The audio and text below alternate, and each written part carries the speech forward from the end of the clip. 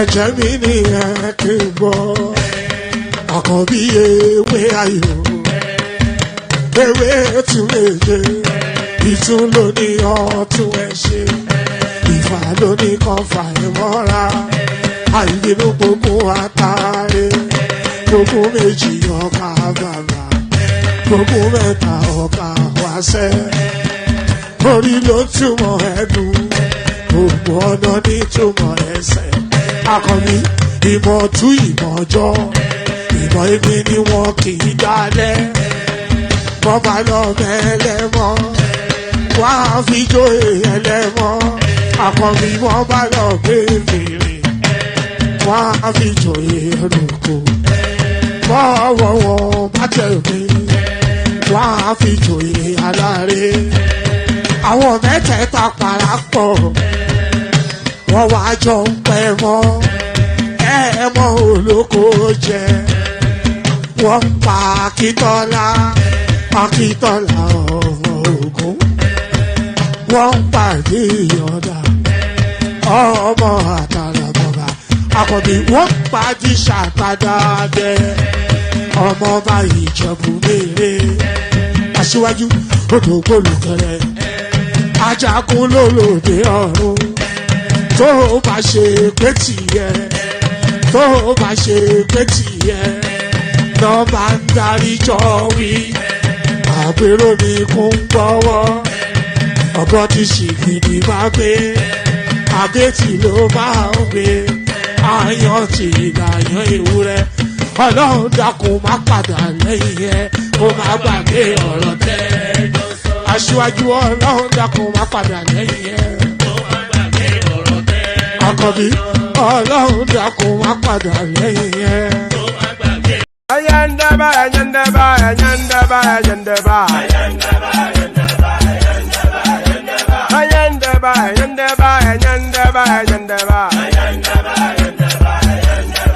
Atima ayandaba, ayandaba, ayandaba, ayandaba. Wanama ayandaba, ayandaba, ayandaba, ayandaba. Subramia, baby subramia, Soko sunu baby subramia, Soko sunu baby subramia, Soko sunu baby subramia, Ejemo, Anamana, Ejemo, Anamana, Wanamejemo, Anamu, Paratuba dodiri tukuma tukutuba dodiri ndimo, Eguma wego. Paratuba dodiri tukuma tukutuba dodiri ndimo, Eguma wego. Obodo jisike n'ụbọchị eruona. Oyibo. It is everyone. Befere. Ayandaba, ayandaba, ayandaba, ayandaba. Ayandaba, ayandaba, ayandaba. Atima ayandaba, ayandaba, ayandaba, ayandaba. Wanama ayandaba, ayandaba, ayandaba, ayandaba.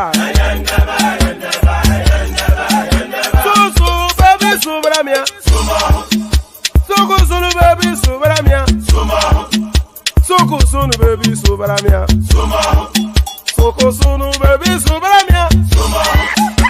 Ladies and gentlemen, sometimes you just have to act like you are drunk, like you are crazy.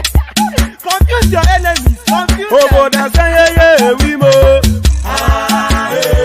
ye we mo.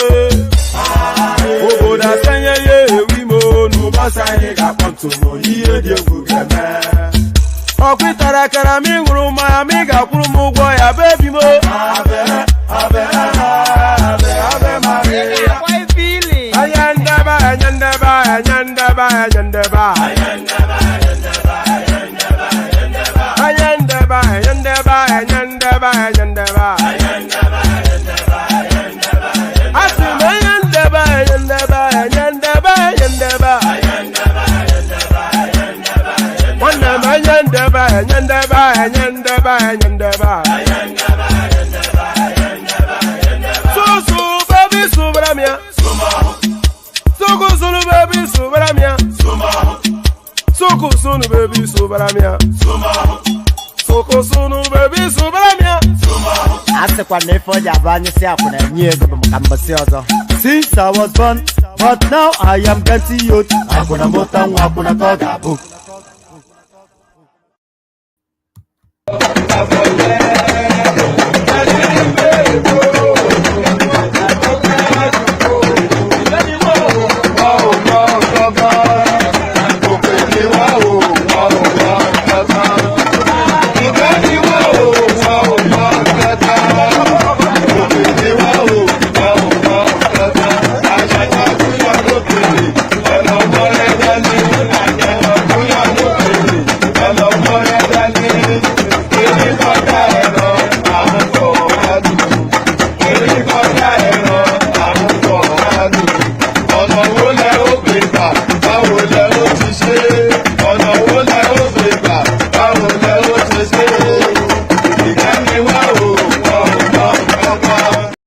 And there it is right there. Anyone monk one ever monk, but monk one monk now. Even that's the wider question. Shall I better come on monk or better come on monk? So anyone monk.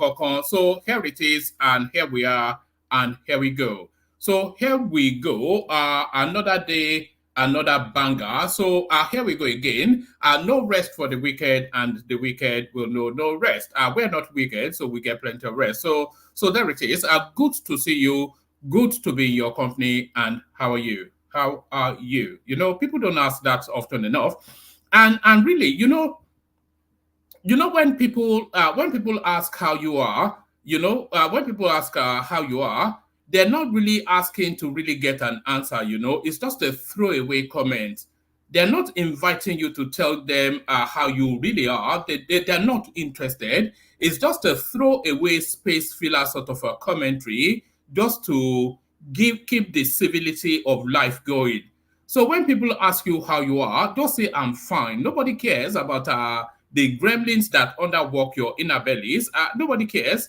We all have our own burden. We all have our own whatever. Do you know a trouble-free life?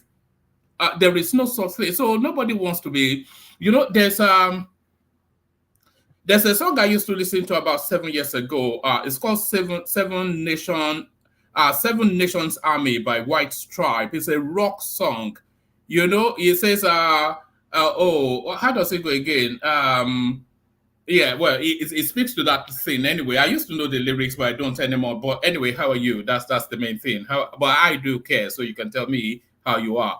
So, pardon me. So, how are you? Hope you've had a wonderful weekend, and we're now in the throes of the beginnings of yet another week. So, the week actually starts on Sunday, even though Sunday is a rest day as well. So we are actually fully into another week now. So hopefully a more wondrous week than you had previously. We are fast tracking towards Christmas, I can't believe it.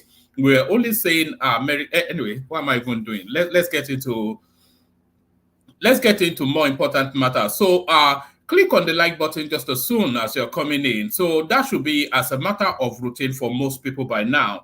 And the people who still feel that they need persuading, be persuaded and go on and do it. So just click on that like button. We want to be hitting 100 likes as a minimum in every stream. So just do that. So you you hear us ask every day. You hear me. Well, actually us, because even the panelists ask as well. So why does it? So sometimes you see 200, 150 countless people on the stream. And then the like is telling you 2030. That doesn't really augur well for anything that has meaning. So just click on that damned like button and stop being a prat. So don't be a prat. Don't be silly. Don't be a silly person. Click on the like button. So click on the like button. Click on subscribe if you haven't done that as well. Hyperlink that says StreamYard. Let me repost that. So this is your ticket to ride.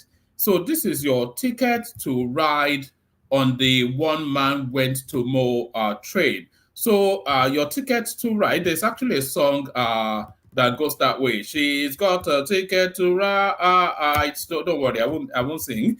So that's your ticket to ride on the one man went to Mo juggernaut. So if you want to be part of the scene, if you want to be part of the cool kids, click on that hyperlink that says StreamYard. That pops you into a studio space. Soon as I finish reading out the body of the talking points, I'll let you onto the screen and invite your thoughts. Nothing more complex. It's just the simplest of things. The only thing you need is a functioning brain and a good oration. That's all. And you don't even need to be, especially an orator. Just have a good enough grasp of the subject matter, and that's sufficient enough to pop on the screen. So we're always canvassing for new voices. You can be that new voice of the day. So click on like, click on subscribe, click on the hyperlink that says StreamYard, and the invitation to buy your host cups of coffee, that's pinned on the comment section. 3 easy steps and away you go. It says buy your host cups of coffee. You can't miss it, but it looks as though most people ignore it anyway. So I do all those. So the conversation today really, all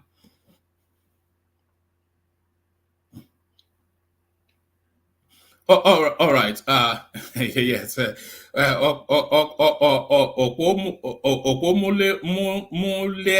Okwemulero, take it easy. You can't insult them into clicking on the like. So the conversation today can only really wrap around one space, and that is the off-season, off-cycle election. So the gubernatorial elections, Imo State, which is the marquee one, that's the one everybody's talking about. Kogi State, which of course is always a battle zone in Kogi State anytime there's it's always guns at dawn in Kogi State anytime there's an election there, and Bayelsa State as well. So we wrap the conversation around that, and then I'll be playing you some historical clips as well to document some of the histories of Nigeria, and then we invite hopefully the panelist assembly now. They're sufficient enough of a grasp of history to be able to talk to some of the clips that we're about to play. And then, of course, we'll invite the panelists to bring their topics as well. So it's just it's a potpourri, a mix of all sorts. So that is what it's going to be. So a potpourri of a session. So the potpourri of a session kicks off with this. So we're going to be kicking it off with this. So we might as well just play this now. Get it out of the way. So that this, of course, the glorious return of no longer Supreme Court, no longer Supreme Court made, now very much made by the Imolite. So here he is right there, formerly Supreme Court made, now made by the Imolite.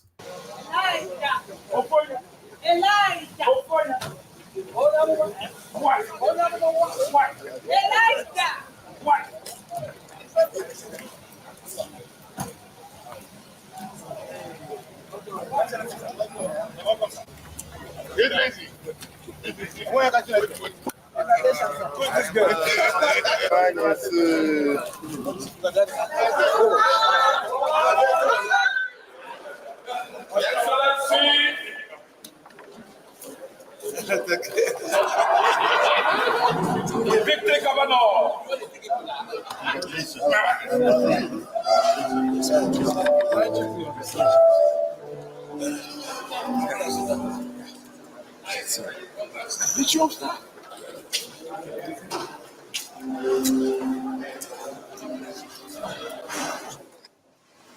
Actually,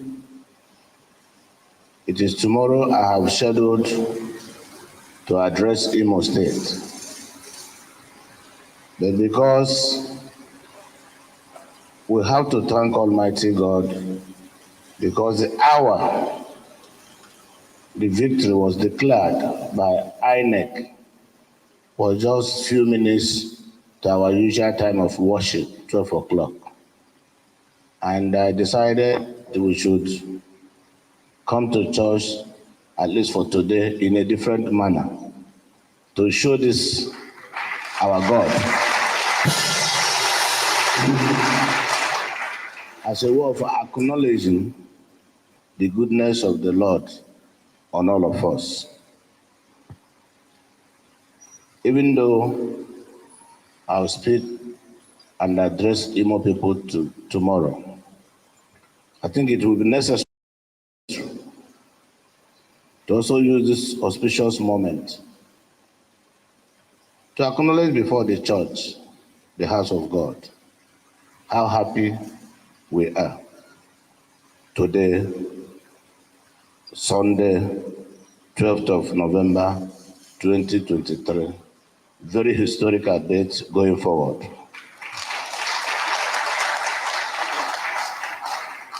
So I want to give Almighty God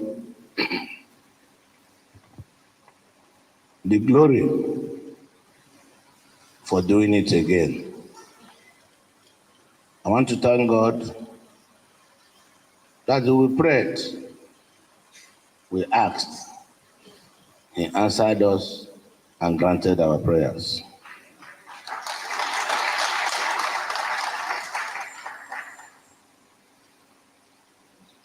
After thanking Almighty God for His goodness on us, I want to appreciate the commitment of our party, APC, from the national leadership and members to the state leadership and members who working so hard, showing extraordinary commitment before the campaigns, during the campaigns, and during the election management period proper. We will remain eternally grateful to our party. One thing I observed is that once you are with God, and God has assured you and shown you the road to follow, fear not, for nobody will do anything. On that note, I want to thank in a very special manner leadership and members of Nigerian Labour Congress, Imo State Chapter. Under Reverend Wansi and members of TUC and Nigeria Union of Teachers, Nigeria Union of Pensioners, for standing firm. They were resilient in the face of every temptation. They stood by me because, according to them, we have a cordial, and those who try to use them hid under evil conspiracy. They resisted them, and they all came out en masse. Not only that, they endorsed me before the election. They kept to the commitment by coming out en masse to vote.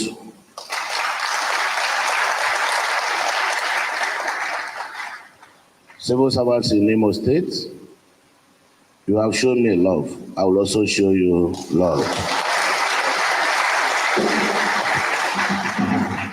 I want to also acknowledge the support of the traditional rulers in Imo State, the Council of Elders,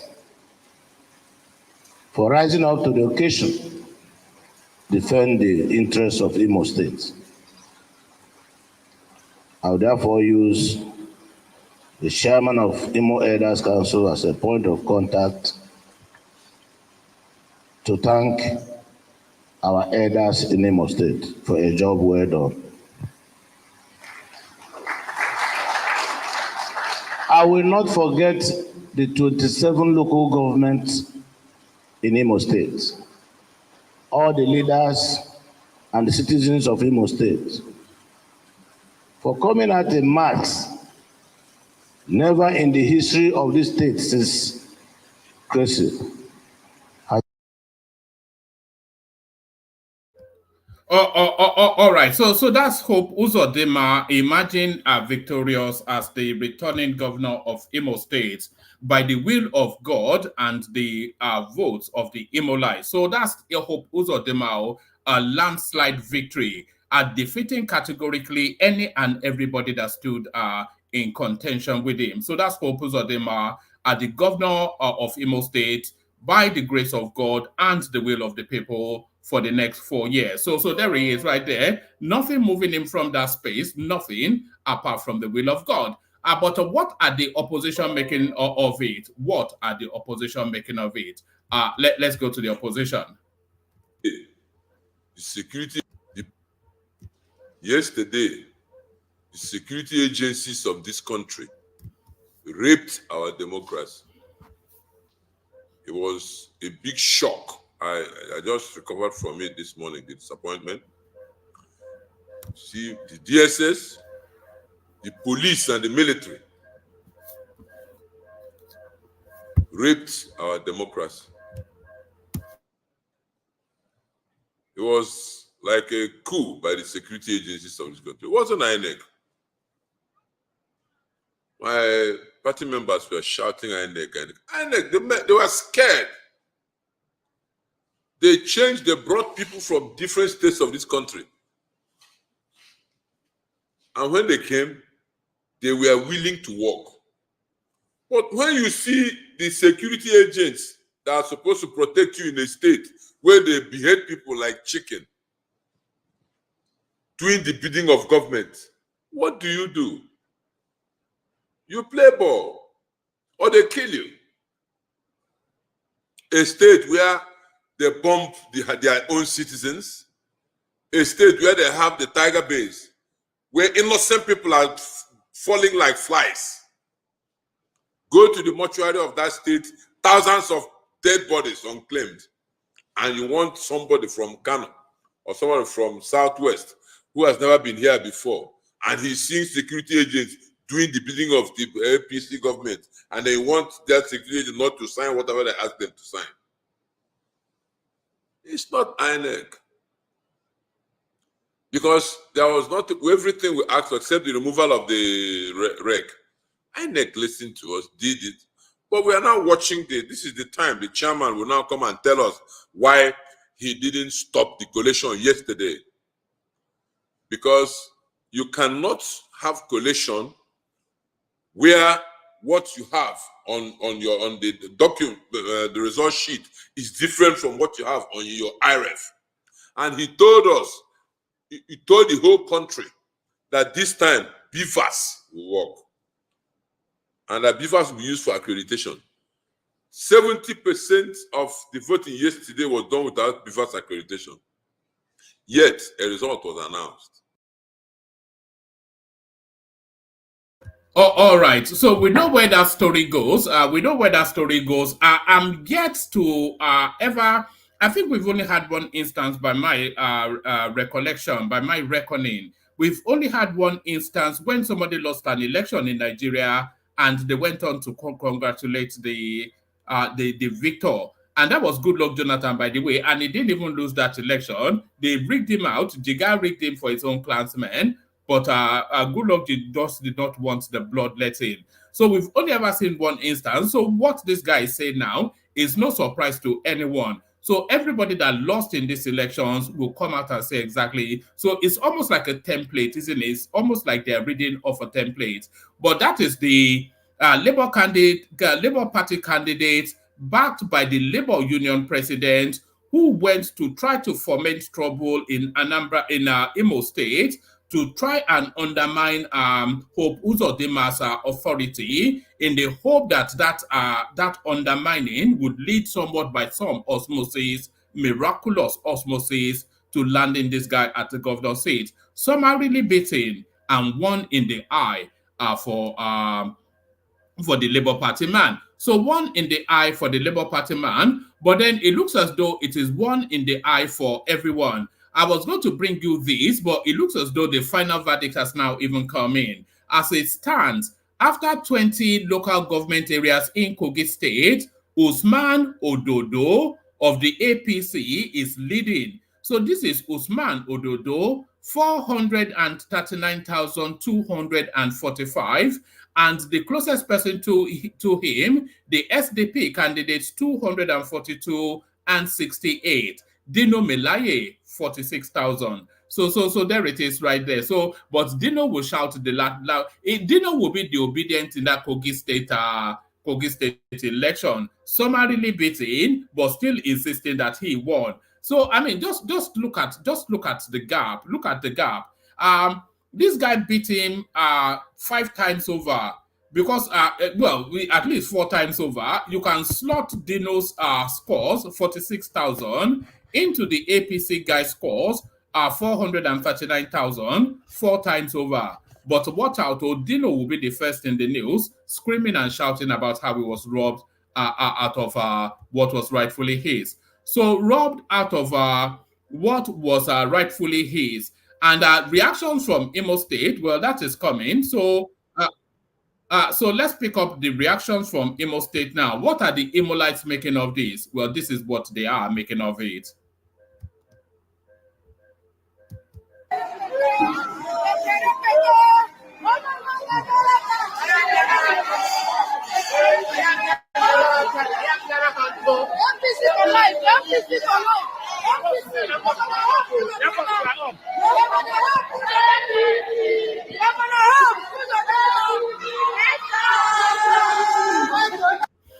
So there it is right there. There it is right there. Uzodinma is not popular in Imo State. Uzodinma is not popular in Imo State. Is certainly popular amongst those people there. But they will tell you that they were bought and paid for, of course. We know how that usually plays out. So on to this now. Kogi governorship election. APC's Ododo floors Ajaka Melaye to emerge winner. So there it is right there. And Owala, who bleaches his skin. That is the governor of Kogi State now, and Owala, who bleaches his skin. So there it is right there, very Nigerian.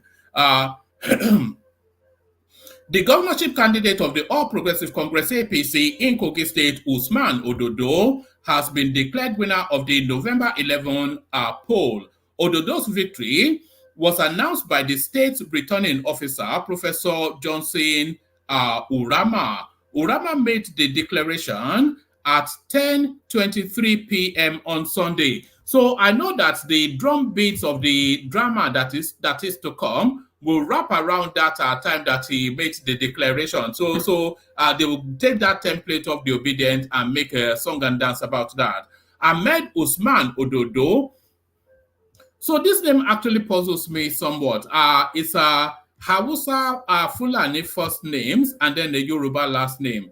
Ahmed Usman Ododo of the APC, having satisfied the requirement of the law, is hereby declared the winner and returned elected, he said. Ododo won with 446,237 votes, defeating his closest rival, Dino Melaye, nowhere near, by the way, Muritala Ajaka of the Social Democratic Party SDP, who scored 259,052 votes.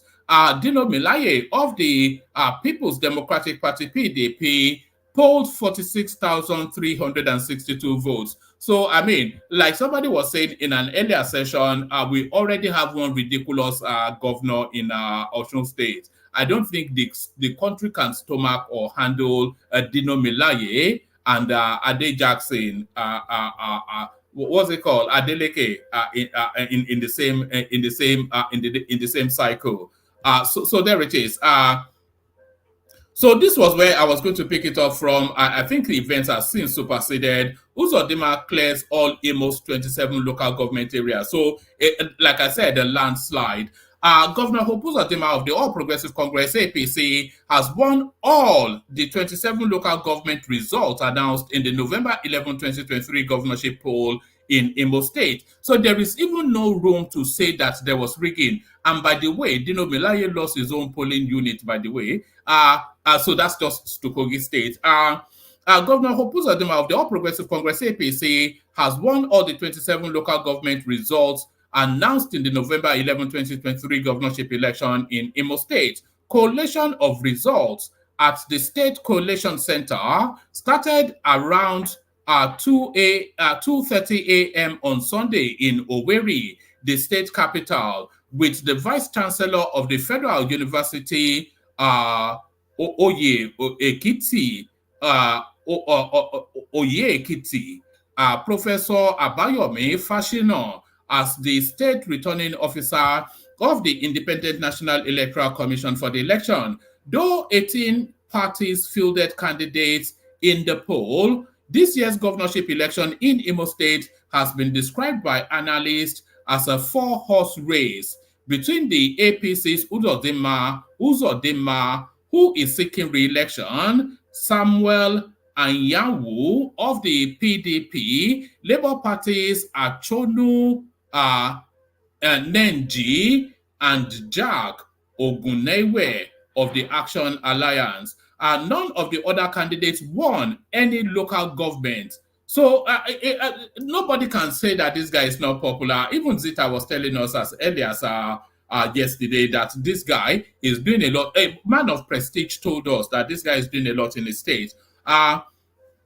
According to INEC, the number of registered voters in the state for the polls was 2.4 million approximately, with 2.3 million approximate permanent voters card collected. At the end of the collation, at 8:30 a.m. on Sunday, Fashioner announced that the collation center will go on an hour's break and reconvene for the winner's announcement. Like Imo, governorship elections were held in Kogi and Bayelsa on November 11, 2023, though the collation of results from the two states has been adjourned to Sunday morning. So it then goes on to give you a breakdown. So this is the fullness of it was a pull his trousers down and apply a correctional flogging. That was what Uzodinma did to Joe Ajaero in Imo State. He pulled his trousers down and applied correctional flogging. Top Nigerian pastor sent to jail over alleged multi-million naira fraud. Details emerge. So who is this? A United Kingdom-based Nigerian pastor, Paul Kayode Simon Joash, has been reportedly remanded in the correctional facility Agodi, Ibadan, Oyo State.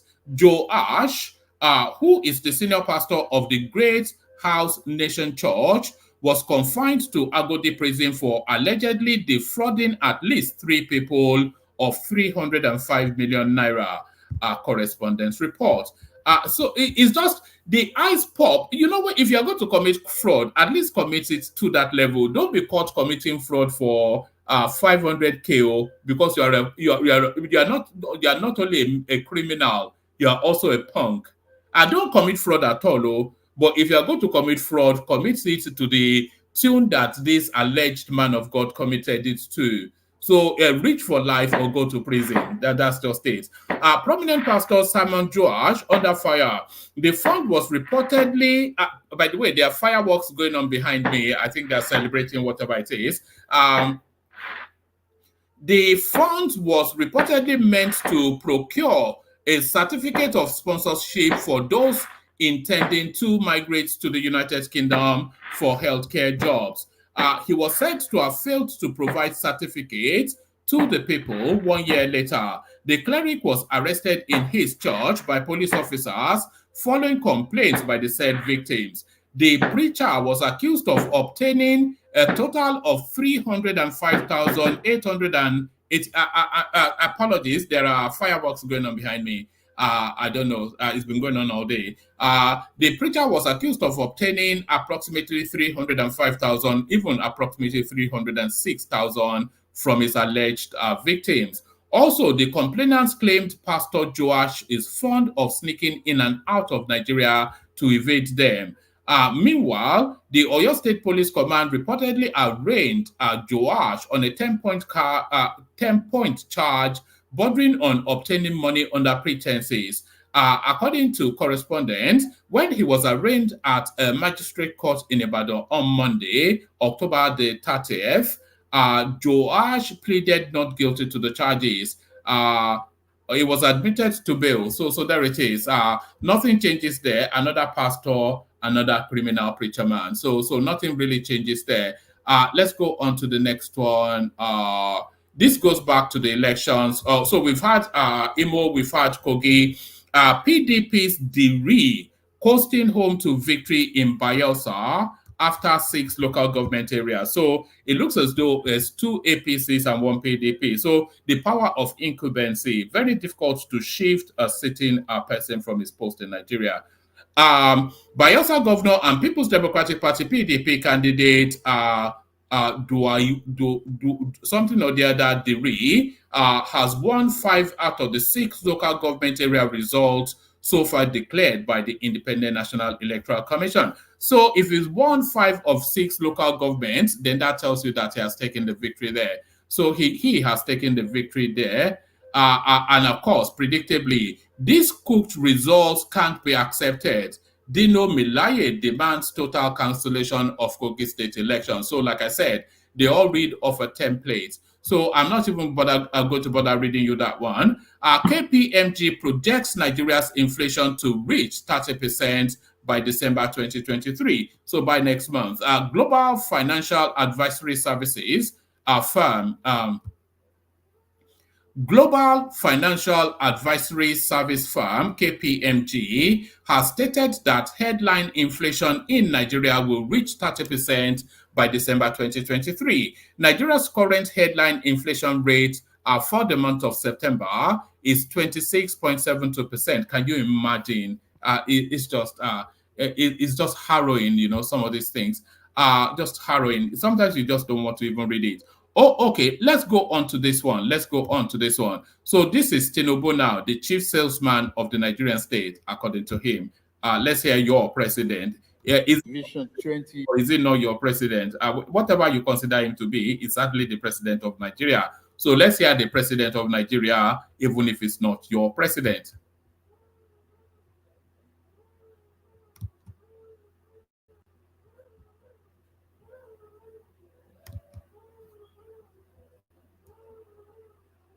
What's going on there? Is this stuck in a funk? Hold on, no, stay there. Tinubu is not my president. Tinubu is not your president, but he's the president of Nigeria. So there he is. For the conduct and Vision 2030. That has put Saudi Arabia on the path of greatness and the economic prosperity, human capital development, and 21st century innovations. Thank you very much for having me, members of Nigerian delegations that are here. I've listened to you carefully.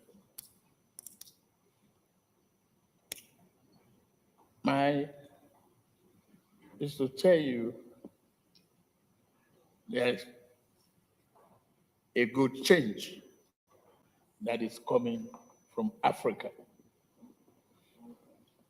If I am to be the captain of this ship and the number 1 salesman for my country, I must say to you, the change is right here.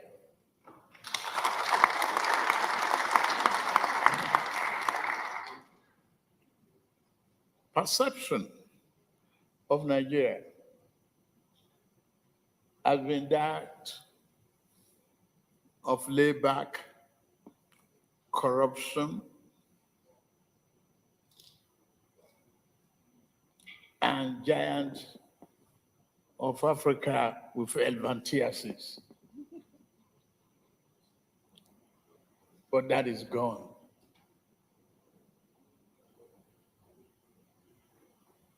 The realization of that hope is here. The belief is here. The change of the perception is right here.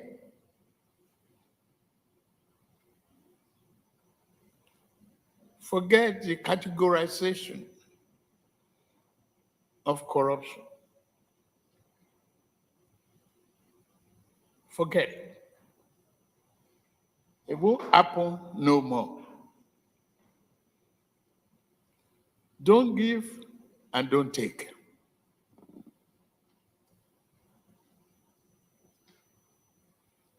We are here as a team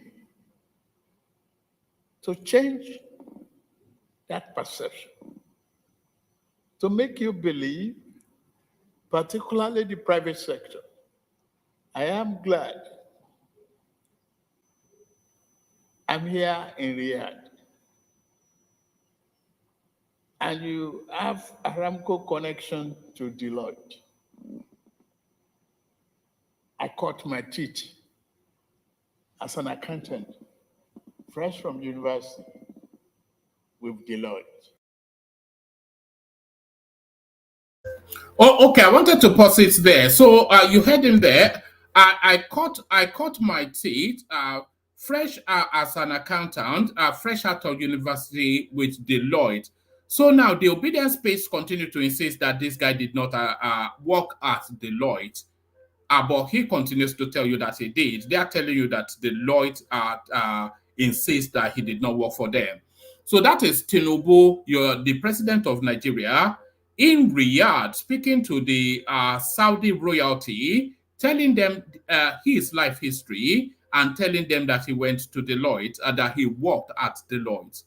So the all of the rage sometimes the truth is left is the truth is confused, is watered down and obfuscated in all of the mesh of the rage, just a pack of any and everything just lumped into one space, and then you cannot unpick what is fact or fictional. The guy worked at Deloitte, he did.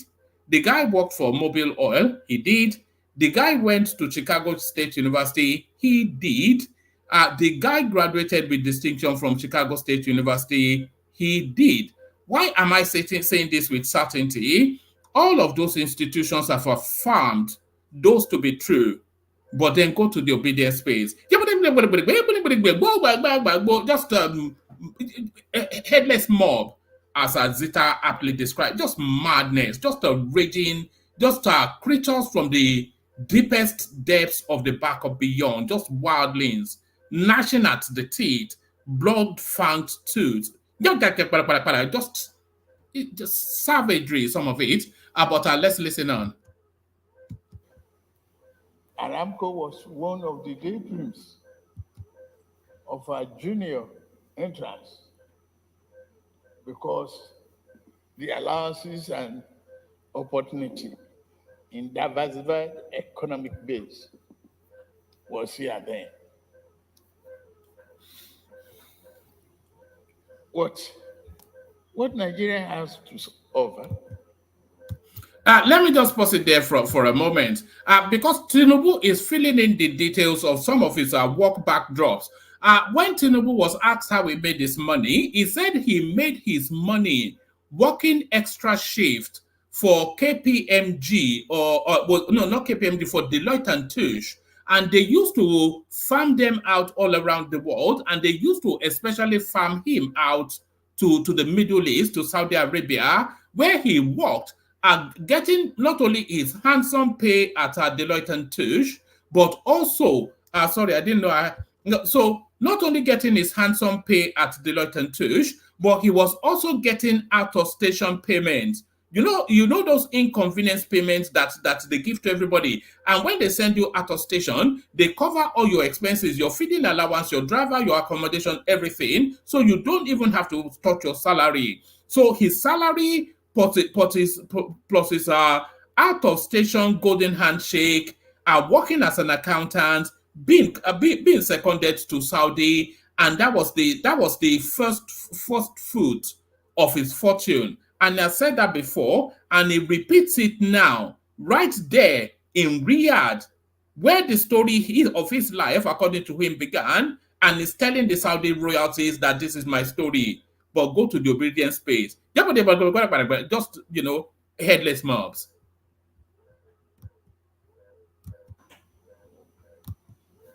You've enumerated very effectively, with a great understanding, that we are blessed with a large population.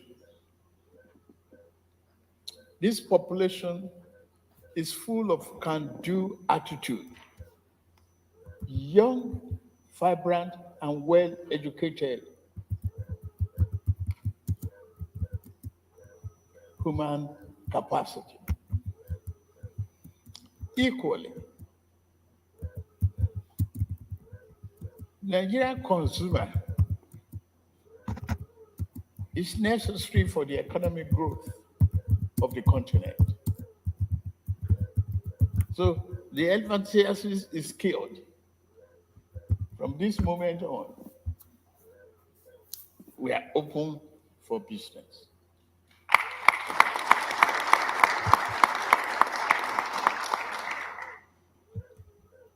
You will. So here is the thing, whether you like him or not, Tinubu hits the right tone. He had a similar speech when he went to ring the bell at NASDAQ. Whether you like him or not, Tinubu, he rings the right bells in terms of being the chief promoter of his country. He puts the first foot forward. He invites with an understanding of the problems of the country and a proffering of solutions to those problems.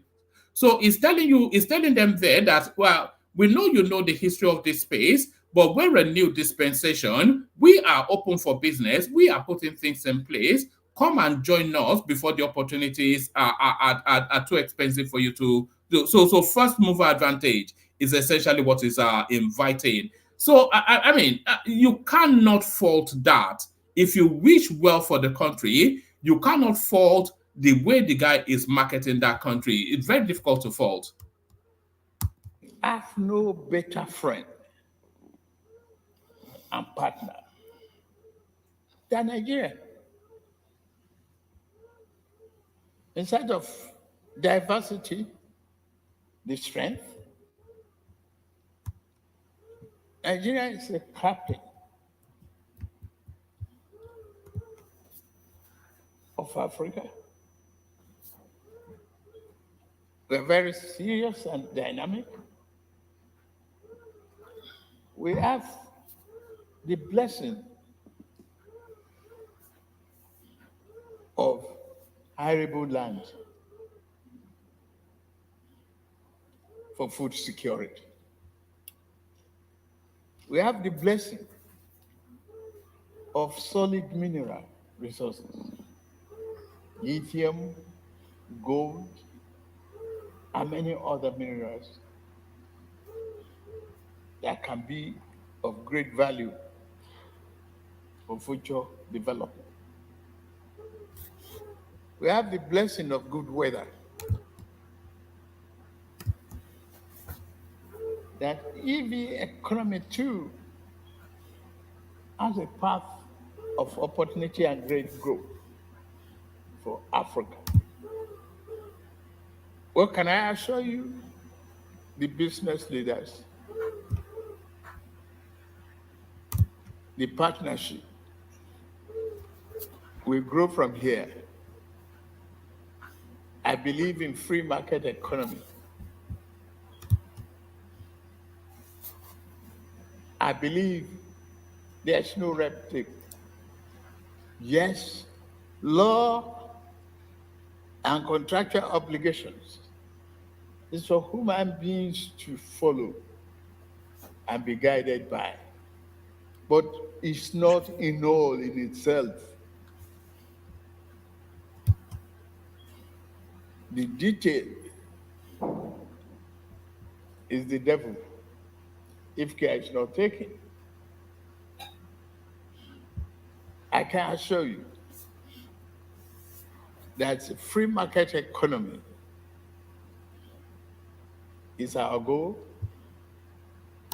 No red tapes, openness. You've heard, I am happy that you've recognized that. We have embarked on bold endeavors, reforms.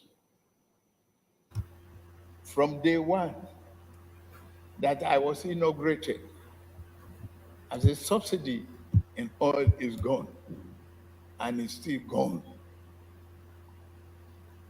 and will continue to drive our own economy for the people and on behalf of the people.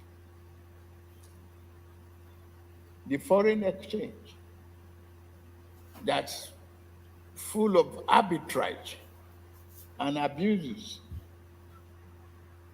part of the perception of the corruption that you might have is also gone. We have the currencies that are free floating. All we are seeking is partnership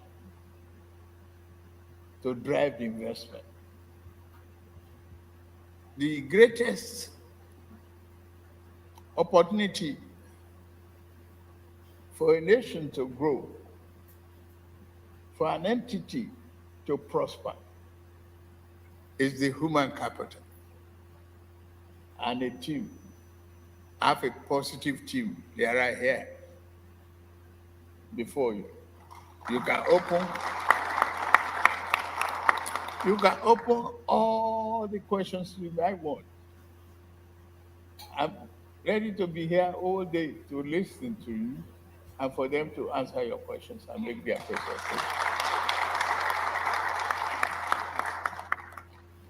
I believe in this team and in this team. Positive partnership that will drive Africa. The navigation of the ship of this nation depend on this membership. And I assure you, the sky is not only the limit, but a destination for prosperity of our people.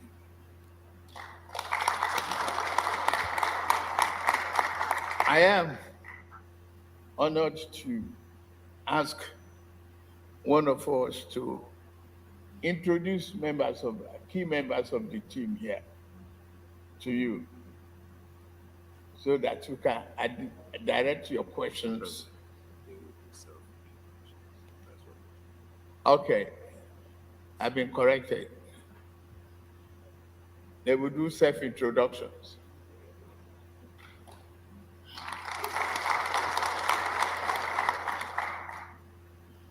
Sir, once again, I'm glad to be home here. It's not an ordinary dream. It's a strong determination. All right. So there it is, right there.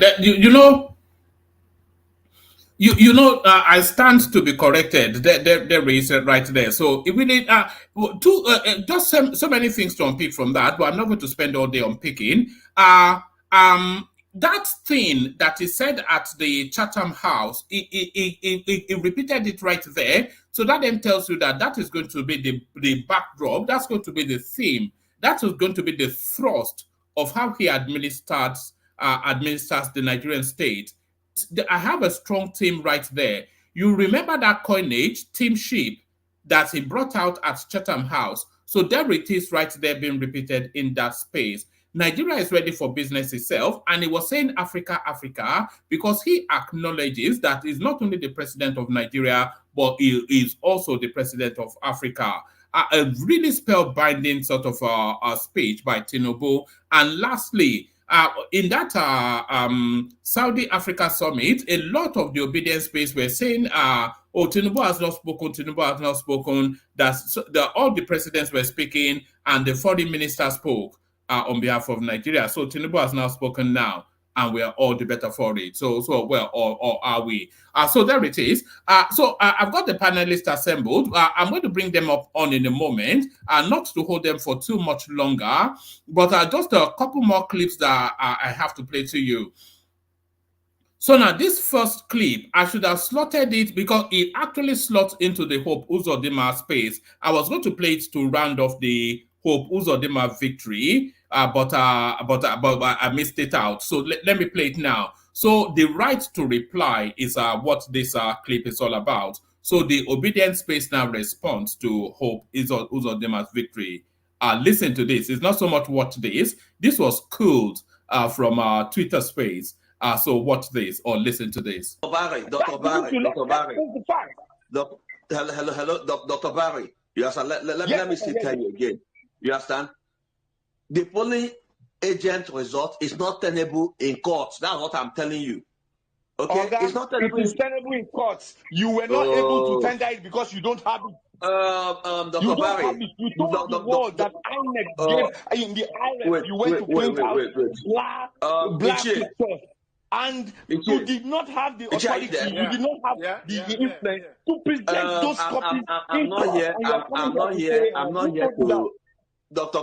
Barry. No. Don't tell me that I'm giving a wrong information because that's what you just said. 100% wrong information. The reason why you have an agent in every polling unit is because they need that agent to stand as an evidence and to authenticate any result. Let me tell you. Okay. So it goes on and on like that for another minute, but I could play you the last minute, but it's not anything different from what you heard in the first 50 seconds. So that's the obedient space. Just as you know them, cannibalizing each other, eating their young, and rinsing and repeating just as they did. It's as though no learnings was taken from the last 12, 18 months. They're just back to square one and doing that loop again. They do whatever, and then the INEC is about INEC, and INEC is INEC, and we go to court. They are not taking any learning, so that is to tell you that 2027 is just going to be rinse and repeat. So rinse and repeat. So 2 more clips, but both clips not more than 4 minutes, so bear with us. So this clip now, this next storyline is a throwback. So this is we'll be doing a lot more of this, by the way, as we go on forward. This is a throwback. We'll be doing historical moments in time in the course of our sessions. So this is a throwback to how Murtala Mohammed became the president of Nigeria. So this is a throwback. So we will show you the exact moment he became Nigeria.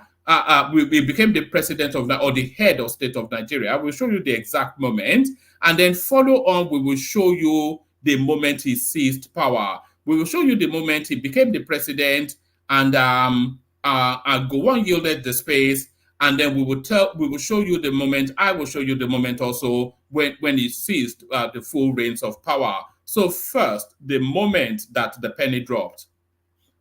In 1972. I took them together, the show, and they gave very good coverage. I appreciate this very much. And with regard to the black peoples all over the world, I think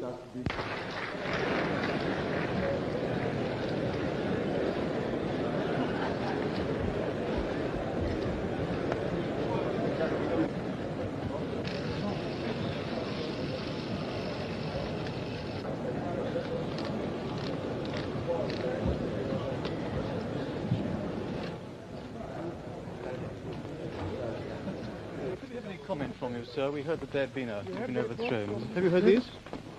I've seen the various in the Reuters report. Yes. Look, I've got no comments to make at this stage. Okay. You are going to continue attending this meeting. All right, you can go in if you want. You can go in. You can go in.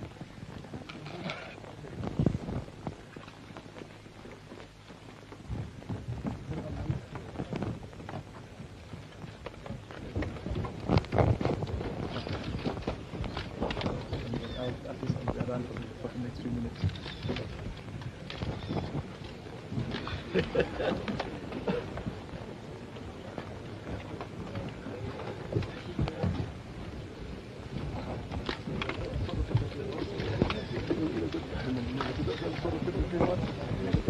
They've got a good news. General, will you lead the conference? Just nothing to worry about. Nothing to worry about. Fun?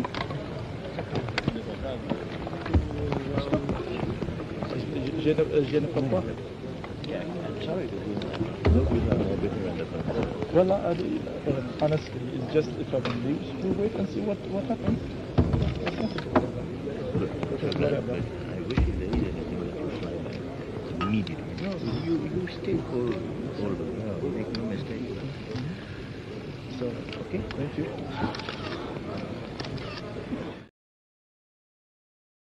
So now that was the moment that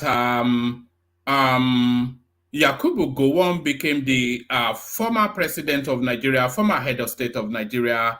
It was at what looked like an OAU summit, listening to some witless wonder drone on about some endless nonsense.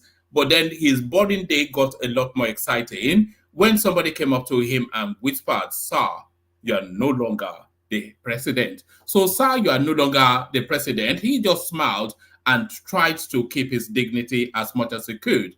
But "Sir, you are no longer president, but who is now president?" Watch this. Fellow Nigerians, events of the past few years have indicated that despite our great human and material resources, the government has not been able to fulfill the legitimate expectations of our people. Nigeria has been left to drift. This situation, if not arrested, would inevitably have resulted in chaos and even bloodshed.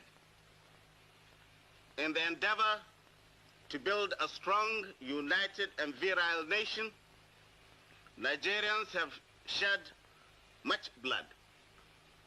The thought of further bloodshed, for whatever reasons, must, I'm sure, be revolting to our people. The armed forces, having examined the situation, came to the conclusion that certain changes were inevitable. After the Civil War, the affairs of state, hitherto a collective responsibility, became characterized by a lack of consultation, indecision, indiscipline. And there it is right there. So there it is right there. So that was a transitioning of power then via the barrel of a gun. So that was the custom that Nigeria knew. And that is a custom that people are inviting back, by the way, just off the back of losing an election. Still plenty of spaces left in the studio for anybody that wants to join. I'll play the Kegite music as you click on the hyperlink saying StreamYard to come join us. First the Kegites, then we bring on the panelists. Have your calabash to the ready. Here comes the Kegites. Water, only water, only water, where they see ma. Water,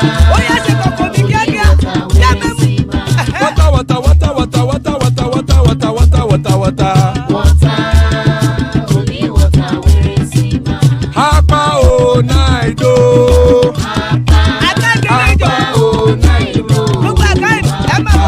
Hapa you don't come o.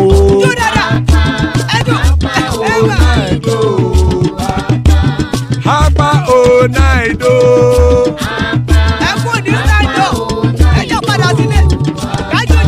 Oro kẹ̀kẹ́ ẹlẹ́mùyé o. Ilé sọ́díyà kẹ̀kẹ́ ẹlẹ́mùrè o. Bobby Master kẹ̀kẹ́ ẹlẹ́mùrè o. Chief Latif kẹ̀kẹ́ ẹlẹ́mùrè o. Eruku lẹ̀lẹ̀ ẹlẹ́mùdé. Eruku lẹ̀lẹ̀ ẹgbẹ́ ẹlẹ́mùdódò jàre o. Eruku lẹ̀lẹ̀ Ghana ti dé ẹgbẹ́ bọ́dì o. Ọmọ ẹlẹ́yẹ ẹ̀yẹ o ó dilé o. Olúyẹ̀lá ẹ̀yẹ o ó dilé o. Petrosodana ẹ̀yẹ o ó dilé o. Petrosodunke ẹ̀yẹ rẹ̀ ó dilé o. Ẹlẹ́kọ̀ ọ̀run mú ìní o.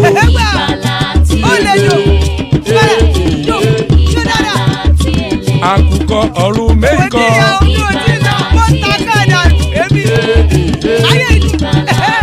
Ikú kò ní ríwà gbéṣe o.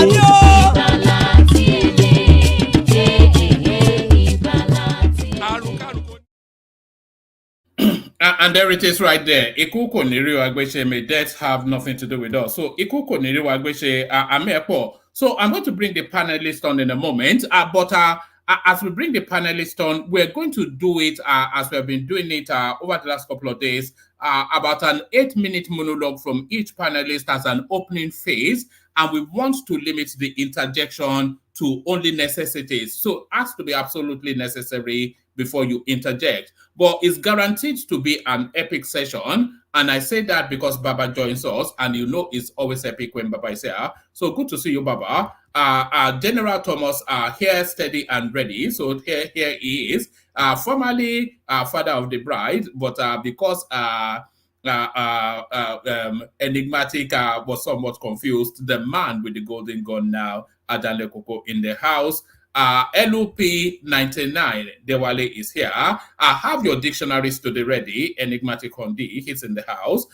Zita, no holds barred. She'll give you just the way it needs to be delivered. So that's Zita right there. Here to flash off is expensive wristwatch. There is Morris right there. And Prince Daddy, of course, guarantees that it's going to be a banging session. So tell us about your watch before we go on. Is it something nice and expensive? Which watch? Your watch now, the one you are flashing at us, bling bling. No, I'm in the kitchen, so I don't disturb my lady. You know. No, that's fine. All right, brilliant. Good job, your company, Maurice. By the way, it's Omega. It's not Omega. No, it's a good brand actually. I collect Omega. I collect Omega, but I collect vintage ones. So maybe I'll go and bring one to show you in the consult. I collect vintage ones. I go to antique shops and I look for curiosities, especially watches and but we discussed that in the consult. I like to collect very good brands. Yes, there's no point. You know, I wear there's no point buying cheap stuff. That's just what I find. Buy fewer things, but quality ones, rather than buy plenty of things and cheap ones. I will suggest to you, if you can find Roblin and Craft. That sounds like outside of my budget. It's a German brand, but they went. Is that outside of my budget? They went bankrupt. They went bankrupt almost 40 years ago. Oh, right. So limited supply. If you can find any, it's worth it. Roblin and Craft, that is it. It's a German Swiss with a Swiss movement. All right, brilliant. Stay with us. Let's kick it off. So let's kick it off. We kick it off with Dewale, and we want to be as rigid as we can be, both with the time and the interjection. Dewale, what are you looking at in the news today? Good to see you, Dewale. Good to see you too, Muhammad. Can you hear me loud and clear? Yeah, it's clear now. The bug is not there today. It's still there. I found a way around it. I just have to hook it up with the Bluetooth equipment so that I can be able to talk freely. Oh, all right. Well done. So we'll pass on that hack to everyone else. Everybody Bluetooth, so we don't get the echo. Carry on. 8 minutes monologue. Okay. Good evening, everybody, and all our listeners across the globe. Thank you for joining us. Please like, share, and subscribe to this channel. I rewatched yesterday's St.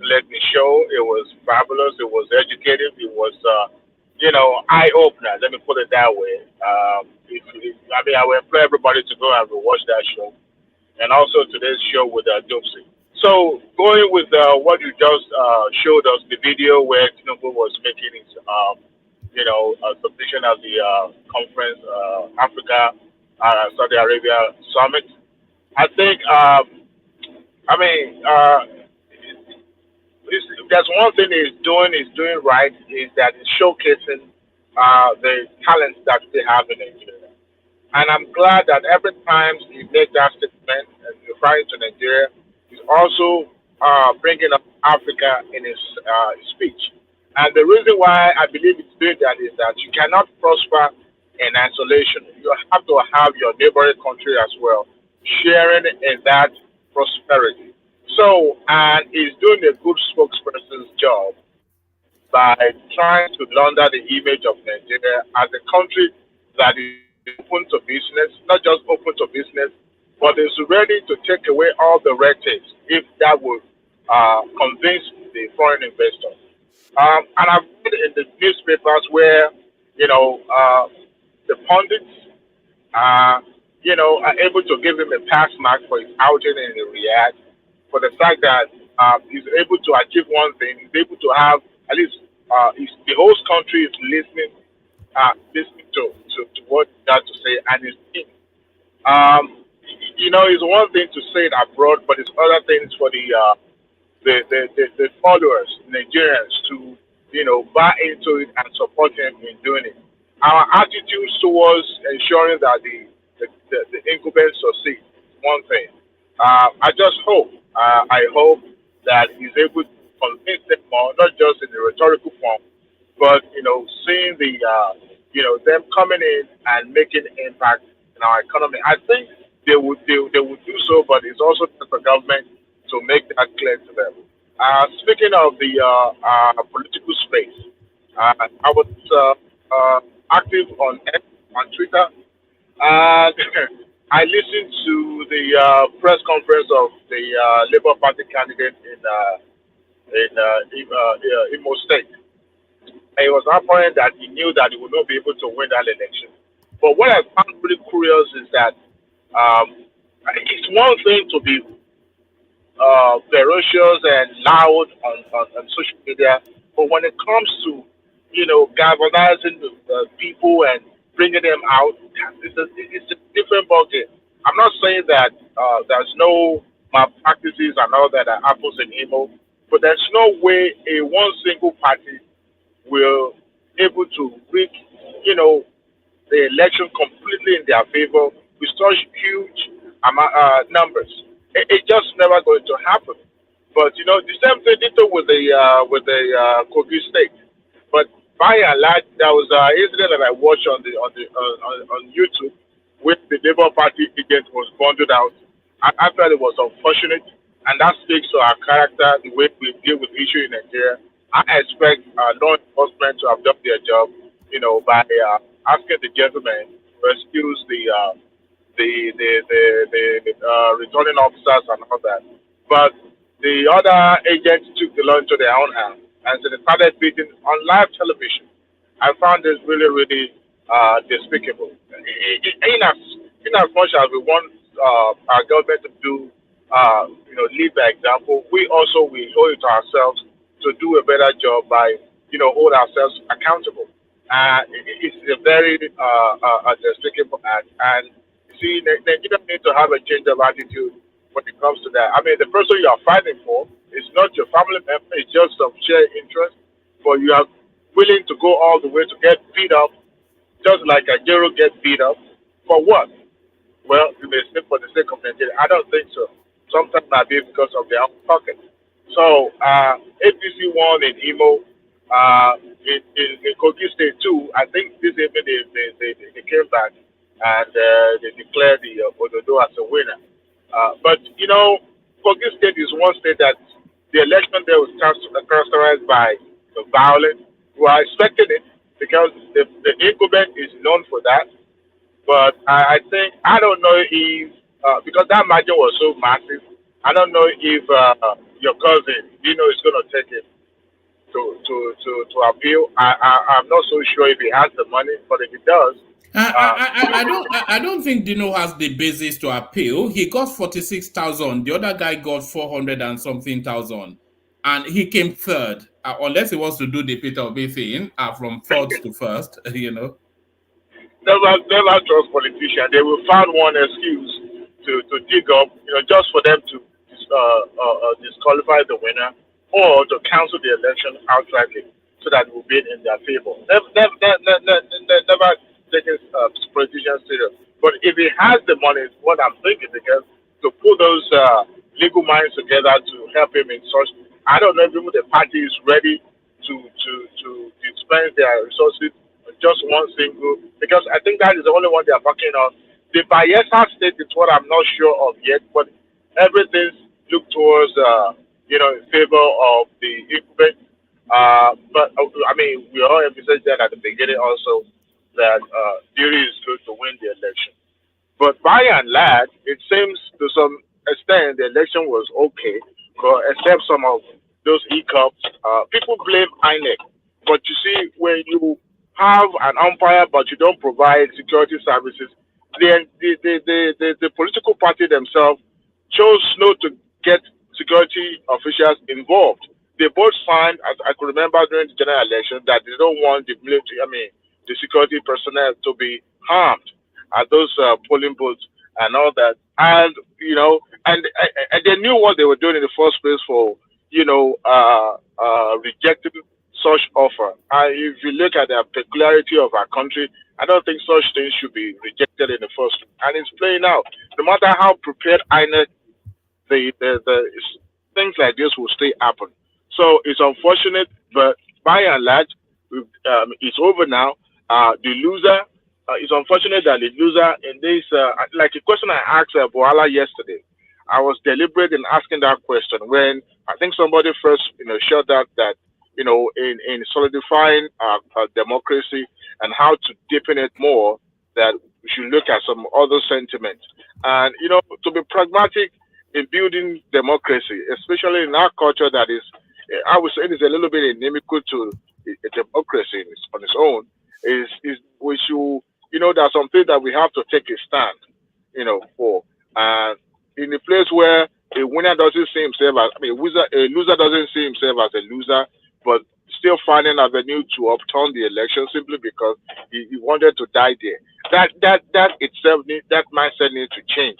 And it's high time, like you said, I think it was Jonathan that did it the first time in the history of this country. And you could see I believe if he has other alternatives, he will have explored. But, democracy needs to be different in such a way that loser can see the end goal, which is to make their people, their life better.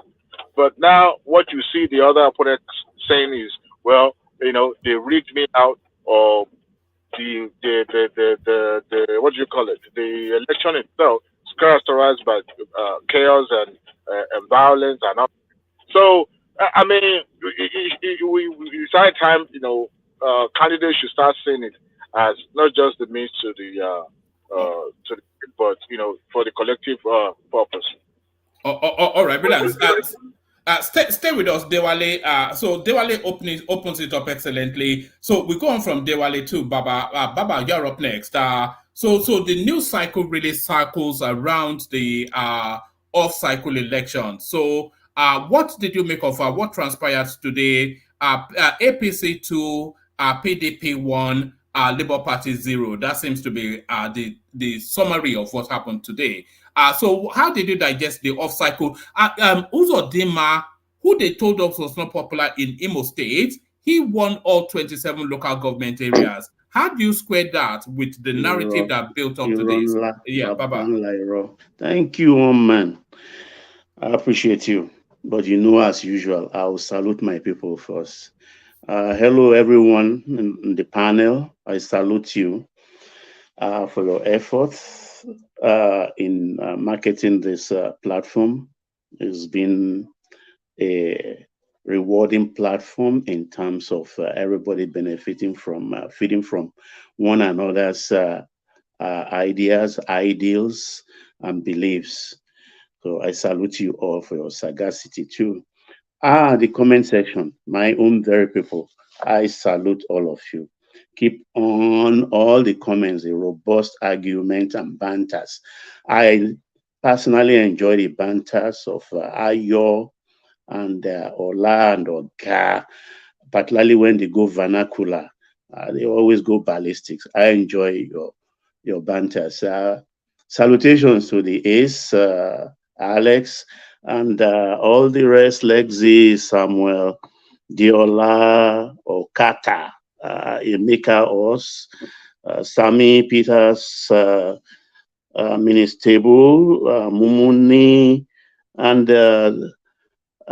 Diremi, and those I can't remember. Anna, lovely Chioma is not around today, but I know she will be listening somewhere. And those listening in the background who will not come, like Fatai, Princess, Dupsy must have had a tiring day, and all the rest. I salute you all. Keep on shooting. Yes, woman. Enigmatic, I salute you. You told them I told them emphatically. Zita told them, this is not about emotion. Even myself, I wear my heart on my sleeve, but I am a realist, a formidable one. He told them this election is not about lies and spewing propaganda. It doesn't work in politics. It really doesn't work. Even things people see is done, they are even denying it. You deny it at your own peril because the masses, those that matter, they know. They know what they're enjoying. They know how Imo was before Uzodinma came. And they are satisfied. I said it 3 days ago, it's going to be a landslide. I'm sure nobody believed me. I said it confidently. I know I've never wavered that Uzodinma will win. Because forget about anything people are saying. I mean, every sinner has a future. As saints do have a past. So this is Uzodinma, and they're answering nothing yet. They're answering nothing yet. He's going to do wonders because other state governors that are useful to Nigerians, like my own Lagos State governor, he has congratulated him. They are looking at the Sanwo-Olu as an example of how their own state will be. That is the kind of governors we want in the Nigerian space, not the disagreeable ones who will not see anything good in Nigeria, who has turned Nigeria to their fiefdom. So this guy will perform, no doubt. And also the president, you heard what he said in Saudi Arabia. I mean, this is a man, you can't deny that he's not articulate. But before election, pre-election, there is nothing within here from all manners of quarters. And here we are today. Yoruba says, Awodi, Ujenwe Sonra. The more they curse him, the more they wish him ill will, the more they pray he dies, the more he will perform and do wonders for our country. We are going places. Nigeria is going places, whether they like it or not. We will leave those who are disagreeable, we will leave them behind. We will leave them behind. Because to repair a house that has a faulty foundation, you have to tear the house down. With those two pronouncements in his first week as president, he tore the house down. And we are going to rebuild strongly, beautifully. We are going to rebuild our country again, and we will thrive. We will stumble, we will fall, but we will get there. He described the country aptly. I used to hear, elephant with clay feet. But he said elephant with elephantiasis. And he has the antidote. He said he has applied it. The elephant will walk again. Will walk again with Shakara. So this is it. And for Dino Milai, I think he knows he will lose the election. So all the money he got, he didn't spend it because those monies are his future. He will still get some if those who are funding him are persuaded and they go to courts, which I doubt. He will make all the noise, but Shishi, Dino will not drop. He has to hold on to that money they give him, humongous amount of money. He has never been interested in that governorship because he knows he will never win. Never win. I won't talk more than that one, man. I was on the line again. was not following all the things. It was essentially the off-cycle elections. There was a pastor that was caught scamming church members. So that's just a standardized storyline. Projections that the inflation will hit 30% in Nigeria. And then, of course, we went back in history to look at how Muritala seized power from Gawan. Okay. So, Alex, you want me to all our backdoor gist you are bringing it, talking about Morris, who has no power with in INEC anymore. You say they rigged. I don't know about rigging. 500 and something, 540 to 67. I mean, come on, Alex. The election is gone. You see, when before election, 24 hours, 48 hours election, they've not beaten you and you are crying. What do you expect? Then you know definitely the game is up. Etan will not win. Same thing tactics Dino is using or used in Kogi State. Etan has nowhere to go. These people, they don't have the structure. They don't have the structure. Morisu has no power to help him. You can see in the church service today, you see, who is that again? Michael Kiro was there, and a lot of other elders of that state, they are in the church. Once the elders are happy with you, the world is happy with you. You can see Dino Tishaye. I wish I can, there is a word that matches it, aye, in English language. But those who are not non-Yoruba speaking, please ask anybody. Maybe they know, they have better interpretation of what aye is. Dino Tishaye. So he knows definitely he will not get anywhere. All right. Thank Brilliant. you, woman. All right, thank you, Baba. Stay steady. Still plenty to go around, and I especially want to hear from you about that coup in the past. But let's go on to other panelists, and let's bring on Enigmatic Hondi, who also with us. So, Enigmatic, have you thought about starting a church? Because almost to the letter, what you and Zita predicted exactly what played out in Imo State, a landslide. Essentially, trousers pulled down and Koboko applied. Enigmatic on the 8-minute monologue. All right, thank you. My regards to all the panelists. Sorry, we can hear like a television in the background. Carry on. Yeah, my respect to everyone. First of all, let me just appreciate. Let me appreciate those who can think, clearly without sentiment, and then people who can detach, their, let me say, their level of psychological irritant, towards, certain humans because of some, subservient thinking or probably primordial sentiment. And then it brings me further to say that, getting stuck in a state of delusion and some sort of apparition could be so bad that people don't want to move forward with reality. I'm trying to address this to the headless mob. Getting yourself stuck in a state of phantasmagoria, can be so deleterious to your health, and for you to actually have a clear judgment of even the clearest of situation or scenario ahead of you. It was so clear that Hope Uzodinma was coasting on to victory, but I never knew it was going to be this wide gap.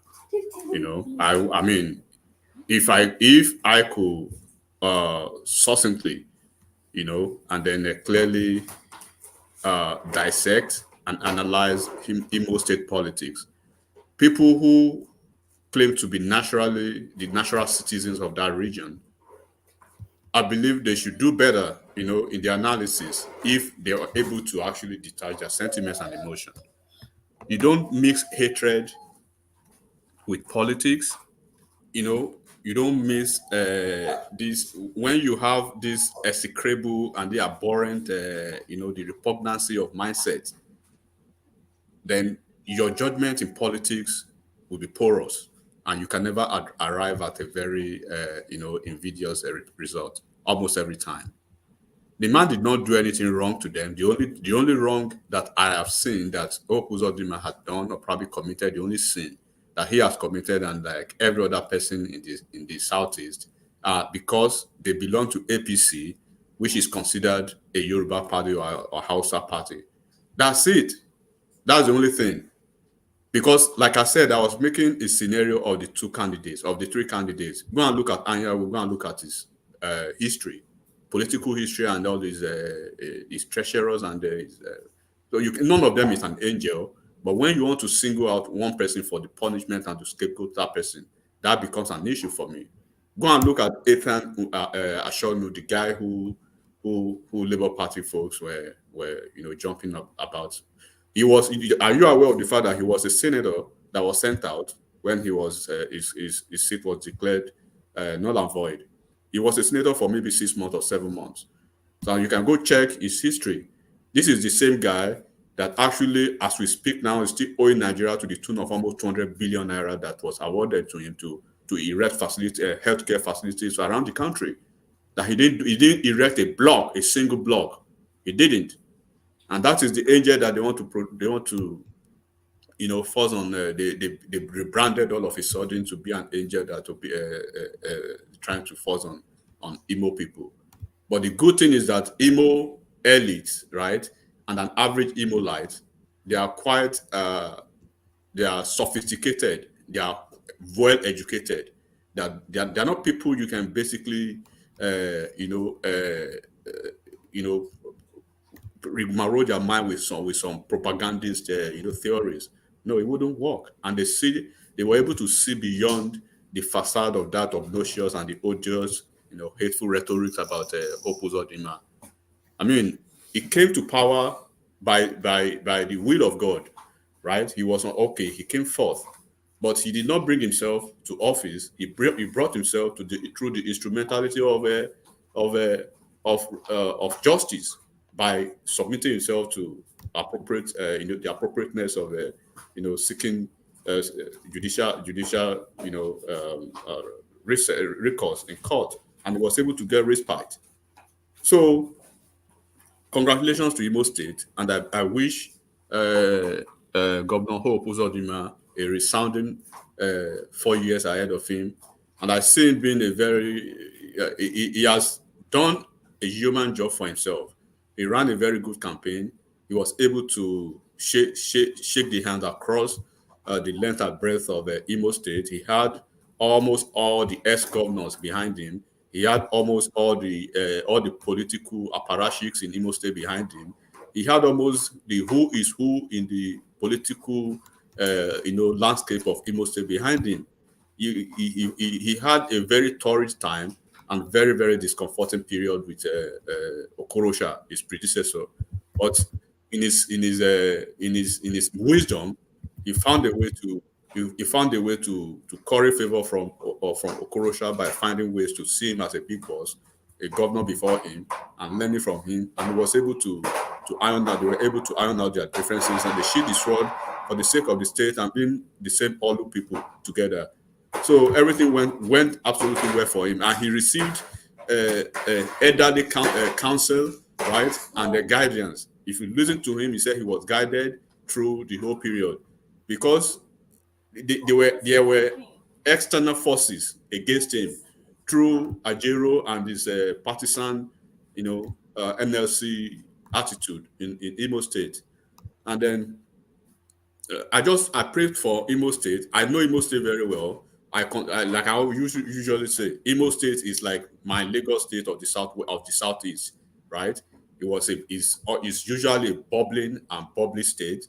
It's like you are in a subsidiary of Lagos when you are in Imo State, Imo of those days. And I want to see that type of Imo again. And I wish him all the best. I wish all Imo-lites the best. The very patriotic ones, I wish them all the best, and may God continue to bless Imo State. and the governor for him to complete what he started. So that is that right there. So I wish obedience, you understand now that we've completely come to the end of the electoral cycle of 2023, and then we've been able to see them as just loquacious noisemakers, hateful, loathsome, headless mob that they want nothing but bad luck and the nemesis and then awkwardness for the country and even their state don't care. I believe their next target is going to be Anambra State, and they will see the hell from Soludo. I believe Soludo is getting ready for them, and they will see the hell from that Soludo when the time comes. And I will personally be a part of it to because I want that man back, not because he's an angel, but I want him back because of the negligible hatred they just have for him, just because of a memo, just because of an op-ed. They do their own zobu way, and they want to spoil everything for that man. So that's it. All right. Yeah. All right, brilliant. Stay with us. I still want to hear your thoughts on Kogi State. I've got a clip for you to react to, but stay steady. Let's hear from Maurice. So, Maurice, you are up next, but let me sing you in, Maurice, as you come in. Let me sing you in.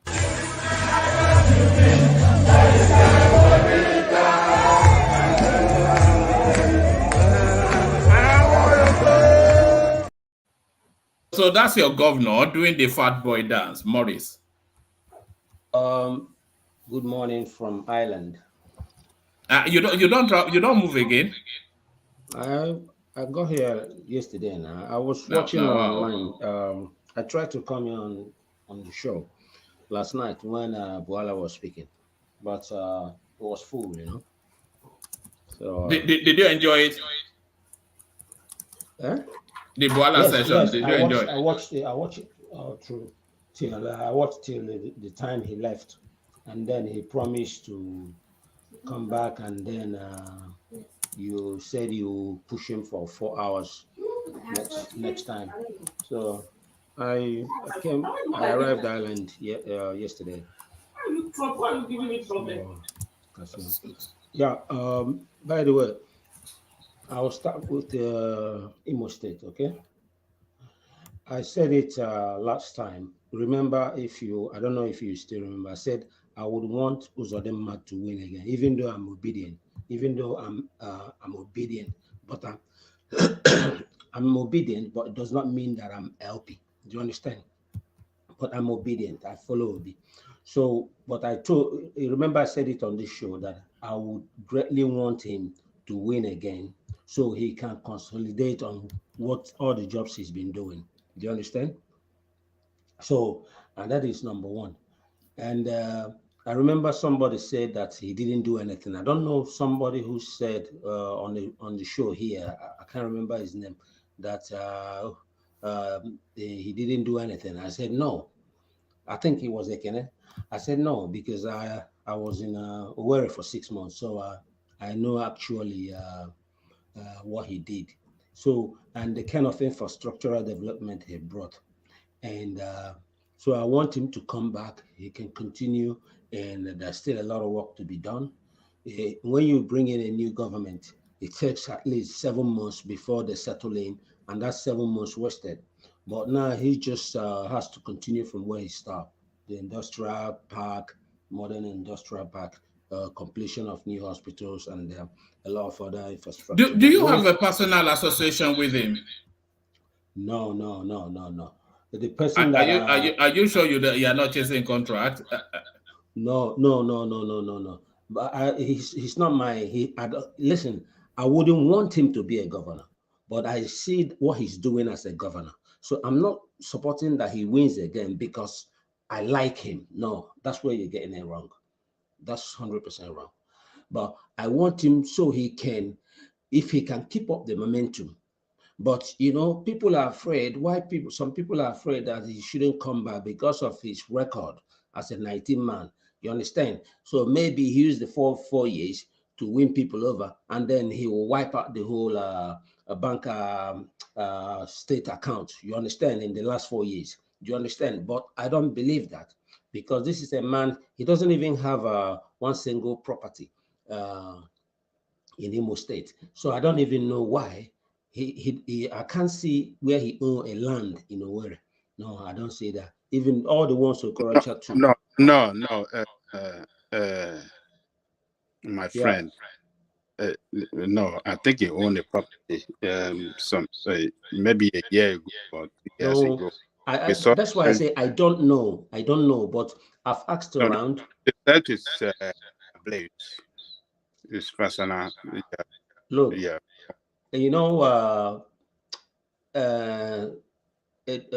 day before yesterday, when I was still in Holland, I spoke with this man. You know, the one that handled the case of you know, that guy in Imo State, the one that burnt his house and wanted to kill a lot of people, burnt cars in his compound. He's a House of Rep member now. What's his name again? Is it Aloy? Aloy Ejimako? Ikenga. No, yeah, Ikenga. You know, the judge, you know, he won his case, right? At first he lost. They kicked him out, and then he appealed, and then the final appeal, he won it. And the judge that made that particular judge that made that particular thing, I spoke with him for more than 2 hours. His name is he's from River State. His name is Peter FN. He's my very, very good personal friend. So, and I asked him so many things regarding also Uzodinma. Even he confirmed that the only thing that is still hurting Nigerian Supreme judges is that case of Uzodinma. It was a wrong judgment. Peter Afan, that's his name. If you check who was the judge, you know. So he is also, he made me, if you see now, I'm calm a little bit because he made me understand something. I asked him about why is the case in Jos? Why it's like APC is removing everybody and is installing only APC members. He said to me that the case in Jos is that when a party came to complain, not a party, a member of PDP came to the High Court, to the appeal court or whatever court where he's heading, came to complain that they don't have a structure in Plateau State. This has to also to relate to Uzodinma. Then he said to me, Maurice, what happened was we told them to go back and fix their house because a structure means you have to have a party. So they were in disarray. There was no party for PDP. So when they went into election, they presented all their House of Rep and senators, I think about 6 or 7 of them. But if you don't, on which platform are you presenting them? Because they had no party, no structure. So that what the judge, people always accuse them of corruption. What the judge did is the APC came and said, these people contested, won, but they had no party on which platform. So that is only the base. He said when they are making judgment, they're not making judgment because they like the person. Like he didn't make a judgment because he liked Ikenga. No, but simply because he said that when Ikenga conducted his destiny outside his jurisdiction, senatorial district at Alademaho. But if the other party or like APC or somebody had filed an appeal or challenged it in court that time, then they stand the ground. But they didn't. That every before you file any case, it has a stipulated time. So they filed the case a few days after the time. All right, you're losing us somewhat in the science of it, but no. So what I'm trying to say, he told me about Uzodinma. He said one thing with him is that he's not like somebody who is, materialistic. So that is my fellow obedience, some of them will not understand, like the idea that I want Uzodinma to come back, because I witnessed exactly what is this. And Peter also confirmed that exactly what he did.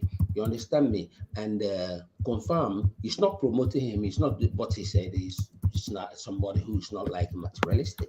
You understand me? So that is for Imo State. But to tell you that this election, The problem with APC members is that sometimes, with all due respect, they can be delusional sometimes.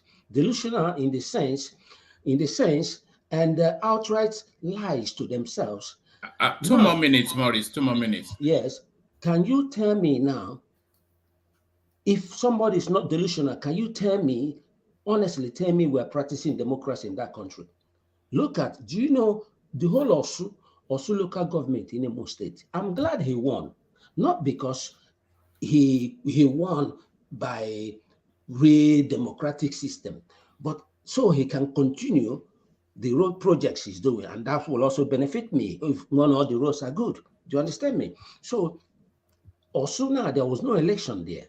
Even one of the agents confirmed that they had to move with 80 buses, people to Osu. So who are those people? So the people who voted in Osu, there was no election in Osu, but they announced result there. So many places, Ikeduru, there was no election. So they announced result there. I followed everything today. In what do you call it, Kogi?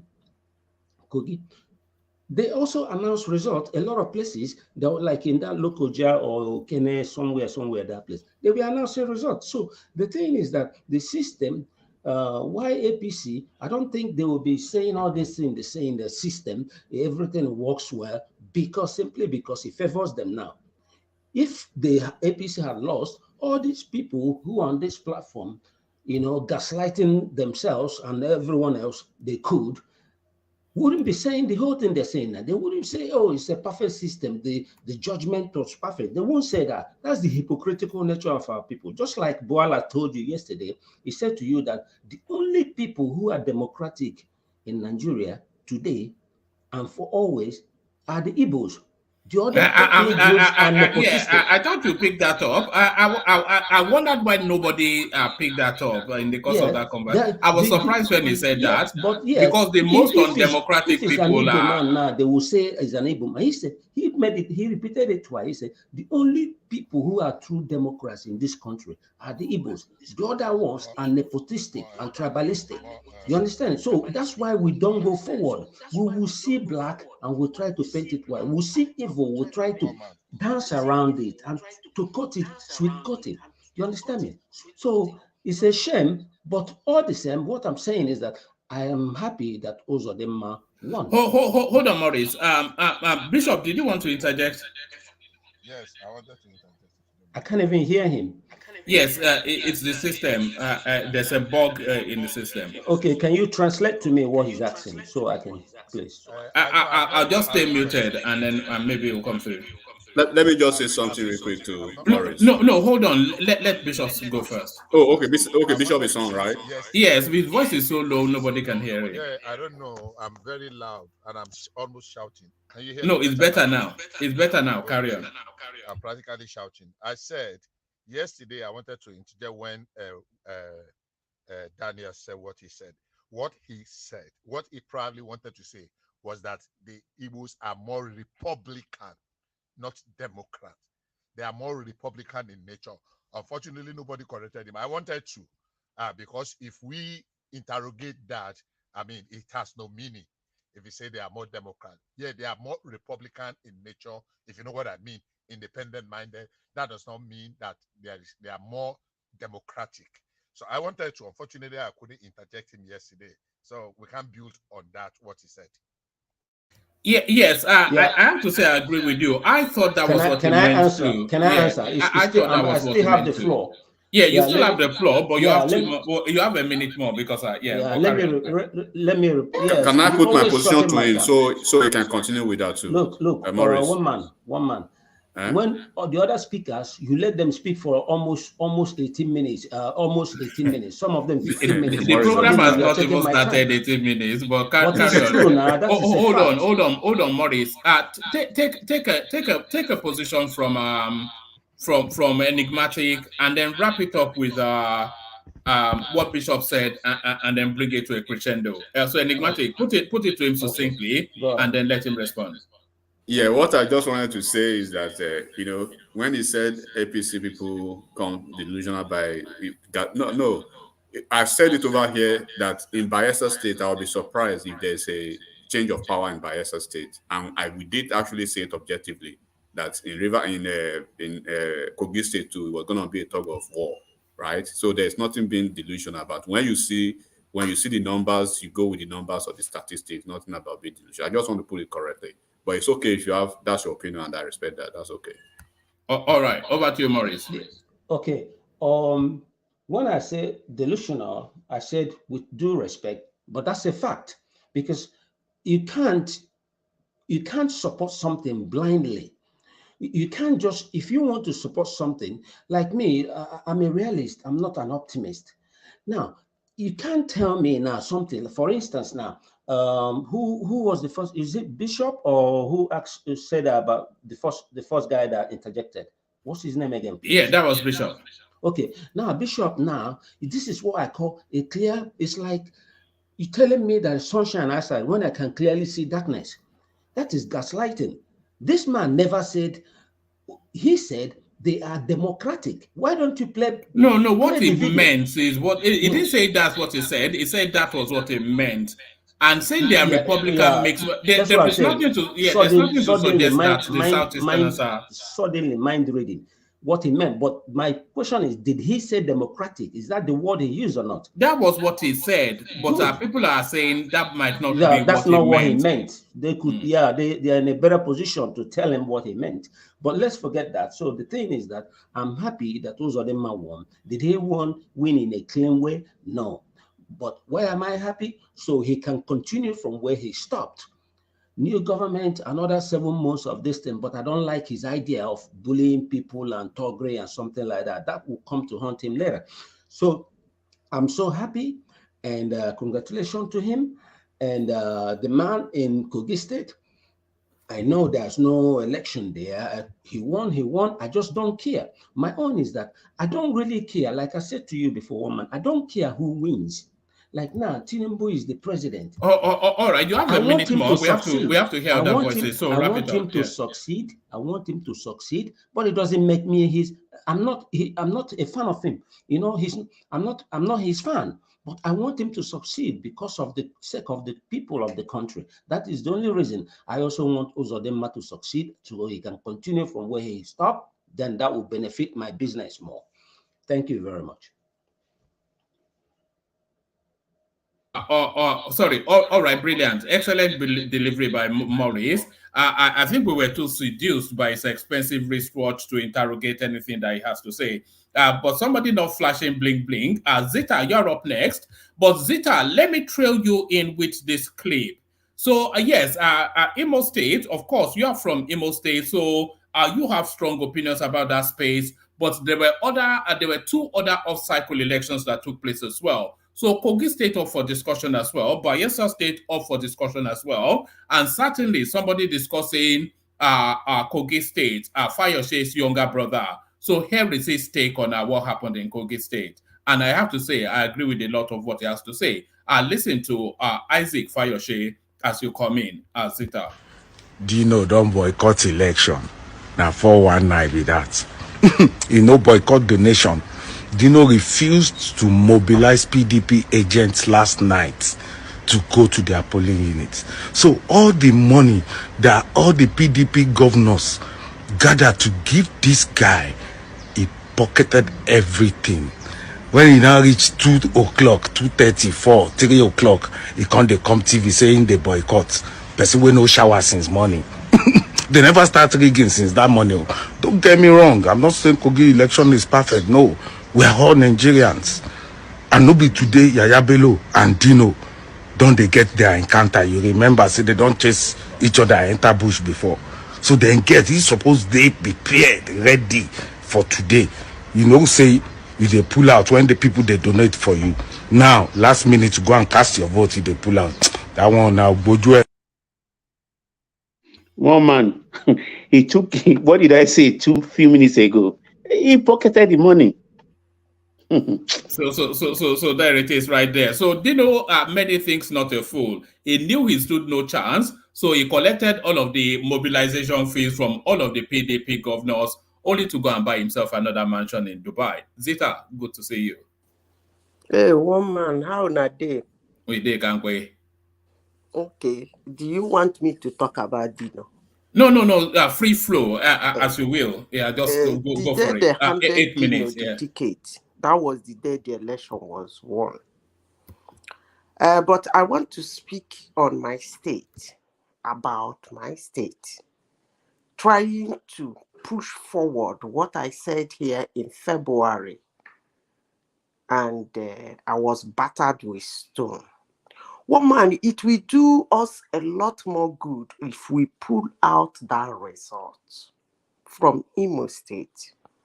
I said on this platform that my people will not, and I repeat, will not vote Labour.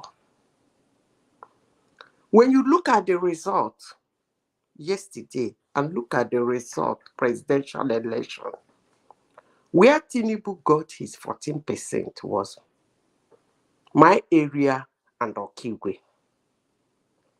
Even when the results were mutilated, battered, even areas like Izobe, where election did not hold, election results were cut. Even at that, he got his 14%. Now, what did I say that I was abused some time ago was that I said, Wangele, Olu, Osu, Njaba, Uguta, Ohajegbema, these places, they don't have the large number, but they are well learned, educated, well traveled, well disposed, above all, well informed. When you go to those areas during election, on election day, they vote like the Northerners.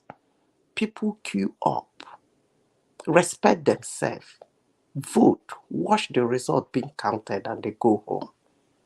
Now, if you pull out the result, look at the number of registered voters in Uguta. Look at the number of accredited voters that turned out to come and vote. And look at the number that actually voted correctly. Then go to Okigwe, pull the result out. Look at the number of registered voters. Look at the number of accredited voters, and look at the number that actually voted correctly. Then you balance it with other local governments and other areas in Imo State where they have up to 120,000, 103, 104, and only 14 people come out to 14,000 come out to vote. 22,000 will come out to vote. But in my area, there might be like 80 or 73,000 registered voters. But out of that 73,000, 63 or 68 is going to come out to vote. What am I saying in essence? I said this some time ago that we are the people that caused the swing in Imo State. And Hope Uzodinma came from that area. One of the areas that caused the swing. That's his area. And if you look at the result, you will see that the vote he got from Muguta and this environment and then Okigwe knocked out so many local governments, even if he didn't win them. Go and check the result. That is one. Secondly, let me talk about Hope Uzodinma. Hope Uzodinma, I never will wish my state for Hope Uzodinma to be their governor in the first place. But he became. Now, Hope Uzodinma delivers. In deliverables, he does. He started his career as a politician, as a House of Lower Sheba in my area. He did so good that he has to unseat. He moved, upgraded himself to contest for senator. He has to unseat Osita Izuna so to become the senator. He did not unseat Osita Izuna so by rigging. It was what he did for his community. Let me make this clear. What he did for his community as somebody who served in the lower chamber for 8 years. The people he represented. That was why the others in the wider scale for senator saw what he did. They came out en masse and voted for him to be the senator. I don't live in Imo State now. But let me say this. I don't care what anybody might think. But Hope Uzodinma has always been delivering. But I don't really do like him as a person. Would not wish him to be the governor of Imo State, but he's there. And he won. And let me say this, Imo State, let me repeat it again, is one of the most learned states in Nigeria. The way I speak, I know some young men hearing my voice today will be wishing to marry a woman from Oguta. I'm very bold to say that.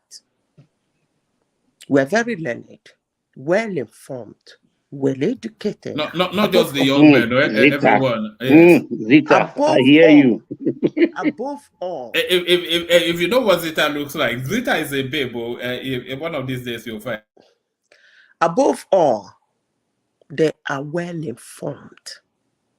It's not a place where people come to run around like headless mob and tell stories and pull propaganda like the NSC shaman coming to. You don't do that kind of shit in Imo State. We riot when we want to riot. That's us. You don't tell us when to riot or when to demonstrate. But let me say this. Hope Uzodinma is there. I pray. I'm not congratulating him anyway, but I pray that he continues what he's doing, because when they come for their second term, all hell is always let loose. But I pray that he continue what he's doing. But for anybody to say that Hope Uzodinma does not deliver, that means that person doesn't know the guy's history. Go back. He started his career in lower chamber. Go back and check his records. Thank you, woman. All right, brilliant, excellent delivery by Zita. But then, of course, we've grown accustomed to that. We're almost spoiled just by the excellence that we hear sometimes. A man of equal excellence, Ajale Koko, you're up next. Ajale Koko, let's hear from you. Thank you. Thank you, one man, and greetings to our listeners around the world. Click on the like button, share and subscribe if you haven't done so. You see, the election in those three states,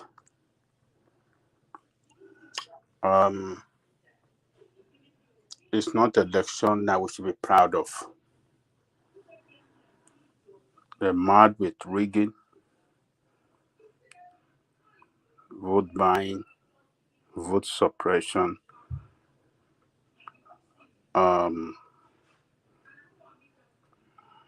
intimidation, and all sort of a criminal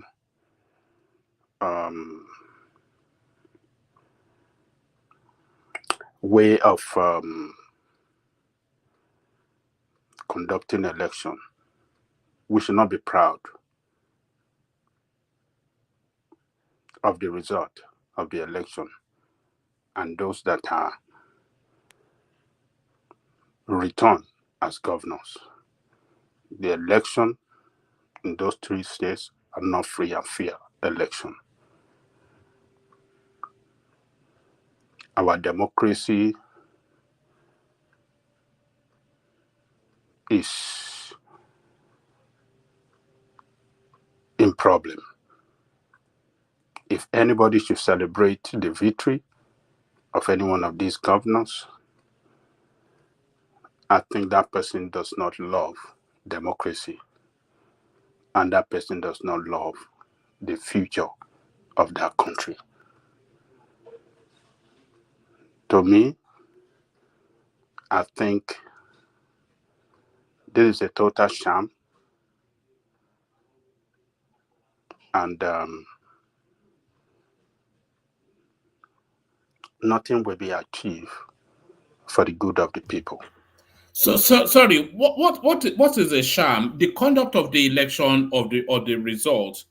Are you saying that some parties played clean politics and others played dirty politics, or are you saying the whole of the process was dirty, therefore you're condemning it?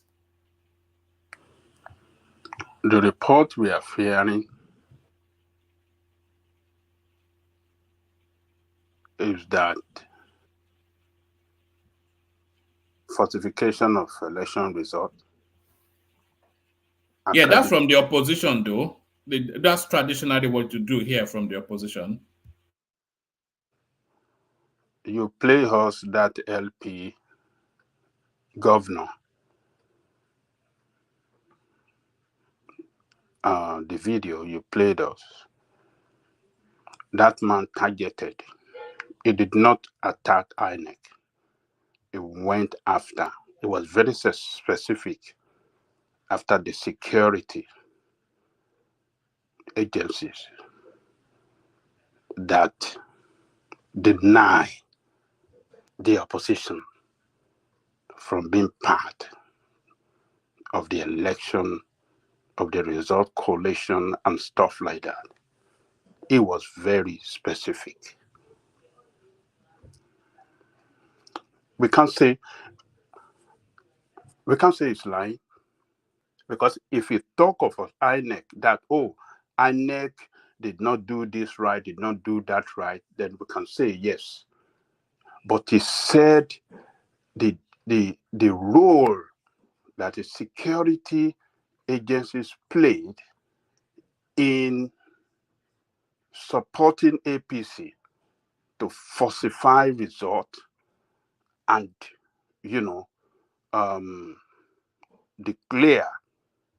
fraudulently declare Uzodinma the winner of the election. Look, a democracy that does not have a free and fair election, transparently free and fair election, is a democracy that will not serve the people interests. So what is democracy? What is democracy all about? Government of the people, by the people, and for the people. But when people in position of power can manipulate electioneering process to their own advantage, then the people's interests will suffer. And that is what, it's unfortunate. All of them, how can somebody win in all local government? All the local government in Imo State. And that of Kogi State. That speaks to his level of popularity. Okay, yes, popularity, that's right. Can be popular and sweep everywhere. All right, so opposition does not have, it means the opposition does not exist. Remember, the election in 4 years ago, he wasn't declared the winner. He went through the court process to challenge the election result, and the court look at all the election result and all the documents he presented before the court, and they saw the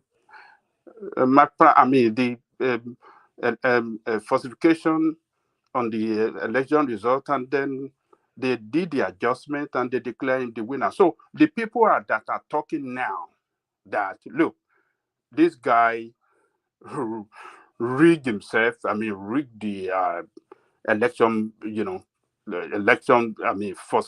falsification of result and stuff like that. Yes, they will go to court. We don't know what the outcome is going to be, but they will surely go to court. And it's just unfortunate that this is the same thing that, situation that happened in the past that is repeating itself.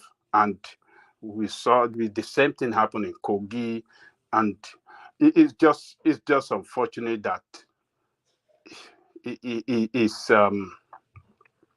just unfortunate that democracy is not being practiced well in Nigeria, and that's a threat to democracy itself. I know some people will say, "Oh, we are developing. Have we done better today than what we used to do 23 years ago?" We are not doing better. We are not doing better. Even the voter party it's not even good for democracy. You see, there was a place bomb. A lot of people were scared. We see army tanks all over the place. People, the majority of registered voters did not come to vote. Look, this should not be celebrated. Election should be an exercise that people can come out, vote, and then see the result, declare in such a transparent manner, and whoever that is declared the winner, people will accept it, in good faith. But what we have is just Bayelsa. There was violence, there was killing. It's just, I don't know what to say. But people that want to celebrate over this can celebrate. But for me, I think we are not doing well enough. So let me leave that there. Then on the Tinubu issue. Let me go on to Bishop. We're doing 8 minutes as the opening phase. Then we loop round to 8 minutes now. I mean, I've not spent 8 minutes. Oh, all right, carry on. But you have more. You have more than that. But carry on. All right. So Tinubu once again did well in Saudi Arabia, and he marketed the country well again, which is good. But his action in terms of particularly with what the supplementary budget we saw is not encouraging. It doesn't show that the politicians are ready, because it's giving the investors confidence that we are ready. We are ready. We're expecting you coming. We are ready. And it's telling them all he has done concerning the removal of posterior subsidy, making it to them that, oh, look, this is a market-free economy. Come and invest. We are not going to disrupt you. What government is not going to interfere with the way we have an enabling environment. The regulation is it's good for investors. Come and invest. So, but what they are doing concerning the management of our resources is not encouraging. It doesn't show discipline on their side as our leaders. It doesn't show that they are ready to sacrifice for the interests of the people. So, but I want to commend him.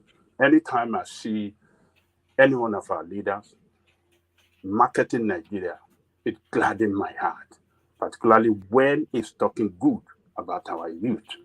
We have a vibrant population. We have youth that are well educated. When I was listening to that speech, I said, this is good. This is what a leader must do. But their own action totally negate what they are preaching to the world. That is where I think their own action in Nigeria as to how they are managing the resources of Nigeria totally negate what they are trying to project to outside world. But I hope they can do better. They can start to, show discipline in the way and prudency in the way they're managing our resources, so that we can, have confidence in them, in the way they are leading us and managing the country. So let me leave it there. One man, go to another person. All right, brilliant. Excellent delivery by Ajale Koko, as always. Gold standard Ajale Koko performance. So, a man of equal gold standard, Bishop, you're up next. Bishop, let's hear from you. Okay. Good evening, everyone. Can you hear me? Yes, but you have to speak up. You are good Yeah, clearly. now. Carry on. Yeah, carry on. Okay, that's good. I mean, that's an improvement. Let me say good evening to everyone that is here to this night. Thank you for coming once again. Please click on the like button if that's the only thing you can do for the platform today. Woman, permit me to express my disappointment with what you did yesterday. I don't want you to respond, but let me just bear my mind in 1 minute. I was not happy. I don't know how many people were not happy what you did to us yesterday. I started with you on this platform. You told us 2 days ago or 2 days ago that we're going to have a guest. I spent almost 2 or 3 hours preparing some questions. I waited and took my turn. And people that came after me, you took them on, you gave them chance. And only for you to now say the man said he has only 1 hour. If he has 1 hour, and you started with some people in the beginning and you gave them almost 30 minutes doing front and back, I think that was not fair to the rest of us that came on the floor. I was not happy at all. I was very angry. That's by the way. The election yesterday have come and gone. I have a problem. My problem is that at what point are we going to be democratic in nature? That if election don't go our way, we're going to see it at spot and just say, oh, okay, that's it, the will of the people. Every time things don't go our way, we find a way of complaining and condemning and disparaging and destroying it. No nation grows like that. I don't have any dog in the fight, whether it is in Bayelsa. I don't want Dino to win because I don't want another Adeleke. I looked at those other candidates, the other guy in SDP, what's his name, and the APC guy, and Leke Abejide. Leke Abejide did not impress me, but I looked at the 2 other guys, Ododo and what's that SDP guy's name now? Ajaka. I said, okay, any of these 2 will go. And the election has come and gone. It's not as perfect, but quite honestly, somewhere along the line, the will of the people have prevailed. I look at Imo. People keep referencing, like Ajanle Koko just said now, that the man won in the court. Some very learned silk still refer to him as a Supreme Court governor. That is not fair. That is disparaging. Because the man was able to bring evidence that 308 of his polling booth results were cancelled illegally. And he was able to prove that, yes, he got this course and they cancelled it illegally. And the court ruled on those facts. It was not technical. But till today, people keep disparaging. About 3 days ago or 4 days ago, I wanted to respond to Ekene when he said people don't like him. The man will not even win 1 local government. The question I wanted to ask him, what if the election comes and the man wins? Because I had some friends from where Radazida was talking from. What's that place now? Where this former millionaire was from. She was mentioning it now. Oguta. And I used to work in Oguta, so part of Oguta. And I know friends that are from Owerri, from Olu, from Mbise. I've been to Mbise like over a dozen times. If I mention some of the names, even in that Oguta, I'm sure maybe there's a way Zeta will know some of the people I'm talking about. And they say, yes. Well, if you want to be objective, I think we would like the man. And one said, okay, well, I think if I have to look at the options available, I will vote for him. The other one said, well, if I have to consider all the options, remove politics, remove political parties, I think I would rather vote for Uzodinma. So when, because other people complain, we have a culture in Nigeria now, everybody that loses want to complain that the process is not fair. And that is very dangerous for democracy. And when people now use that premise because of what some losers are saying, to say, look, they played a match a few days ago. I'm not a fan. I don't have a fan in the English FA. I don't have a fan. But if it is by emotion and sentiment and the rest, the match that Arsenal lost to, what's that team again? They will say, oh, cancel it. One man's man club. Thank you. Oh, now Newcastle. I don't have a team. My team today is ICC Shooting Star and Eyimba International. Those are my two teams. I don't have a team in English soccer. So, but look at what happened there. If it has been Nigeria, oh, we will say we are going to boycott the Premier League. Because they did this, because they did that, because even Premier. I looked at the follow-up the report and I saw that they have case, but then we don't throw away the baby with the bathwater. Election has come and gone. In Bayelsa, I've seen so many APC supporters say, well, they don't really give it a chance. Like the man Diri is likely to. They're not crying blue mother, because in Imo State, I don't think Uzodinma is the best person. But among the candidates presented, and with some of the few things he has done, in Kogi State, I don't think that man, Ododo, is the best person. But among the candidates that have been presented, even indigenous will tell you. But each time that we don't win in a contest, we want to demonize it. Oh, we have been robbed, we have been cheated, we have been this. Oh, the system is not fair, we are not practicing democracy. My conclusion, my submission is that we are never going to grow our democracy if that's our attitude. Bishop, please, I have a question for you. Okay, if one man would allow me, my minute, I'm very conscious. Someone interjected also when I was talking. So I have I don't know who very is talking. Who is talking? Question to you. Who is talking? It's Maurice, please. Okay, go ahead. Yes.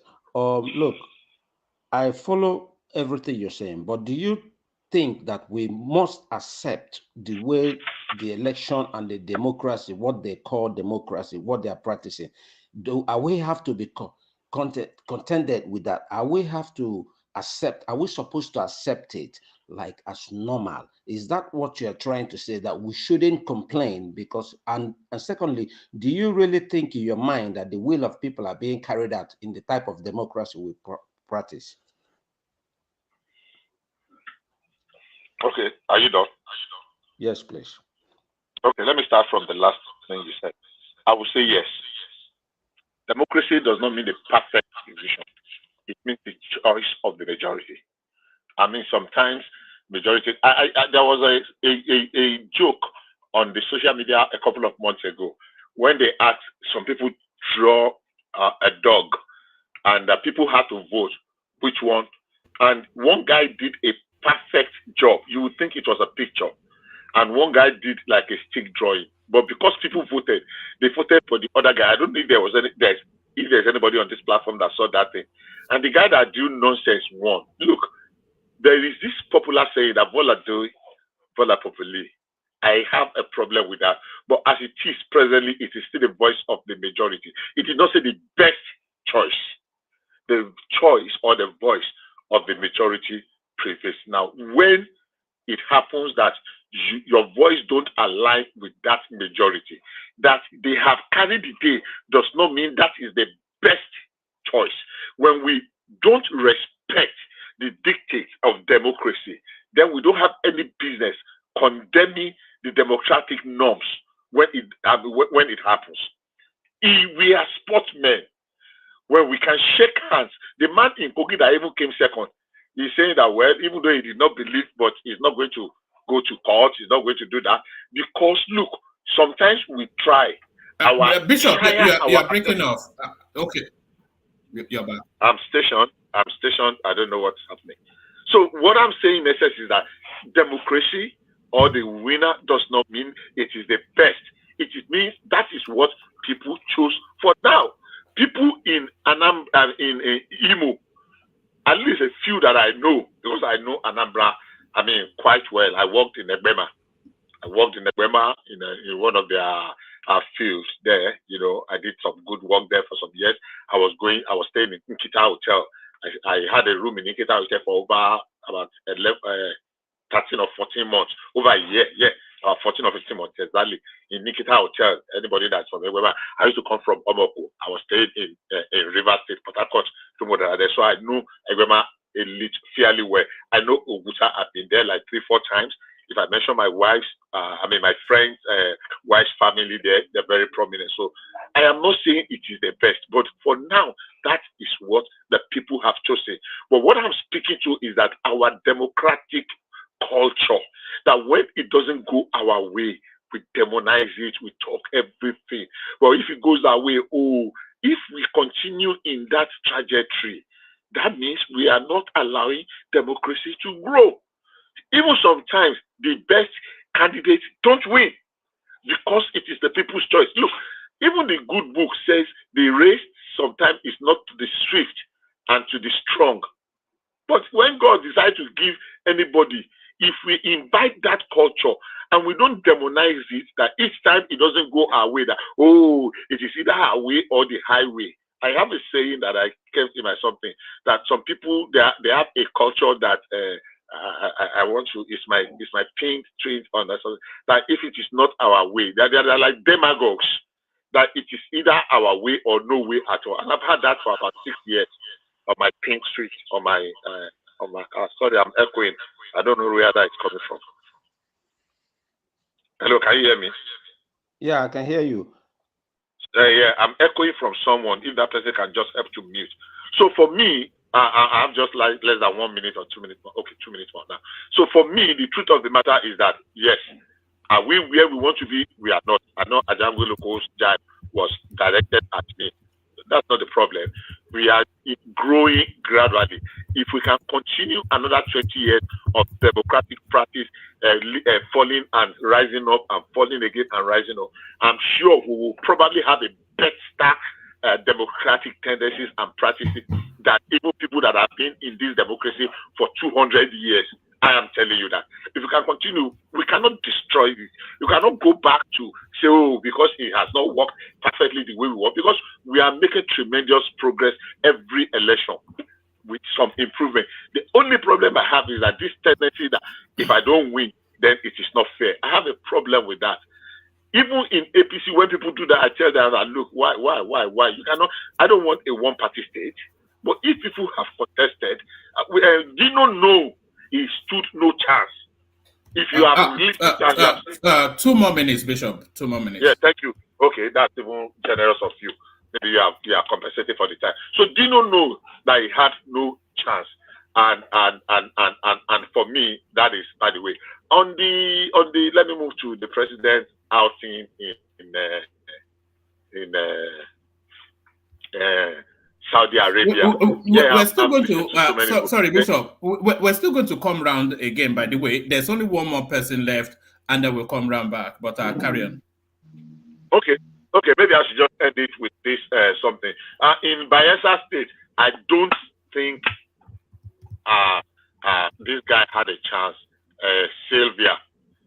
It's not because Duoye Diri is a better candidate. He's a better because of governor. Jonathan. No. So Duoye Diri is a disappointment. I mean, he got that governorship on a platter of gold. But people are not condemning that. And he has not proven that, I merit it. So even if he wins, which is likely to win this second term, it is not because he has better things to offer to Bayelsans. It is because, and as far as I'm concerned, I just want APC to congratulate him. I say, well, even though I have problem, it's just 8 local governments. They cannot conclude. Even the state that had 24 and the state that had 21 local government have concluded that election. The one with 8, Amelt is the whole of Bayelsa, and they are still struggling and dragging. So I just want to edit there because I don't want to exceed the tribunal still have 1 minute more. So for me, one man, yeah, the election has come and gone. The predictions of people, even people that said, yeah, oh, he cannot win one local government. Oh, people don't like him. People hate him. It might not be perfect, but honestly speaking, I don't think it is as bad as some people are trying to make us to believe. Thank you. Oh, all right, thank you, Bishop. Thank you, Bishop. And don't be angry about yesterday, Bishop. That was sorry, Maurice. You have to stay muted. No, because I want to tell you I'm going to sleep. Good night, everyone. All right, brilliant. Good to see you, Maurice. Always a delight in your company. So that's Maurice. Thank you, Maurice. So thank you, Maurice. So don't be angry about yesterday, Bishop. A lot of people didn't get to speak. That session went that way. We just tried to curate it as best we could. So up next, formerly known as Just Emeka, now Nandi. Nandi, boy, is it Kano? We don't know. Is it Mazi? No, I'm sorry about that. Yeah, that's my other name. It's still Emeka, right? Yes. Anyway, thanks for the observation. Actually, you see, this election result did not spring up any surprises for me. We knew Hope Uzodinma was going to win Imo State, but I didn't know he was going to win 27 local governments outstretched and not giving the opposition any chance. I think he took that insult and the joke of him being Supreme Court governor personal, and he decided to show his political influence and clout. It was not a joke when he became the chairman of the Southeast Governor Forum. He was building his base. He was building his influence. And when Ekene was actually saying, nobody liked him in Imo State, there's a need to distinguish between politics and governance. I think a lot of us begin to conflate and begin to think that politics is governance. No, politics is the fight for power. Politics is civil war. And in Nigerian politics, we need to understand, yes, we always want to portray what is going on in Western climes, but we must come down to reality and understand our nature. If you don't, then you will be on the outside looking in. You must be able to understand what goes in your environment, especially when it comes to politics. A civil war is the fight for power. And again, you don't need to be an excellent governor to win election. Let's be very realistic about this. All you need to do is to identify the power brokers within your environment, your client, and then get those power brokers to your side. Who are those people that can be able to galvanize the vote for you? Who are those people that others respect, that when they speak, they will listen regardless and they will do their bidding? And then what you need to do is to begin to corner those people to your own side. And that was what Hope Uzodinma did. What he did was going to identify that Rochas, okay, even though we were fighting, I still need your influence. I still need your political structure. I need your base. I am sorry for what I did. Come to my side and let's work together. And he also, the chairman of Ohanese, he was the one who sponsored him there because that guy is a very strong political figure. And what he did was, okay, I will support you, and was pumping money in there. And that guy, okay, deliver the vote for me. So regardless of what Atami and the PDP factions were doing, Hope Uzodinma was going to win that election, hands down. Over to Kogi State. Ododo is he's not a political strongman, but the governor there, Yaya Bello, we all know him. He's not an easy man to defeat. And again, there's this long fight going on between the Ibiras and the Igalas. Immediately Aldo died and Yaya Bello picked up that he has swore that he would maintain that stronghold. Let's not forget that the Ibiras were carved out from Kwara State to join Kogi, and the Igalas were carved out from Benue State to form Kogi. Then we have the Kogi West from that's which Dino, the Yoruba section of Kogi came from, and then that's when the Okun people. Exactly. Thank you, sorry, I was trying to remember your Baba, sir. Thank you very much, sir. So you understand? Immediately, Dino, instead of Falake was going to run against Odudu at the APC faction, but Tinubu pulled Falake closer and And because Bello delivered for Tinubu, he put Falaka aside and said, leave it for Bello. And immediately we saw Kogi, Dino picked up the PDP senatorial, PDP gubernatorial slot. I knew it was over for PDP. It's done and dusted. Done and dusted. Now the problem was now, how would the Ibiras and the Galas fight over this? The fault was with the SDP guy. He played the OB game, trying to focusing on his strength rather than focusing on his weaknesses, in the sense that you must win 25% in the 14 local government in Kogi. He was trying to rig only in his own side. You don't do that. And you also have an incumbent governor who has a successor to install. And it's a last, like, it's, we knew it was going to go to Ododo, even though Ododo is not an influential politician. The Yaya Bello was never going to allow that the Biras lose that slot, or else the Galas, who has the majority number of people in Kogi, it will become very, very difficult for the Biras to win the gubernatorial slot for Kogi again.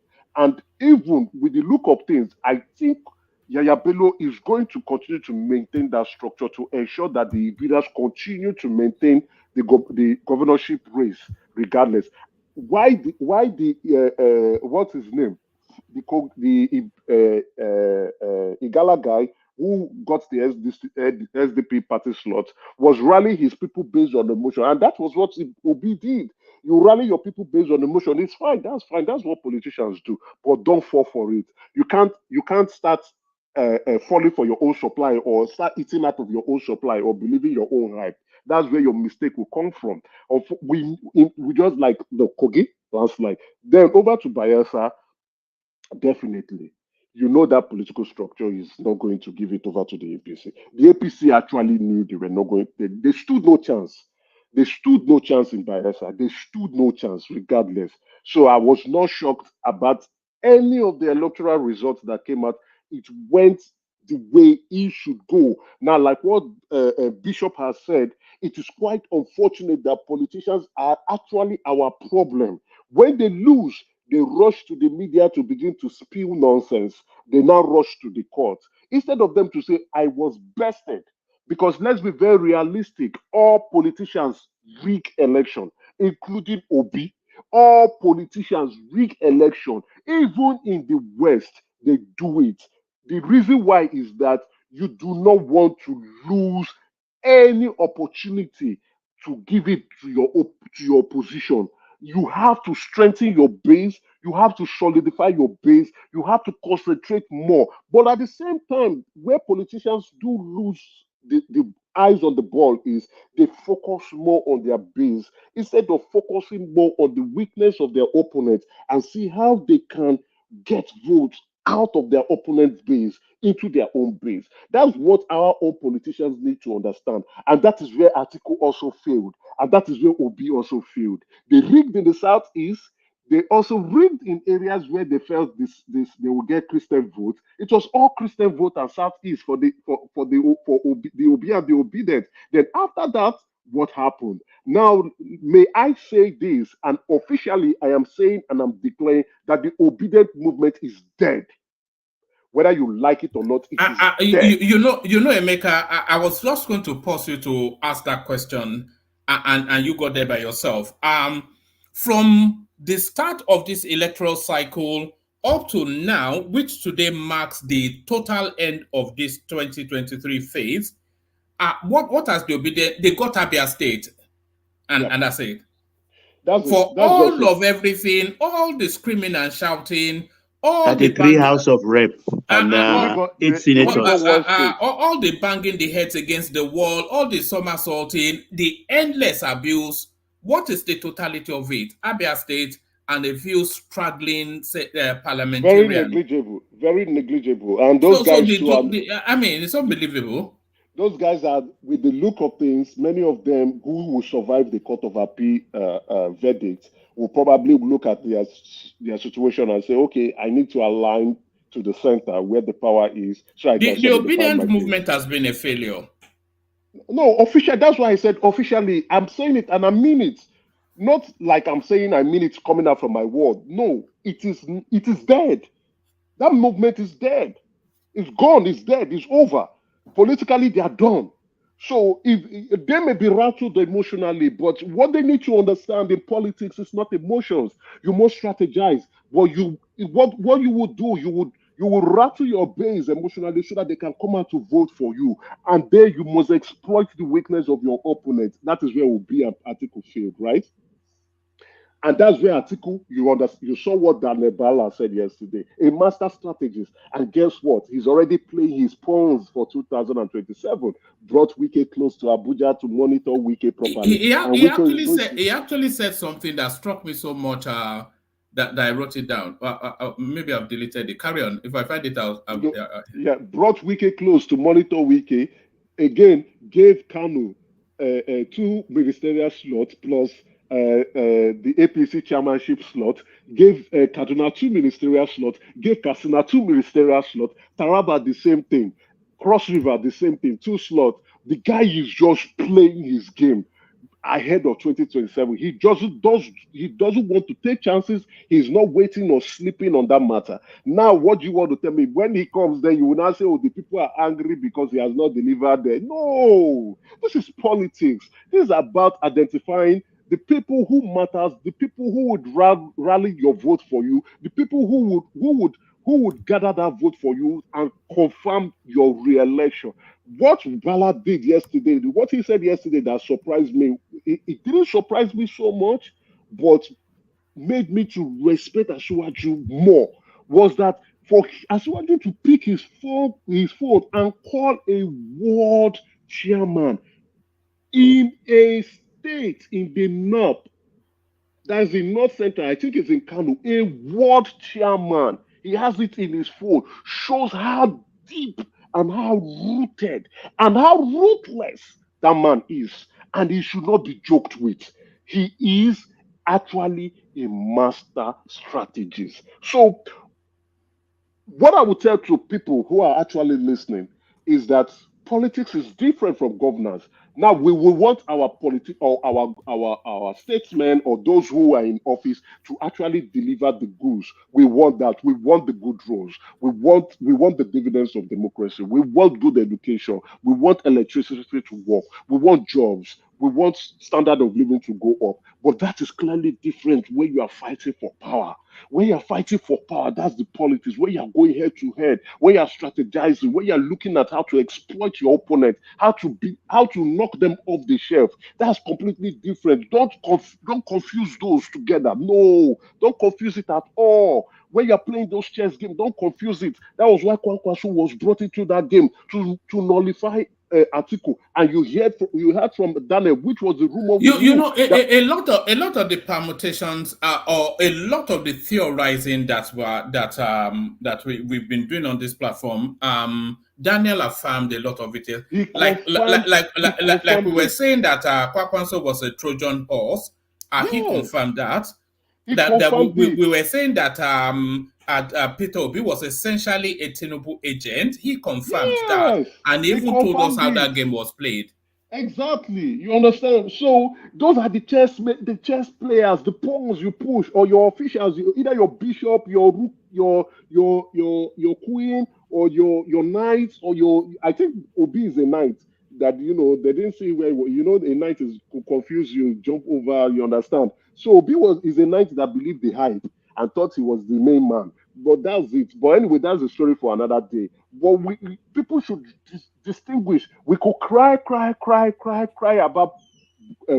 politicians, cry about governance, cry about other things. But when it comes to politics, it is a complete game. It is a civil war. It is a battle for power. And those who understand the game will clearly win it. So then when it comes to governance, we hope that they deliver on what they are supposed to do. Thank you very much, Woman. All right, brilliant. Excellent by the former Emeka Nandi. So thank you. Stay with us. Let's go on to Zita, who wanted to come in. Zita, let's hear from you. Okay. Woman. Let me interject. What are you eating? It sounds expensive the way you are eating it. My usual.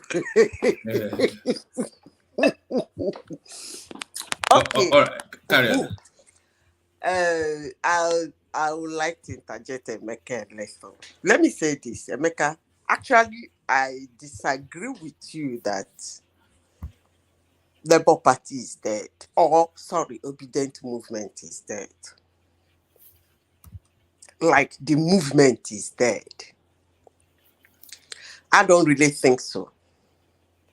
But what I will say is that the fruit of an unexamined past is failure. So, if they don't examine what I heard their madam saying that coming out again, if they don't examine, why did I make this phrase? If they don't examine what happened in 2023, take correction, mend their ways, focus, play politics the way it's supposed to be played. Come 2027, their fruit will be failure. That's what I can say. Not that they are dead. I wouldn't use that word. Then let me say this. Why I wanted the second chance to speak was, I come from Imo State. And I'm somebody who monitors situation very well. I used to tell people, I am a social scientist. I love information. Not, if I have to ignore information, not the one in my state, where I come from. People should be a little bit mindful of what they say about my state and the rigging of election and the election being so bad and so terrible. Imo State is a swing state. I made my analysis here. The first time I came in here, it is a swing state. It was the first state in the southeast and south-south to kick out a sitting party that have been ruling them. It is the first state in the southeast to unseat a sitting governor. They do a lot of things. As I said before, there are not people you come to kangaroo with your propaganda, manipulation. These are highly learned, exposed, and experienced people. And also, what are we even talking about? There are people who sit down to monitor what is happening around their state. Their neighboring states, they know what is going on there. They have borders with them. So anybody coming into Imo State to campaign, we know you. You don't tell us what to do. Imo State is Imo State, and we are Imo State. We do what we want to do. When we want to do it and how we want to do it. Go and ask Obasanjo. You don't jump into Imo State to cajole them, cow them into believing your nonsense. It doesn't happen in my state. So people should be careful how they say election was rigged. Election is usually rigged all over the world. Even Venezuela, their election, their electoral system is actually one of the freest and fairest in the world. So election in the country where you live is always rigged, right? Look at you. What are you talking?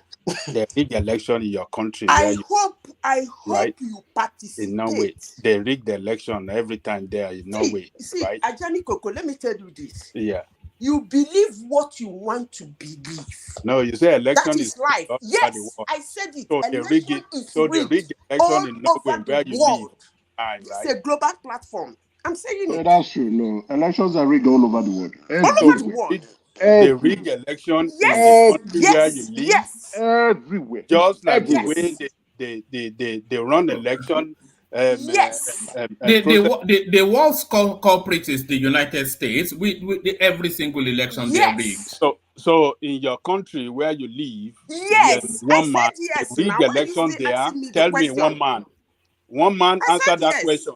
Zita said it now. Okay, no, woman. Let me answer that question. Zita, please let me answer that question. Of Ajad. I'm able to answer the question.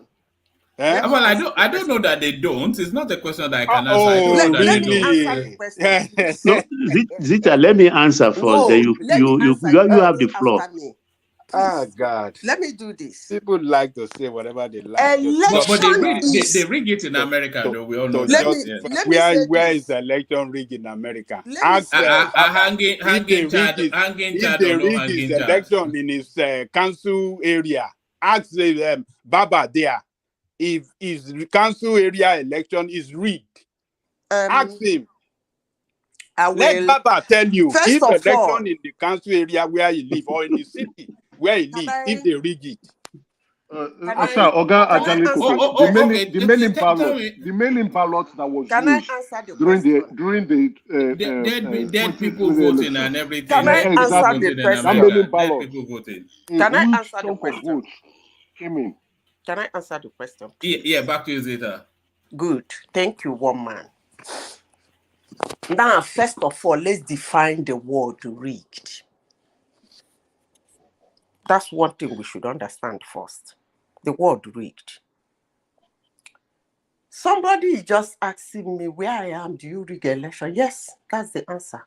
Where is sitting, do they rig election? Yes, that is answer.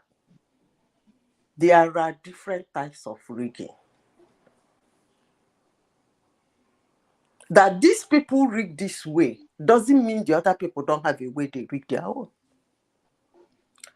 I will tell Ajani Koko to look for the name Wandi Help Me Win in the United States. Maybe you have to do a research on it and come back and tell us what is it all about. So I stand my ground by saying that election is rigged all over the world. It depends on how you want to read it. We Africans, we are more of physical thing. Beat them, slap them to vote for me. Some people tell us how election is rigged in the country where you live. Tell us. I'm in a global platform. No, you tell us. You said election is rigged all over the world. You said it's rigged in the country where you live. Tell us how they rig election there. In comparison to how it is rigged in Nigeria. I have said it is now. I don't need to explain it. Zita, hold on. Before you tell us how elections is rigged in Norway, Ajani Koko, do you concede that elections are rigged in America? You cannot say they don't because everybody knows they rig elections in America. Do they rig elections in America, Ajani Koko? Election is not rigged in America. All right. Okay, so I don't have a discussion with you. All right. No, you tell me how election is rigged in America. Anybody that knows can tell me how election is rigged in America. Hold on. I will only say 5 words and then I'll move on. Hanging Chad. Hold on. Hanging Chad or no hanging Chad? One man, you don't have anything to say. You don't live in America. All right. Peter doesn't live in America. Even what do you call this guy? Baba. We live in America. Baba cannot tell us specifically how election is rigged in America. People can say all sort of. But I have told you now. I've told you how election is rigged in America. You cannot follow Trump rascality to describe election rigged in America. Don't follow Trump rascality, who was pursuing selfish interests. What about Al Gore? What about Al Gore? What about Al Gore? It's not rigged in America. What about Al Gore? We shouldn't follow Al Gore. What about Al Gore? What of Al Gore? Wandi help me win. Wandi help me win. What does that mean? What about Jeb Bush? People should tell us how election. America runs the worst election on the planet. No, can I say one sentence? What we practice, what determines presidential winner in America is collegiate, and we know that. So you might not have the popular vote, but when you have majority vote in the what do you call it, collegiate process, then you'll be declared the president, and that doesn't mean that the election is rigged. So we're not talking about the. Hold on, Bishop. Hold on, Bishop. We're not talking about the collegiate system. We're talking about actual vote rigging. That we know the there is no system. actual vote rigging in America. Right. Nobody can say specifically, oh, this is the way they rig election in America. Nobody can say I just said it now. We have I already, just said it's just what are you doing now, Jale? Everybody what knows elections are rigged in America. America, everywhere that Trump said that they rigged him, they recounted the vote several times. They couldn't determine where election was rigged against him.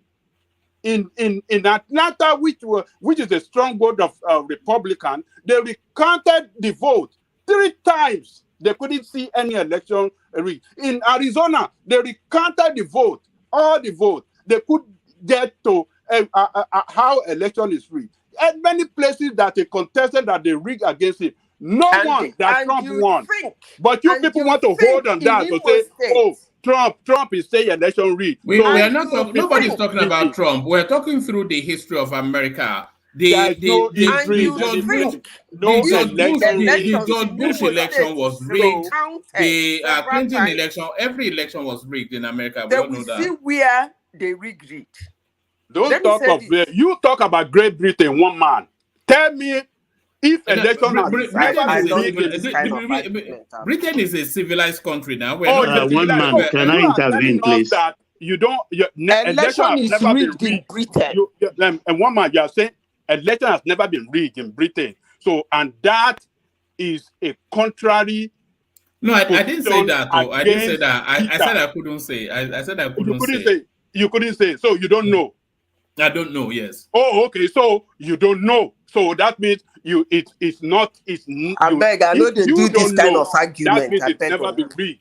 So that is. Can I come in, please? Opposition to what what Zita is telling us. Election is rigged all over the world. I mean, what kind of statement is that? All over the world. Baba, may I come in, please? I belong to the Conservative Party in Canada here, right? And I will tell you with affirmation and all conviction, elections are rigged everywhere in the world. Everywhere in the world. And I didn't say it like I was mincing word. Elections are rigged everywhere in the world. You have to solidify your base. It is a delusion if you say elections are not rigged anywhere. Elections are rigged everywhere in the world. If you don't do that, your opponent will exploit your weakness and your opponent will win over you. That's politics. Saying that to can I say something? I am not substantiating anything, and I'm telling you, I just told you that I am I'm a registered, and I know what we are doing. You must. If you don't, your opponent will exploit it. Are you serious? In Canada? Oh, let's forget about your Canada. Let's classify your Canada. I said in Nigeria. Bush, let me give you an example. Let me give you an example in your United States. Bush versus Gore. That's your Canada right there. Let's classify. We all know Bush versus Gore was Bush versus May I come in, please? Platform, please. Biden versus Trump was rigged. Biden versus Trump was Biden versus Trump was rigged. Everybody knows it. Everybody. It is clear. If you don't want to see it, you guys are not serious. But they voted against Trump. He couldn't win both the electoral collegiate. He couldn't even win the popular. So, and he was crying around that, oh, they rigged against him. And you guys believe him. It just shows the kind of mentality that you have. Because that is the system. That's the way with all due respect, the Trump rig, yes. The Biden rig, yes. Biden that rigged Trump. Randy helped me win. Let Bishop come in and then Baba. Bishop, you wanted to come in? Yeah, if I still remember what I wanted. I wanted to refer to what Adan Legoko said, and I wanted to make just 3 points, and it's going to be bullet points. Number one, 3 people have confessed. They have made plea bargains in Georgia as to their efforts and what they did to compromise in other words, to rig the election in Georgia. And it's as a result of, for the presidential election in favor of Trump. That's what it established. They have pleaded guilty and they are turning themselves to state prosecuting witness.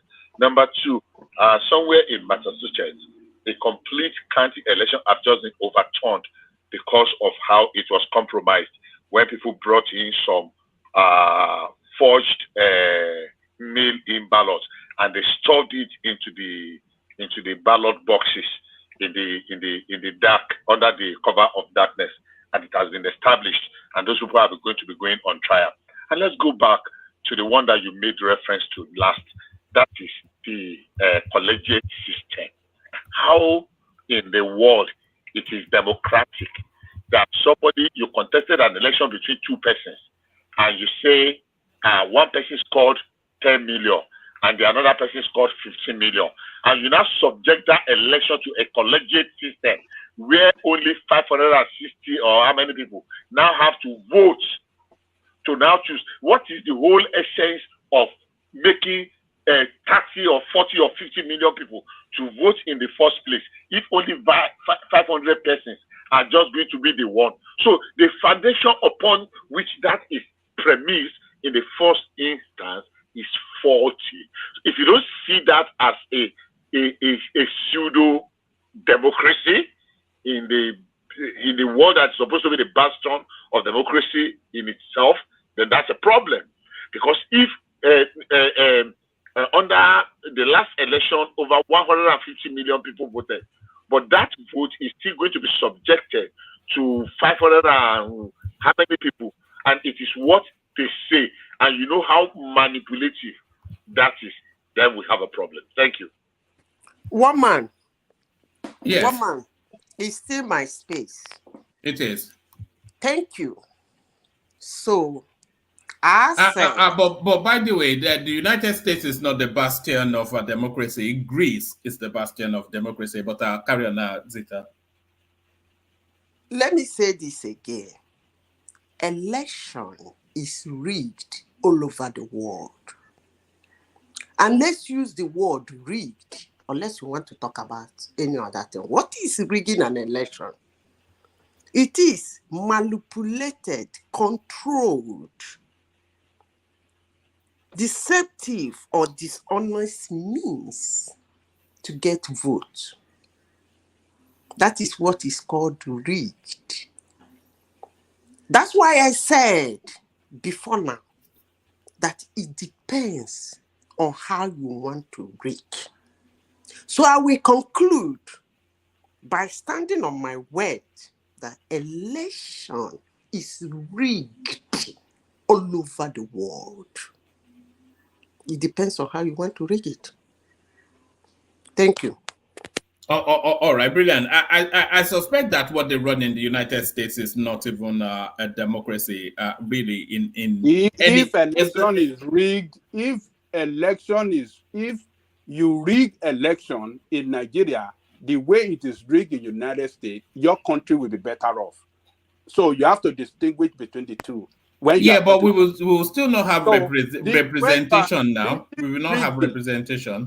This rigging that you guys are talking about, compare the way election is rigged in your own country to any other part of the world where you know, or particularly to Norway, where she lives. Compare both and then tell us the proper definition of rigging. Let me say this. Once the will of the people have been manipulated, rigging has taken place. No matter whatever. In the Norway where she lives, they manipulate the will of the people. Oh yes. And in the United States especially. One person will be declared the winner, right? Yes. Okay, that is Norway. Okay, you are telling us the truth. There are a lot of things that we didn't know before. We are knowing today. Fine. I'm glad that you are telling us that election is always rigged in Norway and all over the world. Over the world. That's what I said, which includes Norway. In the United States where I live, I don't see election rigged in United States. That's fine Let me by listen to you. Baba. That's fine by you. But what I'm saying is that talking But about Bishop has just cited 3 examples, though. But I'll carry on. Just as I said before, when I speak, I like people to listen to me carefully. I said, in Africa, we are more of physical people. We do things physically.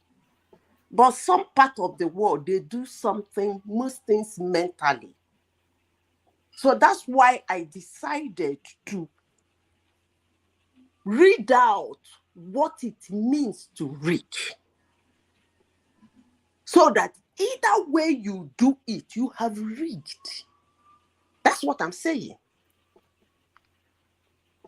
Dishonesty. Telling people you are going to do, I take for example, Joe Biden. He told them he's going to open the portal for DACA, for people to go back and register for DACA. During his campaign, he didn't do that. That's election rigging. You manipulated them to go and vote for you. Let's assume people who... No, Zita. No. What you are saying, the way you are describing rigging now, that is not rigging. That is not rigging at all. Really? If people campaign on dishonesty that, to tell them to go and do something, and when they do it, you don't give them back why they did it. That is not rigging. You can't describe that. Defrauding the electorate is not. When you defrauding the lie, electorate is not rigging, right? That is not rigging. That is not in rigging. Nigeria, hold on. Wait, let me finish. That is deceitfulness. It's not rigging. Please, let me educate some people. Giving somebody something, a business is giving. You do goods and services for gain. You provide goods and services for gain, right? Now, you give somebody something in the name of a promise for him to give you something like a profit so that you get a profit. That doesn't mean anything to you. But if a politician in Nigeria gives somebody 10,000 naira for the person to drop his vote for him, it means so much to you. Am I making sense? Let me explain for the Fajani Coco. You go to an electorate, a voter, and promise him a service so that he will give you a profit, which is his vote, by telling him, I am going to open DACA. And he's one of the DACA. Maybe a family member is one of the DACA. He goes to vote for you. You didn't give it to him, to them. Then a politician in Nigeria gives a voter 10,000 naira. I'm giving you this 10,000 naira to deliver a vote for me. They vote for you. You don't see two of them as the same. That's why I say, the part of the world I come from, we are more of physical than mental. But either way, it's rigged. And I stand my ground. Election is rigged all over the world, including Norway. Thank you. Okay, one man. Yeah, come in, wait. Nobody is allowing me to come in. Can I come in now? Yeah, come in, Baba. Okay. But Baba, do you consider that elections are rigged in the United States? Let me put it this way. Just listen to me carefully. Zita said it like there is rigging intelligently and rigging physically. This is how it's done in your UK and in the US. Have you heard the word gerrymandering? Yes. That is how they do it. What you do, you carve out a state or a county. You redraw the electoral map.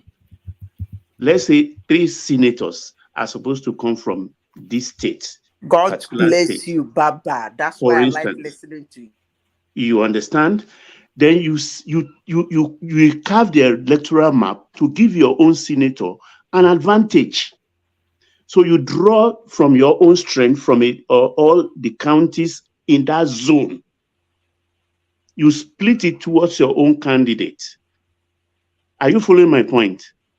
So that is why, so that in every district, in every state, when you recarve it, redo it, then you have two senators coming from that state. Same thing applies for presidential election. So that is it's just how they will tell you about lobbyists in the Congress. Who are the lobbyists? Giver and taker of largesse or distributor of largesse. What's largesse? You go on holidays, they fly you on this, they give you that so that you can vote for a certain industrial interest or things like that. So they have a way of actually using beautiful verbiage for these things. So gerrymandering is where the election manipulation begins. We can call it rigging, but I will call it manipulation. In the US or in the UK, it is done every time. Electoral district map are being redrawn every election cycle. So that is my take there. Baba, sorry, yes, woman. Baba.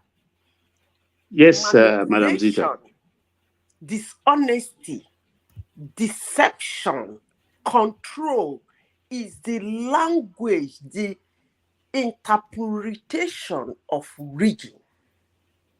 Go and check it. Manipulation, control, deception, dishonesty, which include lying to voters, is one of the description or meaning of rigging.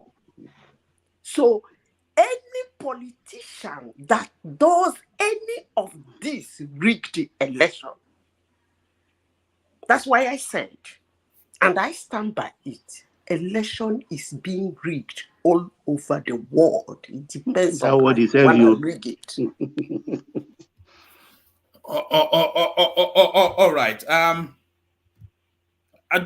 Does anybody want to take on that Murtala Mohammed clip? I thought a throwback in history. Yes, I would like to. It takes me way back, and I fell for Gowon again. That was at the 12th OAU summit in Uganda. In Kampala, Uganda. Then they used to take it from country to country. So a particular head of state would host and become the chairman for that year.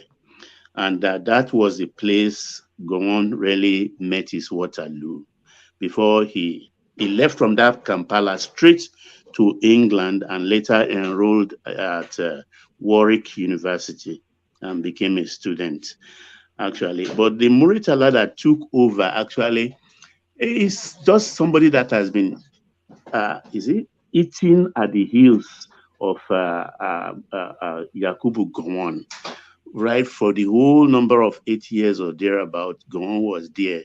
Muritala did not give him one breathing space because Muritala and the rest are the people that planned the coup that brought Gowon to power. So they had to bear for 8 years. All the other parties, young ones then, who are even younger, which they use, like Musa Shehu Yaradua, Danjuma was their mate, and Danjuma and a host of others, actually. So at the end of the day, he bamboozled everybody and he fell in line and he had his coup. But what actually made him succeed was getting Joe Garba to his corner. Joseph Namve Garba. He was the head of brigades of guide. You see, maybe people who are young here then, during our independence ceremony, that man that mounts the horse, tall, huge, shout all the commands, that was Joe Garba. He was from the same Benue Plateau, we call that state then, where Gowon comes from. That's where Jugaba came from now. It's of blessed memory. And they all fear him. Without taking him down or getting him on their side, there is no way they can overthrow Gowon. So they got him on their side. And I think he later became their foreign minister. So, and Muritala, for all his, I don't know, maybe I'm saying this with benefit of hindsight. I don't know. Maybe I was taking like everybody. He really messed up. He messed up, actually. People still get excited that he spent only 6 months. If Muritala were to spend beyond 12 months, maybe more people will realize what I'm saying now. First, it destabilized. Baba, God bless. Thank you. Exactly. He was dumb and very corrupt. He was dumb and very corrupt. He was like lapdog of MKO Abiola. When he was communication minister, he gave a contract of $50 million. We call it electrostatic balloon. It's a form of the satellite we have today. He gave that contract. It's because called ITT. He was head of signals in the army before he became Minister for Communication, before he became head of state. Actually, he gave MKO that. MKO gave him Afusatu, the wife. They were very good friends. MKO did not spend $1. And that technology was moribund. It was like a failed experiment. Nobody used it in those days. No nation, even those who manufacture it, abandon it. But he gave that a contract, and that's how many do you want to count? So when he came out of state, he's seen majorly, he destabilized the civil service. We had what we call super palm sec. Then these are the engine room of governance in Nigeria. We have Alisin Ayida, we have Alhaji Ahmed Joda, we have, there are about 5 of them, heavyweights from what we call regions now. That's where you have all these 5 men. Alisin Ayida too. You understand? These are, I will remember the 5. They are he retired all of them on radio. On radio. And the civil service collapsed. Collapsed in the sense that it started going from one office to the other at 8 o'clock or 7:30. All those who come late, go home, don't come here again. Without replacement. These were technocrats of our time. You don't ask whether he went to hospital to visit somebody or he was held up in hold up just because they didn't arrive on time. And people were clapping and hailing. He brought in Brigadier Dekunle to head the port, Nigerian Ports Authority. Those who are old enough will be listening to me. Some may disagree with me. That was how he destroyed the civil service and left midgets there. They promoted people from nothing, or maybe from one level 19, they bring them to level 2 just to cover the gap. Until today, civil service never recovered. Never recovered from that push. And when he now started excessively or recklessly approving import license for all manners of things, including meat, red meat. And were speculations then that maybe what war was going on? What war was going on in the world? Exactly from, but we're saying maybe dead bodies, because you don't even know what the meat looks like. You can't describe it, but people were buying it. And that was how China came into our market. With all manner, with pencil, we had, it was unbelievable. In the ports, you find can beer.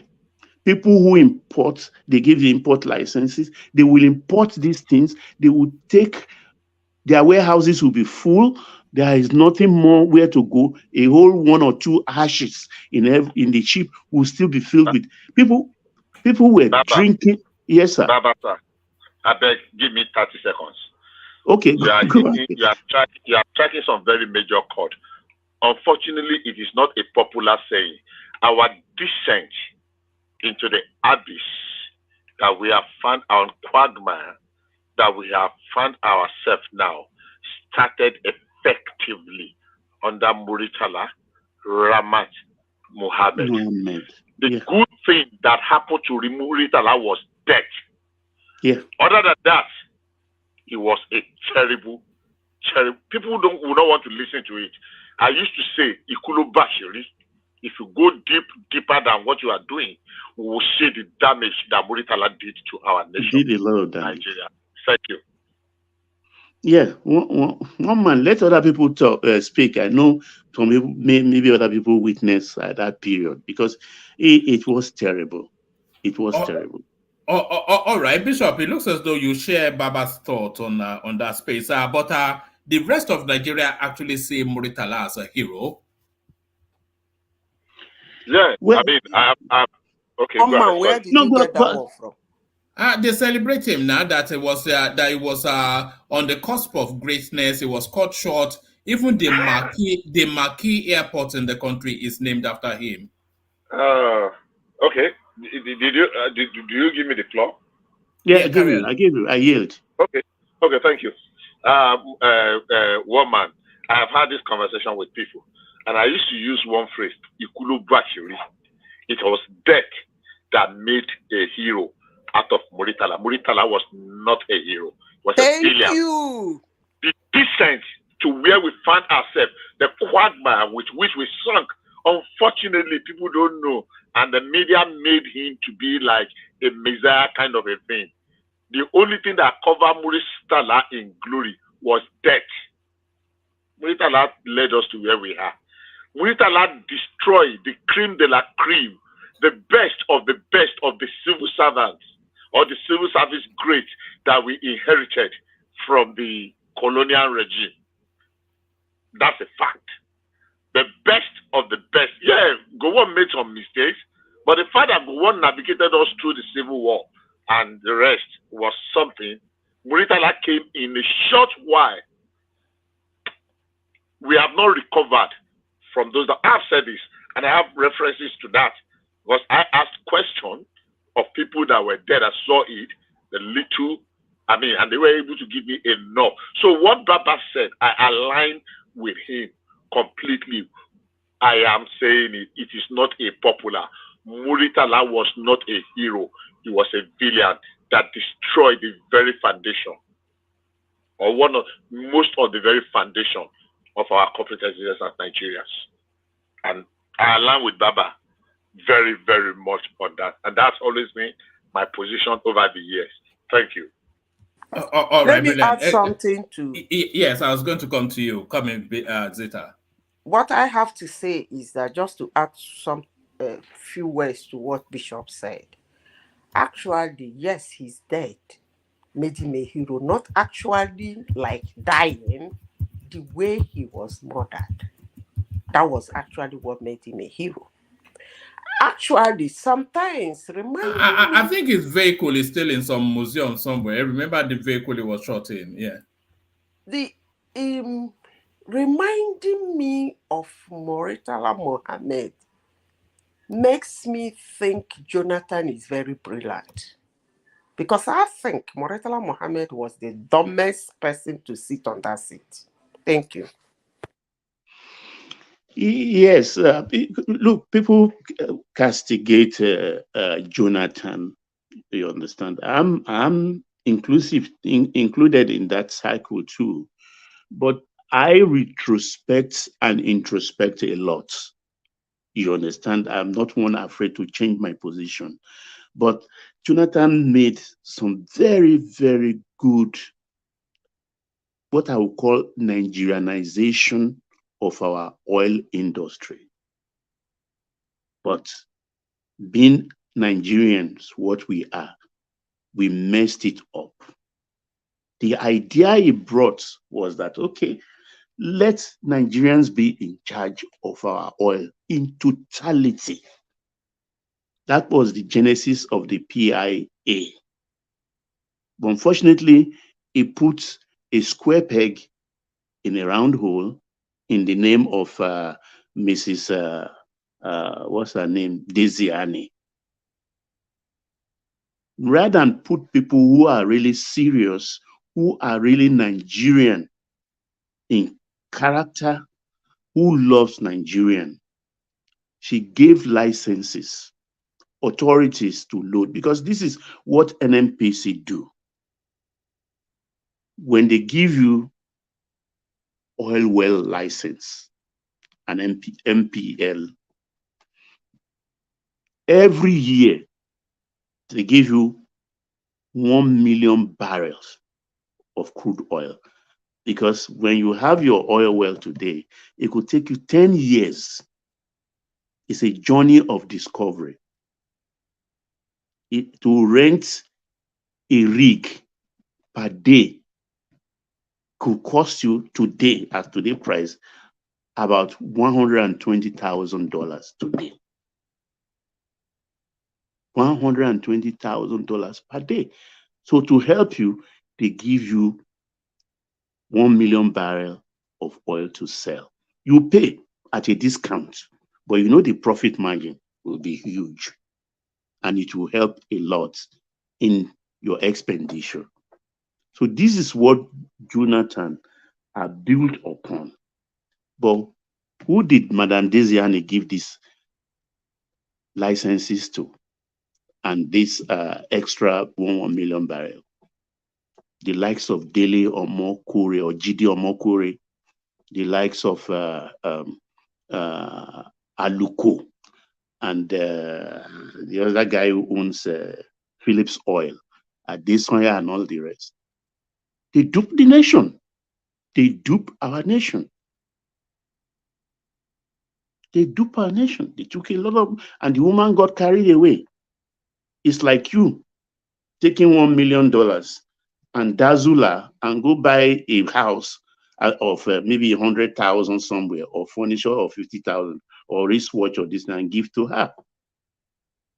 She was taking this thing, getting here and there. She got carried away too.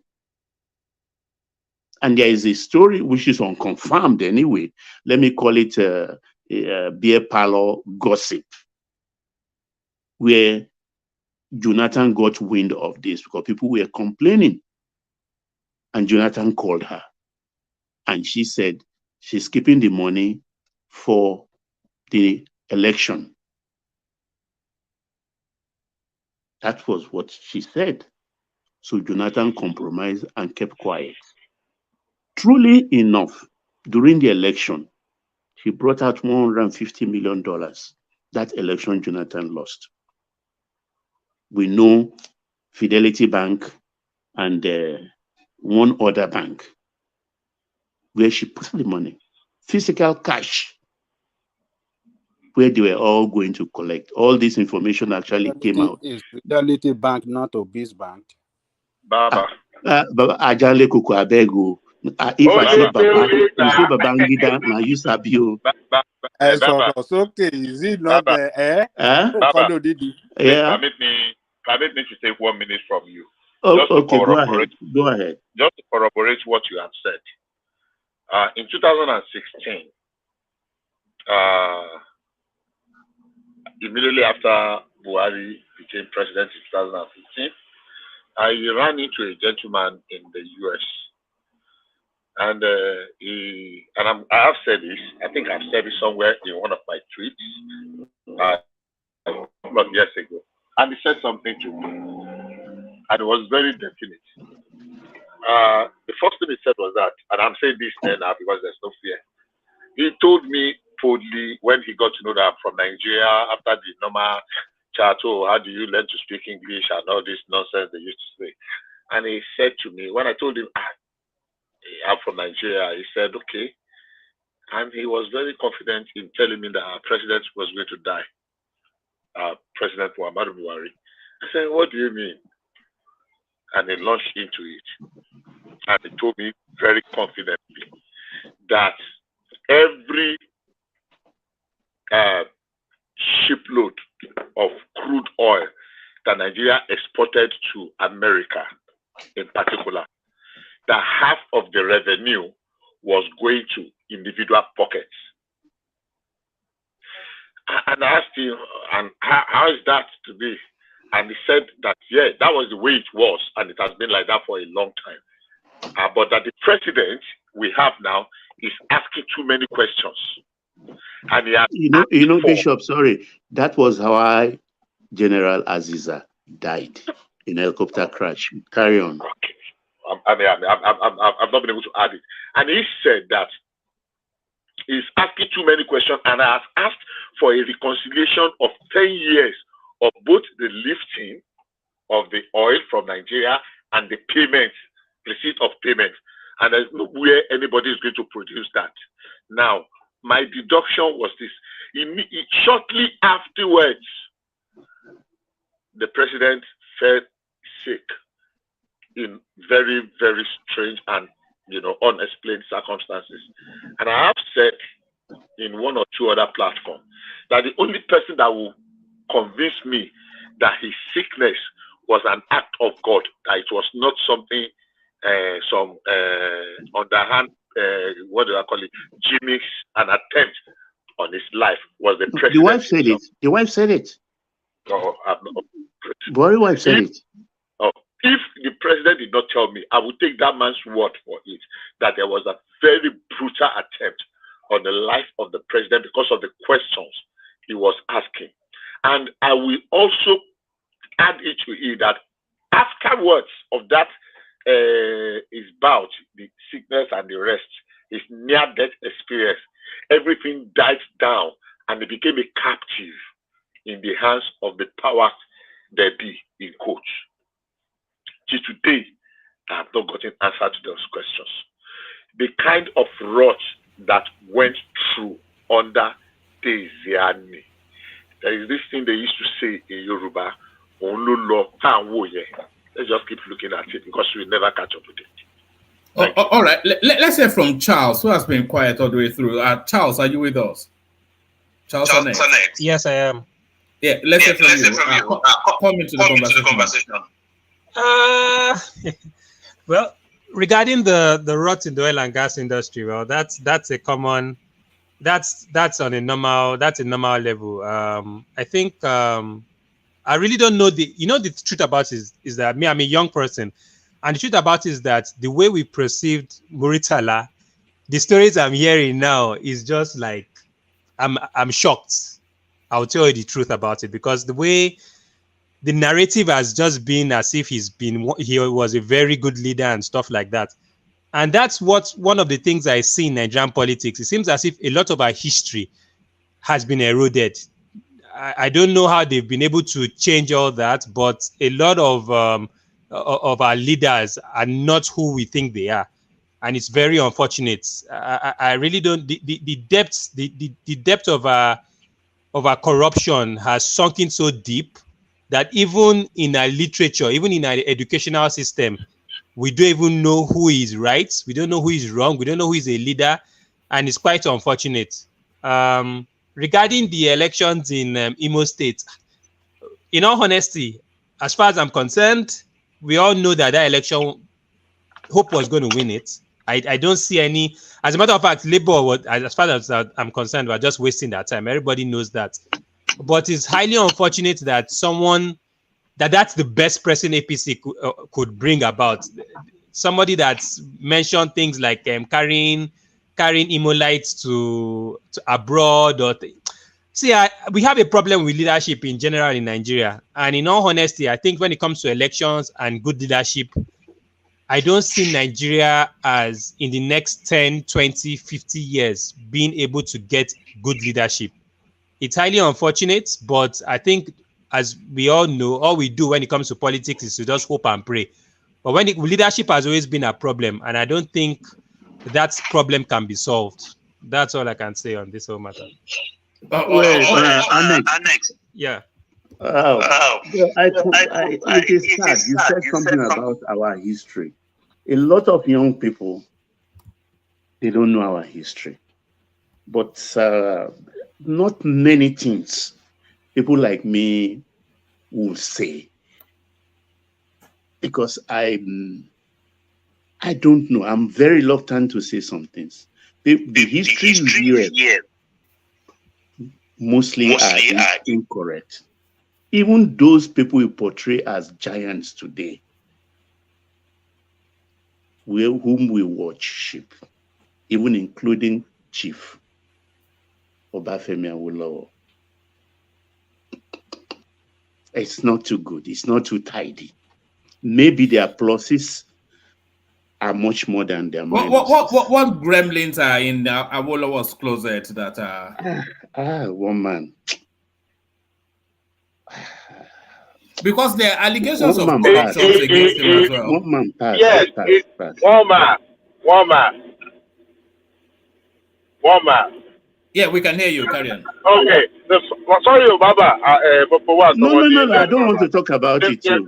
Carry on. Maybe you can talk. The fact that he dominated the political landscape, he more or less like monopolized that space to the point that his deputy had to, succumb to the enticement from the northern, and that tell you that he was not as tidy or as clean as the way it was portrayed. Yes, he had a good.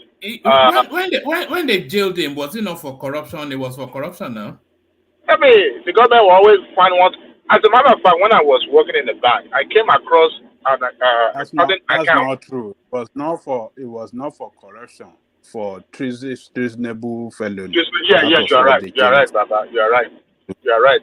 But I came across the transaction. Coca-Cola.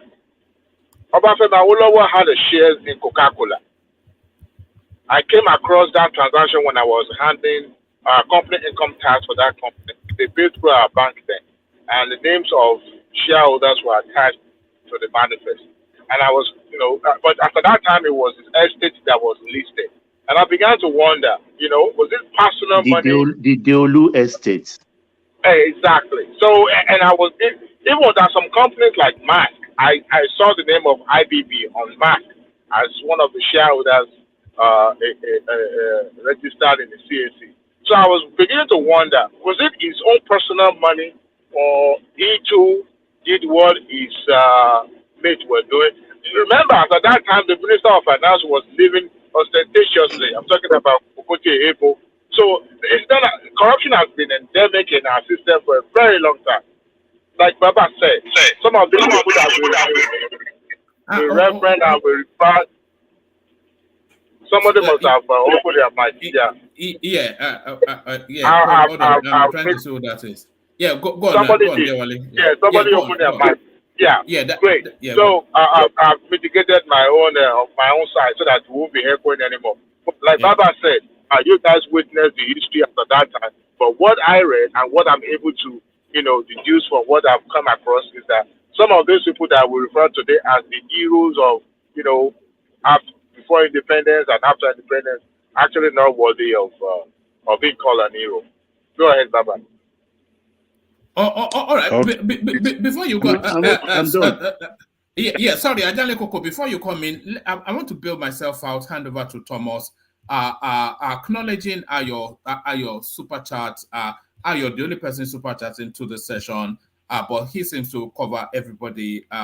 Just endless as that's Ayo again and Ayo again and Ayo again and Ayo again.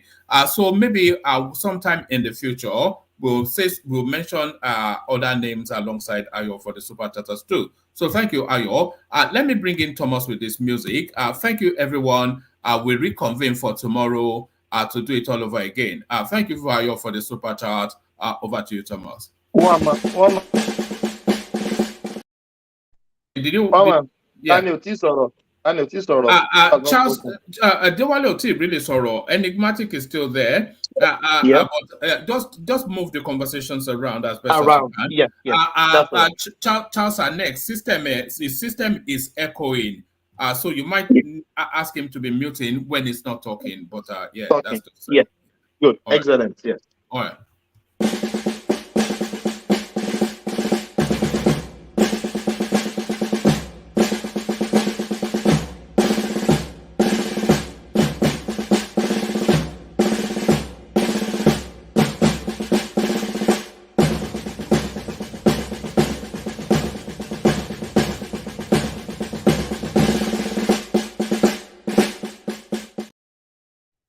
Oh yes, welcome back to the second section. With the another bald-headed, you are laughing, man. I don't know why all you are laughing, man. I'm a overthrow. I'm a overthrow. What you overthrow? What? You your jigad. Láíláí ẹ lè gbàjọba, láíláí ẹ lè gbàjọba. So I think Baba has the floor. Yeah, Baba, you regain your floor. Yeah.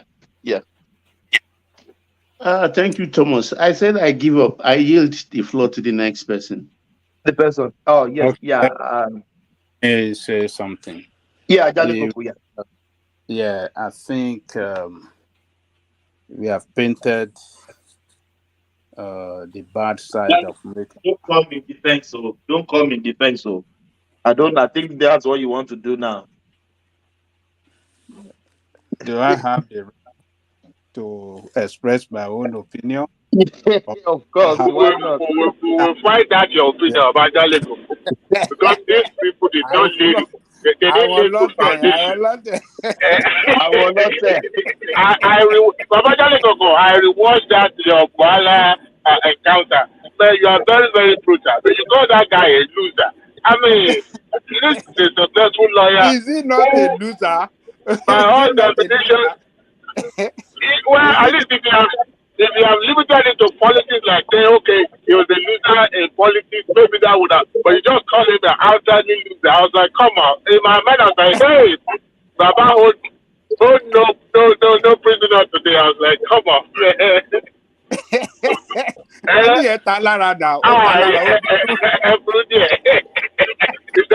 That is derogatory. Don't say that again. I was like, oh my God. He's a political loser, honestly. But, a typical politician would behave the way he behaved.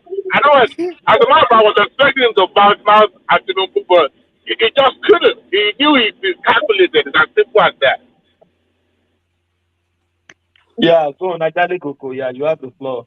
So, well, to the people of the upper class in the society,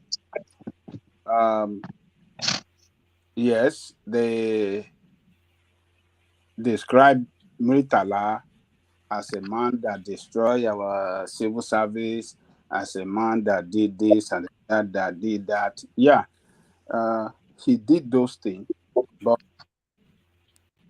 to common man, to common people in Nigeria, he did good in terms of some policy and some action of the government that brought down the prices of goods. Food became cheaper. There are so many things that were never, just like Baba was saying. It might have some side effect on the economy. But let me tell you this. People, common people, poor people, were able to buy food and waste food.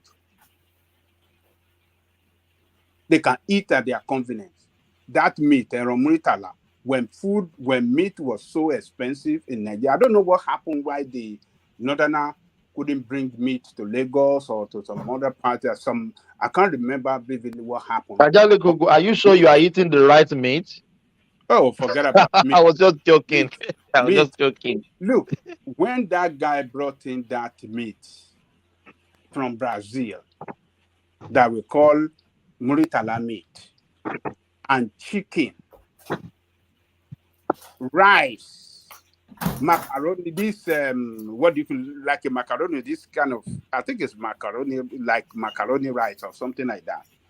All this kind of food that we never seen before. Geisha,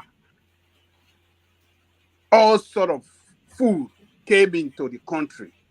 Food was so cheap, vegetable oil, everything was so cheap. So to common people that were able to buy food at a very cheaper rate that they never seen Geisha before. was 13 for 1 naira. Eh? Geisha was 13 for 1 For naira. 1 naira, 13. Look, milk, pig milk. I mean, kill off milk you say now. It's like water, ordinary water. You don't want what to the gold that is gold in Nigeria, to drink milk in Nigeria that is gold today. Everything was very cheap. People Can I push back? Let me hold on 1 minute. Hold on. People cry. People That's one of cry the things on why I the stopped very now. day. On the very day that Muritala was killed, people cried. People, they cried. They wept gbogbo ayé àwọn ọmọ wa la jẹ máyé gbà yẹn, so ìyá ẹ̀ là ń jẹ nísìn. Exactly. Àwọn Babangida ló bà Nàìjíríà jẹ́ pẹ̀lú SAP. I disagree, Baba. I disagree. It didn't start from that Babangida era. It started from your area. It started from that era you just mentioned now. Simba and Co, let me tell you. During that period of Muritala, a British Caledonia ticket to London was 160 naira. A text ticket. We will go on Friday to London after work. We resume in the morning of Monday, coming back from London.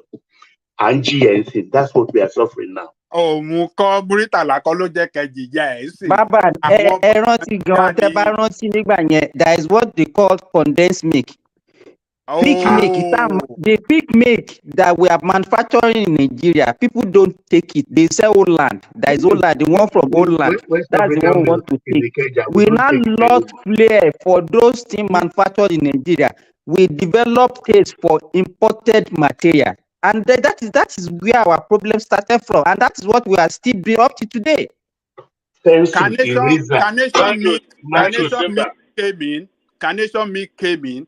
Then this Baba, if you want to be sincere with you, nobody takes carnation and coast milk. If you remember that time, Carnation was they will say it's a low for the low privilege. They will say it's for the less privilege. If you are taking coast and carnation, they will say it's for the less privilege. It's the less privileged milk now. Coast milk. So what are you talking about now? But what we are saying is that the prices of food were so cheap. At the expense of what? At the expense. I am saying the other side of bad thing that being reported by Baba that he did to our civil service, but to common man on the street, man, that man, I saw people, old women crying, old women in Ijebu that doesn't know Awusa man. They were crying for him. I agree. Everybody, they were even demonstrating. Everybody was demonstrating that time. Now they demonstrated. We bought the embassy of America and British in Ikoyi. We bought the embassy. People were crying. This is what I see. They were crying. What did they know about Awusa man that was this thing? It's because there was life was so easy in terms of availability of food for everybody. Don't complain now. Don't complain. Life has been easy since 1965 to the time we died. You know what? Once said and was quoted by saying that they have money, but how to spend it is the problem. It was what is the population at that time we became the head of state. and juxtapose that with the revenue and resources that they have. Hold on. So they were able, their appetite for foreign. Adewale, what I'm telling you is that during the 6 months of Muritala, food became cheaper. And a lot of food that we have never seen in Nigeria before. He took the easy way out. That's why everybody, even Tinubu can do that one. It's very easy to do. That one can be done. Even the drum best of any government can do that. You can flood, you can use whatever you have, flood the market with whatever. He says the drum best thing that somebody should. You can't be defending this Babajide Kuku. It is not the dumbest. Because a lot of those food were not available. Like the geisha, we don't produce geisha now. Geisha came in, you can hear Baba saying that 30 geisha for one night. But as at that time, what will it cost to produce geisha in Nigeria? In your logic school, the house, provision at no cost. Baba, any suru. You see, we are in this era that able to that is why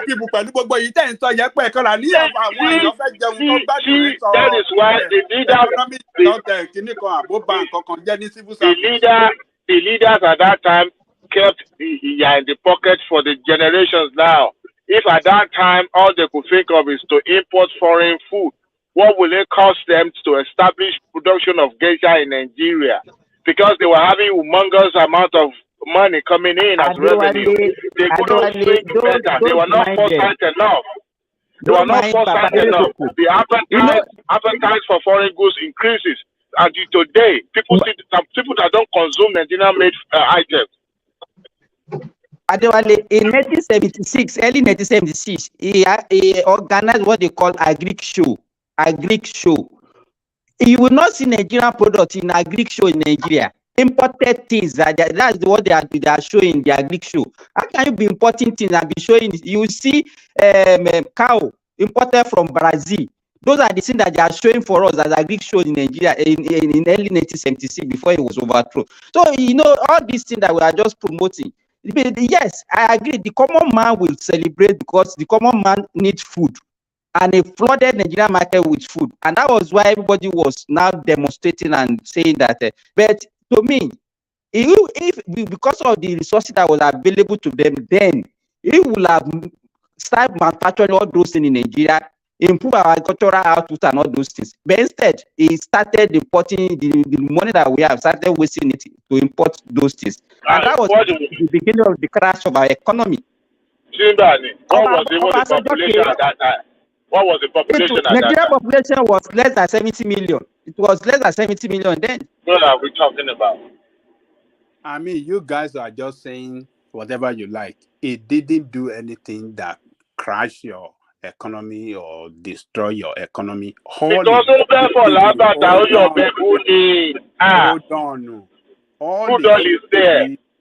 All it simply did was to bring in more food for Nigerian people to eat. And Nigeria ate, fed well, happy, more healthier than before. Adewale, after he left, that was what actually prompted Obasanjo to start Operation Feed the Nation. Because of the consequence of, now. How can you say that 6 months to destroy Nigeria's entire economy? I mean, what are you people saying? Wait a minute. Of whose mandate was he? Of whose mandate did he take to occupy that office? Who put him there? Of whose interest? That is whatever he did right, that negates everything because he came through the barrier. Even the budget that time that he operated upon was not even his own budget. I don't even care if he had a good mindset. The fact that he came through the barrier, he wasn't serving anybody's interest. He came there by posting himself. He didn't have anybody's interest when he provided food for common people. No. When he imposed himself, he overthrew the government that was there, right? Who put him there? Whose interest was he serving? Was serving the interest of the military. So whatever good intention that he had, that already negates everything. Cancel it.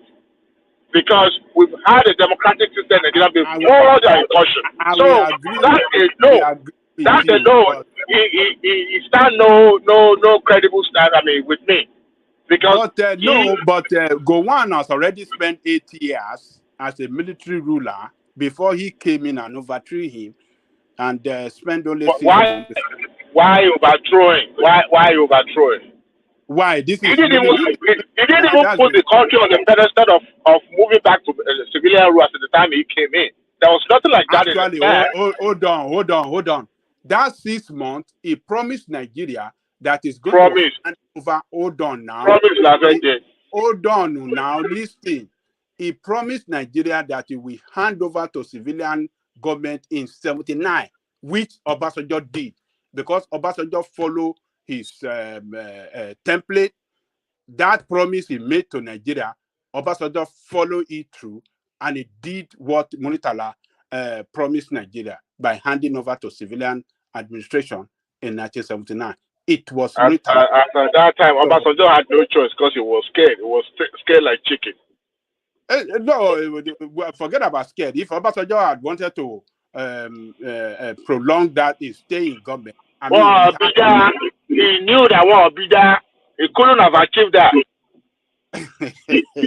It has always been a stood to the north. Bida said, October. History found that when they killed his principal, he was hiding somewhere. Only God knows where he was hiding. Just like the luck favors him, just like it favors Abdul Salami. That was how because he thought they're going to come for him too. That man has always, well, if you go back to Obasanjo is even a disaster. I know he's your kinsman, but he had the opportunity to put the country on the pedestal to recovery, to self-sustainable road. But he bungled it. He bungled it because as far as this Fourth Republic is concerned, Obasanjo period of government was still the best so far. So what did Obasanjo came back, his return to State House supposed to be for the better. He went through a lot, right? But he bungled it. He governed as if he was ruling.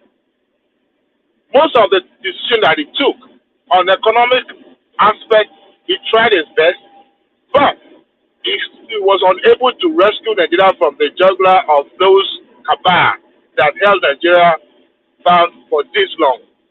In terms of governance, I expect him to have tried to build a different democracy in Nigeria, and that is why we have not been able to get it right up to this moment. If this man had built and different democracy, by now all this rigmarole that we are having and electoral law and changing every now and then should have been well drafted. But he came in when he had the opportunity of changing the constitution. He couldn't do it, right? This electoral law that we are changing left and right, we are amending every day. We could have done it better by bringing a think tank to, maybe mirror another or another country and see what they're doing right and mirror that with what we have. But it didn't do that. This is a man that singularly drag out a governor. And that was actually empower the governor to today. They see themselves as the lord of the manor. Even more powerful, Voila even confirmed it, more powerful than the president because they dictate to the president. They held Jonathan by the balls throughout his administration. So, Obasanjo as a person who was also a beneficiary of Muritala era, he himself was a disaster. So all of them are in the same box. They are all disaster. So Kwashiorkor is what we are going through. It's true. They had geisha, they had imported food. I won't get out. Now their kids cannot even find common condensed milk. You're talking about somebody eating foreign food at that time. What will it cost them to build a factory that will be producing fishery products in Nigeria? We had the manpower with less population, with huge amount of revenue coming in, but they stole it. They destroy everything. and their children too were brought in, and they also mirrored the same thing they did, and we continue. Hey, look, whatever it is prevalent every part of the continent. The entire Africa needed reorientation because àrùn tó ń ṣe South Africa náà ló ń ṣe Nigeria náà ló ń ṣe Ghana, the same thing, because they be, there's like a making each other. I know history would now try to be nice to Britain because he didn't live that long. I bet you, if Obasanjo died too, history would be kind to him as well, right? And that is why this Baba Blue that is there now, if he try rubbish and he messed up this thing, if I Konikure, okay, then he balance. If he doesn't do things right for Nigeria. Sometimes, look, let me tell you something.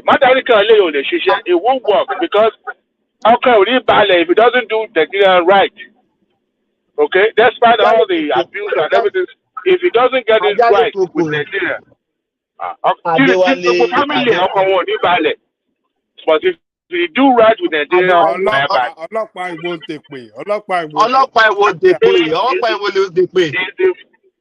is the fact, is the fact, because Nigeria has gone through a lot. Hold on. Ọlọ́pàá ẹ̀ won't take pay. Amúnijà múni èwo ló ní bọ́m̀bẹ̀. Àdúrà làgbà o, ìgbèkọ́ bí ìjọ bá ṣe dálẹ̀ Nàìjíríà tí ò tún Nàìjíríà ṣe, àwọn family ò ní bọ́m̀bẹ̀ o. Adewale, to be candid with you, if Tinubu missed this opportunity, no. Nobody will forgive him. He has to do the right thing. He has to get it right by all means. He has to get it right. Yeah, we can't know. We can't go back to Buhari. No, we can't. He has to get it right. Yeah, when Obasanjo became president, there was no Twitter, there was no social media, right? So things were not that documented in terms of how things were happening. You just sometimes they hearsay. But now, look, people will be digging up things being written during Buhari and Tinubu. So there's no hiding place. Trying to change history. The history will reveal itself. So the generations unborn we know about what he did and what he didn't do. Yes, you are right. Because now, you as you rightly said, social media has really opened. You can imagine there's nothing that's happened on the sun now. People don't need any hiding camera or one video camera big. Your smartphone can really expose anything in the world. Anything in the world. Your smartphone can expose anything in the world.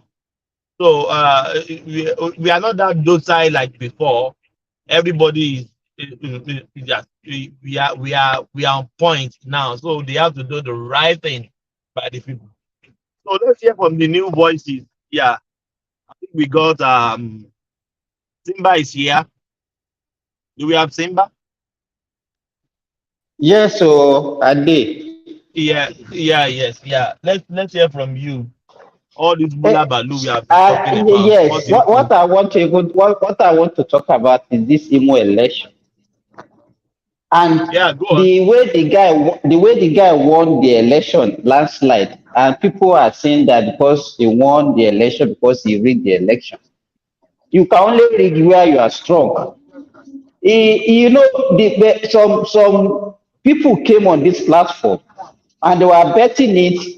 Maurice, man of prestige, and all those people that Uzodinma cannot win that election. So I would say that this landslide victory that he had in the election was actually by rigging. Simba, sorry for cutting you. People Imo Light confirmed that this guy is working. We have conflicting reports. Maurice came here and he was talking about the roads and everything that he constructed. But we have some other people that came on this same platform talking about he didn't pay salary for 4 years, he didn't do this, he didn't do that, nothing working in Igbo. Those are obedient now. Those are obedient now. Well, but obedience is God. Obedience are speaking, you know, they're not propaganda. They said this guy is working. He won an election. So what else do you want? What is working. It's working.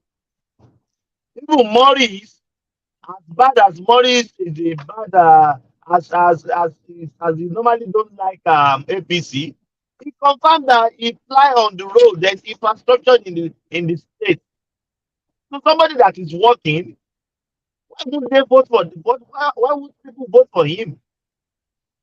Aside from the Supreme Court governor, they always hang on him. So continue. So what I'm saying is that we have to be careful about what people normally peddle on the platform. Some people will come here, they will come and tell lies with boldness. And most of the time we tend to take their word for it and say, okay, we believe what they are saying. A lot of lies is going on, especially with this advent of social media. And people can peddle anything. You can even see videos. There was one video I saw day before yesterday that they said the election results were already written even before they started the election in Kogi State. And you can only see the video, and the commentary is saying is APC. You understand? People can how are you sure that it's APC or whatever? That story, how are we sure that it's true? But we tend to believe whatever we see on the social media. And to me, the way we are going about this social media of a team, if care is not taken, it's going to end us in trouble. So that's what I want. You are right. You are right. You are right. Because Thomas, may I buttress the point of Simba just made now? Oh my God! There's echo somewhere. No, it's not me, definitely. Yeah. Okay, can you hear me now? Speak. Sorry, I know it's definitely not you. Yeah, you can speak. Yeah, I can hear you loud and clear. Simba, you just hit the nail on the head, because I've listened to some people earlier when we started today's program, talking about election result being written in advance. In this present beavers era, it is not possible. It is not possible, my brother. It is not possible. It's not because possible now. People don't even know the format of this cycle of election campaign period, or this electionary cycle. You go in the morning. You can't even. You don't even know how many people will be accredited. So how can you write the result? It's not possible. It's not possible. I don't know why now. they believe all these things. Because right in the morning, somebody like Dino woke up, Ethan woke up, and be telling us they have already written result and things like that. It's not the system, because the beavers have to corroborate what exactly is in the I call it pink sheet. Pink sheet is what I call it. They distribute to all the parties that are contesting, their agents in that place. The system is foolproof. You go in the morning, the beavers machine, they will use it to photograph. It's your photograph that will bring out green light to show that you are in the system. Without that, you cannot vote. No other way you can vote. So when the beavers captured you, then they allow you to vote. And at the end of the day, they say, come back at this time. You go back in the evening. Then they open the ballot boxes and they start counting. Once they finish counting, it is done. And that number of the papers they counted must tally with that on the beavers. If the beavers captured only 18 people, only 18 sheets of papers must come out of the ballot box. If not, the result of that. And Baba, if one vote exists, it will be cancelled automatically. Will be cancelled. No, one vote. If you use only one vote. If the beavers captured 18, and 19 papers were found Yes. in the box, that is cancelled. That is the law. It will be automatically cancelled. They will cancel everything. Cancel. So if it is 18, beavers 18, the box 18, then they count it and everybody, they fill now, the officer there in charge will now fill the form. After filling the form, everybody will sign. If you refuse to sign, tell them the reason why you refuse to sign. They will write the reason right there why you refuse to sign. Yes. Then still they will tear all the sheets and give to everybody, including the security officer in charge of that polling unit. I saw people in the presidential election. People were taking, you are at liberty. If you are LP, for instance, your agent is there, he's collected his paper. Oh boy, come. You can take the photograph of your own agent, which suffice for everybody. It gives you, and the rules goes further by saying that there is an extra sheet which you are supposed to paste at the polling unit. I don't know whether they do that or not. That is the INEC officer supposed to paste extra sheet at that polling unit, gum it on the wall or anywhere. But I think I hear people usually tear it. That one is for the public view to be there maybe 2 days, 3 days after. So it is then the final this thing will now go to the beavers. This thing will go to the ward to local government to state to Abuja. To Abuja.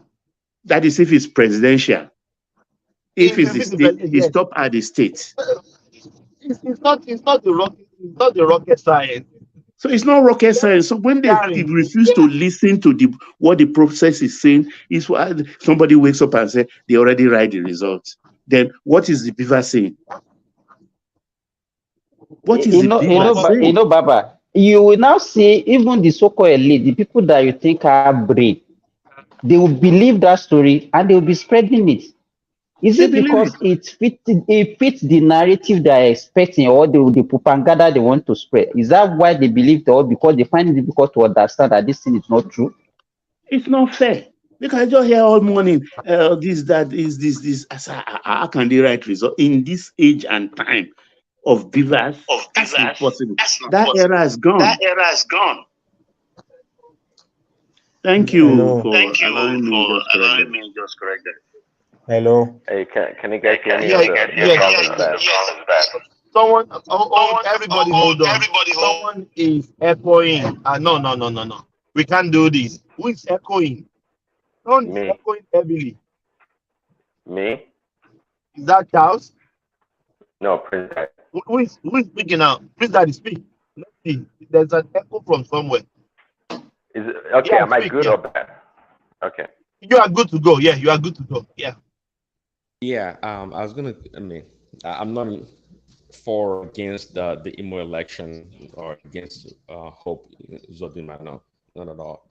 But I want to disagree with Baba saying that the system is foolproof. I don't think so. I don't think so. And the fact that they can't circumvent the system is not true neither, because no, a little bit louder, Prince Daddy, please. Oh, really? Yeah. I have to, this Android is not working out really.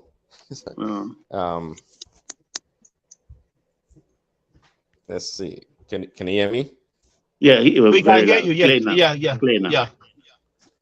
Okay, so I was contending that I don't believe the system is foolproof. Yes, the beavers can accredit voters, right? It just tells you, okay, 10 people or let's say 100 people have been accredited. Fine. But it doesn't tell you the distribution of the votes. So that's where the shenanigans can come in. That's where the shenanigans can actually come in. What do you mean by distribution of votes? What do you mean by distribution of votes? Well, like the voters, the party or the candidate they voted for, it doesn't tell you, does it? No, it just tells you that okay, you are fit to vote or you qualify to vote. What do you need? What do you need that for? What they give you the paper immediately and you vote. I'm sorry? They give you the paper immediately as soon as the beavers machine accredits you. You are given the voting role or what they call it. So you go vote. Right. You go vote, yes. So if you go vote for LP, APC, or PDP, right? The Beavers does not capture that. It doesn't have that system. So that's No. Okay. So that's the Please, the Daddy, loophole why does the Beavers need that? Why does the Beavers need that? Well, so you can go back into the system to audit the system and say, hey, this person was accredited and they voted for LP. You can't change that person's vote to somebody else. But on paper, once you have the total votes, now you can say, well, let's say only two voted for LP and 98 voted for APC. You can say that. Absolutely can say that. And it No, can they be can't do disputed. it openly. I don't know. They open the box. You know, the box is tamper proof. All of you are there. They cut it open, and then they remove it. If you've seen, they will pour everything on the table. Then they Right. start But sorting. They I start got it. But sorting. Once they finish sorting, then they start counting. then they count it. And who does the recording? There are two officers. They start doing it. They start the recording. LP1, LP2, LP3, LP4, so on and so forth. It's a combined thing. Everybody, the street people in that polling unit, they are all there. It's a kind of a jamboree of its own. So they count and then they fill the form and everybody will sign. Baba, is the open counting? It's not secret. Open counting. Now can the form, I guess it's form EC8, I believe that's what it's called. Correct. Can that form be altered? Meaning that can it be T-text? Can it be cancelled? Can things be rubbed off? I mean, the point is that this is wait. It's carbonized, not really physical carbonized. Those already carbonized this thing. So they write on it. At times, let's say 17 political parties are there. They're present. The INEC officer, if he or she makes mistake, they always T-pex it and adjust it. Mm-hmm. You understand? Then they on that line, Baba, he or she will. Forward. Baba, yeah. there's a room for mistake. People can make mistake, isn't it? Yeah, I know. Don't worry, I'm going. Then you just sign endorse. You endorse to show that correction everybody sees it. Nobody has signed at that moment, but when he or she does the work and finish total everything as per what everybody had, every agent is there. The agent that is not there is the only one that can be cheated, and you can't complain if you are cheated. So they now say, "Have you seen it? Is this correct? Okay, everybody sign." All the agents will start signing, including the security officer there will sign also, and they give everybody one sheet. If you refuse to sign, you give reason, and that reason the INEC officer will write the reason that this party agent refused to sign because of that, and then they give everybody a copy. I've seen people like me. I'm not saying me. Will now call my agent and say, "Let me see the paper in your hand." I will snap it. A lot of people do snap it. And then there is this rule also that there's an extra sheet. Can you hear me? Yeah, I can hear you now. Yeah. Please.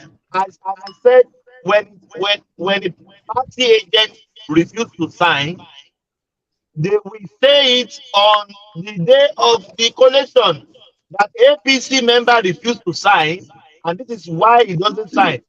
Yeah, of course, because they've written it there, the reason. So, and there is an extra copy. You have to paste that one on whether the wall or table or wherever. You paste it there. Baba, can you hear me? Can you hear me? Yeah, I can hear you. The system works. It works. It works logically. It has a logical flow to the process. But yeah. So at what point in time can agents be bought? Because I don't believe that all those at agents any time. If you don't pay your agent well, that's your problem. They can Okay. they can compromise your agents. Exactly. So at what point in time that That process is not the can that be problem of INEC. initiated? No, I can't hear you, Prince Daddy. I was asking, at what point during that process can the agents be bought or compromised? Well, as soon as they reach there in the morning, if you have the bag, if you are the bagman, you ask who is SDM agent. Come, have you eaten this morning? That's where it starts from. Okay, good. So let's say the SDP agents wants to compromise. Now let's say SDP had, I don't know, 1,000 votes. So it guy said, okay, I'm taking the bag. So what happens? Tell me what happens at that point in time. It will disappear. So where does the votes go? Do you mean the guy who disappeared his votes? Then they will record. They will not record it, or they will record it and cancel it later. But him alone is supposed to come and dispute it, but then it's not available. Got it. Okay, thanks, Baba. Yeah. And Baba, can you hear me? I can hear you. Yes. If a party agent, what English will I use? Compromise. Is it the problem of INEC? No, that's the problem of his party. It has nothing to do with That is the INEC. problem of his party. It doesn't. It has nothing to do with INEC. INEC. It doesn't come. It has nothing to do with INEC. It's your party that compromised, not INEC. So you can see the two people that started crying this morning. The Numelai that has pocketed all the money given to him, because he knows definitely his political career is finished. So the money he can get now is what he can get maybe for the rest of his life. And we are talking about billions here, because I know for a fact that, he is sleeping happy tonight.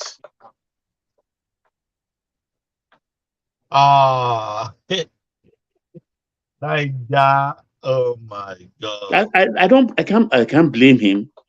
Why should he blame him? He knows he cannot win, and every PDP state governor is supposed to contribute a certain amount to the coffers, and they've delivered mostly by cash. Yeah. Cash, either in hard currency or local currency.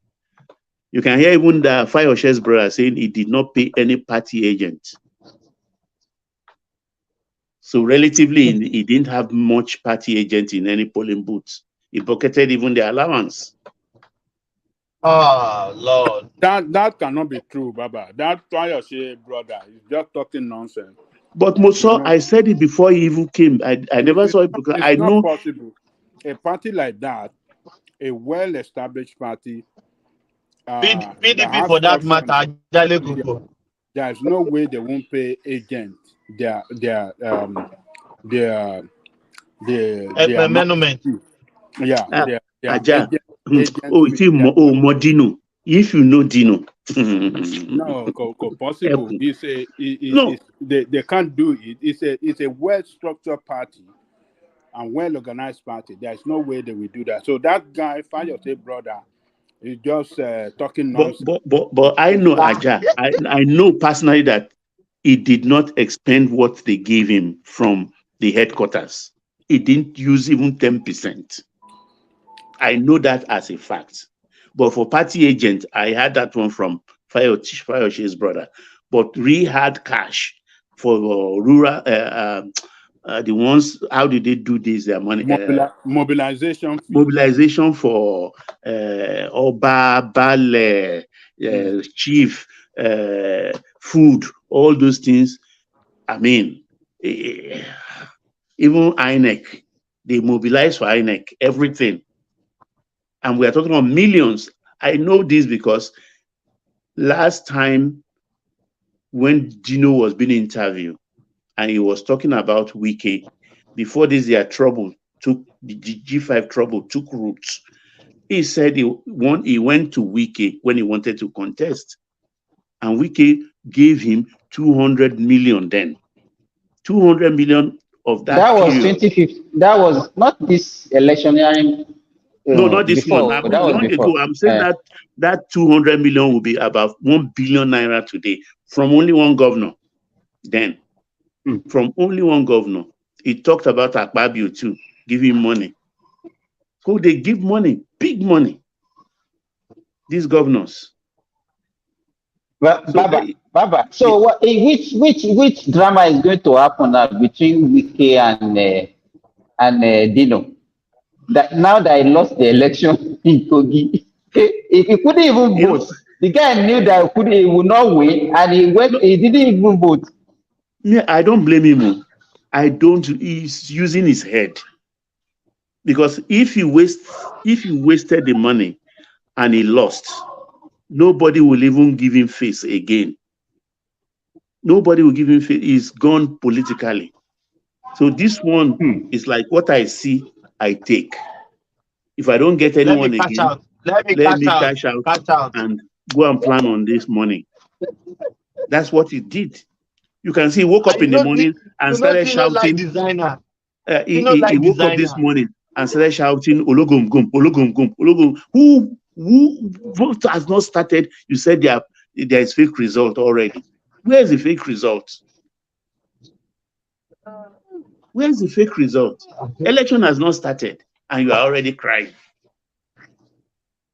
So he knows what he's doing.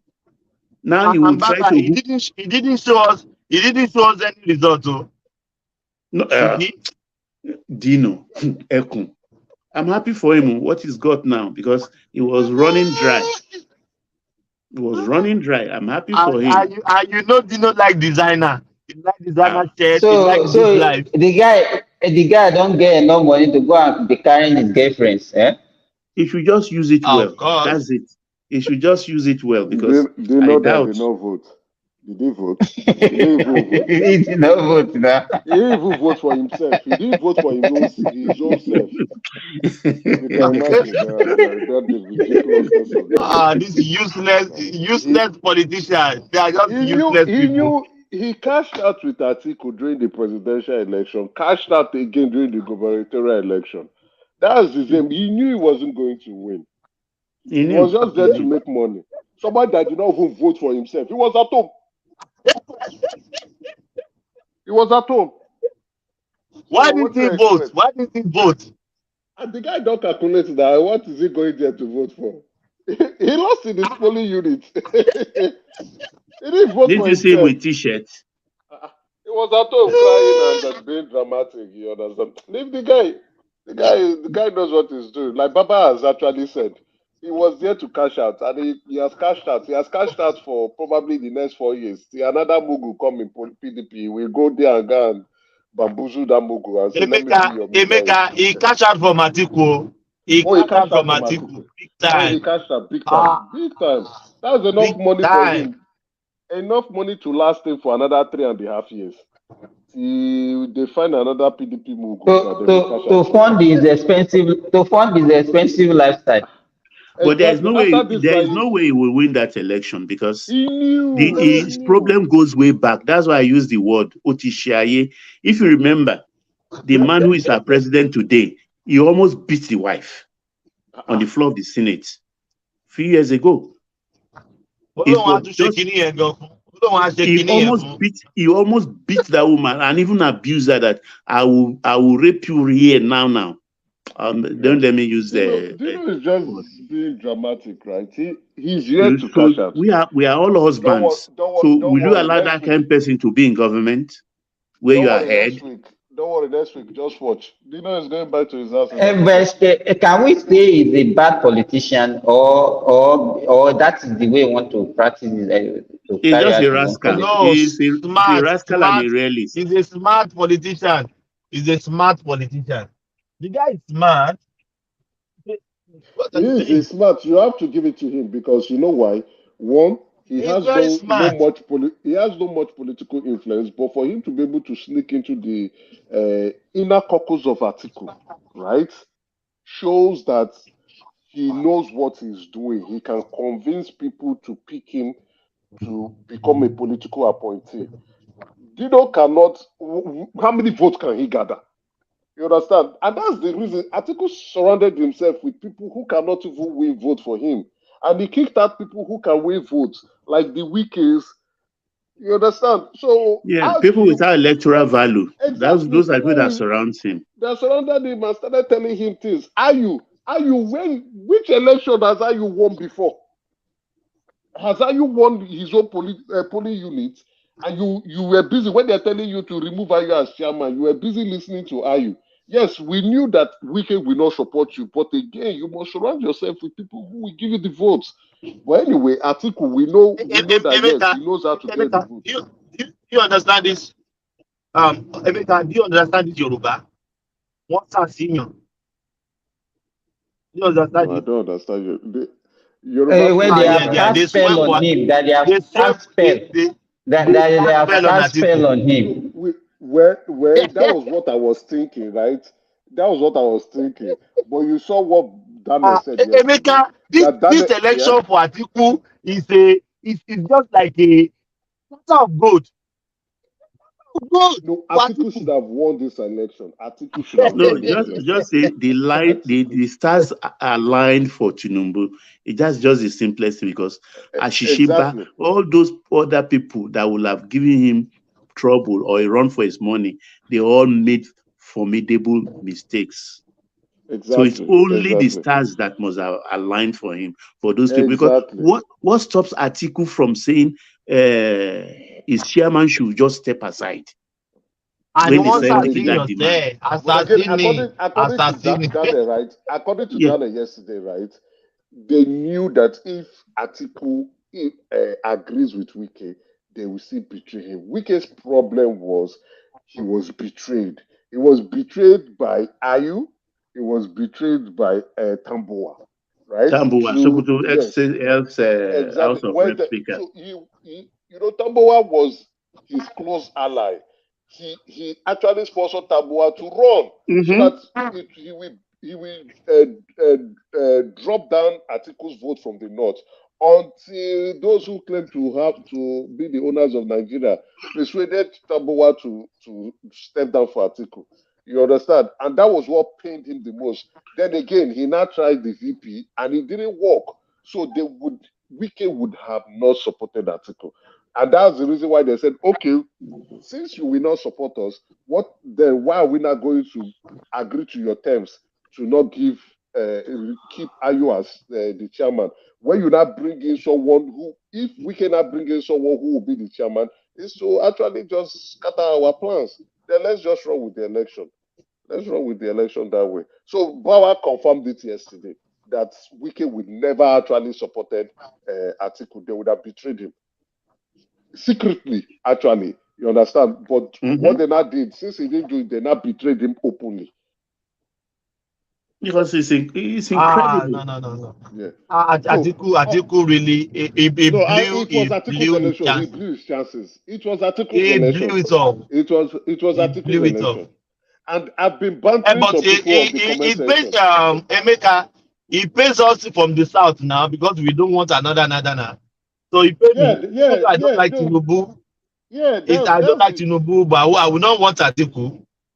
No, nobody will want Atiku, but that's exactly what went to. And you see, the beautiful thing was Dada was able to explain the intrinsic workings that happened, right? That Atiku was saying, oh, even though Atiku has said in 2022 that he will run, he was now coming to tell us yesterday that Atiku said, okay, they are doing zoning and they want to micro-zone it to the southeast. He won't try. That was So southeast, yeah, that is Badue. That is Badue. That was a bloody lie.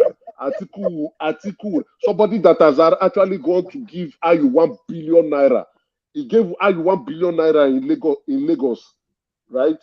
Through one of the CEO bank. Even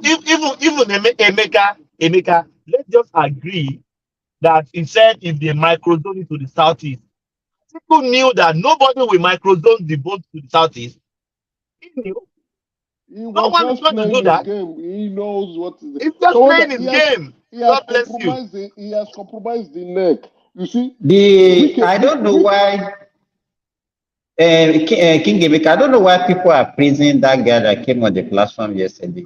That guy, I see him as a camelo. The guy is just looking for what to eat all over the place, and that's why he's jumping from one party to the other. Dala is doing well. Let's be honest. Dala is What doing doing well in terms of what? Just tell me. He has a law firm in Abuja that is doing really, really well. We are talking. I'm not talking about his profession. I'm talking about politically.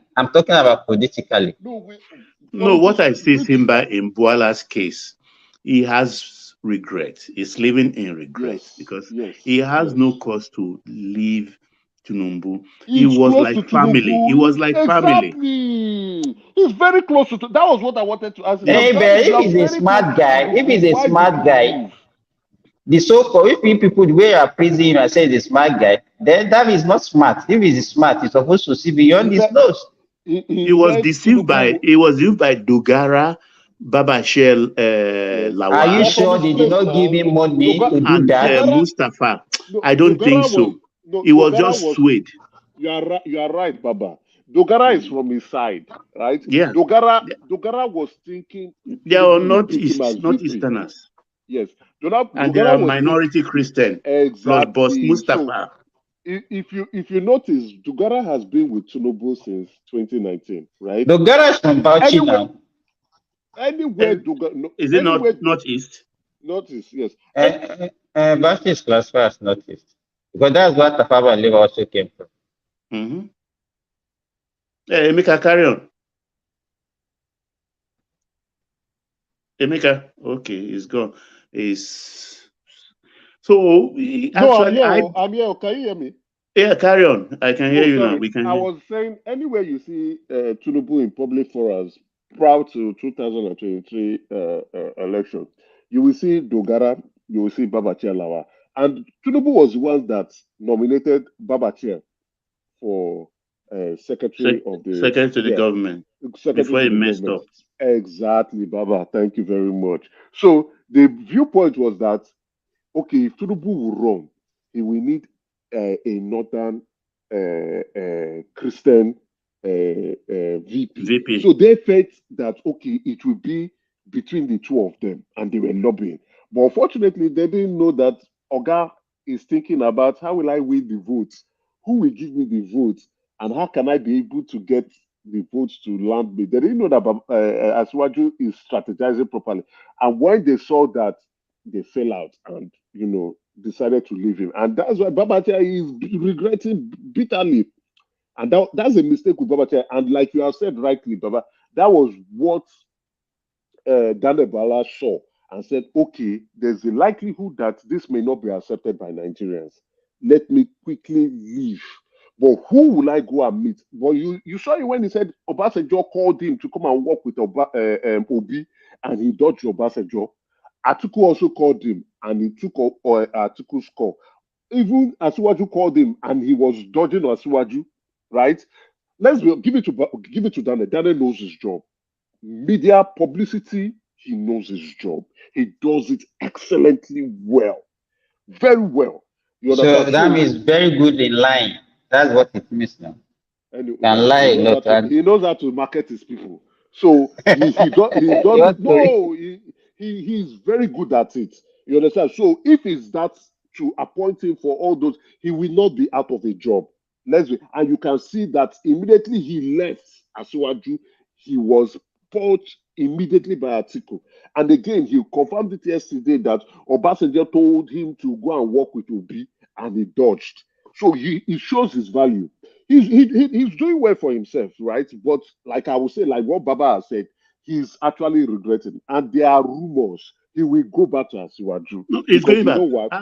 He's going back.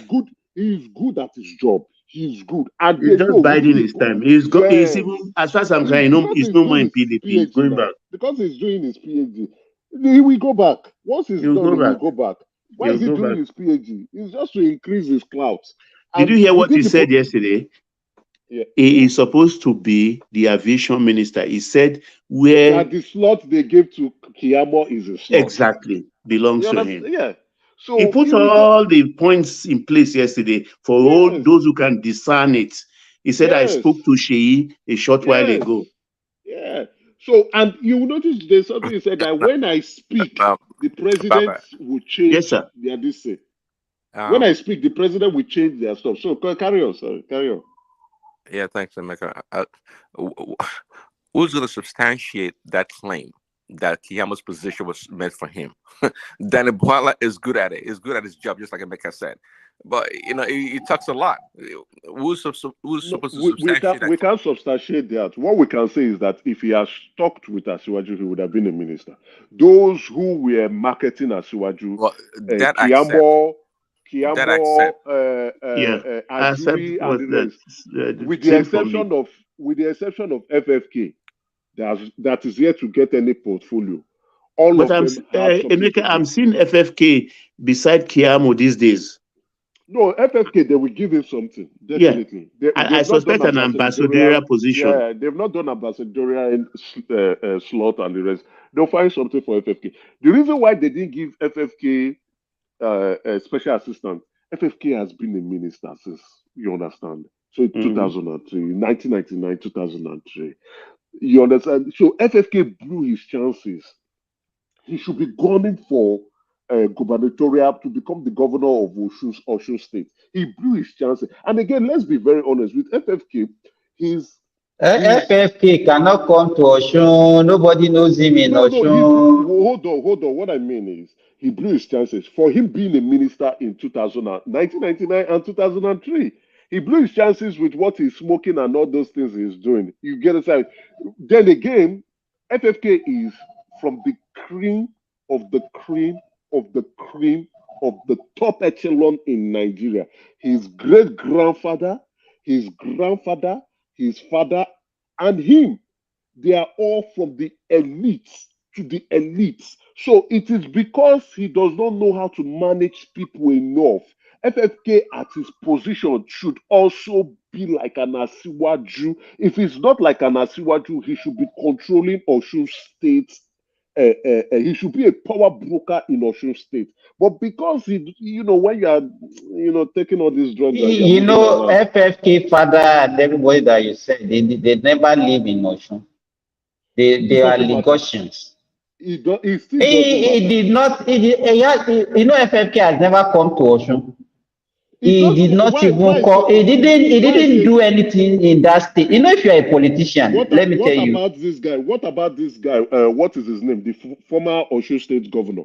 Aregbesola. Not Aregbesola. Aregbesola, yes. Was he not in Lagos State? Was he not working with Tinubu? What about the Tinubu's nephew? The one that that they just what's his name? Hey, but that one came. He worked under Aregbesola. No, what I'm saying, that one came. He was under Aregbesola for 8 years, so he was already known. But that's what I'm saying, right? It's not about what I mean is that he was once a minister nominated from Osun State. All what he would have done is establish yourself and your roots in Osun State and become one of the power broker. But he didn't do that. He didn't do that. He didn't do that because he's smoking. You understand? He didn't do that. Now you are not like, okay, he was one of the people who also founded APC, but now left. He left and went to PDP. Most of the people is just like Boala also. They are just political prostitutes. He left to go and meet Jonathan, with Jonathan, and he lost. And then when he was in the political wilderness and he started begging Buhari to come back, Yaya Bello was bringing him in, supporting him and bringing him gradually, and he came back. Now he's learning his lessons. FFK would a special assistant would be too small for FFK, and then giving him a ministerial portfolio, someone who has actually been a minister. So I think they are testing him and they are testing the waters, like what Baba has said, and I think I also support maybe an ambassadorial appointment. That's the only thing. You know why? Because he has a case in court. I think 2 cases even. So it will not, the optics will be bad to make him a minister. Exactly. Those other ones have cases with EFCC, but him he's been attending court cases. So the best way is just to push him out of the country. No, for him, any post they give to him now, FFK will take. You understand? He needs to reestablish himself politically because you know, for FFK, I'm truly, I'm very disappointed in him because this is somebody, you know, you're from, you know, when you talk about the bluest of the But Emeka, bluest not blood in everybody can Nigeria, play that game. FFK is one of the Emeka has been never been a politician. You know, no, once you become a minister, you're a politician. And he was a minister in 1999 and But 2013. not everyone is good You're a at playing that politician. game. where Not everyone was can he play that game. politically when Obasanjo gave him that position of minister? That was the mistake he made. You understand? He We are wasn't humans. We nobody make in that mistake. politics. And when We he make that left mistake. that ministerial appointment, he didn't go into practical politics, Politics, only to come on exactly. social media, have been making interview, going to television, talking Exactly. nonsense and That's his mistake because for him, right? He's, you know, I looked at it and I looked at FFK. I was like, come on, this guy. You have disappointed your he's father. never a practical politician. All he know to do is to It come doesn't on have the air temperament. It doesn't have the and temperament. deliver Thank you, attack Prince. against political opponent. He is very good at that. I think Prince Daddy has said the right word. He doesn't have the temperament because maybe he's a spoiled brat. Yes. Someone who went to Cambridge. You understand? Way back. Your father, your grandfather, your great grandfather, you are from the bluest of the bluest blood in Nigeria. So you should be one of those who should be determining the course, the political course of Nigeria, not just Nigeria alone. Then when it comes to the Southwest, they should be coming Mr. to you. Maker, why are you saying this? Is this his father's inheritance? Is Nigeria's inheritance? No, you need to understand. No, you need to understand No, politics, we sir. don't say things like Sir, that. sir, Please, Mr. Maker.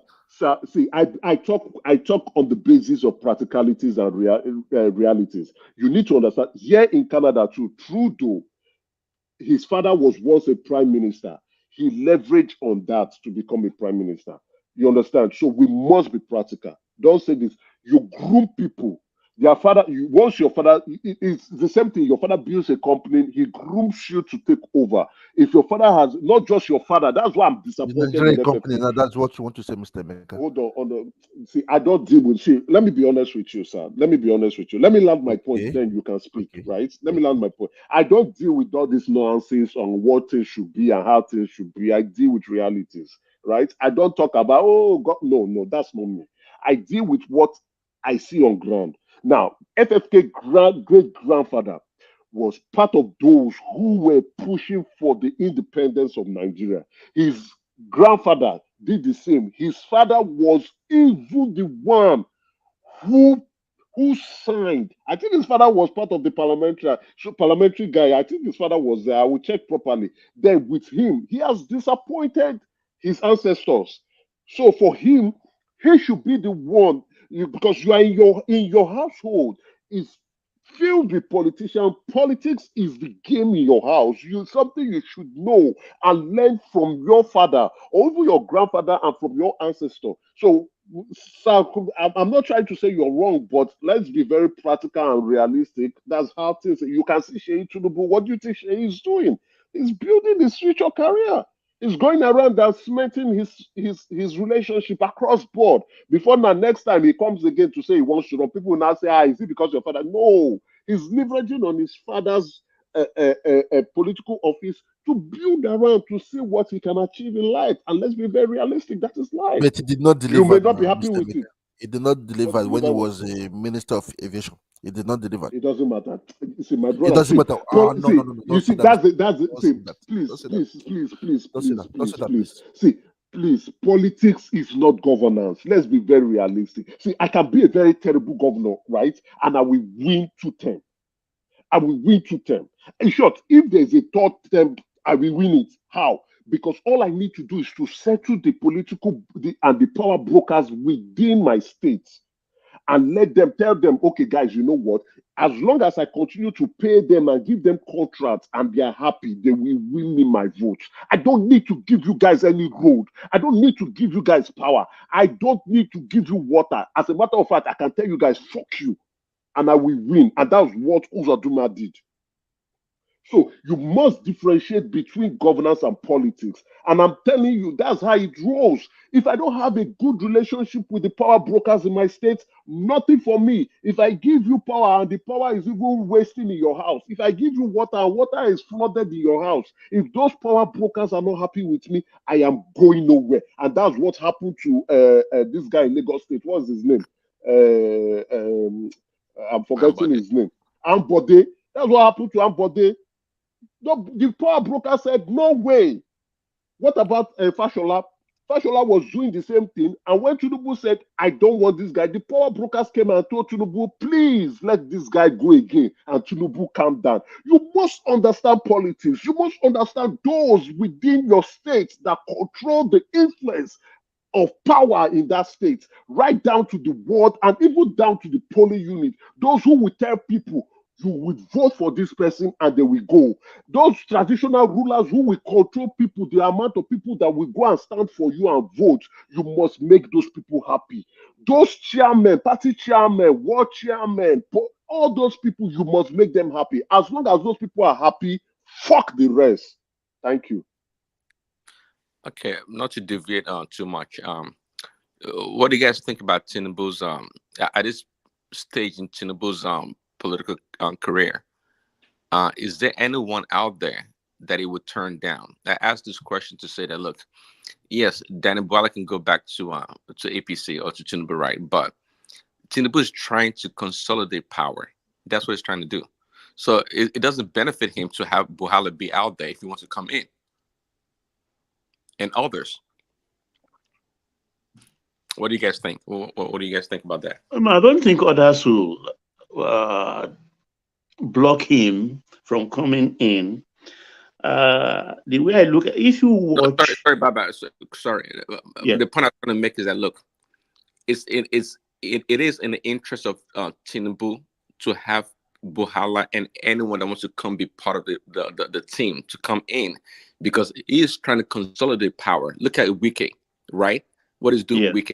He doesn't mind people coming in, but it's not because he can't do without Buhala or others. But no, it's not. It's not because he can't do without him. I mean, in interest. They succeeded without him. Exactly. And it worked against him for that matter. So it is in the interest. So I'm just trying to say, Buhala came, bragging too much. They won without you, bro. So the point here is that, but Tinubu is kind of shifted a little bit in this political game, or the way he plays his politics. He's trying to consolidate power, and that's why Wike is out there. People say maybe Wike should join APC for what? There's no reason for that. No, he doesn't need to. Yeah, and it's more useful to Tinubu in being in PDP than coming in totally. No, he should stay out. He has to stay out. Wike is more useful right now, the way he's doing, and it's to Tinubu's advantage, whether we like it or not. But I believe. But yeah, but sorry. Yeah. Buhala was saying yesterday. Yeah, Danny Buhala was talking about, it's good at sometimes when it's presented its own opinion, right? A lot of people may take it as facts. But it was yesterday, it permitted that, look, the reason why Wike is doing what he's doing right now is because it's trying to push, I think, Atiku out so he can gain control of PDP and come back and compete against Asiwaju. Do you guys believe that? Do you think that's the way it's going? I believe half of it that, yes, they want to push out Waziri Adamawa. No doubt about that. But will he compete in 2027? No, I think he's still calculating to do that. He will never. Yeah, he will never do that. Also, but it's not coming back. The goal is for Wike to be out there and be a thorn in the skin of the PDP people, but make sure it has a strong foothold or a grasp of that party against 2027. But I don't think he's planning to come out and compete against Tinubu in 2027. No. I don't think so. I think he's 52 or so, or mid 50s. Age is still on his side, definitely. But I wish him good health, which is the most important thing in all we do in life. because But he's looking older than that now. He's looking because far older. if you look at a crash, the guy just crashed within maybe during his last 4 years in office. Yeah, Wike okay, is more robust and okay, you are a medical person, so you know what you are talking about, because the man I see these days, I don't know, he's not he look looking. ragged. He's looking like somebody who is in the 60s, I pray maybe for mid him 60s. anyway. Yeah. Yeah, even late 60s. He looked like somebody in his late 60s. He might be nursing one chronic condition or the other. I suspect. I No, no, really suspect. but Dr. Buhala gave us the answer yesterday. He told us what the problem was. Yeah, that's what everybody, even if you ask me, that's what I will say. But it could Yeah. be worse than that, or it could be better. We can't say. But he's a drinking man. Some people can hold their alcohol, some people cannot hold it. So I wouldn't put premium on that. If it is alcohol, and alcohol, initially alcohol makes you to, if you are the first started, the first thing that you'll be beginning with, because water will be accumulating in your body, because that's evidence of liver failure.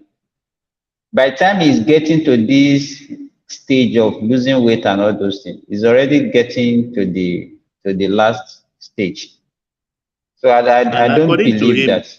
according to him, in one of his last days as governor, I think I listened to him when he said there was only a time he was poisoned and he had problem with his liver, that the wife never thought that he would live.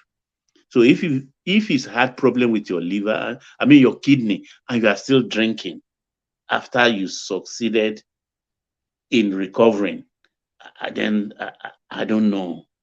I don't know. But I wish him well. His place is doing a good job for Ashiwaju at the moment. They are trying to draft Saraki to be PDP chairman. That would be a zone for North Central.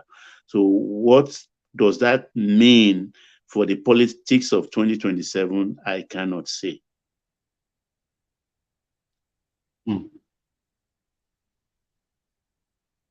But because even if you look at Saraki, the way Saraki lost his relevance in Kwara, it was like a Even miracle. I'm surprised. I'm surprised. I am really surprised. Because in Kwara we used to seem like a god. Yeah. You know, the way his father handed over the political distance to him in Kwara, and he was doing it. But Exactly. Simba, it makes me look at, being Yorubas. What he did to his father was and the family was, I think, what is really eating him up right now. You remember when he was governor, the father wanted Bemi, the younger sister, to take over from him. Olushola refused. And he put his friend, He put his friend, and that was one of the things that killed the father. Because right from that moment, they were never in the same party again. Yeah, with Bemi. It was open confrontation. Bemi contested and lost. She contested under different the parties. father sponsored the sister to run, but she lost. Yes, she lost. Yeah. Woefully. And the father never forgave him. Who knows what they say in private to themselves? And that is what he's suffering now. Because, like you said, the way he went into political oblivion, I'm surprised. It was too fast. It was too fast. Into irrelevance. Because as of today, nothing. So they are trying to draft him. And I think I hear also himself is not in good health. So let's see how that pans out. But if they make him the party chairman, who will now run in 2027? That's what the question I can't really answer. Because it's from the north. That means they want to, what their calculation will be that they will pick another candidate from the south in PDP. Because if the chairman is from the north, then definitely the presidential candidate must be from the south. Well, if I follow Tinubu pattern, you remember Tinubu drafted Ribadu to run for presidency when he was not ready to keep the place of ACN warm. I think Ribadu run against Jonathan also, if my memory serves me correct. Yes, 2011. Yeah, and Tinubu, who put him for ACN to run, eventually, behind closed door, supported Jonathan, and Jonathan won that election. Yes. You understand? So maybe they will just put somebody in 2027 just as a kind of how do we put it, dribbling like like they do in soccer, so that let that phase just pass, and then the 2031 project will be the real thing. So maybe they will use that formula too. I don't know, because you can serve to Ashwaju and still want to contest against him in 20. It's not possible. But It's not even Baba, feasible. if what we are saying now, let's say Saraki emerged as the PDP chairman, and then they zone the presidency to the south to compete against Tinubu, and we now have a southern candidate in PDP. We have a southern candidate in LP. Probably if Obi is still in the Obi will run, and surely. Tinubu. Okay, so how do you now think that it will pan out in 2027? Because we don't have any candidate from the north. If you don't have any candidate from the north, but that is exactly the original plan for the two parties. It's not constitutional, but it's like north south. it's an unwritten agreement. Agreement. Yeah, that's what I mean. But like what you just said now, then if the south lost to, let's say, we are just how do you do this is permutation. Okay. Yes. Al-Shiwaju won again. Will it not be from the PDP side, wouldn't power now shift to the north, or the southern candidates or party members will still insist that no, the south has the right to run again in 2031? According to Adamawa's formula, yes, they can. The southern people can still compete, even though it's supposed to go to the north. In 31, right? Yeah, that's the reason why Atiku run was because they contested that it was the turn of the PDP from the north to run, and that's why he did. So if we use the same model, the same logic, then come 2031, right? 2031, then even though we say it's the northern turn, the people from the south can say, no, we don't care about that. We're gonna run.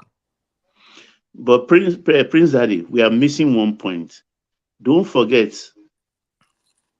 Waziri Adamawa said it's not going away. You remember? That's another factor. He said, I'm not going anywhere. That's a factor we are forgetting. What does that mean? What does that mean, actually? It could come back in 2027. I know what does that mean. You know exactly. Under what platform? I don't know. Well, it could mean that he's not going away. He's going to be a godfather somehow and support. But Prince Daddy, hold on. We all know that he's going to run in 2027. Really? No, I know. Wow. I know. You know that. Come on. Let's know. No. But on what party? That's what PDP. Prince Daddy, come on. You know he's going to be on that PDP. He's not going anywhere. The question is that, and the Southeasterners will allow him to do that. They did a few months ago. What are you talking about? I know they did. Like I told you last time, they sold. He took their birthright from them. He stole their birthright. You always say that, and that is true. I always do. And he's going to do it again in the next 4 years, because that until they get their act together in that part of the country, they're always going to get robbed. So until that Obi energy can be channeled into that PDP spectrum, where they can, so Labour Party, that Obi, if it goes back to the PDP and they can channel that same energy that they had a few months ago into securing that PDP ticket. So if they can do that, that makes more sense. But I can tell you, Atiku, as of right now, is still the most powerful PDP member, and he's going to get that ticket again in the next 4 years. It's gonna. I think so too. Like Say again. If we can take over that structure, Atiku will not get the ticket, and that's what Wike is gunning for. Trying to So Wiki wants the PDP ticket in the next 4 years.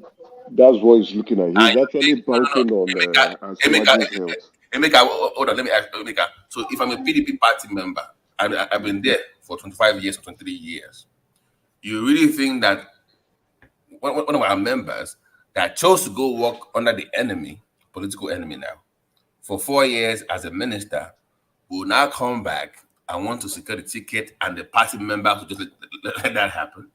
Actually, the wind of things is showing that way. You can see the chairman of the governor forum for PDP, when Wike and Fubara was fighting, you saw how they came and they thanked Ashwaju for interceding. So they are actually what they are doing is. If I'm a PDP party member, Wike to me is pretty much an APC party. Is an APC man to me. It's not really well. In body, not in spirit. Exactly. So why would I want someone that work on that? No, politically, just think about it as a party member. Does it make sense to allow to have him contest to the point to where he can even politics will not work that way. But let me explain. Realistically, this is exactly the game plan. What they are doing, I want you to postulate on the ground of Atiku being driven out of PDP and postulate where Atiku will go, because Atiku will contest under what platform, I don't know, because Wike with his retinue of backers in APC and with deep pockets, they will succeed in driving Atiku away from PDP. Stay with me. Well, okay. What I'm saying is that if Wike runs under the PDP, no, Wike won't run if Asiwaju runs. That's what Wike I'm saying. is banking. You see now, like what Baba said, they are trying to bring Saraki in to become the new PDP chairman, right? Which is already in the north. So Wike is banking on Asiwaju's health, right? If Asiwaju's health fails in, which I think it won't, Wike will run. If Asiwaju's health don't fail him, Wike will not run. But a party member will be sponsored, whether it will be in the north or in the south, and the structure will be given to Emeka, yeah, I don't think Wike will want to run against Asiwaju. It will be to his death. You can't do that. You can't do that. You can't do You that. understand? You can't do that. So he is banking on Asiwaju's health, right? If Asiwaju's health fails him, there's a possibility Wike might probably want to run or even lobby his way to become a VP. But again, what Wike is trying to do is to kick Atiku out. And those governors will probably support him. The reason why is if Atiku continues to have some form of influence or contact with the PDP, Atiku, like what you are saying, Atiku will always win that ticket. So they are trying to also reposition themselves for 2031. If Atiku is not there at all and the North is going for it, then one of these governors can actually throw in their hats. And then Wike would also come in and say, okay, support me as a VP and let's run the package. And notwithstanding, Wike already has influence over the neck. He has influence on some states in the country, and currently is let's say the governor of Abuja with a huge portfolio and budget. And you see that he has the money. So people would and his party members will defer to him because he has the money, he has the funds. Emeka, you think that Asiwaju is not monitoring that space? You think he's just watching? Asiwaju is not stupid. There's a reason he brought him to Abuja. Asiwaju is not stupid. And Wike himself, Wike is not stupid. Wike is not stupid, right? Wike will not go against his boss. Definitely. Not it will happen. In 2027 is as if Asiwaju is running and Wike has taken over that party structure, which he is looking to go for. They will just look for a PDP dummy candidate for PDP. exactly. They'll just roll a dummy candidate. Asiwaju will just knock Yes, him off do you know they and can move even on. work against PDP for Ashiwaju? They're already That's working the against plan. PDP They are already. already What working are you against talking him. about? They're already They're already sabotaging the working party. against. That's what we're talking Now, about. what is PDP saying about this fuel subsidy? What is PDP saying about the devaluation of the naira falling down? Where is the opposition in PDP? It's not existent. Even Daniel was saying it. I'm the only one doing opposition party, playing that role. Nobody is playing the role. Everything is dead. Labour Party is not even doing it. PDP is not doing it. So what they are actually looking is that the party What should do you say, mean let Labour them is not dead. doing it? Labour is doing it. What are they? Oh, sorry, sir. They are not doing what is Obi doing? Baba, what remember when what is Obi I don't doing? mind it. Baba, remember I when know, they it's I know. true. Baba is joking. Don't mind it. I know it's Remember, joking. when they asked P2B that did you check in with the Labour Party members in the house about this SUV thing? And the guy said, well, they told me it was for official use that they need to. He's like, I can't do anything. This guy. I mean, but that's what it's like. I can't do Well, anything. Say it was what's even so. funny is that some people are still thinking Obi still has the clout, Obi still has the numbers, and No, it is Emeka, they are sorry to dreaming. cut you. Sorry to cut you. You know, if they separate themselves as a movement, since they are distincting themselves from Labour Party.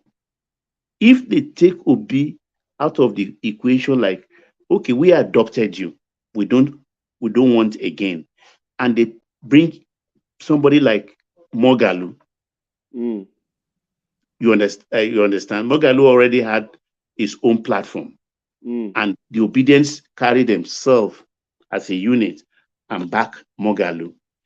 They may not win the presidency in 2027, but they will have more seats. This is my own belief. No, they won't.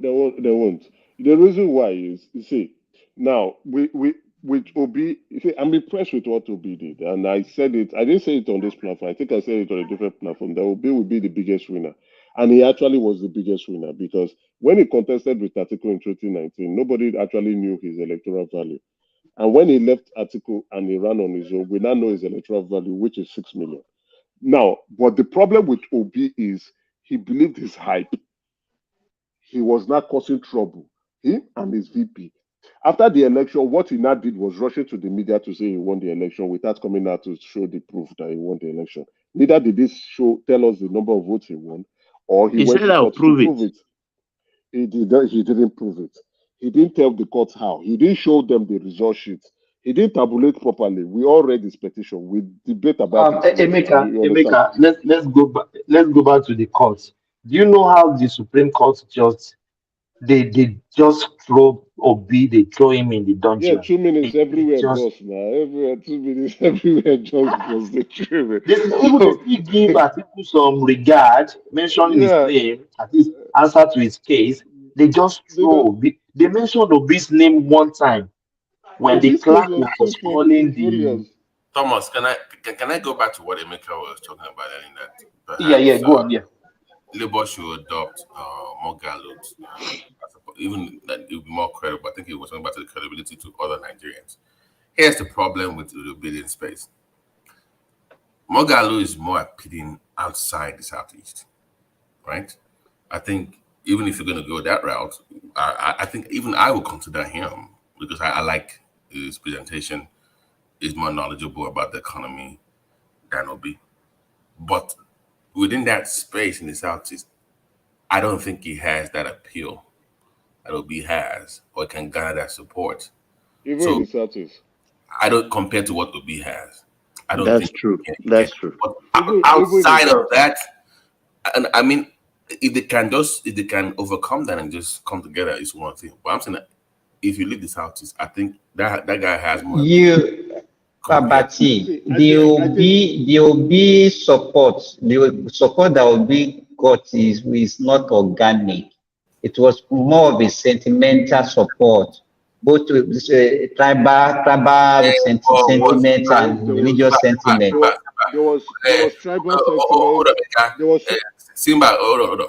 Mogali is also Igbo and Christian. So if we're gonna go that, what I'm saying is that there is more to it, but the ability You know that there is nothing to lie against for Mogalu. He used an umbrella to lie against to the world. There is nothing to use. Oh my God! Yeah, that's true, Simba. What you are forgetting, right? Mogalu is actually not different from Obi. Yes, Obi had run a state, but Mogalu has never gotten any political appointment. What he got was being a deputy governor of CBN. He has never gotten that.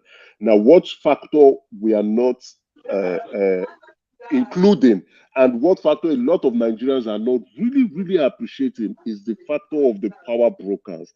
We had Obasanjo behind Obi, who was in the shadows, pushing Obi to even as far as going to CIBB. Obasanjo brokered that deal and also discuss with other people for Obi to be accepted. You need those power brokers behind you. And if Mogalu can get that power brokers, yes, of course, he's going to do well. And that was why Obi did well within a short period of time. Obi, there was nothing fantastic about Obi. And I'm amazed that they were able to repackage Obi and sell him to us like he's a new branded pure water, right? Obi was like Akamu, and they were selling him like custard, right? Because he ran a state. What was fantastic about Anambra? He was telling us go and verify. There's nothing in Anambra. Can I ask a question though? If that is if it was the way you tell me that OBJ packaged him or whatever, one of the reasons why he lost was his choice of a vice president that had no political value in the corner where he needed some states. So if he had gotten some 2 or 3 states in the corner, he would have won the elections, right? So how come it was packaged by OBJ, but they couldn't find him a credible VP? They couldn't find him a credible VP because though Atiku already had that strong base, Asuwaju already is the northwest were already saying they will go with Asuwaju, and then he had already picked someone from the northeast. So that strong base was not there, and that's why he picked someone who could not even win his polling unit. But you're right. If you had gone with a strong northern candidate, Babati. What are the options, though? What are the options, Emeka? Apart from Congress that wanted to partner with him, what were the other options? That partnership would have been very effective, right? Now, look at it. Obi got 6 million votes. Kwankwaso got 1 million votes in Kano, just Kano alone. That summing that up would have been 7 million. No, Emeka, he got 5, and he got almost 500,000 in Jigawa. Yeah. So what would have happened if he had? So if you had that 1.5, if you had handed that 1.5, and he will be able to pick, he will have won. The possibility of him winning. No, but the possibility of him winning would. To you, like, hold on, because you said OBJ was behind pulling strings. So don't tell me you couldn't find me a former governor or a former OBJ. Let me tell you, what you, Emeka, if you want to get a vice, the kind of vice that you get would be in relation to your clout, your policy. Where is Obi in the Nigerian space? Where is his clout? Somebody like Kwakwaso cannot be a vice to Obi. Who is Obi? Exactly. Kwakwaso himself is bigger than him. He's not a big politician in Nigerian space, so you cannot get somebody better than him as a vice. Exactly. You are right, Simba. That was the reason why him and Kwakwaso fell down. Kwakwaso had more clout than Obi, right? Kwakwaso was in 1999, he was Minister of Defense. He had more clout than Obi. Yeah, so, but what was Kwankwaso's votes in the South? It's in the Southeast. No, this past election. Kwakwaso didn't do well in the South. Okay, so then outcome is a better candidate to present than Obi. No, Emeka, wait. That thing that at that time, Obi didn't. Nobody saw Obi like nobody knew it was going to be this big. So don't think about Obi the way you see him right now. Think about Obi prior to the elections. You see, Nobody knew he was going to get 60 votes. I still That's respect why I still respect Kwankwaso more than Obi. I You know know. why? You know why? Kwankwaso formed a new political party, right? He formed a new political party, and that party had no political structure, movement actually. and likewise a political movement. So Yeah, I hear you guys, Obi, but you know, Obi as much moved as into LP. Obi had some power brokers as well as the West supporting him too. So Obi ran a sentimental and tribal campaign. He got the Southeast. Some of the governors, betrayed their party and decided to push for Obi because they wanted a Southeast president, and ruined their senatorial electoral plan just for Obi. Wait, you're not answering the question. You said he had political brokers behind him, powerful political brokers. Yes, they were So don't tell why can't they get him at least a former senator or somebody? Not that. That is the worst. No, you need that was a former senator now. The guy lost his no political for structure. God's sake. So Obi would have gone with a northern governor, not a senator, a northern governor. You people are making mistakes. Guys, sorry, guys. Hold on. Let me land the point. Let me land the point. Name names. You can't just say northern governor, this and that. Name them. I can't think of a name because no northern governor would have run with him because the current northern governor is higher than Obi politically. They didn't see him. But do they have the political capital? Is the question. They can yes, be governor. They do. For example, an El Rufai at 2023 had enough influence. If Obi would have convinced an El Rufai would have looked at it. But really? It was never going to happen because El Rufai politically is stronger than Obi. Even that, I agree. It's true. Tamba, I think could have, but I remember. But Tamboa was already working with. I know. And Tamboa was aiming to become not vice. Tamboa was aiming to become Senate president. I know. Exactly. My point is that at the time, nobody knew that Obi was going to be this big. So compared to the northern governor, it was not seen as an equal. But see, quickly, okay. But I hear you. But you know, a lot of people discount. Obi got 6 million votes as a result of betrayal, right? The Southeast and the Southeast governors went against their party line and decided to say, okay, let's galvanize. And the power brokers, they also say, let's galvanize vote for our son. Hold on, once again, you're not getting my point. I'm going to ask you again. If he had powerful brokers, like you keep saying, yes, they should have found him somebody more influential, more that had political capital than that. In their own let me explain.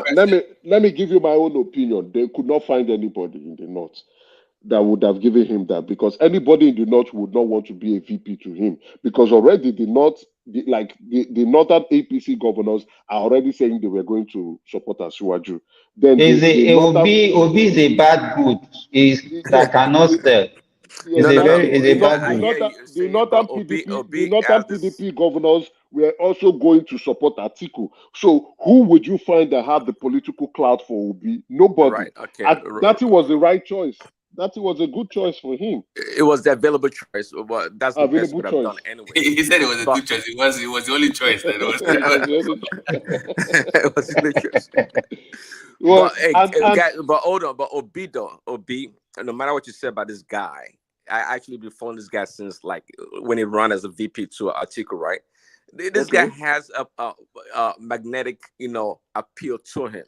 Even though to me it's an empty barrel for the most part, but he attracts a lot of people. People are gravitated towards him, no matter what you say. This Obi guy. No, of course, because he has this disposition of being humble, right? He paints himself to be a man who is humble, and for such a man who has attained that height, being a governor, being a billionaire, he is a very successful man. But you can't take it away from him, and carries himself as a man who's humble with humility. You understand, soft-spoken, and don't seem to want to find trouble around anybody. Of course, people are going to gravitate towards him. But again, he now enrobed himself with a lot of lies, statistics, lies about where politicians do lie anyway. So let's not belittle him with that. Where he seemed to fail was playing that religion and ethnic politics. Anyway, he was not in he didn't he wasn't really controlling his campaign and his destiny the way it should be. He was allowing the course of events to run. You understand? That's why I said I would respect a Kwankwaso better off than him. And if Obi runs today, he's not going to get, if everything are in place, Obi will get 6 million votes. Let's not forget the Yes Daddy tape. That Yes Daddy tape will knock him off. See, And again, he was unable to make that inroad to break him into the North. The North didn't really accept him and his message. The North is still yet not able to accept him and his message. And yes, some people are running off and running their mouth and running their, I don't know where they're getting what they are smoking, saying Obi won the election. God damn it. So most of these politicians, they need to be packaged, right? Obi's he was well packaged. Obi was very well packaged. Within a short period of time, you see, the team that decided that repackaged Obi, that team, right? They need to poach that team. That team is an excellent team. For them to repackage it's only the a Christians that accept him, but the northern Muslims didn't accept him. And I don't think they ever will. They will not accept him. That's why I said he's politically He needs about at least 10 years of hard work to foray into the North, the political heart of the North. Whatever, Baba, whatever Obi is trying to build, his followers will destroy it. That is the problem. They are not working in tandem. They are not working together. Where Obi failed was after the election. What Obi would have done if I were Obi would have actually controlled 3 ministerial slots. Asiwaju would have given it to him. Because at that point, after the election, Asiwaju said, let's work together. If Obi has said, okay, congratulated Asiwaju. That was done already. Remember, the guy for tech and innovation is an obedience now. The guy from he's an APC man now. No. He came from the obedience. He's an APC man now. No. He came from the obedience. Go look it up. He came from the obedience. No, I know. But he's currently an APC man now. He's the one supporting it. But they still gave the obedience from one person from their camp. Was he? He's not a Labour Party now. He's not a Labour Party member. Not Labour. It was an obedient. Bosu believed in a new Nigeria. Bosu believed in a Nigeria just like many obedience want, and they are saying, "Oh, we think leadership should change." So you want to put a core wing, not obedience. No, what I mean for Obi would have congratulated Asiwaju and repositioned himself. Obi would have made great wave in the sense he was afraid of the obedience. Exactly. What Obi would have said is, Asiwaju, give me 3 ministerial slots. And with that 3 ministerial slots, you will control those people. And what he would have done is he will not be the de facto leader of the Southeast. He will calm down. He's not going to stop playing the opposition party. But with that 3 ministerial slots, you are controlling those people and what their affairs is going to look like. Obi is not in control of himself now. He's not in control of himself.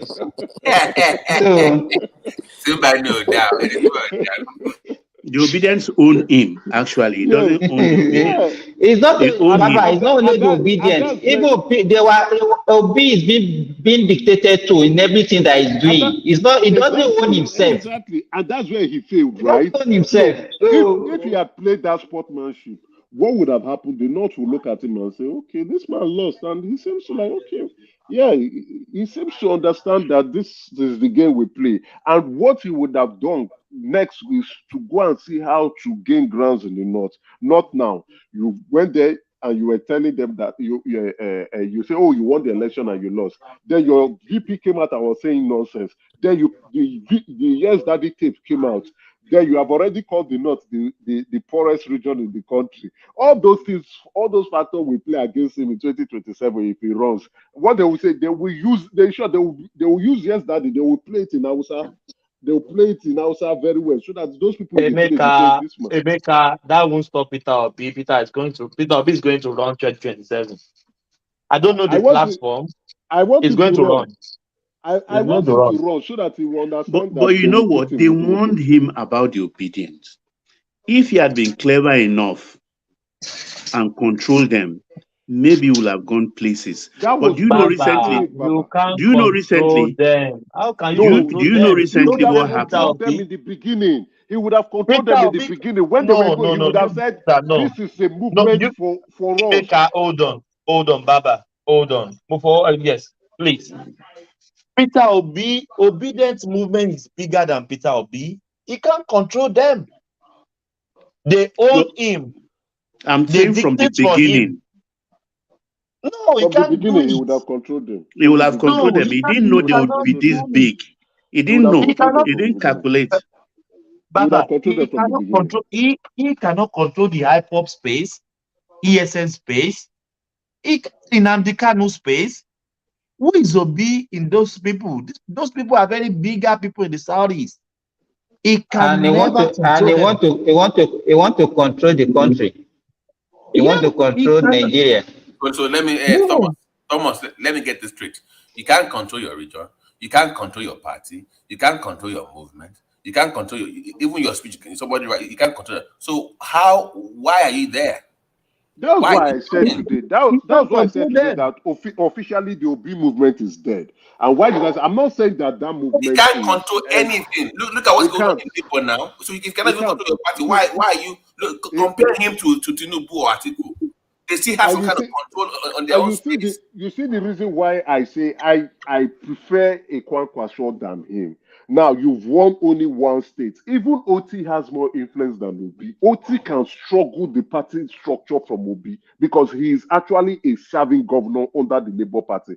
OT can tell Obi to leave that, get out of Labour Party. And the chairman Abure will say yes because OT has the financial power to sponsor the party. So whatever Obi is doing, Obi is just dancing to the tune. Obi does not even know, like you have rightly said, he can't control the party. He can't even tell But I his. don't blame him. The obedience are enough for us to fear. Because if I remember the way they went after the governor of Chicago, and then I think Baba, you're Time wrong. Magazine, Baba, you're Time wrong. Magazine, No, Baba, huh? do you know why you're wrong? Obi Mm-hmm. had a better chance of. Do you know why? Because number one, it's like they had normally in that kind of setting, people have choice to go to a different candidate. But the obedience space didn't have a choice. It's only one that they can go to. So he had that Yes, leverage. they needed Obi. He was the only one that they had. They couldn't Yes, go to Tinubu or Kwankwaso. So that was exactly. he He would have controlled them But give it yes. because to they them, couldn't those go. guys are vicious. No. Because What? Listen. despite that, they had nowhere to go to. You They had needed no way Obi. to, hold on. They They had no way needed to Obi go. to So achieve their that aim. was your leverage. But that kind of people, you must control them early. You can't wait till later. But Exactly. at the beginning, listen, this is what we are doing. This is what I'm doing. You must follow that or get out. And since they want political capital, they will follow you. Baba T, But don't you if you notice get that if any opportunity, yeah. Baba T, you guys don't you notice if anything is going on internet? Peter Obi will first of all wait, see the reaction of the obedient before he reacts. He cannot. He doesn't have the brain of his own. He can't think for it. He can't say what he wants to say. They Thomas, you're dictate for right. him. Yeah, So how many They times, that dictate woman for him. now? Thomas, Is that Thomas, woman? how What's many that her times do name? you lead a movement? Aisha Yusufu. Make I wait. How many times do you, if you follow somebody that don't support half of what they do, but you just believe in that individual, you say, I disagree with my leader, but I know he's doing this for the best interest of the movement, right? That is the space you need to occupy, where people will support you from that space. Might not really agree with everything that you are doing, but Obi wants to be liked Baba for T, he waited for 10 days to speak on the Supreme Court judgment. 10 that's my days. point. You cannot be a leader and want everybody to agree with you all the time, or you're scared of them disagreeing with you on every issue. That is not a Obi is scared of obedient too. you must okay. Emeka, how can you be a leader that wants your followers to always agree with you all the time? They more let me be careful of what they're gonna think. Oh, I don't want to say this. No, what kind of leader are you? What kind That's of leader why are he's not the right leader now. That's why he's not the right leader. And that's why we're happy that he didn't you win must the have, election. they say you must have the courage of your conviction. If I believe in A and people believe in B, you must convince them, listen, I believe in this A, stay with me and prove it to them that it works. Babati, Obi is a copycat. Obi is a copycat. And the problem The with guy can. and the problem would be made. The mistake he also made was majority or a handful of the obedient movement are diasporans. Even when he was launching his campaign, he was all over shopping himself in London, US, and the Nigerians and the diaspora who have supported him with their funds. So Obi would have, these people would vote, you would have controlled that crowd and said, this is the right thing to do, and they would have respected him. They have no choice. They can't go anywhere. Emeka, any leader that you see that is behaving like Obi, you want to be good to everybody, it's like you are a man of the people, all the He wants to be liked. characteristics. He cannot be a good leader. Liked all the time. He wants to be liked. Oh, on this issue, I agree with my Babati, don't you Mr. see Nice, no, Tinubu they do stepping on? politics. Mr. Nice, no, they do politics. Exactly. Those we see Tinubu stepping on toes, even in APC. Yeah. He was stepping on toes. Thomas. Tinubu crossed lines with the KBSs, with the Afeniferes, with the Yorubas, with the Northerners. He was. That is a mark of a true leader. If you must, I believe in this thing strongly, and I'm going to go to it, and you follow me, or I'll convince you. If you don't follow me, you're left behind. That is a true leader. Babati, let me tell you, let's go back to 1999. Didn't he dump Baba Fasonya and all the rest? He dumped them. He went to go and form his own party. That was how he abandoned those old men. That is how you know a leader, somebody who has the courage of his conviction. He abandoned them. You know, the party started at AC. He registered ACN and abandoned them. This Afenifere thing. He just He started at AD. Sorry, AD. No, Obi messed up, and he made me really upset because he ruined the chances of the Igbos. That's why I'm really upset with him. Emeka, now he can't go back to PDP. Labour Party will not allow him. Let me give an example of So where is he going? So where is he going now? Emeka, in America here, they have some of the funders that sponsor them with their funds in America here. I have a friend in that movement, and I was asking him about the inner workings during the elections, and he said to me that what shocked him the most was that when the Tinubu picked the Muslim ticket, right, that they already had the Christian vote in the bag, and they advised Obi, listen, there's no need for you to go to the churches already. You already have their vote. We don't want to see you on TV going there and And what did you see on TV? He was going there. Why did you have to go to church? They were going to vote for you anyways. There was no need for you to do it because that would trigger the knot that now it's a Christian and Muslim thing. It was one that triggered that religious thing. You are correct. You are very correct. You triggered that divide because once you picked the guy from Borno, you already had the Christian vote. There was no need for you to go to church anymore. That was already done.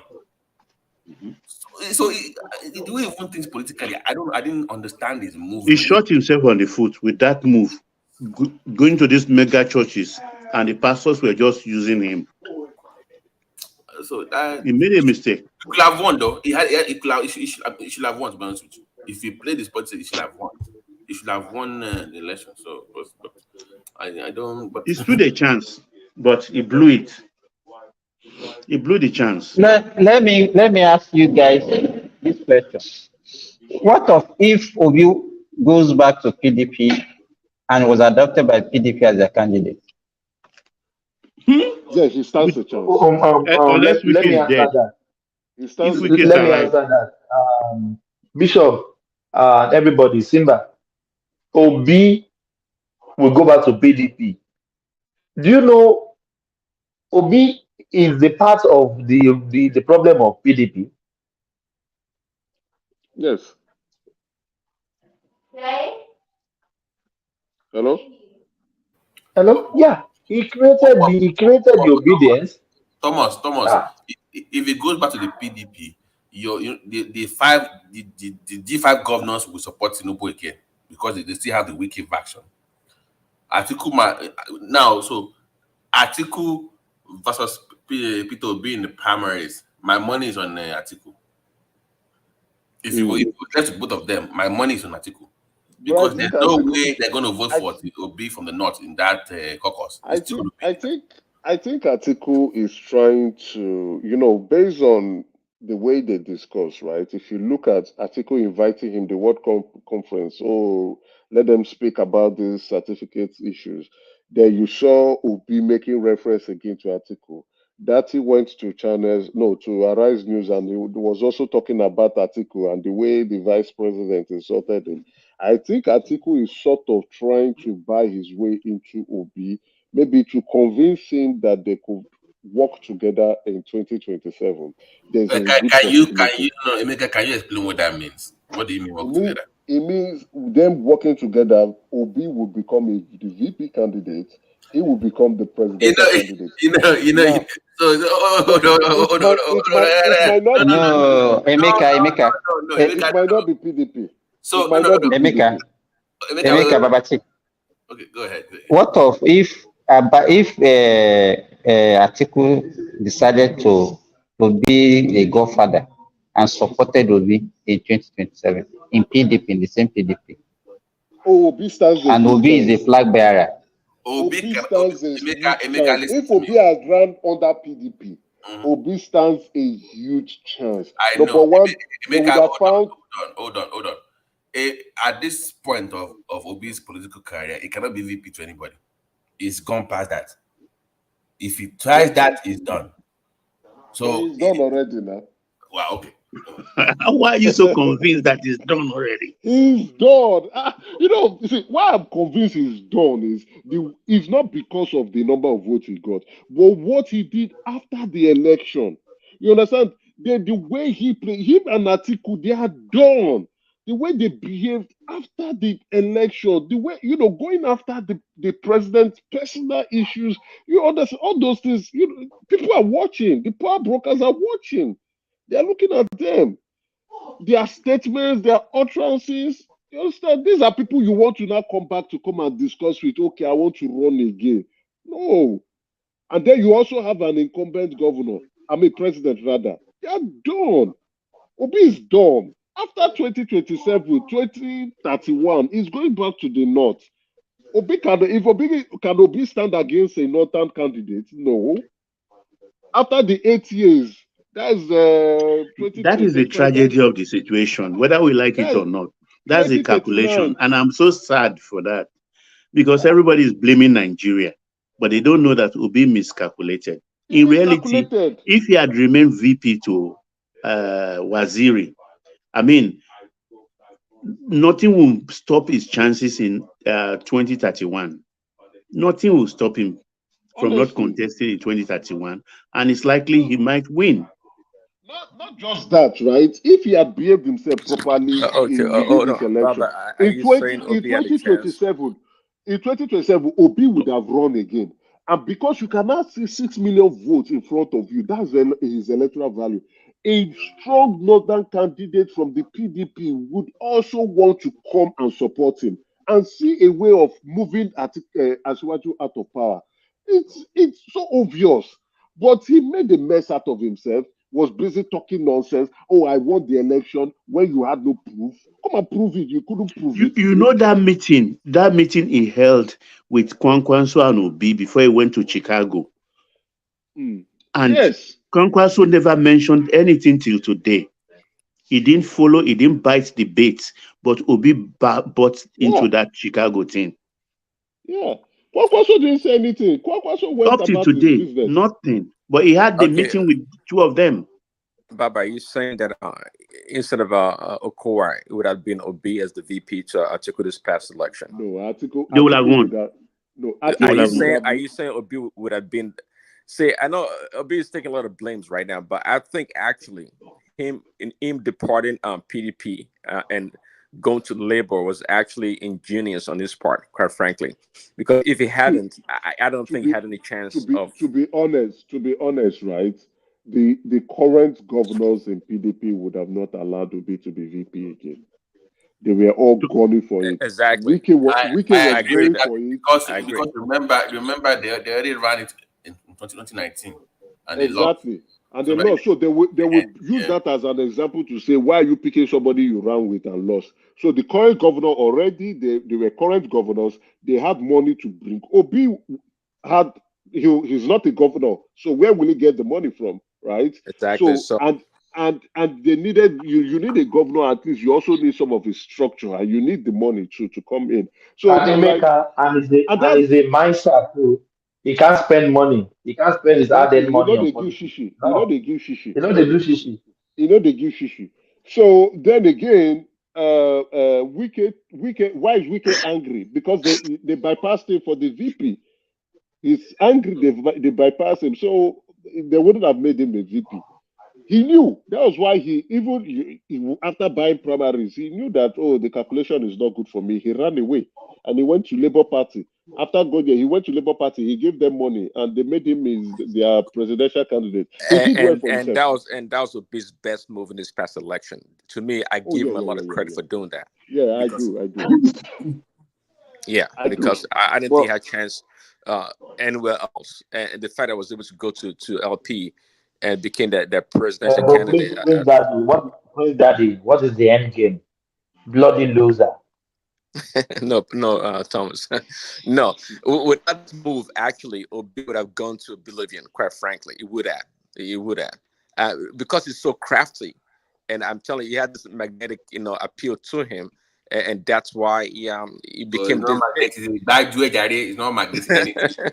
No, what is magnetic? Oh, Lady Jare. Well, because it has, to me, and that's my personal opinion. It has very little to offer, in a lot of ways. But guess what? It doesn't matter. He has a lot of people following him, people that would die for him, strong support. So you gotta no, respect leave that. those people. See, within the Nigerian space, right? We have people who are always angry with the government. We still have them currently.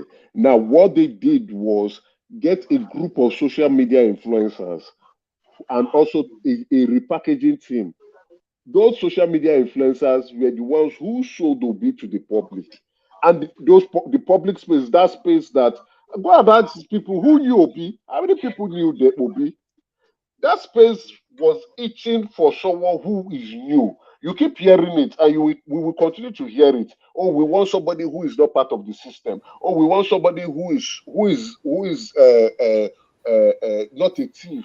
We want someone who is not a criminal. So they needed someone like that. And what not obedient group, what Peter Obi's team did was to repackage Emeka, him hold and on. But rebranded him. everything you mentioned right there is all that Obi is. So what do you Nah, mean? Obi is a Did What they do you get thief. mean? exactly? Obi is a thief. No. Obi is a thief. Wait. Remember, like I said before on this platform, there were three sections. There were the Igbo sections because of him coming from the southeast. There was the religious sect and the anti-establishment sect of his movement. Those were the Showore fashion that he literally stole. Because that is Showore anti, when he had the revolution Exactly. now. Anti-government Yeah. So those movement. ones were not, they knew he was not really an outsider. But like Kebeka said, they needed somebody. So it was like, okay, But give me some chance. Let's listen to the new release from Dino. Yes. Yeah. One sec. Yeah.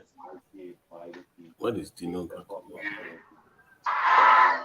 Yesterday, in 5 local governments of the Central Senatorial District in Kogi State, there was no election.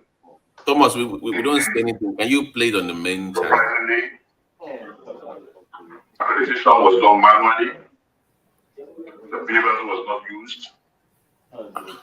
Prepared result sheets manifested even before accreditation took place. The evidence is all over the media. So INEC, as a matter of urgency, must cancel the election. Many areas where I won, after counting, my agents were told that there are no available result sheets to enter the results.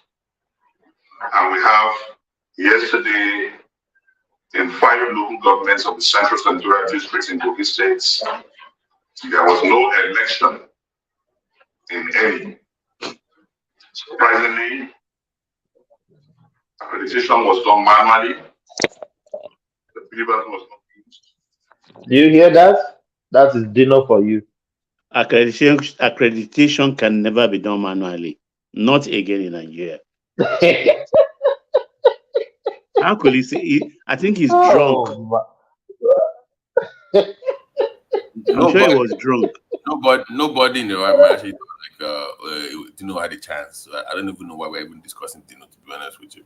No, I didn't think he had a chance. But Babati, as Dino joined the train of propaganda of obedience, he said accreditation was done manually. How can they do accreditation manually? Strange. He doesn't even know what he's doing. He's dreaming of the Ghana must go in his garage. Dino is cashing out. He's just playing to the gallery. He wants to cash out. You understand? If he doesn't behave like this, what will happen again? The people who gave him money will say, Dino, what is wrong with you? But we not heard from Okowa since. Where is Okowa? That's true. Okowa is Okowa is probably the worst VP pick in Nigeria because nobody. I've never heard of him before. Nobody. I didn't even know he was even part of the thing. And when he lost, he just went away like nothing happened. And guy, who be you, sir? Like nobody ever. I don't know. Maybe the only people because he had money. Babati, they don't cash out. They don't cash out, my brother. No, Okowa brought Delta State money. He brought as much as Atiku himself. He brought money.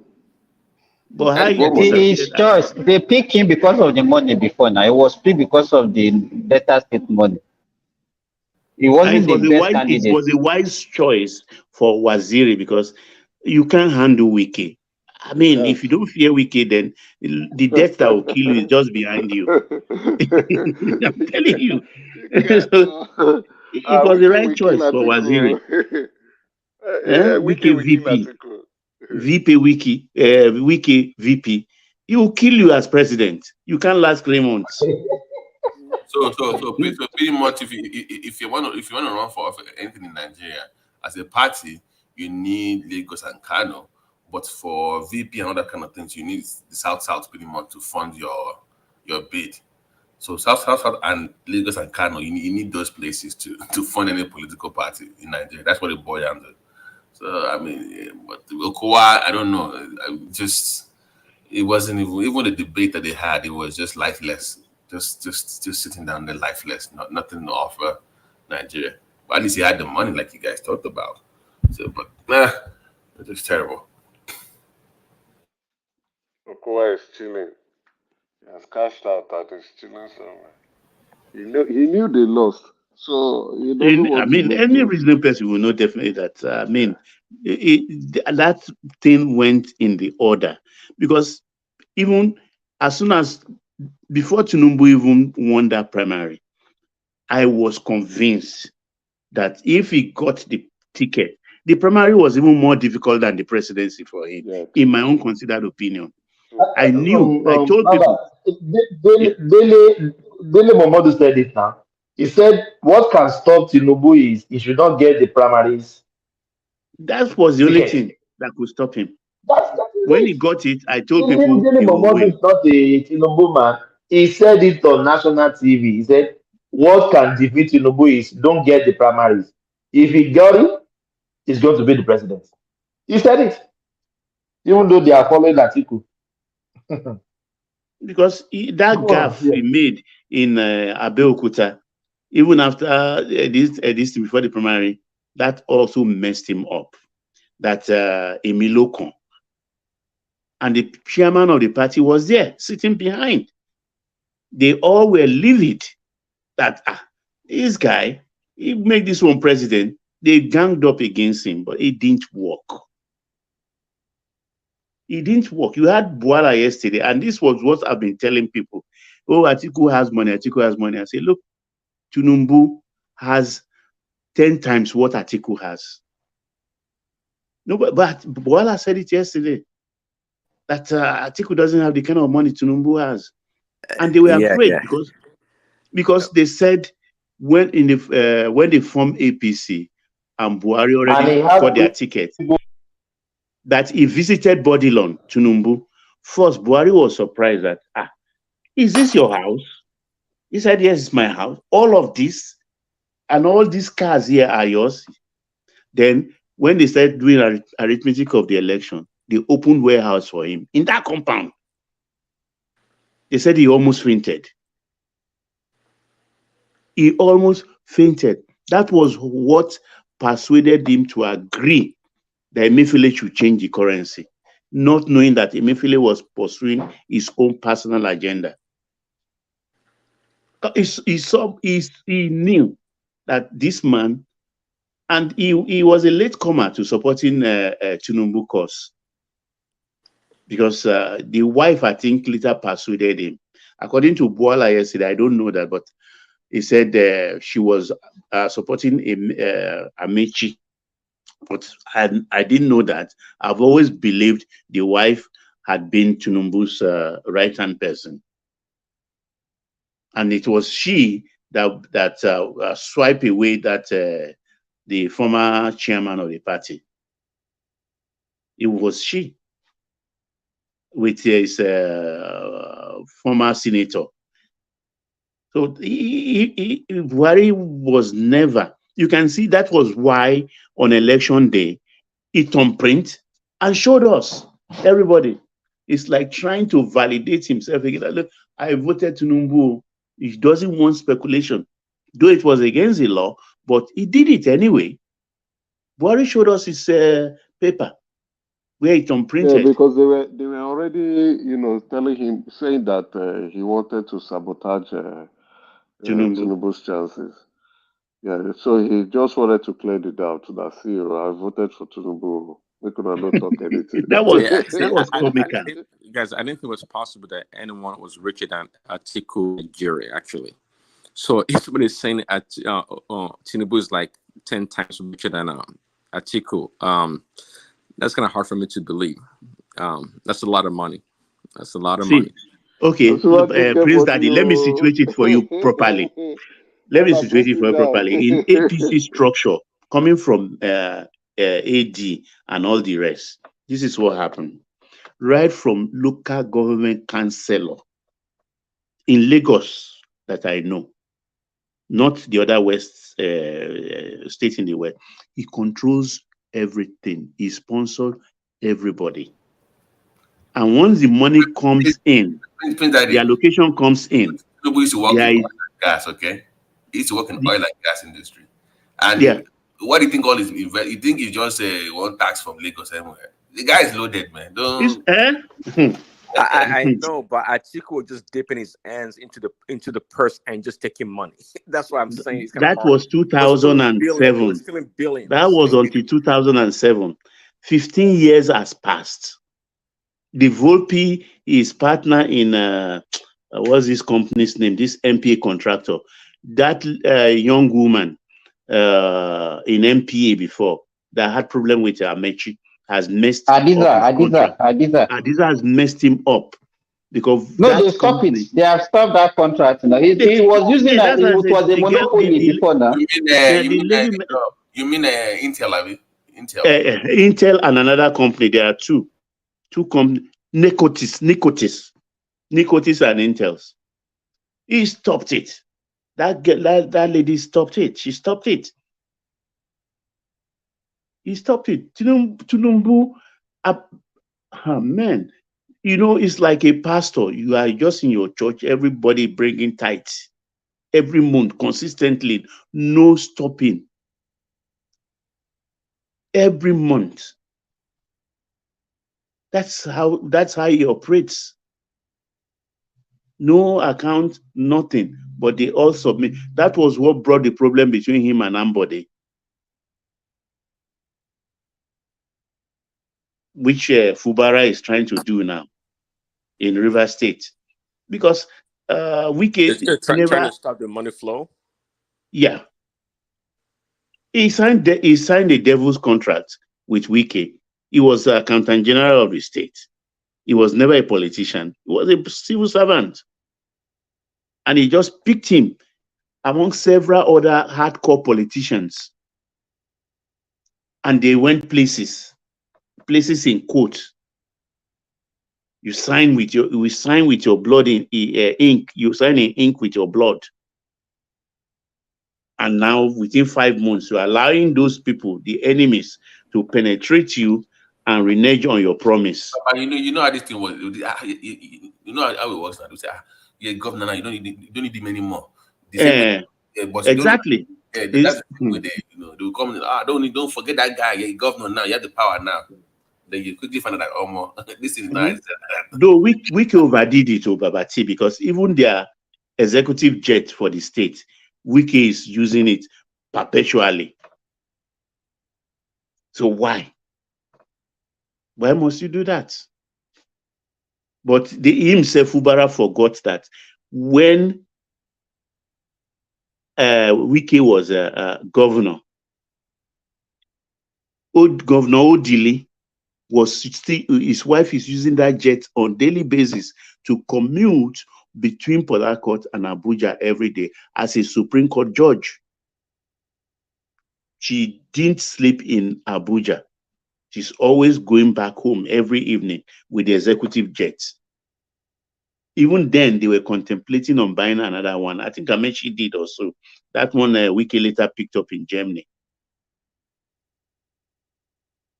So he messed up. But the Tinubu camp is tight. So I just use Lagos State, but he is also in other states in the Southwest. They have to pay him because he sponsors them. He will tell you to go back. Just bring the estimate.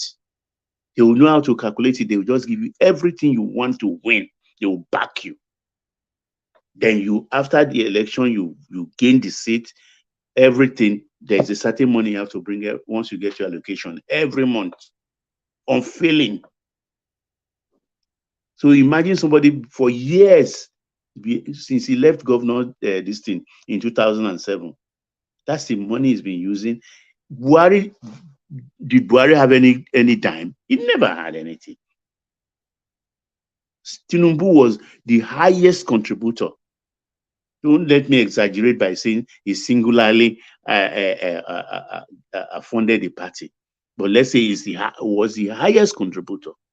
You know, during the election, he said, I've never taken any contract before from Abuja. He said it. He said, I've never taken anything. Because he knew where he was going. And he's gotten there. I just pray God helps him to satisfy us all and satisfy Nigeria. Oh, yeah, back to you, Emeka. Sorry. Thank you, Baba. I think it is, but things are not really going good for now. I know it's something that has been spoiled for 80 years of Buhari. Tinubu can just come today and just throw a magic wand and do a miracle. But we just need to know the direction of traveling. So at least we can know that it's going to take us to the promised land. So that is just my own issue with Tinubu. Oh, it is well. Emiloko, oh that you convise. Yeah. But I just Mr. like his Lord, Riyadh speech, the one woman played in the beginning. I like his confidence. ah, It's like saying, leave it to me. I know what I'm doing. I will succeed. These are my men. I trust them. You just believe in Nigeria, invest in us. you will get good return for your money. We will not even told them, well, contract, forget contract. We are the real, we are the deal. If we say this is what we will do, this is what we do. It is our country. I like that. I like that because if you look at mostly Northern Europeans, let's say Italy, Greece, and all the rest, they believe more in handshake than that signing contract on dotted line. It's handshake. So that was what he was telling them. With handshake, we are okay. Just be okay with us too. Trust us.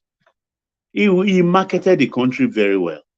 And I don't see anything wrong. People are deriding him, or he should stay home, he should do this. I mean, no, or from consumption to production. Are factories built in one day? Factories will take about 2 years to be in place before production or anything, because they always mount it. Oh, production. Why are people always complaining president are traveling?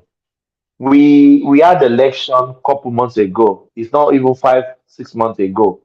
Our prime minister has traveled 19 times out of the country. 19 times Yeah, it's a global in 6 world. months. No country is an island. You need everybody. And You can't some people stay just need to see isolated. You you. can't stay in isolation. You 19 can't times. stay. Hear me, this 19 times in 6 months. You have to reach people. You have to reach out to people. And the problem we have in Africa are the French-speaking countries. And I'm disappointed with the 4 coups we've had so far from that space. They've not been able to push France away. So what is the essence of their coup? Blaming France for everything, but you are Is still a working with France. that coup, Baba, that coup is a propaganda. Okay, let's take for example, how many years Niger, has the military Guinea, junta been Burkina there Faso, in Mali? In Mali, no, Mali. Mali is the first one. As the life of Malians changed, as Mali became the Eldorado that they were talking about. No.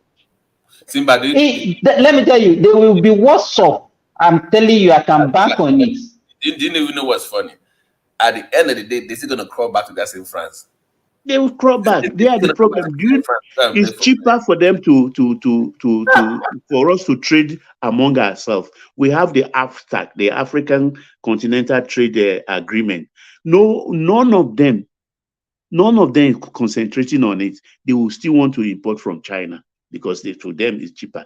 To get a trailer load of, let's say, toilet roll from Nigeria, even to Ghana, do you know it will take about 10 to 13 days journey, a journey of how many hours? If you are going by car, just driving through. For a loaded trailer, it takes about 10 to 13 days. That's how they frustrate you. You get to Benin. Benin will delay you almost like 2 days before you get paper to Togo. Togo will delay you their own. Oh, then you get to Ghana border before they allow you to enter. What kind of rubbish is that? Something that was just supposed to take hours. In Europe, they drive between America and Canada. It's just like one country. Seamlessly. They drive things, just put your paper through the window. They stamp it and sign it. You go on your way. Why is it difficult with us now? That's why we are suffering. They say, oh, because we don't have one currency. We don't need one currency. Let's still do it in dollars. Let's still do it in dollars. So we are just punishing that. And it is these French countries that are the problem. They are the problem because whatever France say, whatever they discuss in ECOWAS or ECOWAS or AU, they take it to France first to get approval. If France doesn't approve it, then no deal. That's what we've been suffering from them. So with this coup, I thought they would be man enough to be their own man and come on board. Yet we are not hearing anything positive from them. So this is the problem we are facing. We should trade amongst ourselves. Small factories are bound everywhere in all the 51 or 54 countries in Africa. Those who are doing better toilet roll than China, let them fly it in, let them use the waterways, let use small boats and be changing things and not mind. Even let's Cote d'Ivoire take our naira, who to take their own safer. What about that? We're waiting for the white man to come do it for us, so it's not going to happen. That is the thing. That is the problem we have. After since how many years now? 4 or 5 years. They've signed the agreement. Headquarters is supposed to be in Accra. They've appointed. Take off problem. Trade among ourselves is a problem. They will go to China. Everything is China, because China is giving you almost peanuts. So we need to evaluate our situation. So if a president goes out and scout for money and wants to take care of his own country, there is nothing wrong with that. There is absolutely, and if you borrow, because what irritates me most is this consumption to production. It has become a mantra for certain group of people, as if the government is stupid. They don't know we need to, but the person propagating it, all those is imports of tomato, of toothpick, all the containers he used in bringing those things in. How many things did he put inside to send back as trading activity? All the containers will go empty. What kind of hypocrisy is that? You will not let the whole nation rest. Production, as if factory will happen in 1 week, 2 weeks, 3 weeks.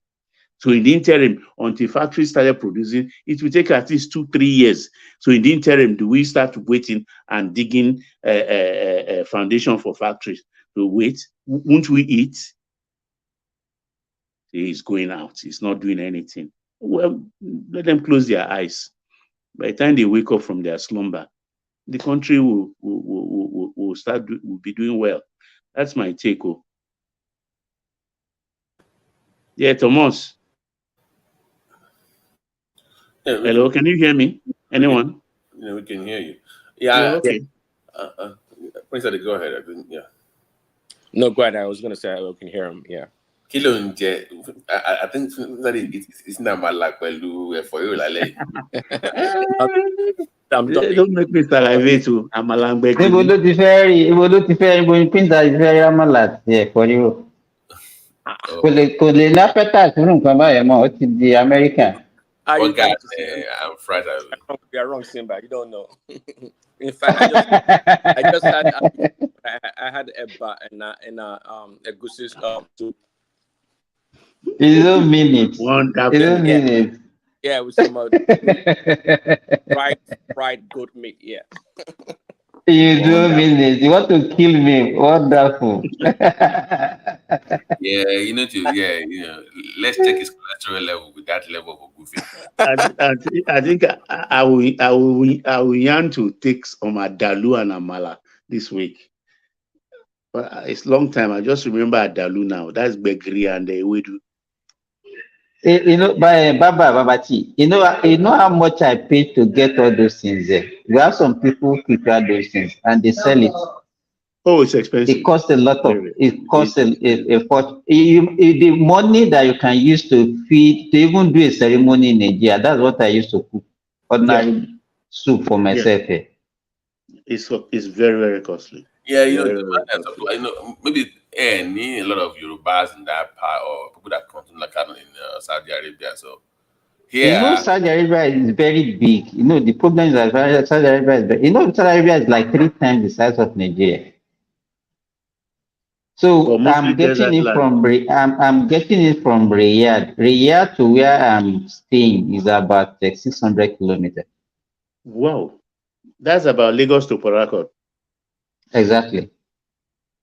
So I will pay them, then I will also pay for the transport. And it has to be frozen. That must have taken a lot of the juicy thing away from it. In most cities like this, Houston, New Jersey, New York, some areas, down the street there's just African stuff everywhere. There's no especially that Houston. I know they can speak to that better. There's this. I always mock him about Busonet. When I used to live down there, there used to be this Busonet. You can do anything. You can even ship anything to Nigeria. You can shop. You can fashion anything Nigerian is just the whole street. So there's so once you get there, you can get anything done that has to do with Nigeria. So there's no drop off. But Saudi, so things are like relatively still cheap for you to. There are restaurants, there are stores, there are fashion houses, media houses. So Yeah, all over the place in America actually. So some states just have preponderance of Nigerianness in them. Even the advertised meat pie. Our own meat pie, not American meat pie. Our own meat pie. You know, our own meat pie is different. You know, but do you know what surprised me? When I went to London, we went to this restaurant. Is it called 76 or 67? That's the name of the restaurant. 76 and 76. It's a Nigerian restaurant. And it's like a high class glass. It's like a high club kind of like environment. All the waiters there were like East Europeans. There was no Nigeria server. It was all white. Wow. And they know the food. Do you want maladi? I'm like, and I was like, wait a minute. There is nowhere we'll go. We will not colonize them. I tell you, and they know their food and everything. Do you want Ogufe meat? I'm like, Ogufe let me. I trust our people. Nobody, anywhere they go, they must colonize them there. Can you imagine? All over the Oguro. So I mean, it was like a Nigerian. The thing about you get Oguro there? Yeah, they have Oguro and Zobo now. No, it cannot. That will be artificial. It can't be natural now. Are you sure? How would they transport? You know, even in Nigeria, it has to be fresh now. Because the thing is, you know, it ferments quickly. They sell They have a way. They have it, but there is bottled emu now. Yeah, they do emu now. Bottle. I see emu in abroad before. There is bottled emu. But then that brings me to the question when they said Nigeria's foodstuff are not allowed in UK or in America here. Then the Nigerian shops, where do they get what they buy? Because somebody was saying yesterday that they always no.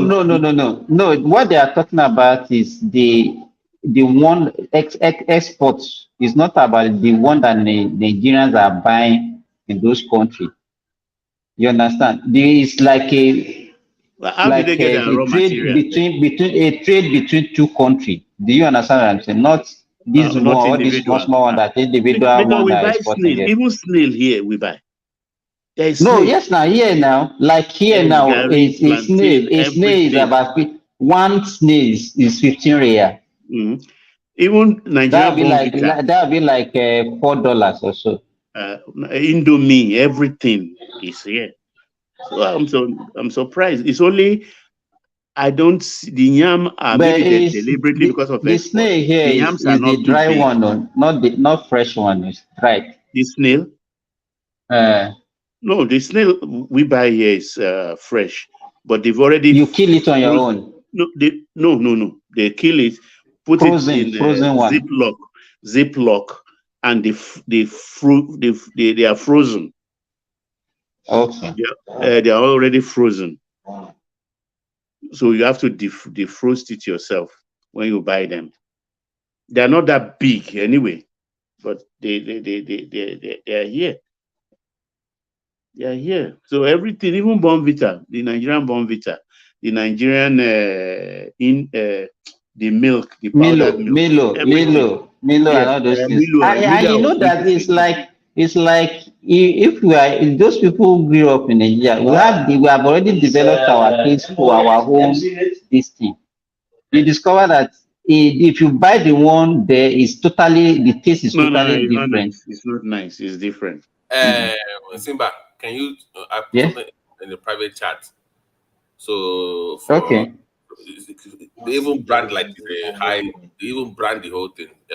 You will see palm wine, so you see what I'm talking about. Yeah.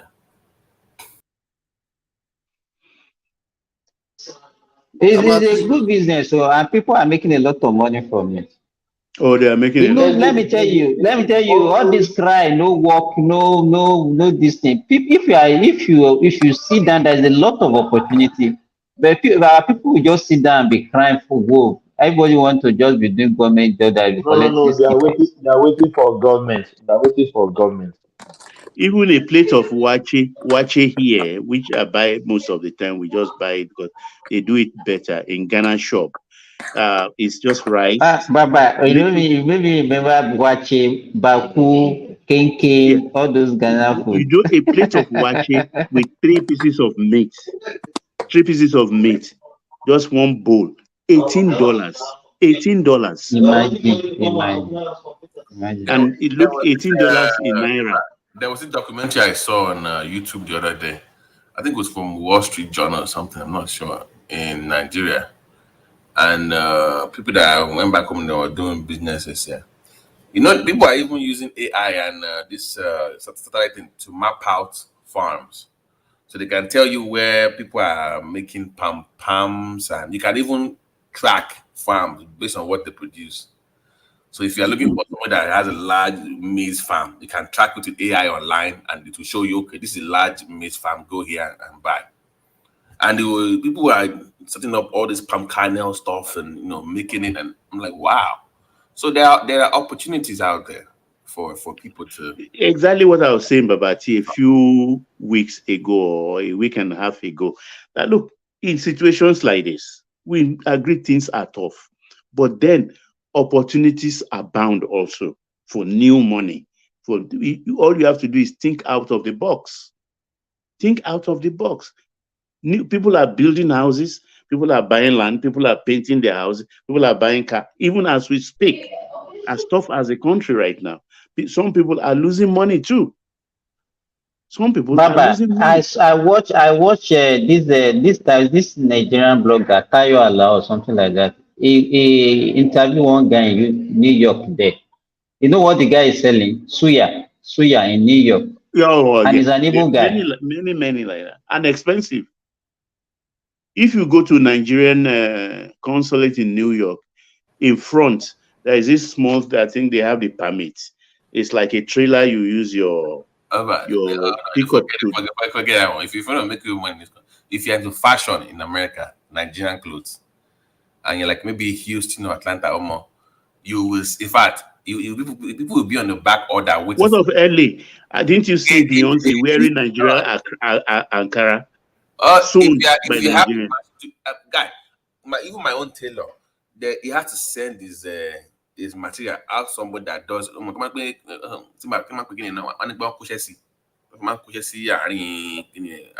There's a machine for that. Somebody has it. Oh, there's a machine and thread, special thread. Yeah, go for that design stuff, Mm. and that's what he does. And he'll be getting everywhere in his house is just clothes from different tailors, just to put design on his stuff.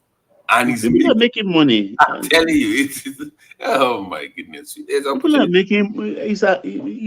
It's an amazing time for everyone. All you have to do is just think. You must be able to mark. You see, the days of okay, I'm going to just go sit down and be drawing salary every month. That money should be to fund your own. Babati, no one does that. I was listening to them. I didn't come on the panel 3 days ago. They were talking about this. That is, can 8,000 naira make a pot of soup? Who for God's sake is a 30,000 or 60,000 salary earner that will take 8,000 to cook? They go to fish market in the night. And they buy. No, it's that Baba. That thing is a lie. It's a lie. Let me tell you now. Let me tell you now. The locally produced the catfish in Nigeria, as I'm speaking now, is 1,600 naira per kilo. 1,600 per kilo. So if you buy, let's say you buy two. You buy That's 2 kilo. 3,200. That's 3,000. So what else are you going to have to now make a pot of soup? What else do you want to say? Is it the ororo or the ata that will now take almost 4,000 again? You know, Nigerians instead they will go for they will be shouting about potato, all those imported ones that they are selling for almost 3,500, 4,000. So you cannot say you are living in poverty. You have an alternative source of protein. and you cannot go for it.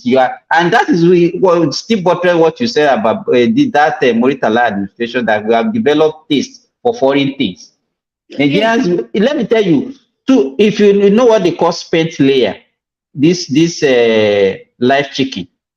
Yeah. As I'm talking now, it's 2,500 for a whole live chicken. 2,500. But somebody was saying in this platform 15,000. I don't know why it's a lie. It's a lie. That is my business. That's how much we are selling. Even the people that are buying it for us, they are buying 2,500. If they want to sell, they can't sell it more than 5, maybe 3,000 for a whole live chicken.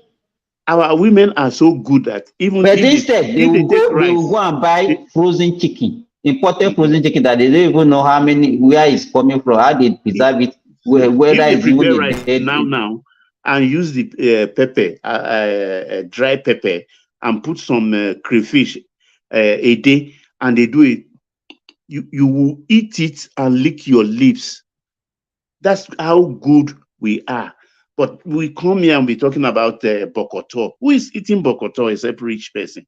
We are talking about the low earners, and they are saying, yes, they are suffering in the land, but then everybody knows how to manage themselves. Mike said it. Look, there is no household of such people. They don't sell Coca-Cola or sell pure water or sell one thing or the other. Everybody knows how to augment.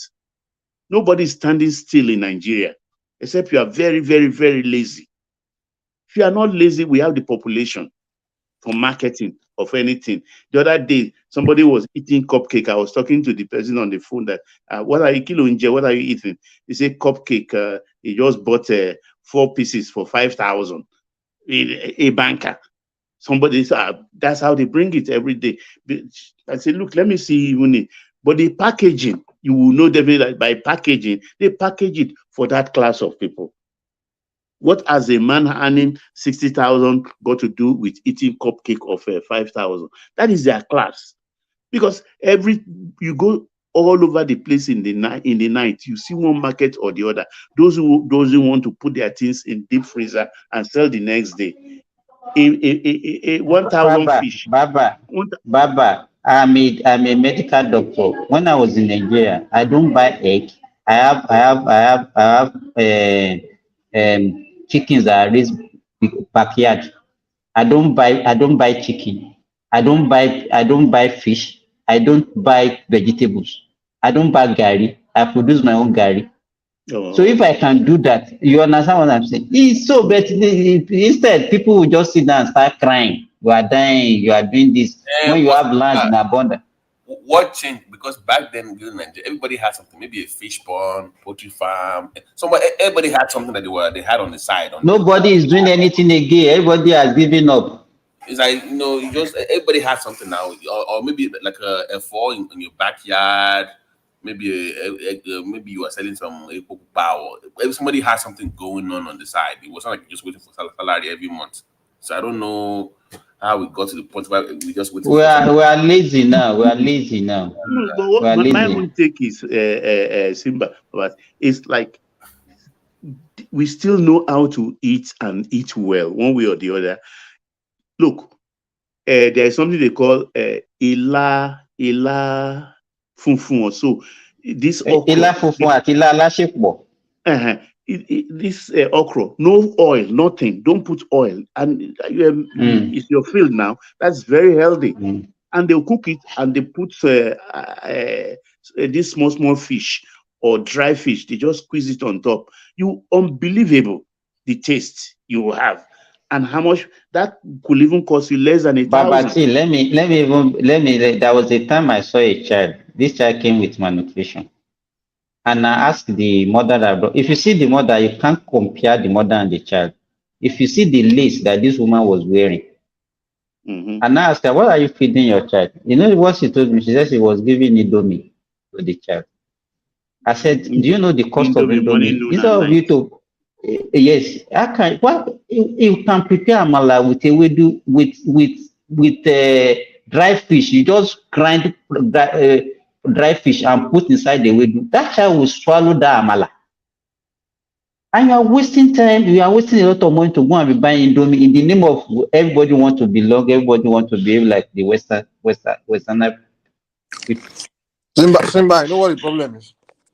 everybody wants to live the standard of Igbo people, the white world, the American standard, things they see, But however, we don't produce what these countries produce. We don't produce any of these things. Like most of the things we want to live up to. I mean, the level we want to live up to. It's like we are not that kind of country. We don't produce it. How about Nigerians complain like, oh, in America, look at America, especially America. They will always try to put Nigeria next to America. American country that's like highly industrialized. The the level of product things they produce, like you are not there. You are not there. And the thing is, they want the government to create that life for them. How is the government going to make make every Nigeria be living like Americans? It's not possible now. You know the funny thing. You know the funny thing, Mike. Look at now. Let's say a man here who earns, let's say, $6,000 every month. 6,000 in naira term, that would be like 6 million. Am I correct? In naira term. Yeah, something close to that. Yeah. Okay, let's reduce that a man earning 500,000 naira a month in Nigeria, he will have a driver, he will have house help. 500,000 a month. You will have a driver because if they have only is a one car household, the car needs to go and pick the children in school or take the wife to market. So the driver drops it. It's a question of economics. The driver drops it in the office in the morning, go back home and serve the wife and the children, and come back to pick him in the evening. You understand? For 500,000. But look at the mates who earn $6,000 a month here. Can he afford a house help or a driver? No. So who is enjoying more? Who is enjoying more? Your younger brother who is troubling you every day. BOT driver, they have house help. But you are funding their lifestyle. Yes, they're suffering in land quite all right. But think out of the box, and there is something you can use to augment. Nobody is standing still in that country. But when they come here and say chicken is 15,000, bag of rice is 80,000, and things like that, I don't know. I don't know. You know one thing obedience always do nowadays that just annoying me. They'll be like, may Nigeria not happen to you. And almost anything that happen now, they will say Nigeria is happening. I do admit, because Nigeria has oil. Nigeria has imagine even things they do to themselves, they'll say Nigeria happening to you. Let me have oil and gas. And me, I always tell them I'm me. I was watching this show earlier, and this girl came there. She started saying she wants to share a very important event that just happened that she witnessed. And she was talking about, I guess she live in Enugu or somewhere, Anambra, I'm not sure. She said they heard gunshots, and then something like that. And then one boy was shot. And next thing they saw that the boy would die. And then she's saying this just to let you guys know, may Nigeria not happen to you. And I'm like, okay, a boy got shot, he was killed. Okay, that's murder. It happened in America. They will name a country in the world where murder doesn't happen. So, is that Nigeria happening to somebody? So somebody coming. I mean, like, I'm like, this guy is ridiculous. And everybody there who somebody now asks like, what's she talking? And this one foolish guy there was like, oh, you in the comment section, because you don't live in Nigeria. I'm like, okay, you live in America. I turn on your news now. See how many people were shot that same day. Do anybody say this is America happening to them? I mean, so somebody you don't even know what killed the guy. You don't know. Okay, maybe he stole one guy's money or he stole his girlfriend. The guy decided to kill him. I mean, that's too big. Somebody commit crime. Now is Nigeria happening to somebody? Are you kidding me?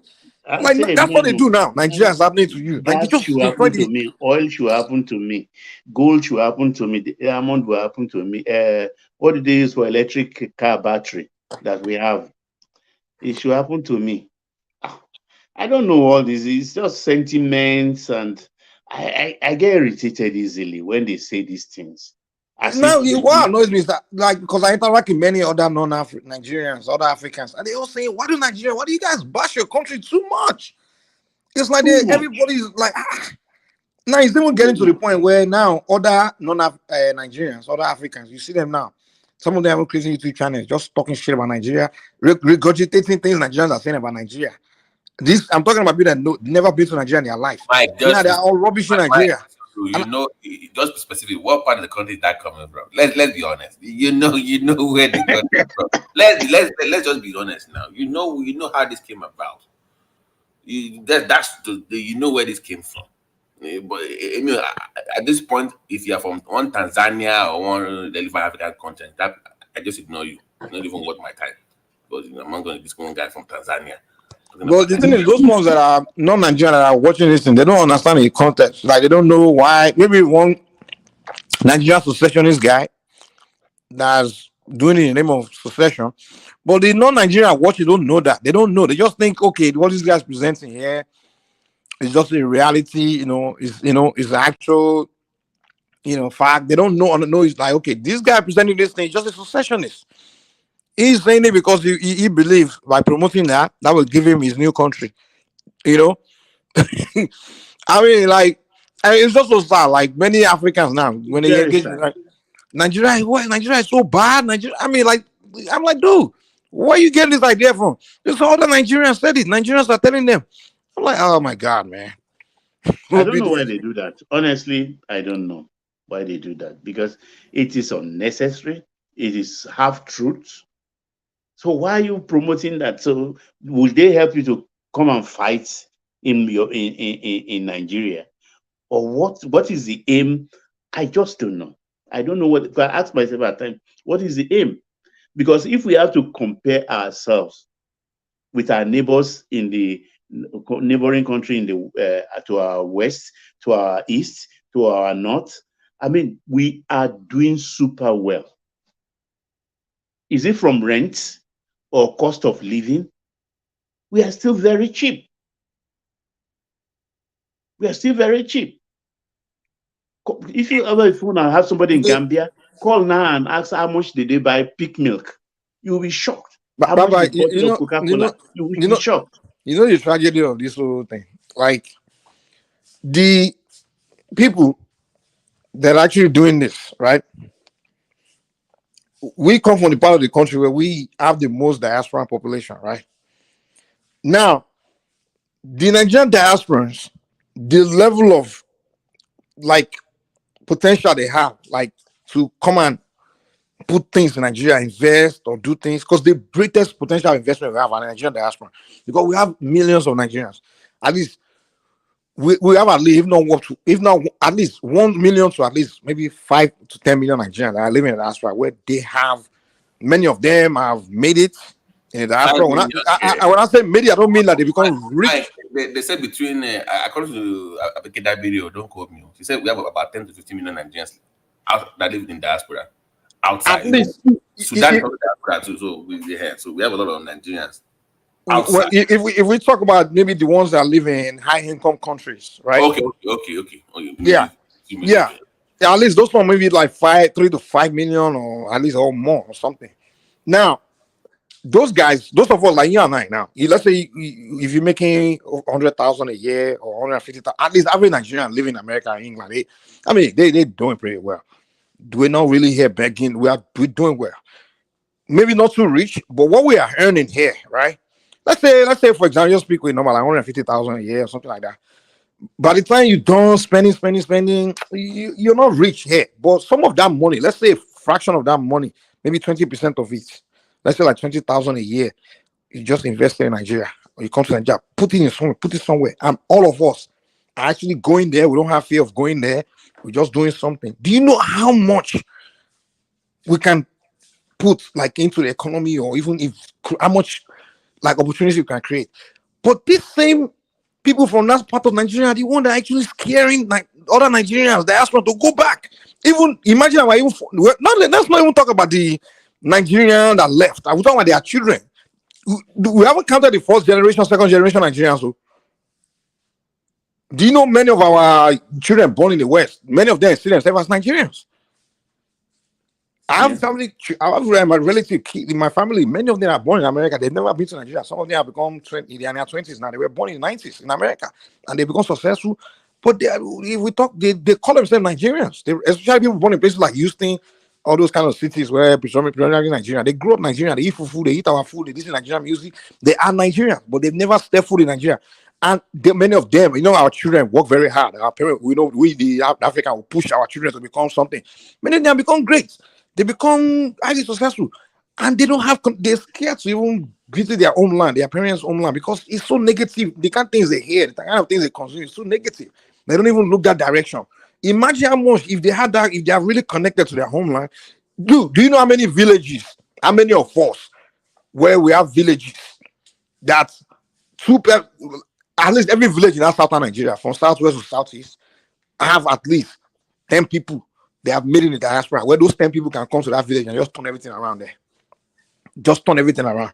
But people can't go back because this kind of people on the internet every day just scaring people. Just, I mean, the way they describe Nigeria, you be like, like when I listen to Black Americans somewhere non-Nigeria talking about which African countries they want to go, they start naming Ghana. The moment somebody say what about Nigeria, like, no, it's too dangerous. It's too dangerous. I can't go there.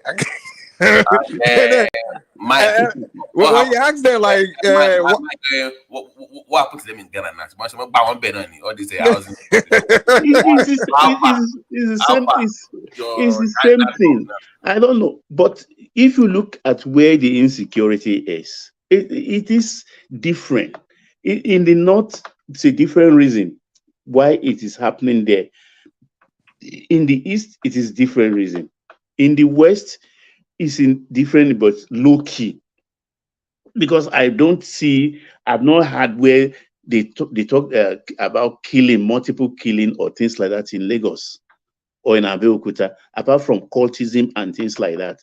But when they say these things publicly, they say it as if as you are landing, even getting to your home, your district in Lagos. If you get there alive, you are lucky. Yes, things happen. People can be robbed, but we are talking about isolated cases here. Maybe 10 robberies in one day in Lagos doesn't make Lagos a dangerous place. Every country has their own challenges. So, but the way they put it, I don't understand. They make it look like as soon as you land there, everybody like it's a jungle. It's just a one jungle where it's just madness. Like it's just robbery left and right now. Kidnapping, Boko Haram. I'm like, what is this, man? It's just too much. And it's so compared to the crime in Chicago alone. Babati, if I'm going to Nigeria, I think in 2 weeks' time. Like when I get to Nigeria, I literally feel a little more relaxed than I do in places I visit in America. Some places. Can I make you laugh? So during COVID, I was working with this hospital network, Aurora Health. So I would drive between Kenosha, Milwaukee, and Chicago. Like that close.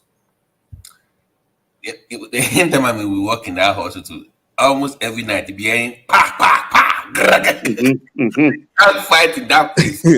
I would ask them, they're like, yeah, that's almost those nurses they like to get all these gangs like that. Yeah, my boyfriend is in jail right now. He just came out. Blah blah. It's a crime. They won't brag about this. They talk about it as if it's a badge they wear.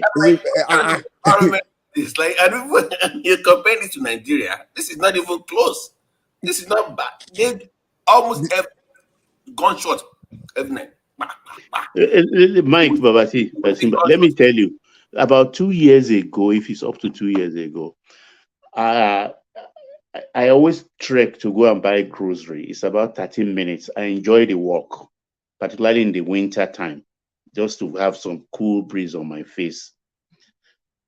So I went one day. I mean, usually I like to kit up during winter because when you see anybody in winter, you can know say this one chops more bellyful. So when I go, I enjoy the admiration because it's like European winter style with scarf, cap, everything, gloves, leather. So I finished my purchases. I even went into a pharmaceutical, picked my medicine. So I wanted to cross this shopping center, not a mall. They are all downstairs, long stretch here in New Jersey. So I want to cross. So I saw the car stop for me to cross to the car park area. Then I can walk home. When he stopped for me, I look at the car. It looks like my daughter's car. So, and I just felt that this person that stopped for me politely, maybe it's my daughter. So I was just like, because she's very playful. So I walked towards the car, and because everywhere is dark. I mean, the glass is tinted, so I couldn't see her face well. Something. So I was just waving her. So as I was getting close, the mistake I did, I touched the door of the car. Wow, oh my, your bunny. Were you there, Mike? I know America. What are you? Mike, me. It was Mike. Mike was in the car. It was they will pull a gun in America. She climbed the this thing, opened the door, just climbed in a swift moment, a jiffy kind of microsecond. She was pointing a Luger at me, screaming. I froze. You saw an old man. What do I want? This your Toyota small 4x4. What do I want it for? I carried a grocery bag. You saw me. You stopped for me. I walked past you. You know what's crazy? If that person shoots you and you die, all she had to say is that I felt threatened, and that's it. That's it. That's They it. say you touch my door, you open my car. That's it. You know. I've never felt so small in my life. I'm telling you. The level of violence I witnessed in America. Every time I'm in Nigeria and people are talking, I'm just like, I'm not pulling. I just knocked the glass like open. I was staring into.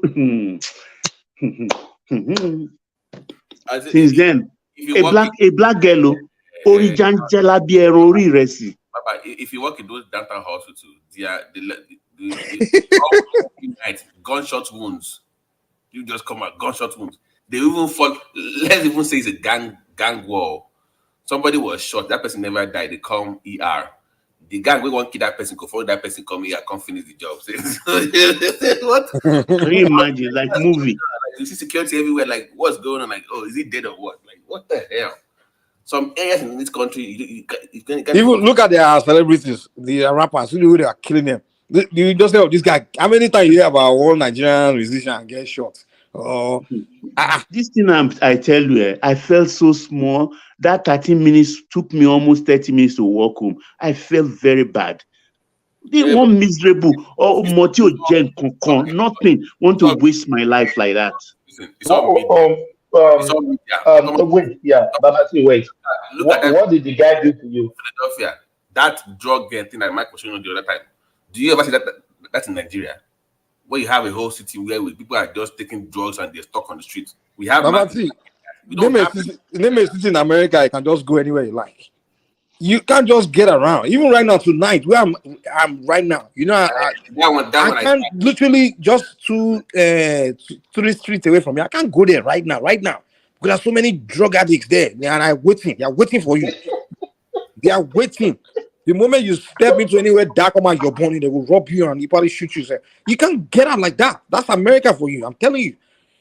Because you know that once you step out there, you're seeing crazy people. You just have to be watching. If you want to come on, go out, I have to enter my car and drive because I can't be walking around like that. They just that area that rail track. I don't know why drug addicts like that rail track. Anywhere there's rail track, they're always there.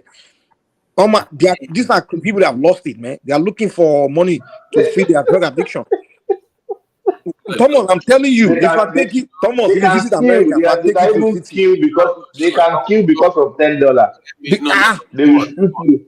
They need to get high tonight, so they are looking for that money to go and get high, and they see you. Hey, let me explain why. Because it's close to public. Because I used to work for this HIV back in school, so we used to share needles for them. So we will go to those areas and we share needles to the drug addicts. Do you know why we do that?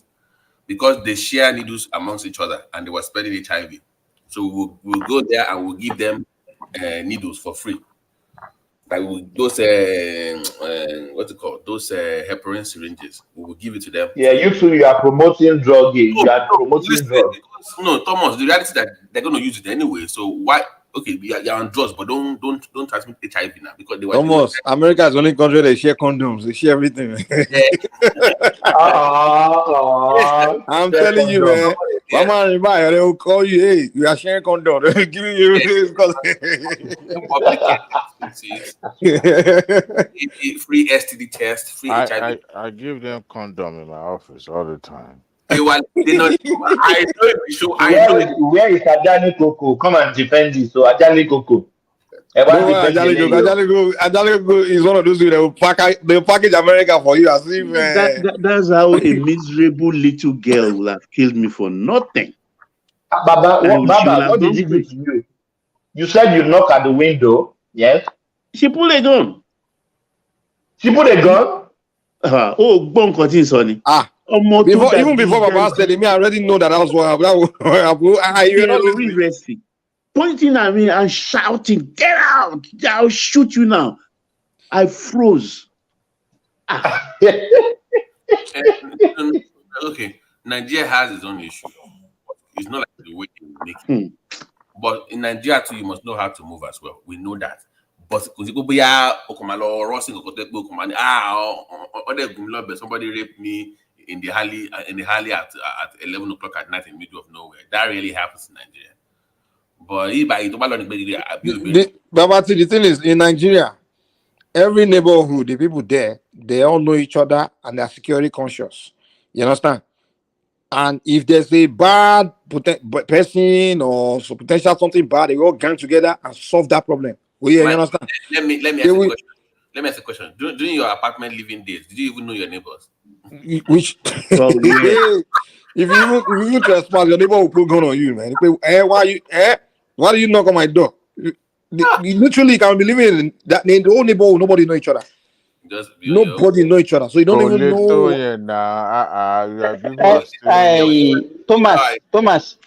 Okay. I sent the video to you now. Did you see the video I sent to you? When a neighbor. Let me give you an example of how tough this place is. I will speak it in Yoruba because I'm at home. Anomi, Obirin, Oni Masters, nurse, Onche night, Oko, pediatrician, Onche morning, Oni ọmọ méjì.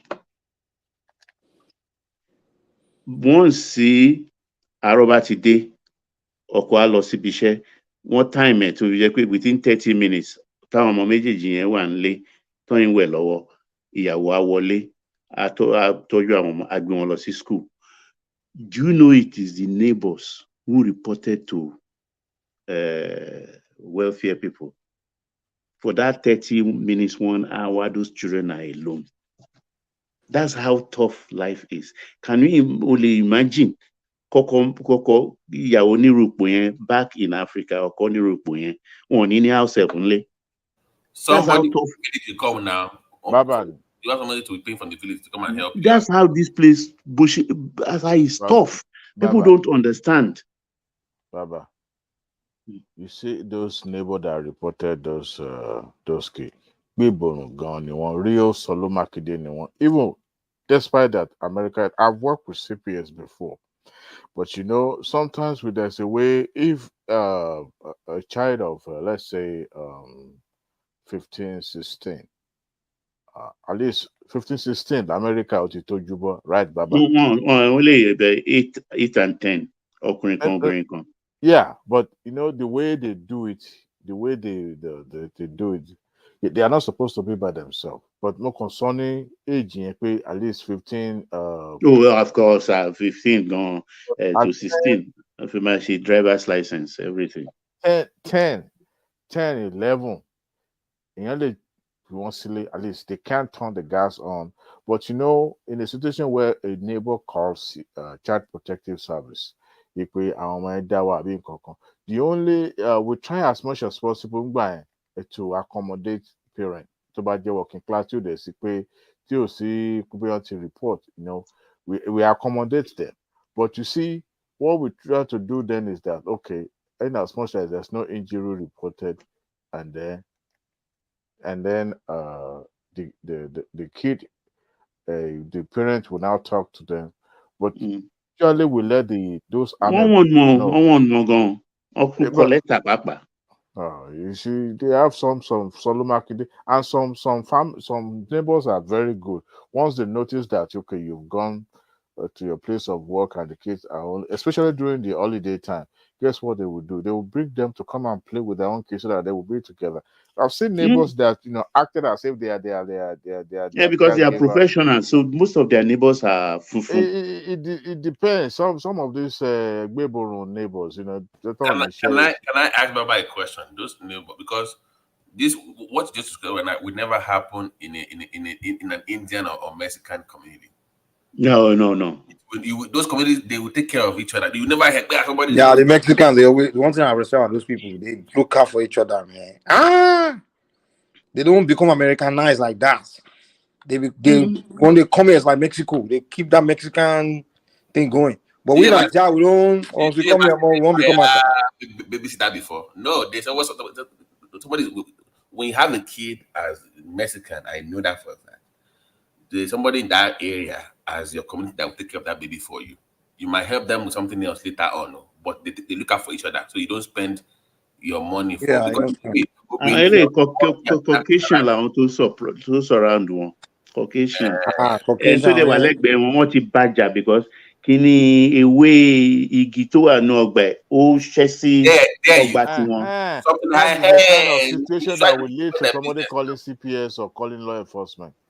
But those terrible nosy neighbors, there's a way they treat them then, because we make the child the work of authority more, so there's a way they trick their mess up and all that, because you don't want them to be It's not difficult, but man, even àwọn ẹlòmíín bá wo life wọn níbí báyìí life tọ̀hún àwọn wípé àwọn tí wàá ń gbádùn wọn ọmọ ni ó kàn yẹ pé kò sí constant light kò sí constant kinní, but if you compare kébí yóò easy kò easy bẹ́ẹ̀ yẹn rárá tọ̀.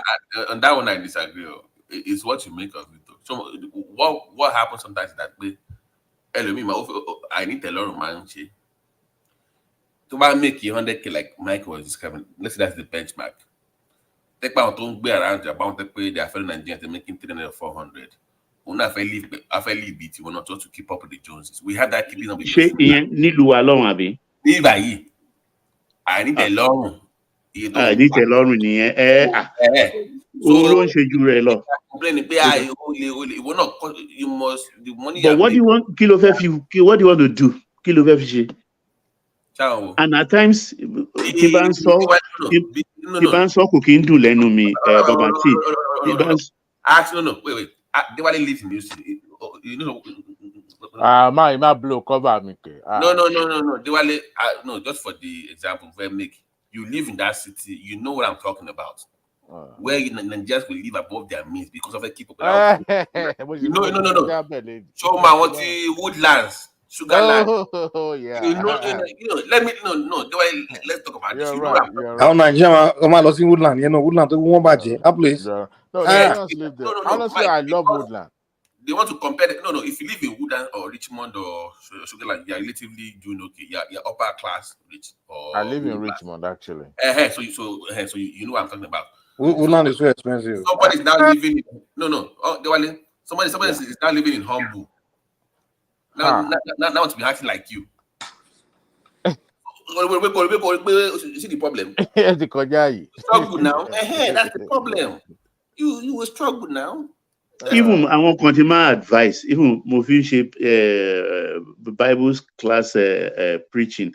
Oh, you are here. This is where you are living. Baba is a Christian now. You don't have plans to go back, or maybe in the next 10 years. You can go on holidays. Go to Unri, Olon College in Nigeria. God bless you, Baba. God bless you, Baba. You deprive yourself here and build mansion in Nigeria. God bless you, sir. Rats, cockroach, Baba. Light bill. Baba, How many months do they live in Nigeria a year? Maybe 2 weeks or 1 month. Nothing like that. Man preach, it doesn't make sense. If Baba, it all wagon to tin rowo to ṣiṣẹ́, make yourself comfortable. Make yourself comfortable. Rale ibi ìlò wà, obi ìlò ń bímọ sí. Kí n fi Nàìjíríà lẹ̀ tó bá jẹ́ tó ṣẹ́kù, dẹ̀ rántí. Baba. Then wọ́n kankan bọ̀ ádàbẹ̀ pé èèyàn kan ń sọ àsọ mọ́ bí báwo náà ṣe ń sọ pé because ti dàgbà ṣe no. I mean, there's nothing wrong though, Baba. There's nothing wrong though if you have the means. Yeah, if you have, but where you don't have, and you are, because I won't like be a man visiting at times to members and things like that. And some of them don't live well. You relax. Let me ask you guys. Let me ask you a question. What do you guys think is best? They are building one house in Nigeria and they are not living well. Is that me before to lay to buy really to call? They are working 2 or 3 jobs. That's to buy really to call. Oh, you believe it? Buy one house in Nigeria. Baba, it's even worse when you live in New York, New Jersey, and you live in those places that look like rat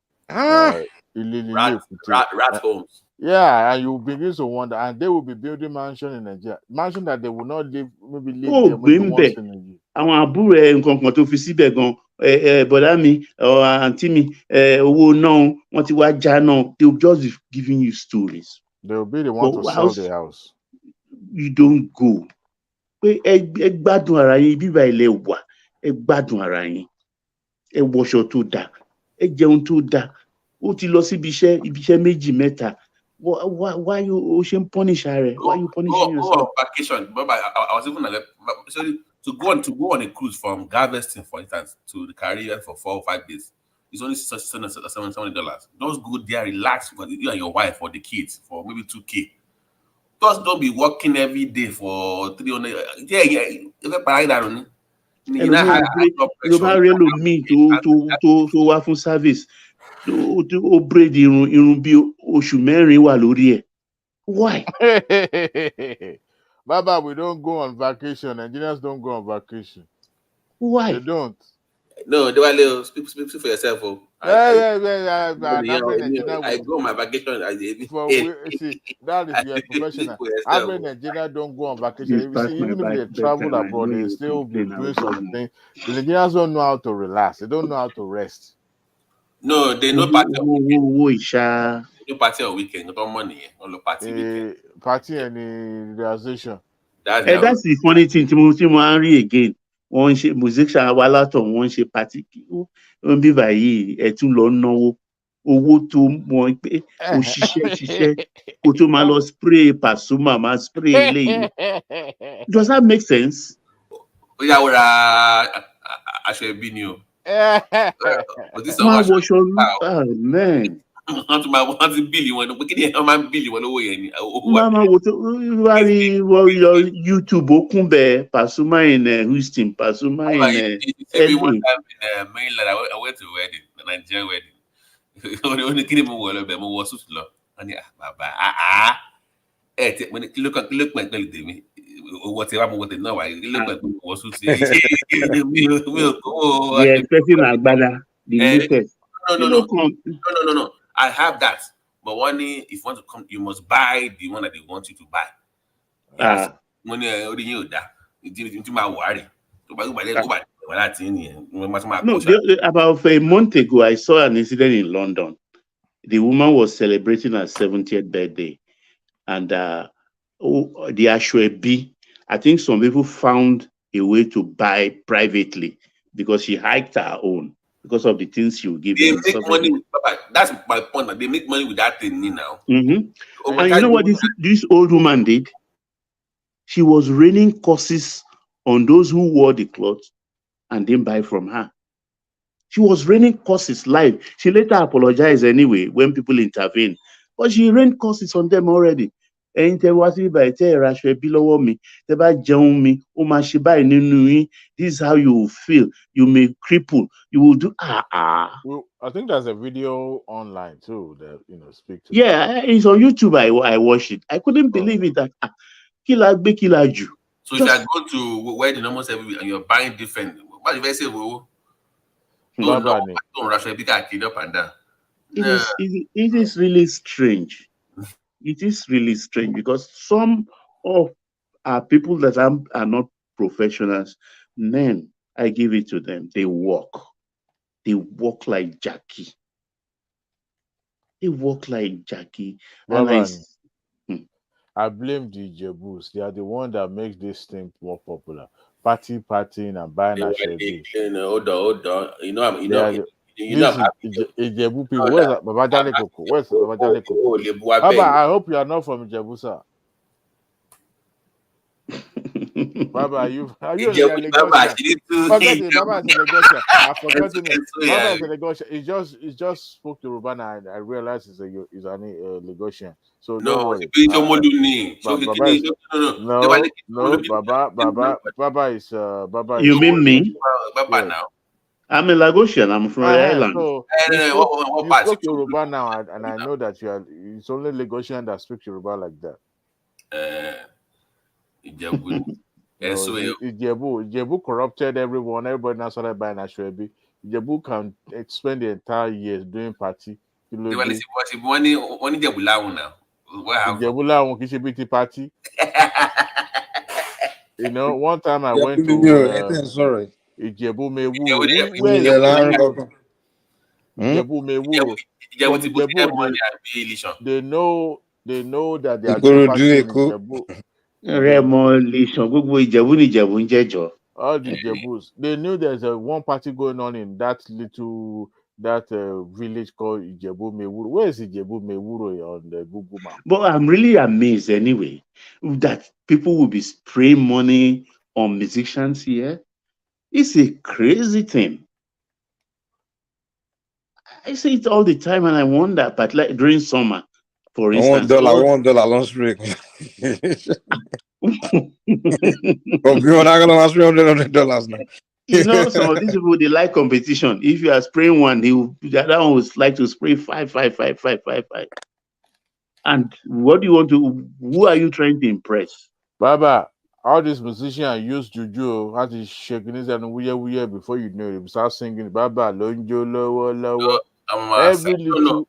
They're even very smart now. In those words now, they call you by your groups now. I want to. So if you're sitting down, they will know that. Imagine going to a wedding and they call your group, and on the table you're the only one sitting down. So I should be mad too now. They know how to get you to stand up and come and spray money. And borrow money. We even have time for you to change your money in those weddings. They have time for you to change your money. They will give you the $100 bills. You just you pay them in maybe Zelle or whatever, and they will give you. Maybe by now. Baba. Money. Baba. New weddings, they have a stand for that money. POS so now be at the party now. The dollar bills now. What they show you? Maybe by 50 or 100. Yeah, what's look on Sugarland? Maybe a year ago, Sugarland. Baba. Where you will pay them. The way I know that these Jebus have corrupted the rest of the Yorubas. How can an Ekitani Jeshama who they don't joke with their money, right? But they started spraying money like as if there's no tomorrow. That's why I know that the Jebus have corrupted all the rest of Yorubas. They first of all dealt with Lagosian. The Lagos bought that bug. They now started spreading from, Yoto Oshun, Ekiti. No, it was Old Ondo. So they are doing party in Ondo Ekiti now. Everybody will close the entire street, spray money like no tomorrow. And they don't used to do it too. I mean, to the extent that even Ebenezer Obey has to abuse Fajem Miroku in those days. Alo Majaye. It was Fajem Miroku. He was throwing that banter at. Before Fajem Miroku to lose his pocket and start.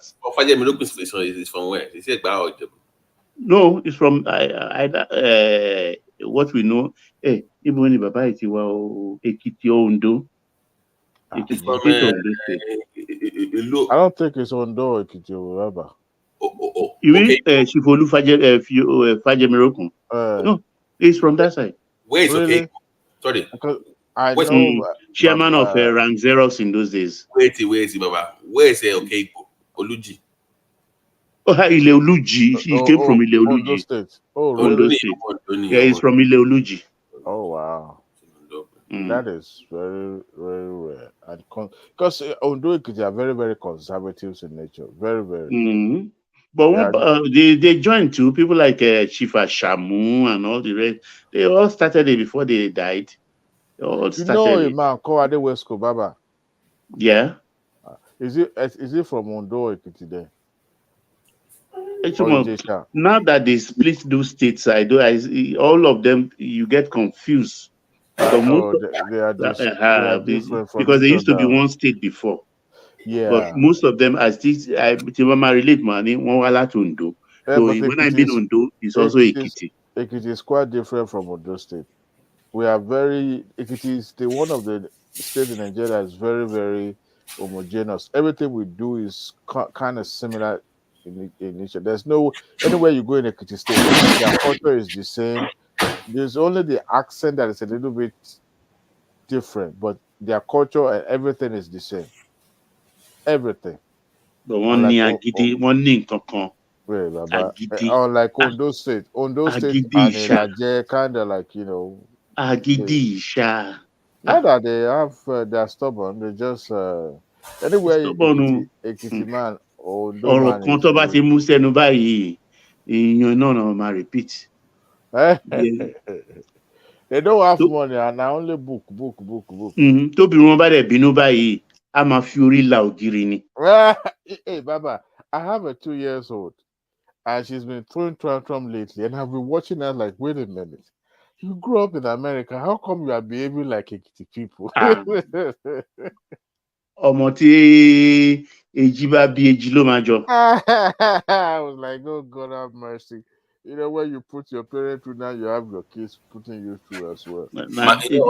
My favorite Ekiti person is Fayoshe. No, you should have mentioned my name. What do you mean, Fayoshe? How can you have gone that far? Fayoshe is a town. He grew up in Ibadan. What do you mean? Hey, you were former Oyo now. Please, we are not from Oyo. He grew up in Ibadan all his life. In fact, for him to have even emerged as a president, governorship candidate was a mystery to a lot of people. But he's been the best governor you've ever had in the last. I beg your pardon. The current governor. Am I lying? The current governor is a silent Ashiba. I like him, so I will reply with bias. So Baba will be on my side on this one because you see, his emergence was more or less like a mystery because don't expect Ekiti to feature I think his emergence actually is because òun gan irúmọlẹ̀ ni. Òun náà máa ń kiri èmi irúmọlẹ̀ tí ń jẹ jollof irúmọlẹ̀ tó ń jẹ jollof rice. How can an Ekiti man say stomach infrastructure? Give me a break. They are self-sufficient. They are okay. They don't have to give them peanuts. But they were there lining up and he was on the truck throwing the chicken at them and they were eating it. Baba, that is common now during politics. But it's to me it's denigrating for a governor like Ekiti State governor doing that to his people, saying that stomach infrastructure is the way forward. Give me a break. They don't need your money. He coined that word, stomach infrastructure. Yeah. Fayoshe. Out of his stupidity, we've had governors. But he came twice. He came twice.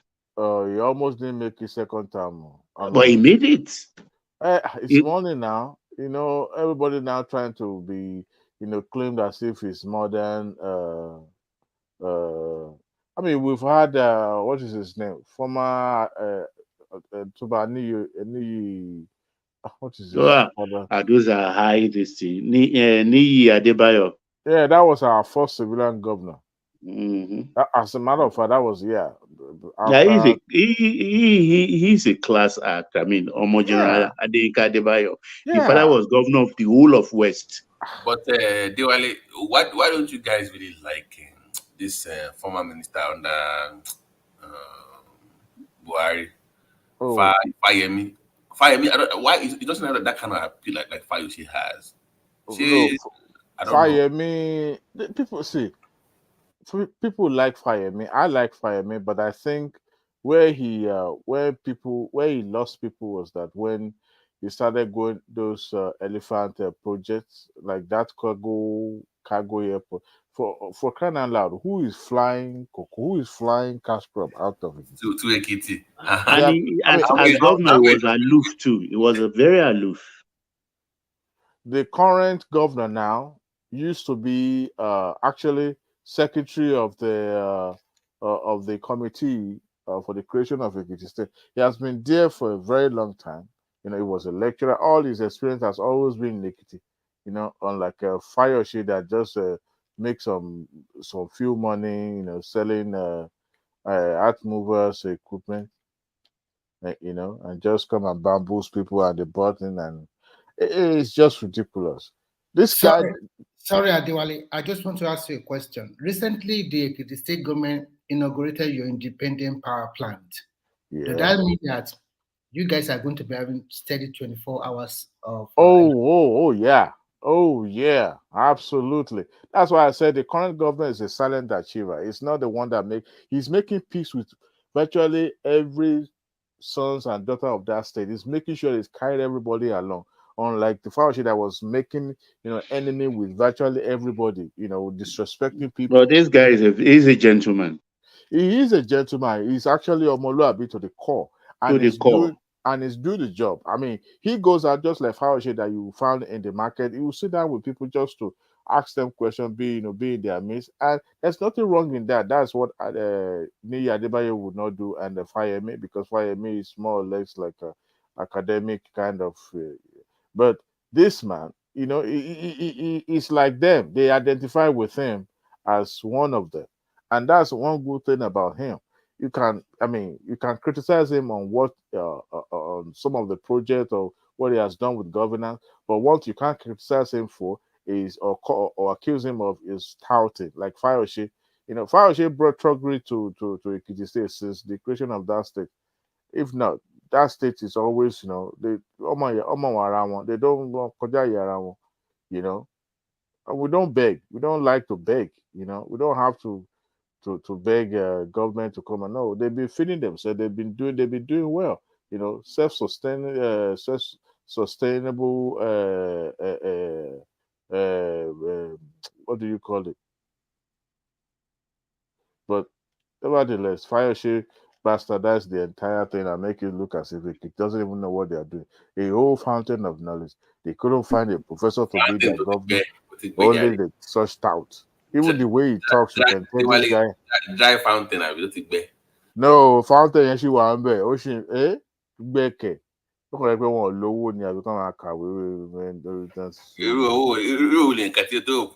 But in Guinness, it was in Guinness Book of Record before. I think I've mentioned that place before in Ekiti. The town has the highest number of professors to the square kilometer anywhere else in the world. Yeah. I think in that town alone, then they had about 30 professors. 30 professors. A small town in Ekiti.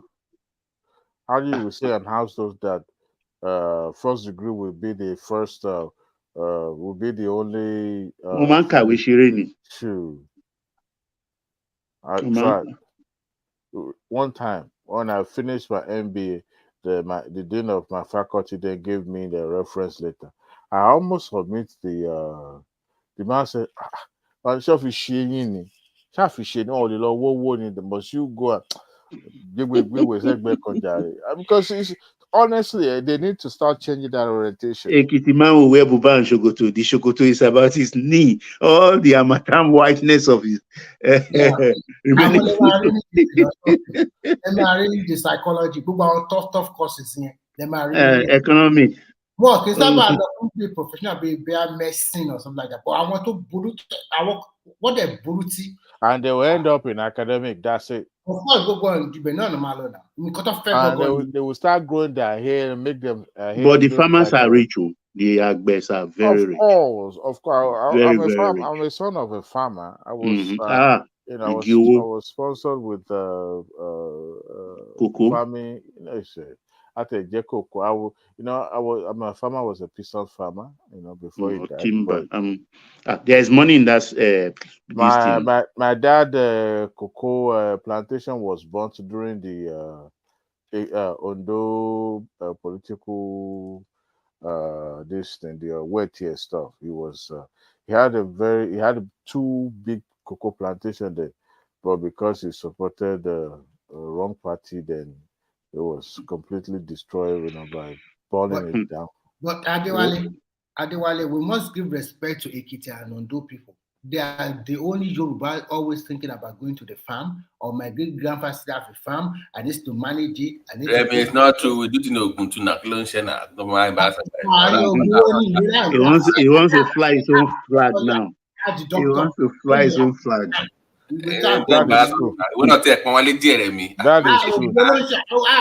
Honestly, Ogun State corrupted the entire Yoruba race. They changed that orientation from farming to white collar job. See, that when I was growing up, we used to sing Ishe Agbe, Nishe Lewa, and that was because even if you look at the Ekiti national anthem now, it's still about agriculture. But Mimiko try to revive that tradition in Ondo. Yahoo. How do you take it?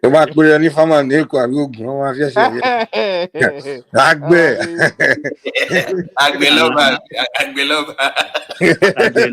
yeah, exactly.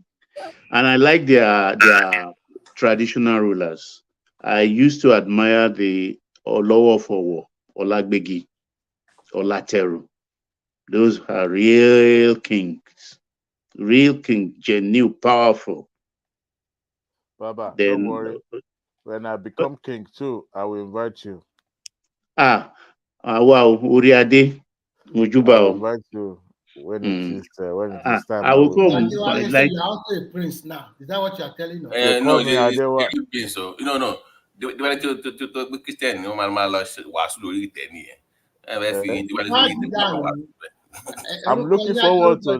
I'm looking forward to those new wife, those new babes. Don't be like the Showun of Ogbomoso or Bagandi. That they are going to depose very soon. How to depose already? He's struggling. No. They don't sack him. They don't sack him. Cut Luyo.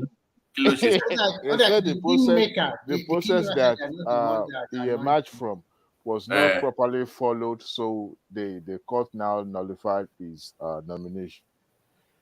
Okay. Hold on a minute. The one tí wọ́n ṣe ní Ìbàdàn tí Mákindé gbé tó stop ni ó ní bọ̀bọ́ yẹn pé kò kí n ló gbé Sókótó ló gbé dàgbà pé ó ní Fulani influence. Me Aláàfin àbí? No, you're talking about Aláàfin now, right? Yeah. Even Gandhi himself, he didn't even grow up in Ogbomoso. He can't even speak Ogbomoso language. Ogbomoso sounded more like No, the family, other member of the family took him to court, and challenged the process. Not him. Now they challenged the process that they were not.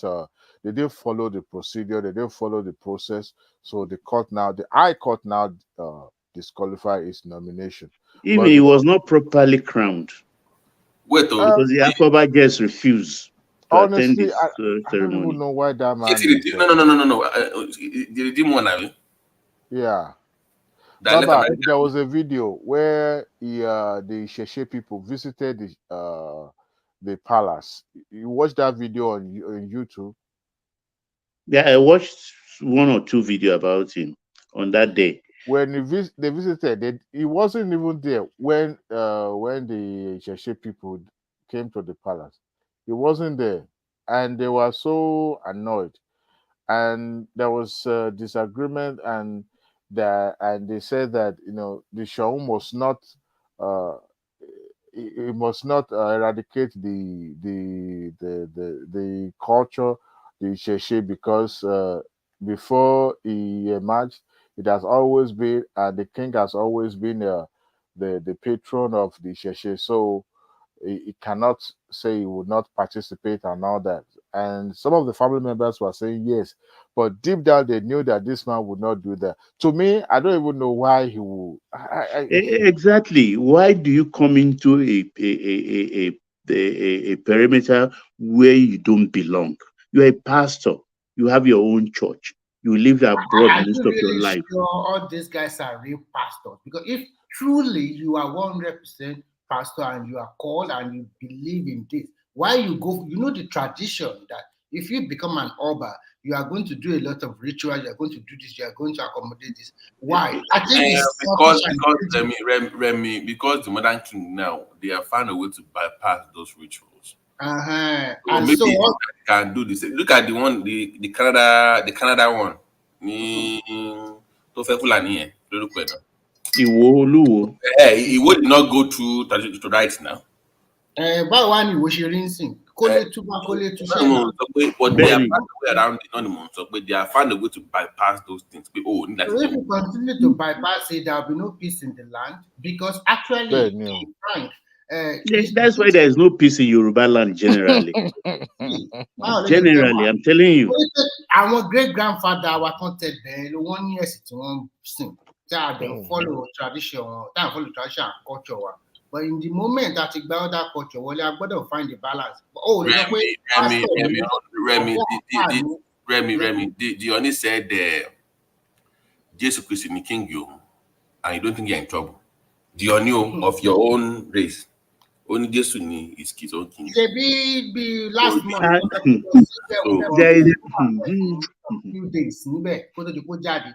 These things are ìwọ tó bá lọ jẹ àwọn kọ́ ọba yẹn ó ti mọ̀ kó gbàgbé bóyá you are a Christian or a Muslim because gbogbo nǹkan tó máa ṣe kò kì í ṣe bí àwọn yẹn ṣe ń ṣẹ̀sìn tiwọn. You can't escape it. Kí ló dé tó lọ gbà á ìwọ odidi pastor olójú kòkòrò olè dẹni. That's the way I think. You know what they do? Do you know they will go and create different crown ade oríṣiríṣi fashion ade èyí tó wà nínú palace gangan tó bá wọn fọkàn wọn mọ they know the implication. They know in Yoruba land the day they crown you as king no máa fún ẹ ní igbá or àdó because as a Yoruba king you must not be captured during war. You must not be kidnapped. So when that kind of thing stares you in the face, you shigba or washiadu or the damu. That is the end. That is how you dignify the truth.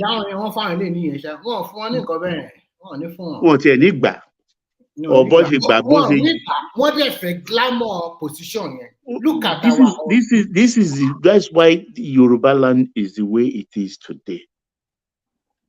I saw a video where most of them in Southwest they went to redeem and started throwing their irukere, talking about Jesus, King of Kings. Oh my God. I felt scandalized.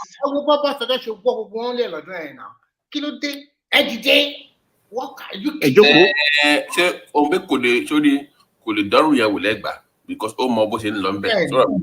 so he knows who is who.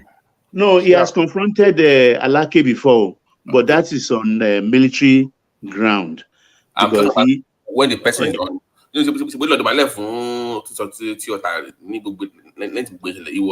himself and Alake Obagbadebo, they had altercation. Is a friend of Buhari in the military days now. That's more they had their issue back in the days. Yes. Became king, so they already had their But that one with a lot of effort, I think it was contrived, was stage managed.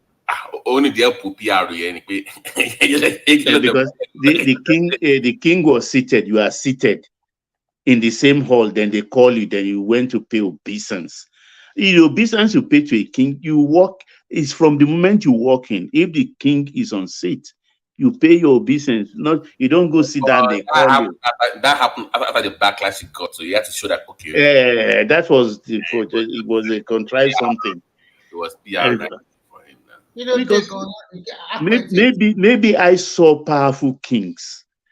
So when I see all these ones parading themselves like king, I get really how can angry. we call them powerful kings now if they are not truly enthroned in our traditional right? You know what's funny? Remy.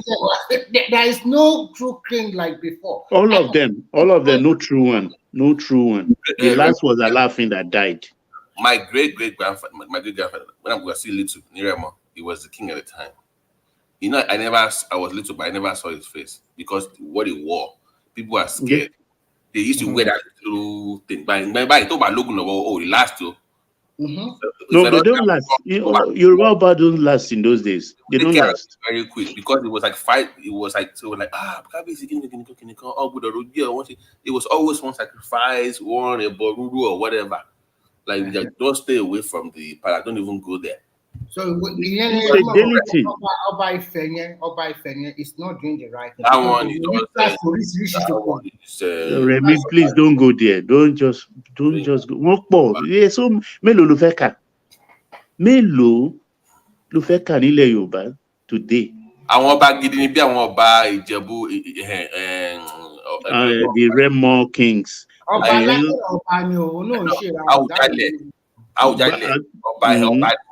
I think the whole thing started from Oshile Okiono. It started from Teju Osho. When he started going to church with the 4 wives and everything. Yeah, exactly. That was the first mess up of the whole thing. Apart from that of Oni of Ife, the last one before this young boy. The last Shiju, it wasn't the turn of their house. And besides that, he has astigmatism and he cannot be a king in Yoruba land if you have what we call a blemish, abawon. No. An astigmatic cannot be a king. But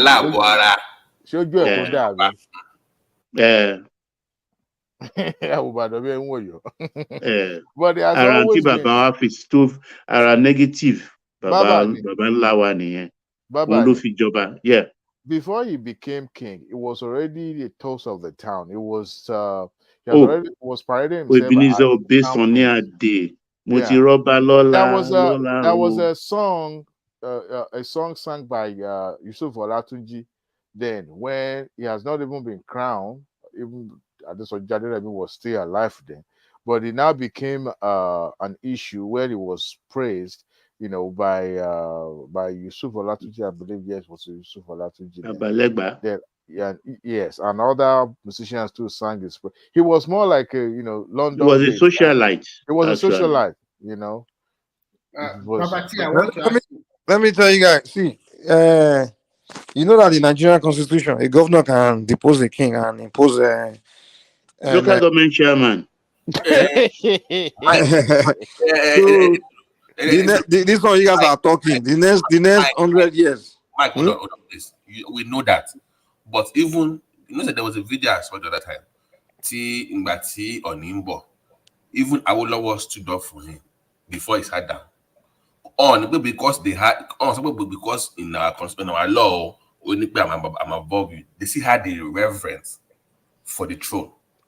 But the same incident, Babati, Oshemowe of Undo with Awolowo, Mofigbagagba. Oh yeah, these people that you guys are talking. They were seated before Awo came in and asked why Oshemowe did not. Meanwhile, they were even friends. They schooled together in London. And Oshemowe refused. That why should I stand up? So what Obasanjo did wasn't the first time that thing happened in Yoruba land. It's been happening. Can a Edo governor depose Omonoba Edo? That governor, that governor would not see the daylight. Do you know that even the Benin children have started to install the Albana? They can. Many of them they have mixed race now, mixed tribe. They are mixing. That someone like Ondei, if he's have Yoruba, have Akwa Ibom, very in the next 100 years. Yes, anymore. This generation that are coming up, they won't even recognize this about you guys are talking all these things of grammar. Mike, we are talking of human being. You are mentioning Udein. I'm just telling you how Yoruba land is becoming. See, Mayegun go, even Mayegun go to a team mix. Which is so. The next, someone like Mayegun saying, only vote for. They can listen. Someone like Mayegun only vote for Chukwudi go the governor. They go Chukwudi. Only depose Alafin go fi Chinedu she new Alafin for you. You know he has power to do that. Look how by winning to fair Fulani. That's something very soon only vote so back only Fulani can go the governor.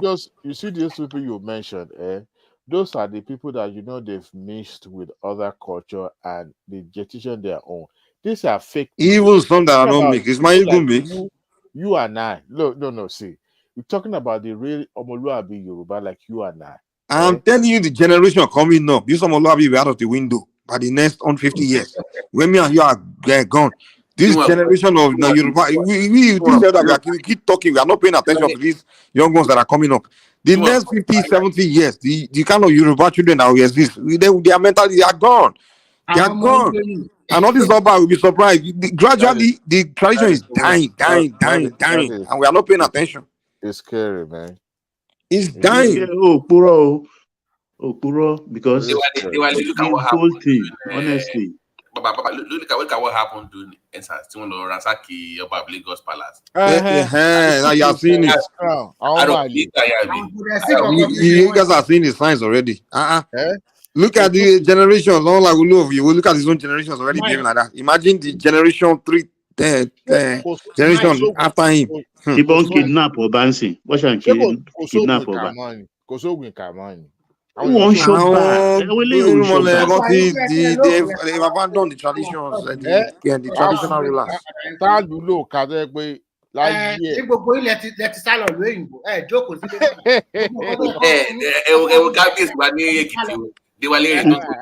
nǹkan tó wà ń bẹ̀ ni pé I think àwọn ọmọ kéékèèké tí Mike ń sọ yìí tóun bá ti dá sẹ̀ríà fún wọn because in those days ordinary danfo driver mole driver tó bá bínú máa gba ẹ ní nǹkan sínsìn before you know it is opening agolozoro òkàlókun tó bá kì í sí.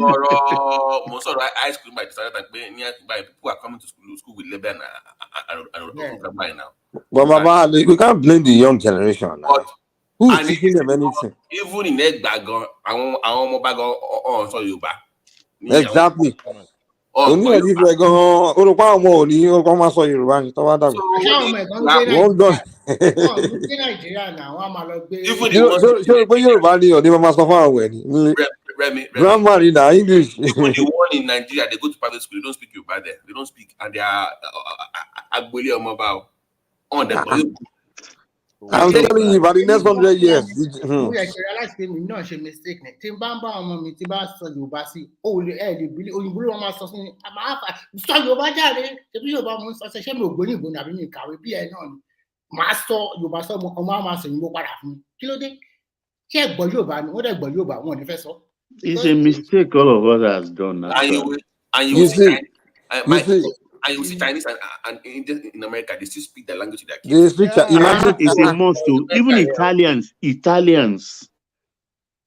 Their countries are not losing their identity. Every European countries they are intact. It's only Africa. It's only Africa now. The British, the British, that was their goal. They want to expand their empires, and not because they are expanding to make us. They just want us to be subservient to them. Extension of the British Empire. No, this will. Their goal, okay. Let's wipe away who they are and make them be follow our ways, but they're gonna be subservient to us. That was their goal. Because we establish those countries here now. They just create Nigeria, and then they put your obas on payroll to just leave the system going. Now, generation by generation, their game is working. It's like you put a cancer into a place. The cancer is just expanding, and the owner of the body is just not paying attention. And that's what I'm telling you. The way the thing British came to create there, we are not paying attention. I gotta go normal, but generation by generation by generation, our originality is dying. Agbo, Mike, Agbo. What I also realized, We are becoming British. What is Shango? Ew, that is demonic. Ew, but really? Shango, you want queen? No queen. Oh my God. Then I realized one thing. You can see all those Asian people when they are all everywhere here. They make sure their children speak their own language, and they open up a restaurant and a shop. It's generation to generation. And they know their history. They know everything about themselves. Everything. Our mama manage the business. Oh, why should our mama come out? Why should I unnecessarily? It's like I establishing go come. Generation yet unborn. No, my game from it. So I pay. Mukuman who I want people in be buying. Àwọn Chinese kan bí báyìí náà tọ́ ní restaurant tọ́ ní bíi 2 or 3 restaurant wà á ti rí àwọn ọmọ ìdìbò náà wọ́n máa sọ àwọn náà ń ṣe cleaner bẹ́ẹ̀ wọ́n ti mú àwọn ọmọ yẹn tó bá ti parí iṣẹ́ for the night àwọn ọmọ ìlú máa gbálẹ̀ náà máa clean ọjọ́ Saturday àwọn ọmọ ìlú máa attend ṣe tó bá yẹ pé o fẹ́ òdèdè finish the version ìwò àwọn ọmọ ìlú máa sìn bó ṣe wọ́n ti bẹ̀ sí train wọn láti kékeré pé àwọn business ẹlẹ́lẹ́yìn tó wà. Nílùú mi nìyẹn o imagine nílùú tí wọ́n. Baba T and Mike, have you noticed that in North America you see Indians owning a gas station? I win, yeah. In America, 7-Eleven. Japan only 7-Eleven now. Japanese convenience store. I'm saying no. In America, you will see mostly Indians owning those. Indians owning the franchise. That 7-Eleven alone is more than 500. Diwali, also all the dry cleaning service is almost Asians now. It's always them. Almost them. For example, say Emma in Gokoma Shell, and go on subway station, Lagos State to sing. I'm on the train station. Emma Bessinri. And the Chinese ma Bessini, you 7-Eleven convenience store, auto one to back to one store, right. I want to share, yes, we already. Any like that, that's smart that to buy penetrate. I don't know because I'm not in country, but don't be surprised. I'm president on 7-Eleven, Nigeria, convenience about to go to subway station. While over a milk over a bread. In Nigeria, all the Domino's, all the restaurants now. Domino's are Nigeria. Domino pizza over Nigeria. What I mean, I say, like, if you want train, they should be able to put your business as a smart Nigerian investor. It's a smart business. I want Ben Murray Bruce, Baba Lugbe Domino in the 60s.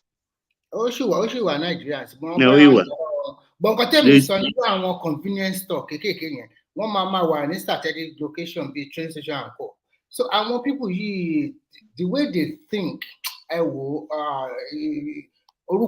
Western world, these people, they think ahead of everybody. And one was selfless. They are not so great. Let me give you an example. Look at what is going on in Florida right now, in Miami. Miami is literally turning to New York before our eyes. With all this, the way they are building right now, it's in Chinese money. The way they are bidding right now, forget this. That downtown now is like almost like it's not like New York in the next 10 years, and it's all Chinese money. The reason American before you know it, they will hold major assets over there and they will control it. 130 by you ejo mo lo sun e se pupo Ọlọ́run ajiware o ó dàárọ̀. Baba. All right, man. Companies are leaving New York to come to Miami to come and occupy those big. Number one, because it's a tax-free state. They save a lot of money on state taxes. Most companies, California, are coming to Dallas. They are living. You can't blame people. How can you do doing business and you cannot even make profit of 10%? So we're not already tax. You move elsewhere where you can reduce some of those expenses. So mindset, I want people you have to patapata mindset. You do.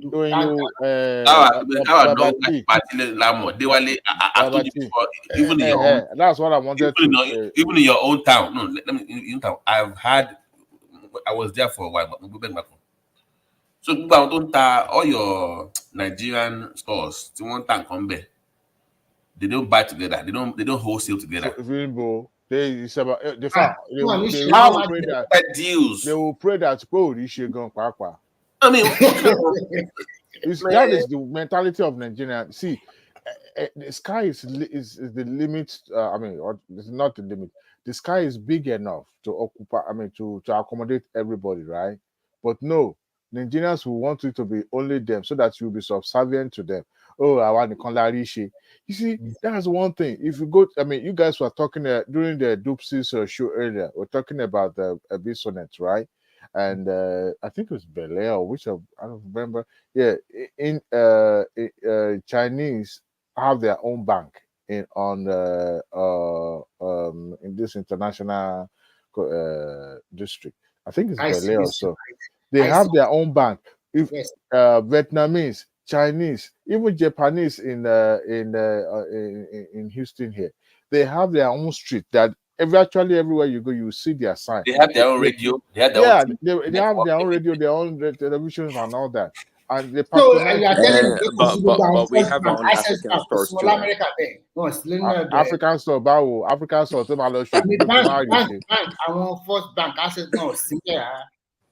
níbo. Daddy, come on, stop playing. You know what we are saying now. Come on, you know. I know.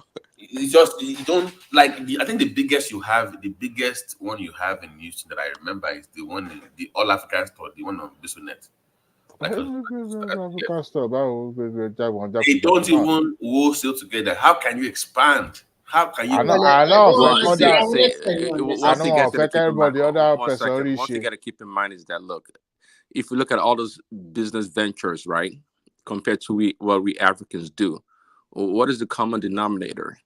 See, to open an African store, it's a one-man show kind of a deal. But the kind of deals you guys are talking about requires, collaboration, planning, and all this other stuff. We don't do that. We don't tend to do that. We don't trust each other. Just like Remy always says, no, we're selfish. That's at the bottom of a lot of things wrong with us. But they are losing market shares. My point, to the point where HEB is now selling African stuff. Yeah, but that can only happen. That can only happen if you're not used to working together. Now, if we're working together and they have like a conglomerate, right? For example, you would know your competitors. But if everyone is in silo working by themselves, it's easier for the Chinese, the Arabs to come in and displace you. That's exactly what is going on. Let me shock you. There's some African shop here, but those African shops are run by the Bangladesh, by the Nepalese, by the Iranians or the rest. And then you buy Gary there. And one day I ask, how do you get this Gary? Because this Gary is made from Ghana, made in Nigeria, shipped from Ghana. Do you understand? Made in Nigeria, but shipped from Ghana. How do you get it? The guy was just laughing. I saw all of them, read everything. How do you get all this? I want to know. You won't tell me because I was surprised. And then you go to some African shop that's run by one Ghanaian guy. At the end of the day, the boss is also Nepalese. So they are controlling everything. And they are importing from Africa. I was if you, but maybe we can speak on it. If you know about the Mike about the hair industry of business in America. Mm-hmm. Okay, so you know who dominates it, right? Yeah. I have a friend of mine that was into it. It closed down because it could not keep up with the. It could not keep up because he had this. No, he came to that at Abdullah Mall first because they had all these African Americans that were clubs whatever there. When the Chinese moved in, they bought the whole side of him. They got into business with him. And they pretty much, and the blacks were pretty much, they abandoned him and they were buying from the Asians. So his marketing was like, let me do for black, it's a black-owned business kind of thing, approach to it. But I'm like, bro, forget tagging all this stuff with black-owned. Can you, it's about price point. Can you match the price point of these guys? It's like, no, they buy in bulk. So the one that they buy for that area is for like maybe 10 or 20 stores. But do you know a black man or an African would bypass an African store, a black store for 1 cent and go to the Chinese store to buy something? I know. That's my point. But they will buy from their own, even if it's more expensive, just to keep that person Exactly. Even Even in the Jewish, even in the Jewish community, they call it. They use this term in the Jewish community. I've forgotten the term that if they Cycling, recycling of no, dollar. it's a Jewish word. That Yes, I know you what you're have talking a about. Jewish business, and if that person has low quality and is more expensive or whatever, they will still buy from him. They will now come to you to come and study how you sell for cheap, and they will not tell that person how to improve his business. Oh my God! But see, because when they buy cultural from thing, individuals, it's a cultural thing. They will study you. I think that's why the Europeans They don't will like not. They will not teach that person what you are doing for him to improve. because when they buy from themselves, they don't look like they buy from one individual Jewish person. They look like they buy from the community. They are investing in the community. It's That's called the way the they term. I look at forgot it. that name of. It's called something. Is it like some kind of where they will study the competition? Because if you look at it, yeah. when you patronize a Jewish shop, and if your daughter is sick or something, you also go to Jewish hospital. So the money continues to circulate around them, and they continue to prosper. That's what they are doing. So I think that is right. But our own people, It's business to be. That's what Obi was preaching now. Business to be, market to market. So if you do that one region will just corner everything. You can see that. You know what? At the end of the day, I also like the Igbos, the way they also for their businesses. There are a lot of I see one Igbo boy start as selling as what do you call it, rice, beans, gari in that big brazier that we already have. And before you know it, in less than 2 years, his shop was so full, everybody in the community goes to him. He started to sell as even if you want to buy 5 naira gari, he will sell for you. He has everything. That is a. I think he's to be honest, Igbos and they are very, very communal in their own thing. They do things together. Unlike we Yoruba, Yoruba máa jẹ́ lẹ́sẹ̀ ni ó máa fẹ́ pa ẹ́ ni, that is the end game.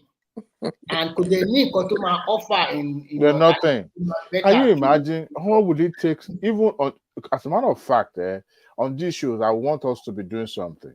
If anybody knows about the business opportunity or a job or something, let us be posting it online. Yes. Maybe other Nigerians, in diaspora also will see, maybe job opportunity and business opportunity and all that. And then we can, impact each other's life. Other than just keeping it to ourselves. You know how to do something, maybe you teach them, maybe you collect some little change from them and teach them stuff and all that. That's how we empower each other. Maybe I just want to share. There was a guy that he usually comes to this platform, and there was a guy that was talking about opportunity in Finland that you come and do some skills, you acquire some skills for 2 years about welding, painting, or cooking, all the kind of stuff. You don't need to pay school fees, and it also leads to permanent residency. So through one guy, I think he always listens. He reached out to me, and I gave him the website of the school and how he's going to go about it, and I wish him good luck. He wants to jump out from Nigeria, and I told him the opportunity that is there. But this guy now replied me that all those jobs are just too below me. I was like, below you. Look, the word has shifted from all this certificate base. It's now skills acquisition, because they don't know that even if you are a chef or a cook in a restaurant here, you get nearly the same amount of money as even some professionals. So it's a very good way for you to come in. You are not paying any dime for the school fees. You are going to get the training, and before you even finish, they already put you into work. So and what are you doing in Nigeria? Nothing. And then you are just bragging. It's below you. Is that? So I was like, okay, well, a lot of people from East Africa are jumping into that fray, and some Nigerians are also coming recently because it's a good way that can integrate them into the society easily, and it leads to pathway. Maybe in the next 3 to 4 years, if they can pass the language, or 5 years, they can get the finished passport. So even if you don't get it, they give you a permanent residency. What else do you want again? Remy, don't worry. ODFF body before you know it. No. The only thing that I don't like is that the statement he wrote in his email is below me. What do you mean below you? Who are you? Are you a president of Nigeria? You are trying to show off to me that below you or something like that. Don't show off to me. So Remy, I put the link in the comment section. It's called Beha. It's like a Jewish doing business with a fellow Jew. It's like a cultural thing that they even quote their own Torah to tell you why you should do that only. So I put the link. It's a good. You can interesting. If you have time, you can read that article. So they do that for themselves, but we don't even want to hang out with anybody in Nigeria. We don't trust each other. We don't want to do business to expand. But you are losing market share, like I said once again, to this China. Because if actually the whole country come together, because Nigeria have that force, an average Nigeria is an entrepreneur, and if you can harness our potential, that country will be great for everybody. But it's all about what is in it for me. And yesterday, while I was also talking, I was just laughing. Go back to APC, you want to go back. And I like the way Baba Ajale could tell you are a loser. You lost out because you think it's sure. If you are not so sure that Atiku will win, you won't cross carpet like that. All those landmines they laid out for Tinubu, you knew about it. And you are cocky sure that, okay, my man is going to win. And that's why you move ahead. And Baba Tinubu was right. He was a loser, and the winner is Wike. Where is Wike today? Wike is FCC minister. And where is your Atiku? It's nothing at hand. And what about you? You go back, although you might be academically sound, and they tell you have your own work you are doing. But everybody wants more of life. You want it. You want it. And it did not, unfortunately, I was listening. I want to ask him a very good question. Do you think if Tinubu had picked Dogara, the northern part of Nigeria would have voted for Tinubu? I want to ask him that question because Dogara is a minority Christian and the majority of people in the north are Muslim. Do you think if he had picked Dogara, he would have won? It will lose. So nobody asks him that kind of question. Baba Shelawa. Our Baba Shelawa, to ba ma on yen se yen to je fun ka pẹ̀lú 240 million to lo fin cut grass. Oh na won Hausa e ma adibo fún. I used to know kai. So, Nisi, come up with if you're a Christian or a Muslim, in South Nigeria, or you want to contest for presidential election in Nigeria, you have to pick a northern Muslim. To Balomo Christian or Garen, you will lose. You will lose. So, and to the northern Muslim, to pick a Southern Christian, Lumamu, Muslim no one South, but at least about South is at the South, I want Christian to put you back. So let's go to space. So I feel. Reverend, can I ask a question? If I'm a Christian let's say I am a Muslim from the south. Which south? Southwest or south? Let's say south. So that I know, like, okay, let's say like south. I'm like Catholic, all that stuff. No. Let's do this way. Let's say I'm a Muslim from the southwest, like Tinubu. Can I pick a Christian from the north? I mean, to balance. No, you will look like that. Balance. The Christian ticket only apply to the south. The north, he has to be. There's no way the north is going to vote for a Christian to be their ticket. Any northern, another to buy certain Christian. Wuni south, that is southeast. That is getting going. But southeast to get around very well. I'm thinking the next vice president will surely come from south again. Chuma get around APC after Tinubu. Vice president south. And Chike, what do you call it? Wike can be a vice president too.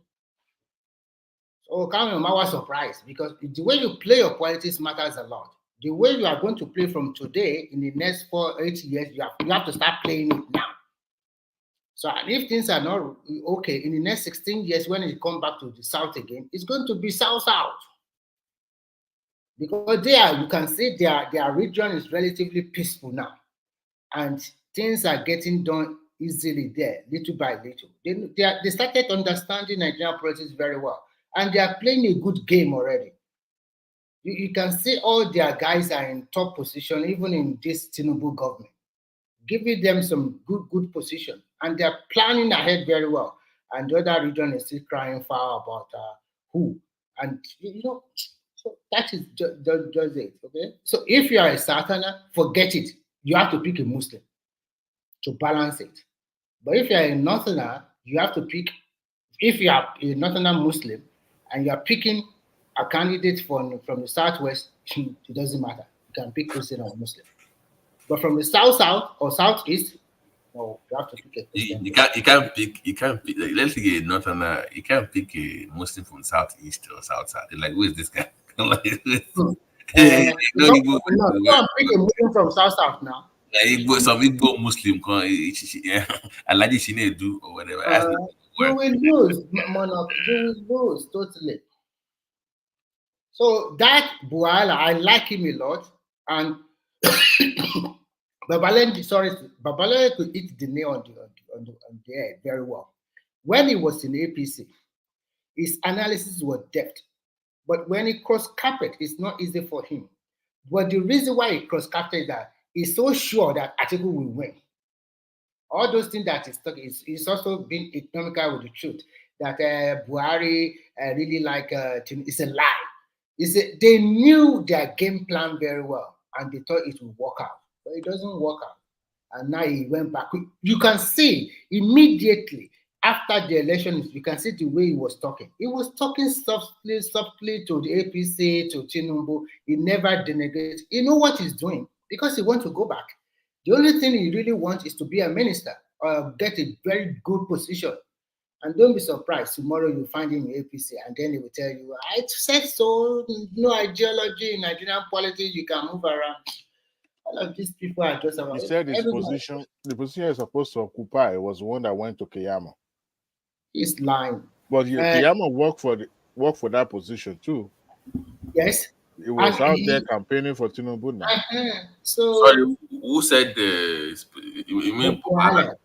Yes, yesterday. You know, like I just because one man has to guide his guests, shield him because he wants to. It's just part of the game that you have to play. You cannot be too hard. There's the come back. So I get that, but I wish somebody pushed him more on that. Like this, you can't be talking like you are. Like one of those people that want reforms, like to be honest, Babati, when I came on the show, I didn't even know my phone was going to mess me up because it seems Google is having issue with this particular app. So that's why every time you hear echo or low volume, it's because of the bug in Google, and they said the Google is working on it. However, I didn't want to flog that aspect of asking that repeated question about his role or something else, because it's just a participatory politician. It's not a real actor.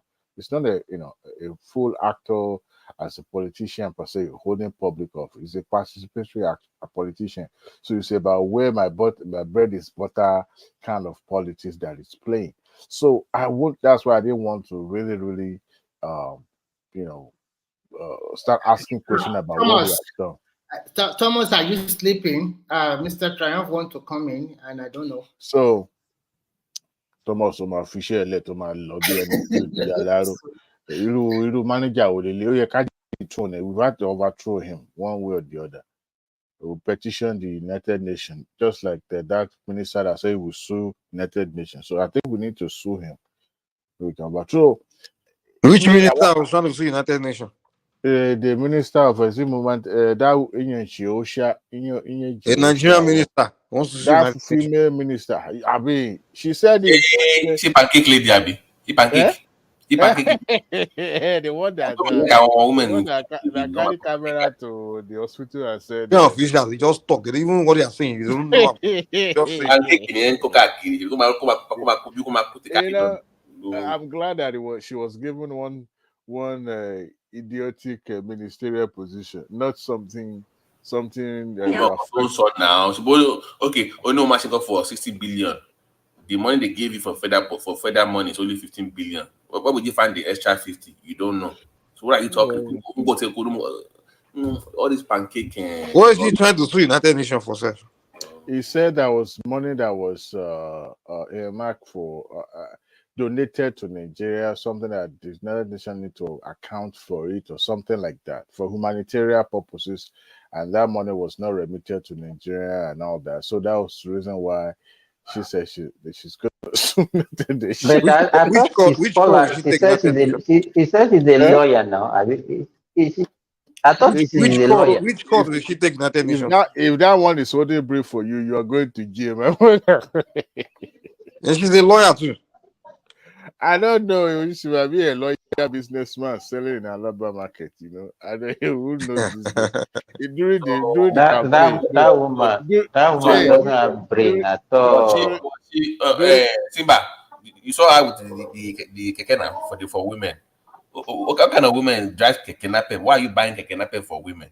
Don't say that. Oh, it's common in the Delta and no, you're missing the point. Women need no. I hope compared to the majority of women, how are you buying keke napep for them when they need more than that? Start from somewhere, guys. For somebody in the rural area that you dash the keke napep, won't she be using that? For women drive keke napep in Delta and Edo. What I'm saying is this: they gave your ministry 15 billion naira. You are talking about buying stuff for women for 65 billion. But more you're talking new, or you don't even know what you're talking about. Which one is it? Oh, wow. So I don't even know. I don't think she knows what is going on in our ministry. To be honest with you, I don't know. Tinubu needed someone like her to be carrying camera around to make it look, it's not one the optics. So because once Tinubu said that you must perform unless we get rid of you, so you can see that people are coming out to say, "Oh, look at what I'm doing in my own." You will be seeing more camera these days now. Hey, don't worry. So, but I think when Boala come back to the show, I want us to, we talk more like a Leonard Fellow instead of just criticizing him about his role, because this guy knows the inner working of government. He has people there. Even Rufai, he used to be the source of information for Rufai because they know each other. So, and I don't want us to keep batching him to the point that he decided not to honor our invitation anymore. One man said that if he gets the appointment today, that will be the end of his presence on this show, because he wouldn't want to come to the show to talk about some of these things. But I think he diverged so much yesterday. While he was talking, what kept ringing in my head? That was this Obesere song that he sang that kept reminiscing in my head when he was saying some of the things that happened. When Obesere said, "Ididowo enu obo okobara," you know that song, right, Babati? Babati. Me, this is we look like Obesere. Look at this one. Look at this one. You want to tell me you don't know basically? That was what kept coming to my brain. Like, why is this man saying all this information so that you will sound cool, like you know these people? The funny thing, they were when they asked him why he didn't support. He said Tinubu was doing Muslim ticket and it's not fair. And then you are saying that's not fair, but then Atiku, knowing that Fulani man just rule for 8 years, another Fulani man wants to rule, and you don't see that one as something that's also not fair. So I'm like, this guy here is retarded, man. Are you serious? You're saying it's not fair. I am Muslim, but you don't care about Fulani taking over after Fulani. So what sense are you making? I said maybe they should have voted for Atiku in the Southeast. When it's not done in 8 years, we will not give it to them after 8 years. I'm like, what is this guy talking about? See what they look down to one Southeast. What is this guy?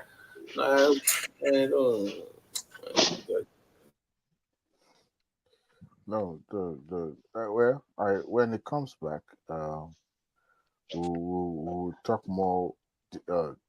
Ask question more about the government policies, how he feels is going to affect lives, and some of the things that he will want them to change, and then we can criticize and all that. But I don't want us to batch him based on some of the stand that he took. Why can't he just go and let him go and face his law professional? Why, if he's so great, if he has he's still a practicing lawyer, but you see, there's a level you attend. How successful he is in his law practice. Well, as long as you're able to feed Because your family, because pay your. everybody was just praising me that the guy is intelligent. Is that me? I can't see it. Though. He's eloquent today. You He's are doing bad eloquent. belly. You are doing bad belly now, Silver. You are bad belly. You are doing But he the went to man. court for Atiku during the election, though, to the Uh, he's a tribunal. practicing I lawyer. won. He doesn't have to win. Go and ask the maybe a practicing lawyer. You are a bad belly person. You're a bad belly. Only bad belly. Leave the man alone. It is all right. I mean, we've shown there was a time that video surfaced online where someone opened the door for him, but I think she's a female or something like that.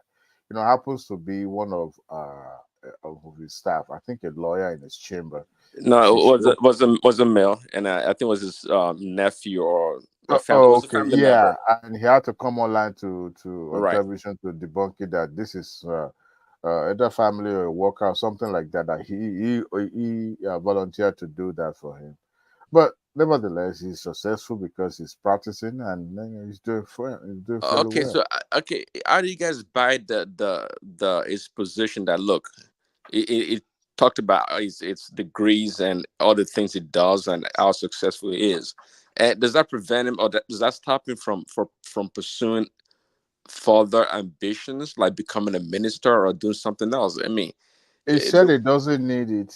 It doesn't need being a minister to get to or achieve happiness or something like that. Something to that close. But the thing is that it's right. It doesn't have to be a minister. Sometimes the most powerful people are not actually in the public office. That is one thing. I mean, for those of you that have read the 48th Law of Power, you don't have to occupy a position that will bring you in interaction to people. You could be behind the curtain, calling the shot, right? yeah, we So know that, but what? Come on, okay. What power or influence does Buhala has? To what degree can he call the shot? Is it a shot caller? Is that what you're okay. saying? I mean, I don't want to be the devil advocate here, but the thing is this: if you are a good strategist, you are a good politician, people need your service to be their mouthpiece, to useful for something. That means you're also powerful in your own right. I don't disagree. I don't disagree. Immediately he left Tinubu's camp. He went to Atiku and he was absolved and given that position of his communication, one of his team members. So it tells you that he in is so right. He's No, still he had to listen. He held a really prominent position with the APC or with Tinubu, right? So he has a what lot of. He prominent has a lot position? of, What prominent position? He in was the a member in of the sense that inner working committee. he knows the inner working. Now, if he called Sheyi, was it Sheyi Tinubu the other day, just like he said, the point here is that he is a man with a lot of intelligence, meaning that he knows or the inner workings of the APC and Tinubu. So it's a great asset. If Obi could afford him, Obi would have taken him also. He You would know come what they across use anyone. him for? You know what they use him for? The same thing, the same purpose that they use for Ebefani Kayode for, the same thing that they're using him for. Because of that oratory prowess, oratory talent that he has. Not that is that well, Simba says it's not that intelligent, but the fact that you're able to be articulate and speak fluently and in the public, you are useful for one thing even though you've never had any political office before. So in that regard, they see his talent and it's useful for them, and they're utilizing it. Otherwise, it wouldn't have been able to be absorbed completely when it got to PDP. It would have been just relegated because he doesn't have a political capital. No, So to you say. see, someone is with lesser influence that works closely with Tinubu would be absorbed by Atiku's party or PDP. See, again, I think we all can agree that Buala is pretty good at what he does. He's a good talker. He's a He good doesn't talker. sleep and wake up with Tinubu. See, this politician will discard you in a second once you are no longer useful. See, when he left, APC still function. Tinubu's campaign team still function, didn't they? So they don't miss him. But don't forget also he said I mean I could be mistaken, but he talked like almost Tinubu went on his knees to beg him to come back. Maybe I'm mistaken. Well, I get a sense of that If we somewhat. let us analyze this guy objectively. What can he contribute to Tinubu? What quality does he have that he let, can't let, get from another person? let me tell you what he can contribute to Tinubu. Yesterday, whether we want to admit it or not, this guy held us spellbound, answering those tough questions without losing his cool. This is someone who knows how to work camera, who knows how to deal with public engagement. That alone make him relevant. So Tinubu would not think twice to get him back into his fold, to utilize him, to help convince for those who are still on the fence, or speak to the public. If if he had not left, maybe he would have been in the position of Ingelali. Now, who knows? Because he was that good. He's still that good. Okay? So, in as much as we want to make him feel well, he's not. I mean, there are millions of Nigerians that are as good as him, but he's there with them. They trust him. They work with him before. So that is one thing I know that is good at. And you and I have never But been in I that think the position. same back question. Let me ask you, Adewale, if you are Tinubu, will you trust this guy? You don't have to trust people like this. You just have to use them when you need them. I agree. And that is one of the attributes of Tinubu and all politicians that knows their onions. That's what there's no permanent friends in It's politics. that's an attribute of a good leader, a strong leader, to the I ability to mean, be able to use people at the right time for the right purpose. correct. If he could absorb Boso into his government, there was another guy that he made minister, right? So that's another lady too that she made a special advisor to vice president, something like that, that have criticized him in the past. So if he could do that, how can he not be able to do it for Boala? But the mistake was, as a matter of fact, we didn't have enough time, and at the same time, my phone was messing me up. I wanted to ask him. I think somebody also posted that question yesterday. That look, you criticize Tinubu for picking a Muslim vice, a Muslim running mate, but here you are, a Fulani man just leaving office, and another Fulani man is aspiring to be in that office again. Of what moral ground do you stand to criticize Tinubu for choosing a Muslim, but you, that is, I mean, your principal now, who also happens to be a Fulani man, which is almost like equal to what Tinubu is also doing. Of what ground do you have to support Well, that? Peter B is a Christian. I think Prince Adewale is he a Christian? Yeah, he's a Christian. He's a Okay, Catholic. two. What other Christian ran during the election? There are very many of them. Of course, those who are not relevant. Okay. So the excuse about Muslim ticket, right, and going for another Muslim prominent politician, kind of discards his position or his claim. It didn't hold water. It's such an You're right. unbalanced equation. That's a good angle. Yeah, yeah. But of course, time wasn't permitted and other. But I think there are a lot of things that we could discuss more about. The electoral process itself. Having worked with politicians, who would like him to share that nugget and what do they usually look for? What is usually their plan towards the election, so that the public can get learn and have the mindset of this politician. Because at the end of the day, they will be the ones to uh, put the policies together. They will be the ones to change electoral. They will be the one to hand over over to us whatever they wanted, and we don't have a choice, right? Even with the electoral law, when the bills was going through readings in the House, never a time did anybody brings into the constituencies for debate, for insight or input. They don't do that in Nigeria. Their lawmaker will, put stuff, and before you know, it's already on the table of Mr. President, right? The crucial bills here in America comes to the constituency. You will see anytime a rep member is having a constituency meeting, people will have input. People will debate about it, especially the professional or those who are in Adewale, that sector. Yeah. Adewale, this quick question. the Labour Party lawmaker in the House, before they were elected, we know what they stood for. So what about all these things going on in the House now? We can't even see one of them has been opposing what is going on in the House. So I did join the link of APC, PDP, but what is going on? Because I've never seen any one of them pushing back at all about the 160 million. What kind of question are you asking, Thomas? Are they special people? Are they different? What are you Hello. saying? Maybe they just went there to look for which party they can just use to learn their ambition. Thomas, They are not different now.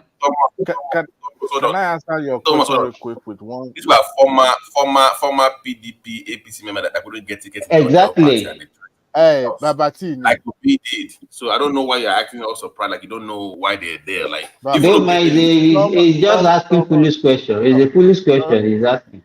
This is not a foolish question, but it's just asking. He knows the answer. You are telling the host that is asking foolish questions. See, Thomas. Yeah. You know, you've heard a musician called Sikura Inde Barrister, right?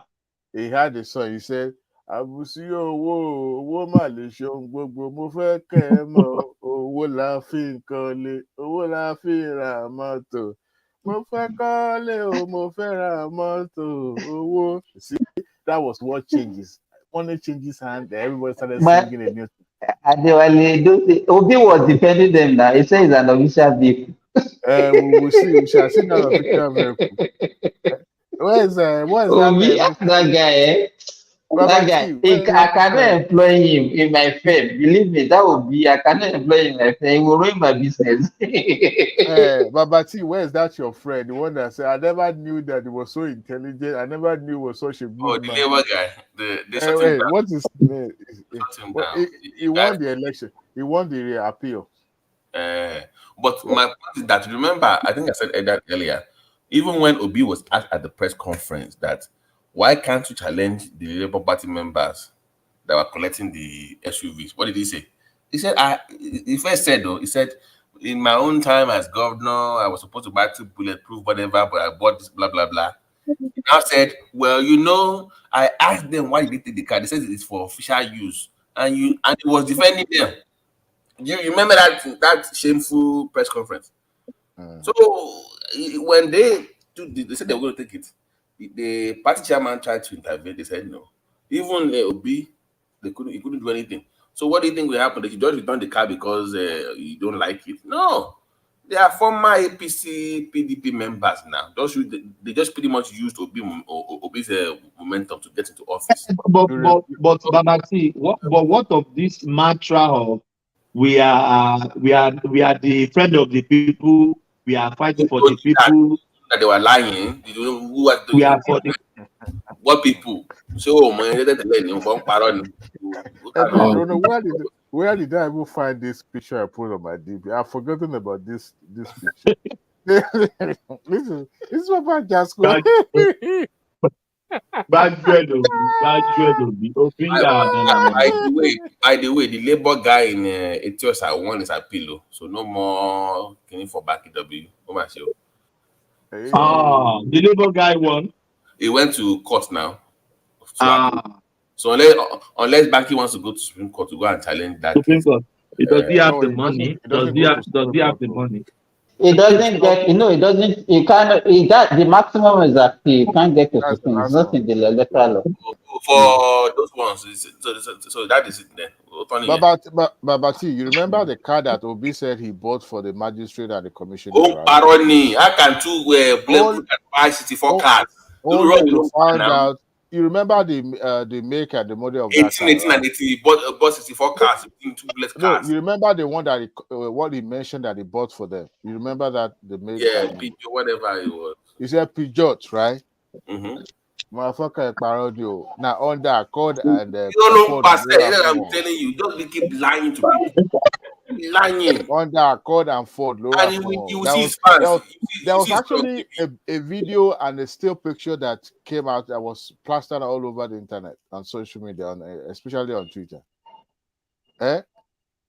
Does this man have amnesia or something? I don't know. You will see his fans. Look at No, him. he doesn't have amnesia. He's a liar. The guy is a pathological liar. And his follower also love that.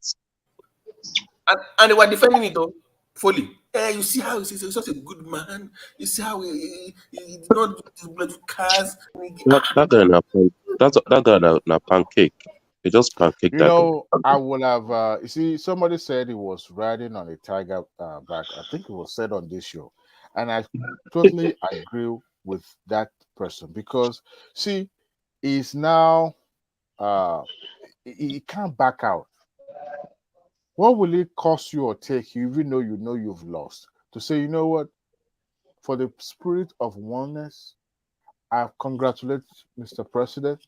We will join hands, but I will criticize you where there's need be for nation building. Say those things that make modern democracy look cool, and he was afraid of his followers. He would not be able to say that because they will come for him. They will come for him. But like I said earlier too, a true leader will stand on principles. And I said Obi had a better chance of keeping them intact because they didn't have a choice. If they don't like Obi, they can't pick Atiku. They can't pick Obi. So it was their only choice. So he had that leverage to deal with them the way he had that leverage, but he blew it. He blew it.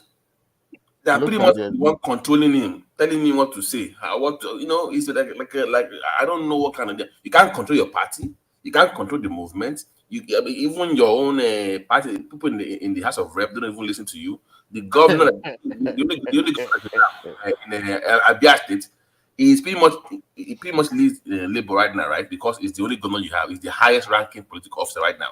So Alex Oti is actually the leader of the Labour Party. To be honest with you, you will still need federal government assistance. You see, federal government always sign off on their anytime they are trying to borrow money from abroad or something like that. So we will see where it will end up. We will see.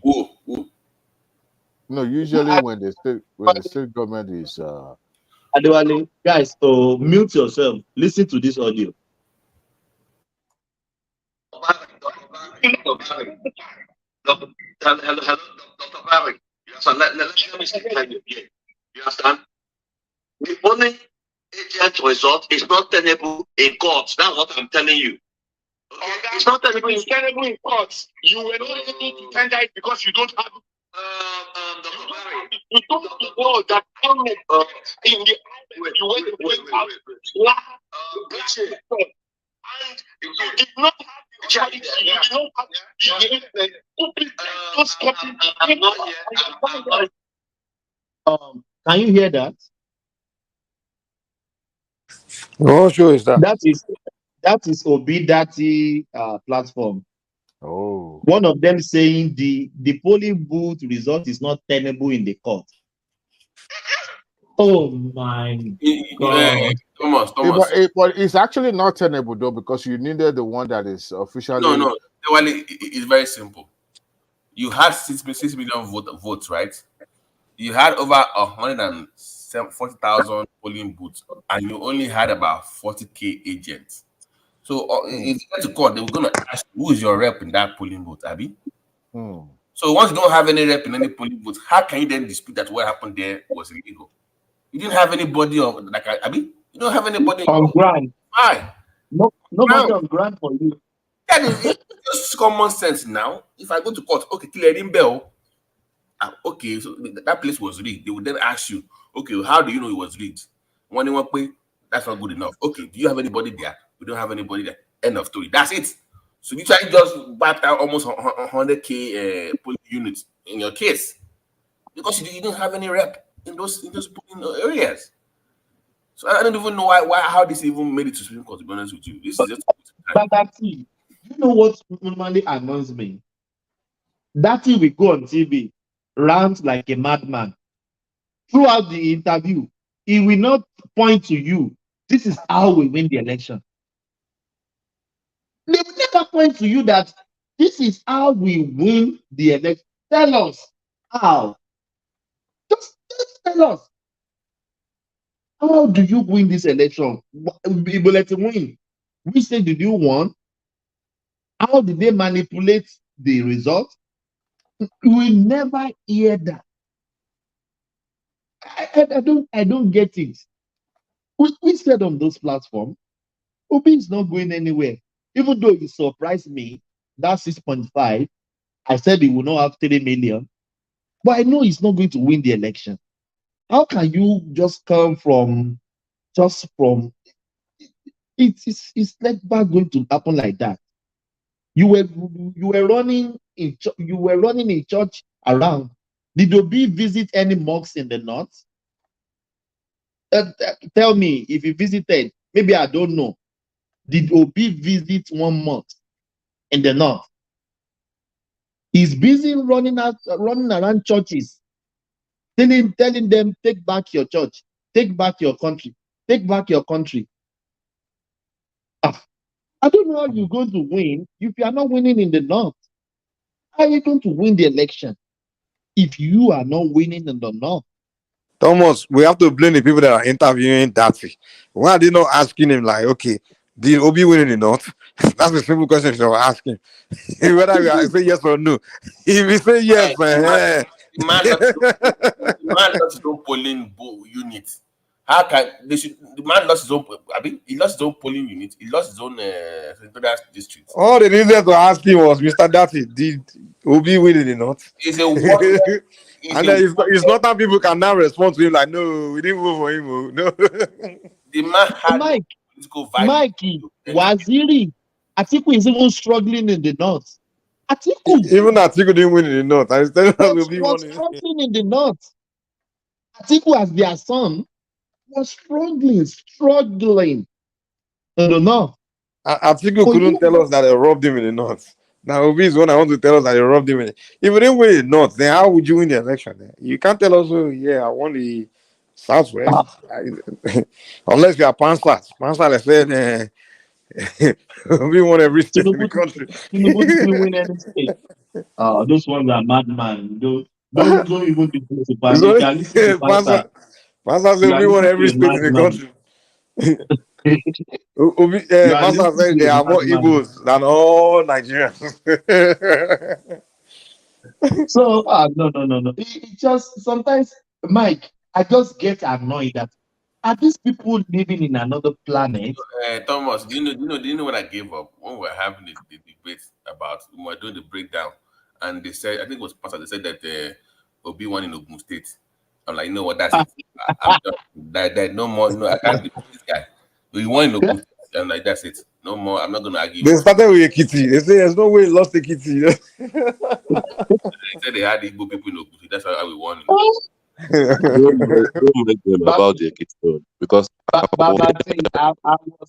was in Nigeria last year. I was at the in my hometown. Folly, give me 1 sec. I was around last year in my own hometown.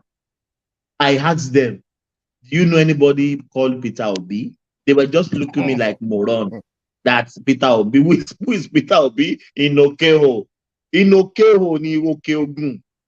The heart of the state. They say, who is Peter Obi? They don't know this. People don't know you, but you are claiming you win an election. People don't know you. To be frank and to be sincere with yourself, there is no election in Nigeria anymore.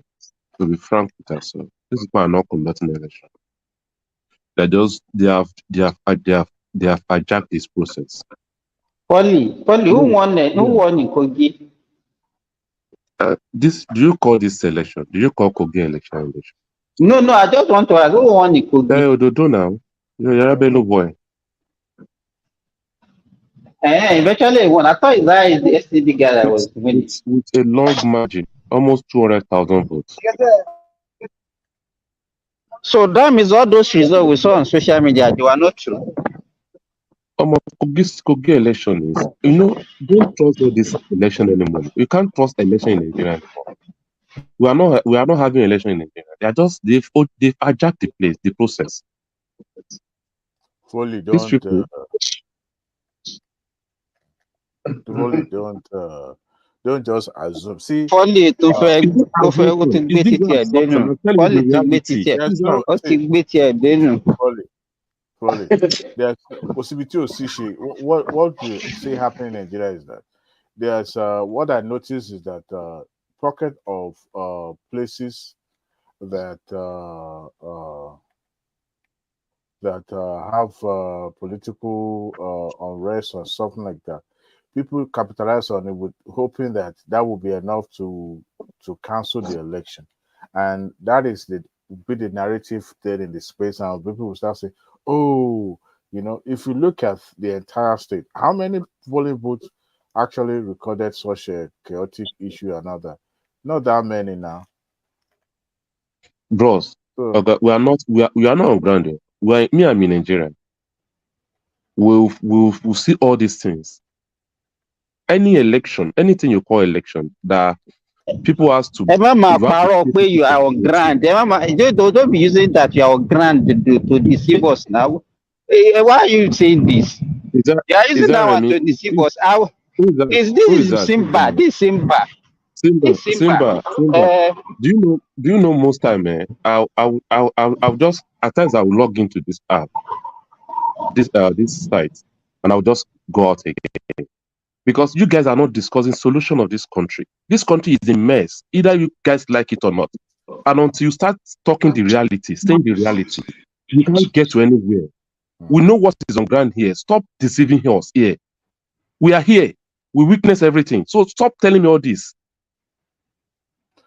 as if what they are showing out is different from what is prevalent in Nigeria. Look, Kosibiti Osishe, we've seen the worst before. But what we are saying is this: whether they rig election or they don't rig, the people, the winner and the loser, they are the same. Okay. What makes me say that is that all of them too have their plan already perfected to rig, but because one person or one group is have upper hand, that's why the same APC seems to be winning, because you can't take away the power of incumbency away from, because some of hardly you will see places where APC wins that is not because they have somebody already in that office, but to get a new place, get a candidate to occupy a new office is not possible, because it seems they maintain the status quo and all that. So just like Prince Adebayo said, that each political political party perfected the way to rig the election, but others have upper hand. So to say that, oh well, they've perpetrated themselves in the office, it's just whoever has the biggest money win the election. It's as simple as that. Or whoever knows how to rig And it's having repercussion on our country. It's having all this process we're all thinking that is normal. Is affecting us. It's telling on us as a country. And can we continue this way? No. The answer is no. I don't even know. We don't even understand what you are talking about. You are just putting emotion. Can I chip in here, please? Sorry. First and foremost, anything that happens in Nigeria, most of the people in diaspora knows about it, because we have people on ground also. We have relatives, we have friends, we see our family members. I cannot even I cannot refer to myself as a diaspora. I'm not a diaspora. So nobody can claim that he knows what is happening in Nigeria more than me. So we also have people at home, and they talk to us. They are also voters like you, and they also are politicians like you. If you are a politician, you with your sincerity in mind, do you call this process as this election that we are having in this country presently? Do you call it a process that we can all be proud of? Okay, I will answer your question. Well, tell us. Let me answer the question, please. I'll answer your question directly. First and foremost, there is no perfection, 100%. But if you look at this recent election in Nigeria, it's a clear-cut super improvement from the one we have been having. I want to ask you a question. Were you around in 2007 when Yar'Adua became the president of Nigeria? Were you around in 1999? I was in Jos. I've been around since 2099. I've been around since But 2099. Remy, the question you ask him is prior compared to what? Compared to which one? Compared to what? You have to do comparison before you can measure how proud or how unproud we are. Just like Remy is saying, are you saying compared to 2007? Are you saying compared to 2003? Or are you saying to compare to Cameroon election or Benin Republic election? Which one are you saying? Yeah, and tell us the truth. You are in sincerity of mind also to you. Tell us the truth. 2007, 1999 election, even 2011 election. Or is it compared to other African countries? Which one? I mean, what are you telling us here? You Foley, also in sincerity of purpose. If you have been around since that time and you have been voting, tell us the truth also. What is the difference? You know what? Then people actually still believe in election in Nigeria. People will come out and cast their vote. Yes, people will come out. Never anyone believe in election in Nigeria. You asked me a question now. People will still come out and nobody is buying their vote, and they will vote. And later, which planet are you living? Were you living on that? Hey, Foley, you won't kill me. You want to kill somebody this morning with your lies, Wait, you asked me a question. Let me know. Some of the Nigerians always trying to tell us that one time was better, this time was better. Someone waiting now. People will vote. Talk will come around and scatter the vote and do whatever they want to do in that period. And that same thing is still happening till today. There is nothing changed about it. Foley, I will shock you today. I was a presiding officer in 2007 and I had polling agents. And I know how much they are giving people to buy vote. And I know that in front of my eye, like this, they are thumb printing. They are thumb printing for, is it 80? Are they not still doing it now? No.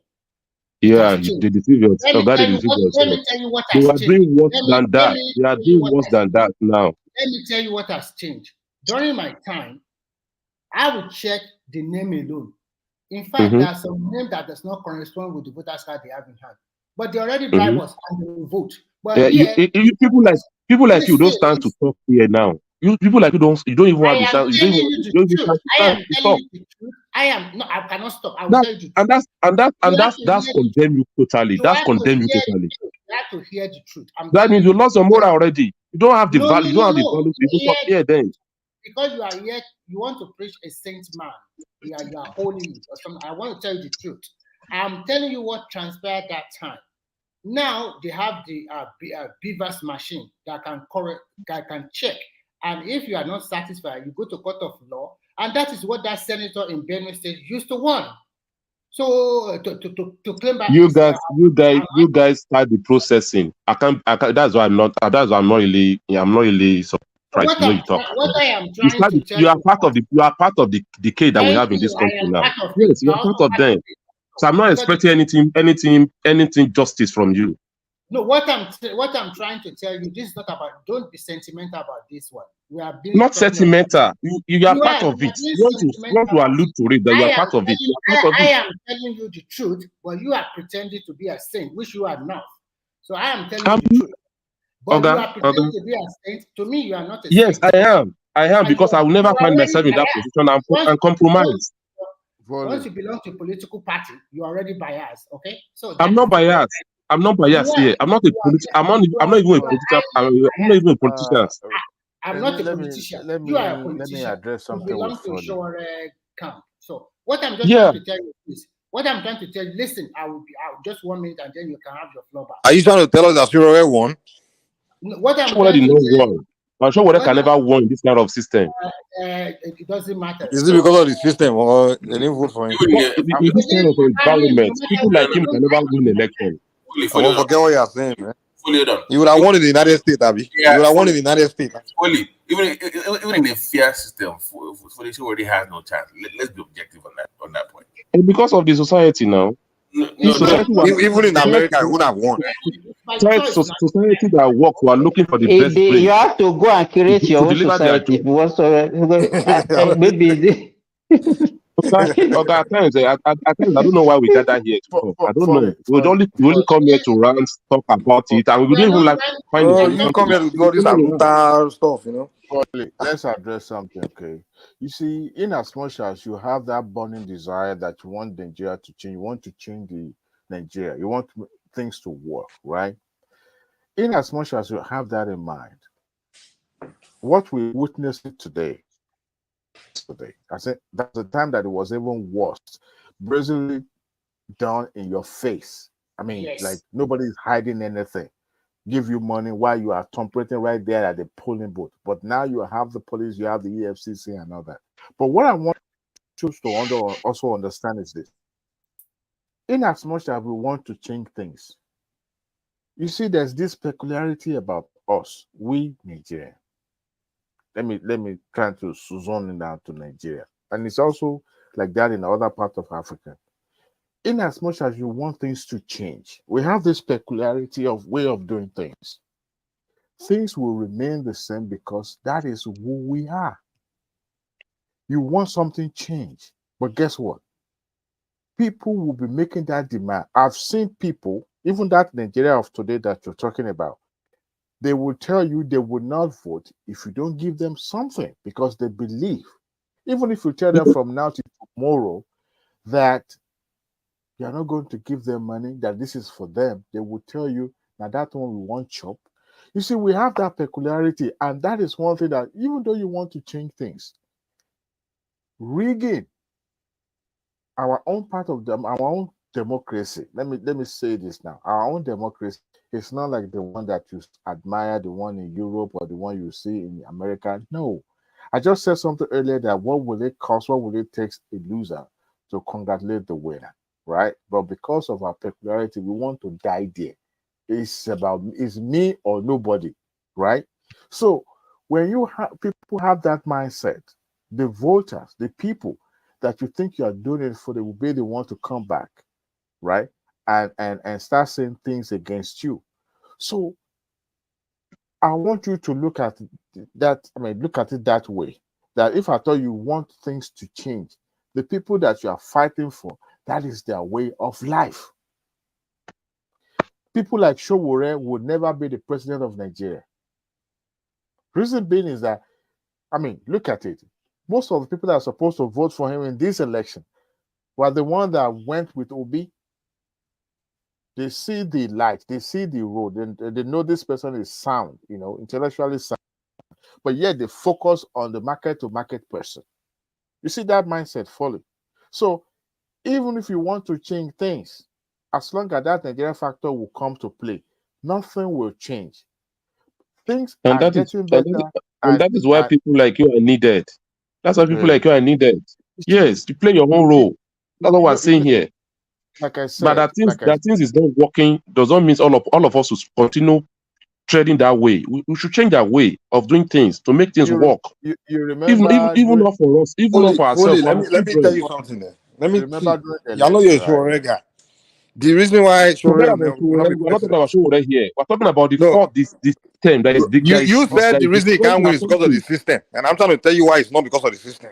It's because the guy doesn't know how to play. He play mumu politics. First of all, you want to take all these people that are supported Obi, think their votes were going to help you by going to sit in court with a terrorist, calling them the can to sit down and offending the northern. Your northern, the EA was getting more ground in the north when he started this thing. Now you burn a bridge with the north. You went to Ife to insult the Oni of Ife. Now you're sitting there in court with a terrorist, calling them the can. Hoping that his region will make you president. Now his region, those one abandoned you, they went for Obi, and you are blaming the system for why Showore cannot be president. The guy's the mumu, you don't know how to play politics. Wait, let me tell you, either anybody like it or not, Showore is making his own history, and the history will be there for him. That's not relevant to me. Even after he left this space, okay, forget about what Showore is doing right now. He's doing his best for his country. I'm not sure Showore is older than you. What Showore has achieved in terms of changing You this older than system. me now. We older than me. You can do your own best as well. Play your own role. That's what we're telling you here. Foley, I want to draw one attention No, to. by going I want to asking draw your something. attention to something. Not by You you supporting remember? the evil. Let's No, stop yes, supporting this bro. evil thing that is happening in our country. Wait. Well, You are so eager for things to change, but you see, Yoruba will say, "Nkan to gbóná fẹ́ sọ̀rọ̀." See, we make one example not quite long ago. We referenced the Labour Party House of Assembly members and senators that were elected, correct? And we said the $166 million that was earmarked for their official car, right? Till today, I mean, what was the mantra of Labour Party? What were they trying to change? They said it will not remain the status quo. They want to change the way things were, correct? Fully, right? Isn't that what they were But campaigning for? Right? we are actually against them. We know they are not coming to do anything. No. Apart from the party affiliation or party difference, that was what they were. They were more of a populist. They wanted. They are just opportunists. These guys are just opportunists. Wait now before we jump to that conclusion.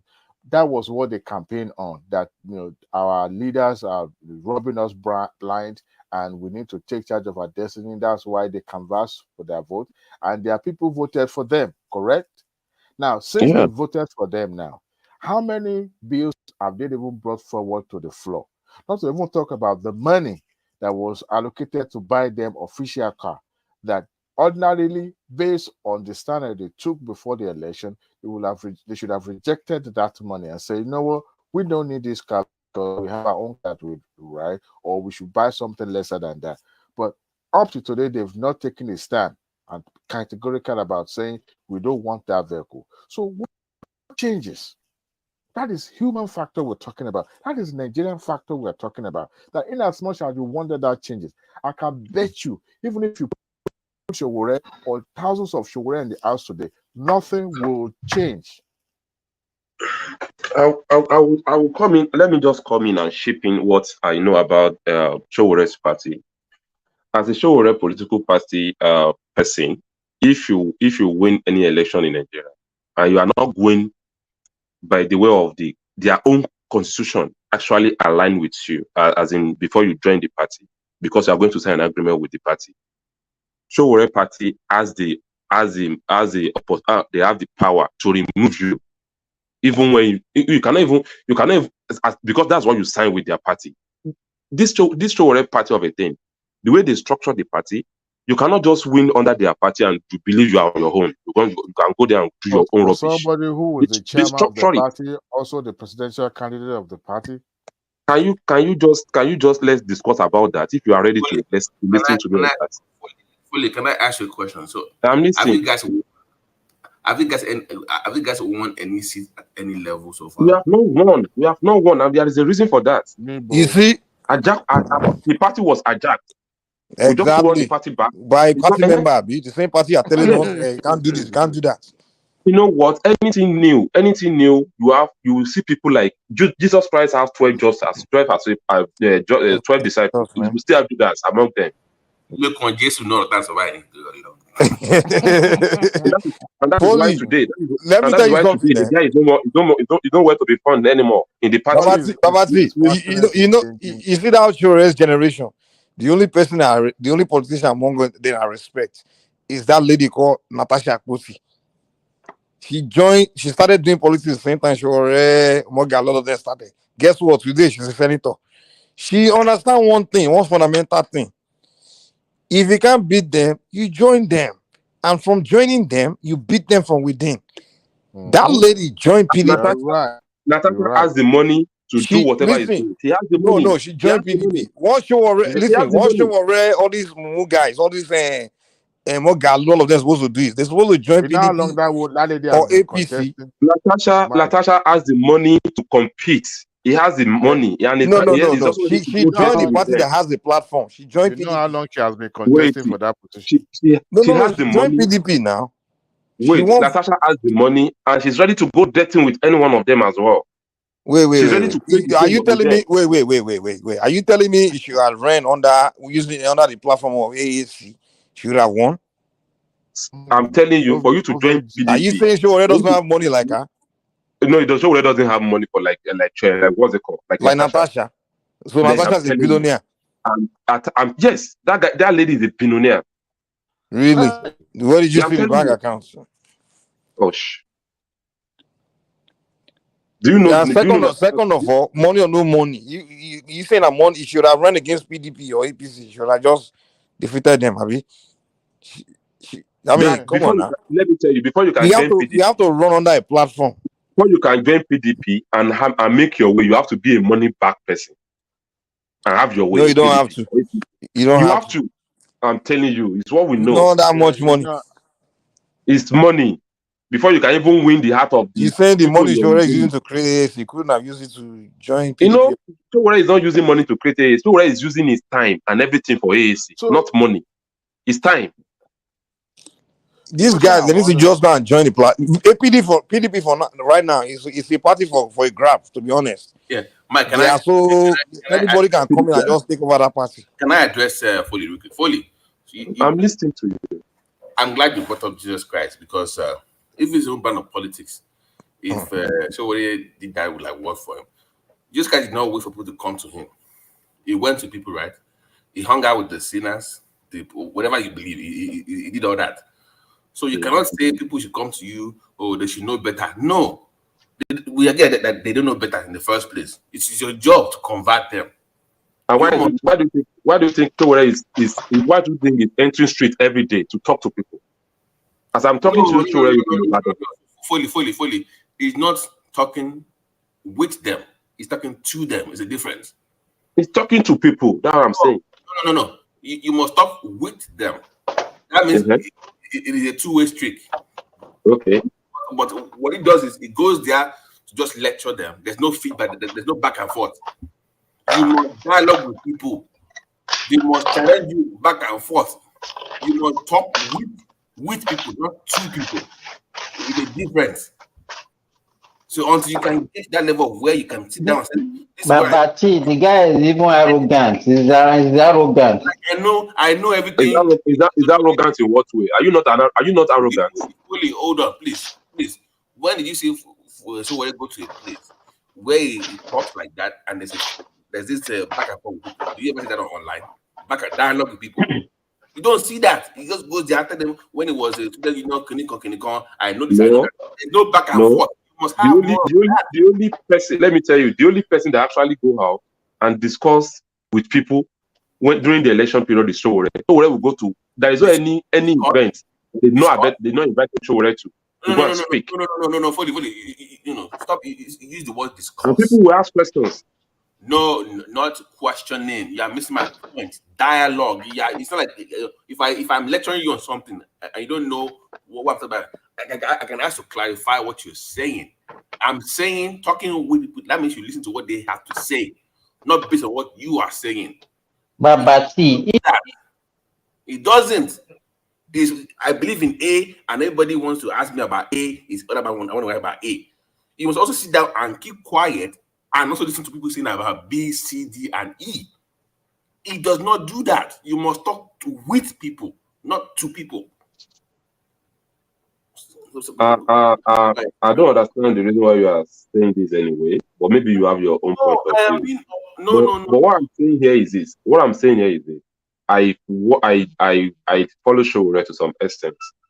I know wherever he goes out, at least that yesterday now, he left Ibadan yesterday. And what he went to Ibadan to do is like sitting with people. They even have a night together that they're all talking, they're all saying something about the country. So I don't know how far you want, how far you still want him to do that, because he's doing his best. We think this country is just Showore. Listen to me. I want him to do well. I want him to do well. But his approach is not working. He has to modify the way he talks or he approaches politics. It reminds me of Bobby Wine of Uganda. Very simple. It's just very common. I don't know why you are pushing back on this. If I keep doing A and it's not working, I must do something else. Position now, still working. You know, if you are coming to a system and you really want to change that system, you must take your part different from the way they have been doing things. Because either don't go out for popularity, don't go out for cheap popularity. Let people understand what you stand for. You must not roll with the pig before you change people. Let people know what to stand for, and let people see what to stand for as. Maybe truth. Truth has a stage. Let me ask you: can you convince me what has he really achieved? What is he doing? What are the antecedents of this man that you are preaching to us? Tell me, convince me. Okay. In what area? Sorry, I don't know what you. Anything. Just use anything because I can't. You are a politician. Yes, no. Supporting your show. I don't. I think he's the best candidate now, or whatever you can say. No. Okay. To me, if okay, listen. Convince people, not the other way around. It is your job to convince them to come to your side. And at times, in a society you are like not talking, Polio. I'm waiting for your conviction. Convince me. I want to know more about this man. Tell me, what has he done? What has he achieved? What is he doing presently? Just tell me anything about him that you can say, okay, you want to convince me to vote or to be one of his followers. Okay. Let me just come in. Like now, a lot of people will say where money is, and they will leave the truth for it. They will go and take money. So for you to leave where money is and you choose to be part of truth, that makes you something. You are achieving something as well. Yes. Like me. What has money and truth, got to do with each other? Yes. So anyone that make money now is not truthful. Like me, I can sell people's house to make money. But once I decide not to sell people's house and I abandon money for it, I think I'm achieving something. It's part of an achievement for me. Falling there. See, abandon money. I was like, Foley live in Abuja. He's a rich man. He's a frying. I'm not a rich man. Forget about all this rich innovative. I'm not a freak. I'm not freaked by money. I'm not the kind of person that are freaked by what you have.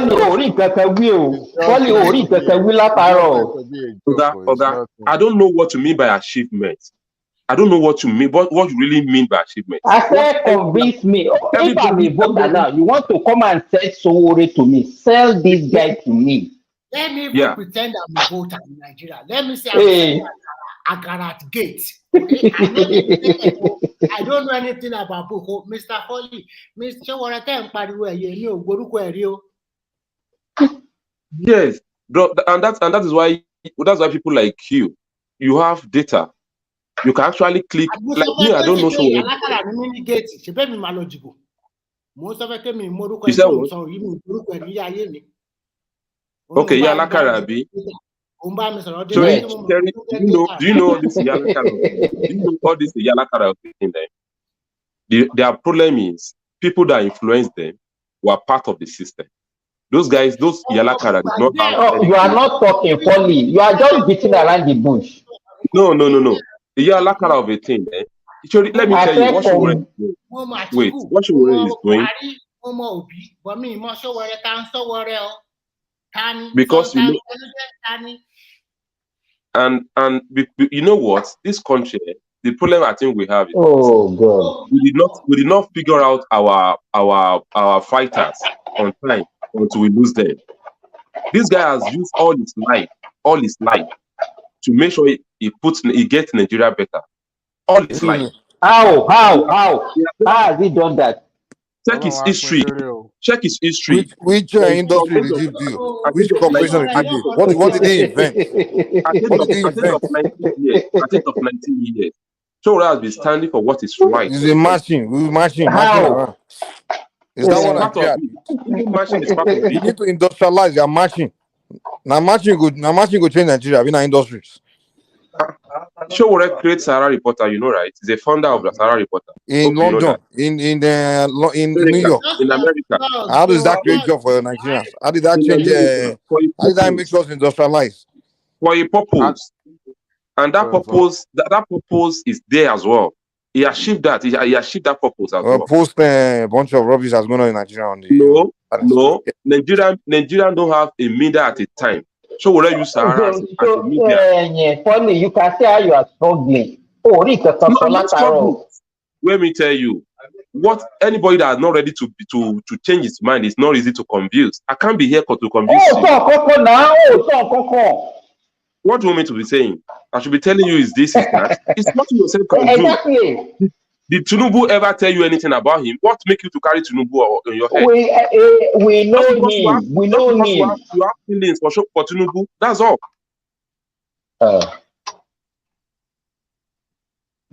Just because you have feelings for that Tinubu. Way you have been convincing your voter. That the way you have been convincing your voter. Polly, is that the way you have been convincing your voter? And you say you will be vote for you by just asking on them and say they have to know. Nobody is convincing anybody here. We are just here to tell you that the country is not working, and it's all of us that have to do this thing together. Not like you are waiting for somebody to come and convince you. Your country is not working. That is your own opinion. You should not be waiting for somebody to come and convince you. That is your own opinion. So how can you? So what is what do you? How can what is not okay? How can you make it work? If the country is okay, the way the country is now, it's okay. Let's continue. If you think it's okay, okay, wait. Tell us. Okay, define what you mean by it's not working. Tell us what is not working. I mean, if it's not working, tell us the solution. Say by voting for Showore. The solution is by making sure that our electoral process is clean and clear and free, not by buying votes, not by. It's clear and clear. Yes. Yeah. So if you become clean, clear, and free, as you so described, so where will become president? I mean, definitely, people will be looking for somebody like him, not the money. So electoral process have to be clean for people will start knowing who to look for. I mean. This time around, the election we have these days is not an election. People are just doing election to make money. People are voting to make someone that comes to polling unit come because of 5,000. If let's say we make the election like America or something, so the whole North would have voted for Showore and the whole West and the whole Southeast, all the obedience would have voted for Showore. It will start from the what's it called, the campaign. People will start from. What does the electoral process got to do with campaign? How you campaign? Is it the electoral process that will campaign for? When you are campaigning with somebody that already have all the monies to buy the. Go and get your own money too now. What does that got to do with the electoral? What does that have to do with high neck? You need to dirty your hand. Do with high neck. Someone is using power, state power, to influence INEC against you that you have no power. He's using your state money. What's the proof that he's using your state money? He's using your state money to campaign against you. He's using your state position. Wait. In the United States, Democrats and Republicans. The commissioners to campaign against you, and you think you can win that kind of person? It's not possible. Go and join them now. Figure your way. How? You will not change anything. You will not change anything if you join them.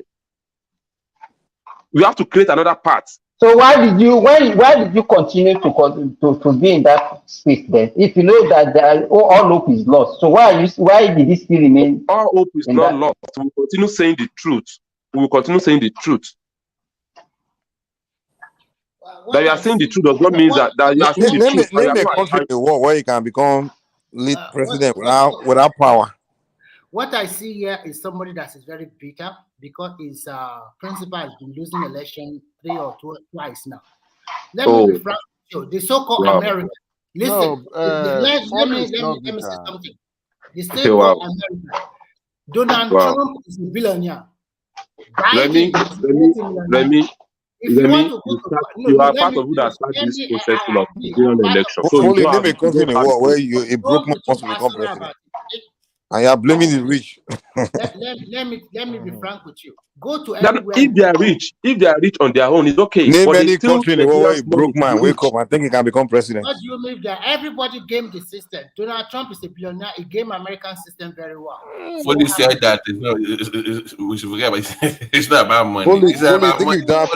If Donald Trump was broke, he could have money now. If you make your money legitimately, you won't spend it on politics. So Donald Trump stole his money. Yes. You stole it. So, I I told them that Shawara stole the donation now. What are you talking Can you about? imagine? That is Yes. what you How know. much you Now you can know. No, wait. You can see yourself. You can see yourself now. Now you know when he stole the money, but you don't know much about him. But you know when he stole money. Because that You are the one that said it invested now. You say you have to steal money. If you don't steal money, then you use it that for is why somewhere that else. is what you know. How would you fund a political movement with that money? You need money to fund it now. To even spread the message, you need money to fund it. So how would you raise the funds? Yeah, it doesn't have it. So it's just something. So what are you talking about? Somebody has to believe in your ideology to say, okay, I want to put money down for what Foley believes in because it sold me on this movement. I'm going to give him 10K. Thomas, You have to sell people this thing for them to buy and contribute to your let campaign. Mr. Triumph Nobody is now. buying what you're selling. That's the reality. Triumph is yeah. Maybe I should remove somebody for him. Yeah. Me hate about Foley. We both know that Edo block used to be a Showore stronghold. For some reason, they love Showore. But you know what happened when Obi came in? Because the party was hijacked. That's the problem here. What people don't know about that party is this. During that period, when Showore caucus tried to bring their own candidate out, the guy that hijacked the party has the INEC support. They always reckon with INEC, the guys in question. The Lonard is the one they reckon. Yes, it's the one they reckon with. That's why people lost interest. Nobody believed that Showore will win that party back.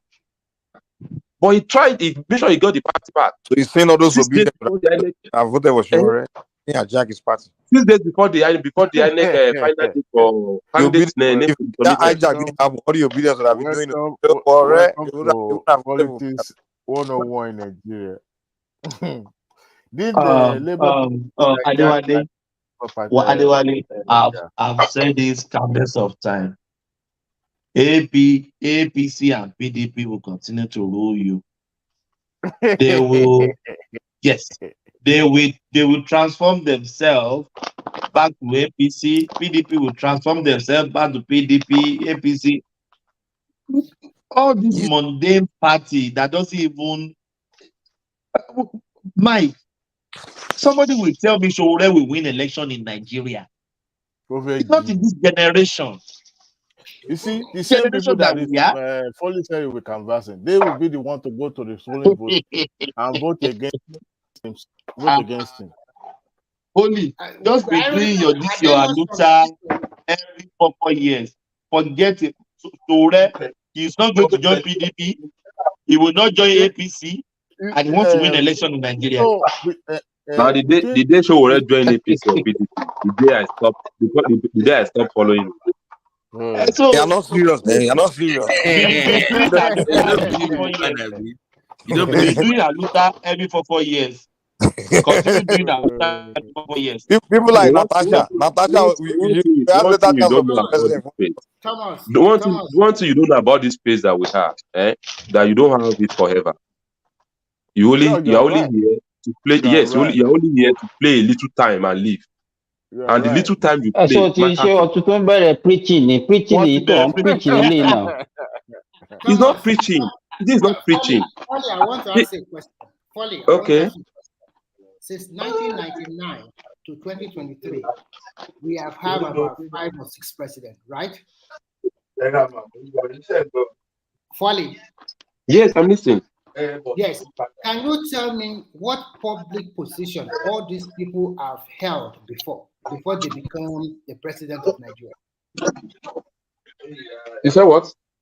Can you tell me the public position they have held before they became the president of Nigeria? Which one of them? All of them. From Obasanjo. Like Obasanjo. Obasanjo was a former head of state. Thank you. Yaradua.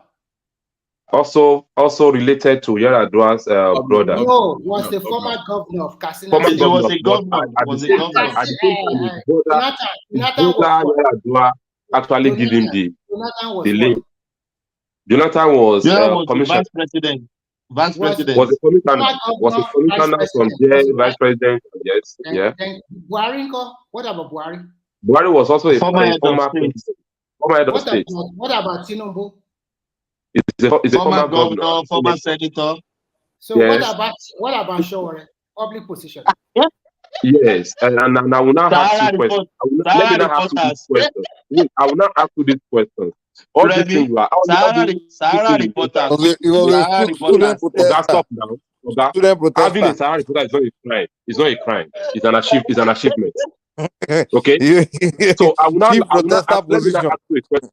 Let me now ask you a question again. Let me now ask you another Sahara question. reporters. All this experience that these people have that you are talking about, where does it Have leave they the changed country? Nigeria?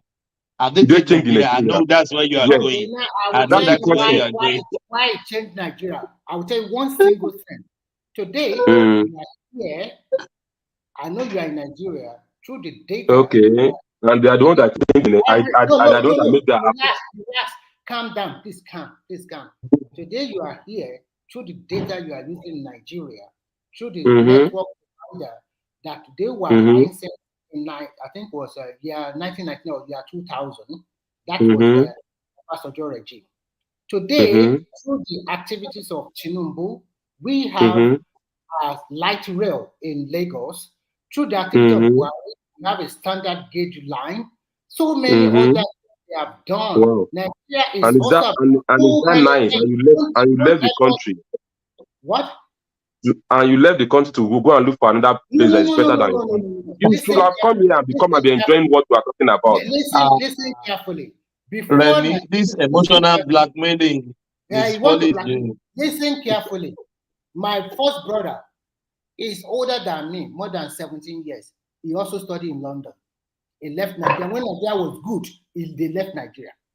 I have about 4 of my family that are older than me. When Nigeria was good, I'm talking about the 70s. They all left Nigeria. 70s, 60s, 70s, yeah. They all left Nigeria to go and study. Some of them never came back. Some of them, they continue to stay in abroad today. So you cannot be using that as a yardstick. Everybody have a choice. If I like, I stay in Nigeria. If I don't like, I move out.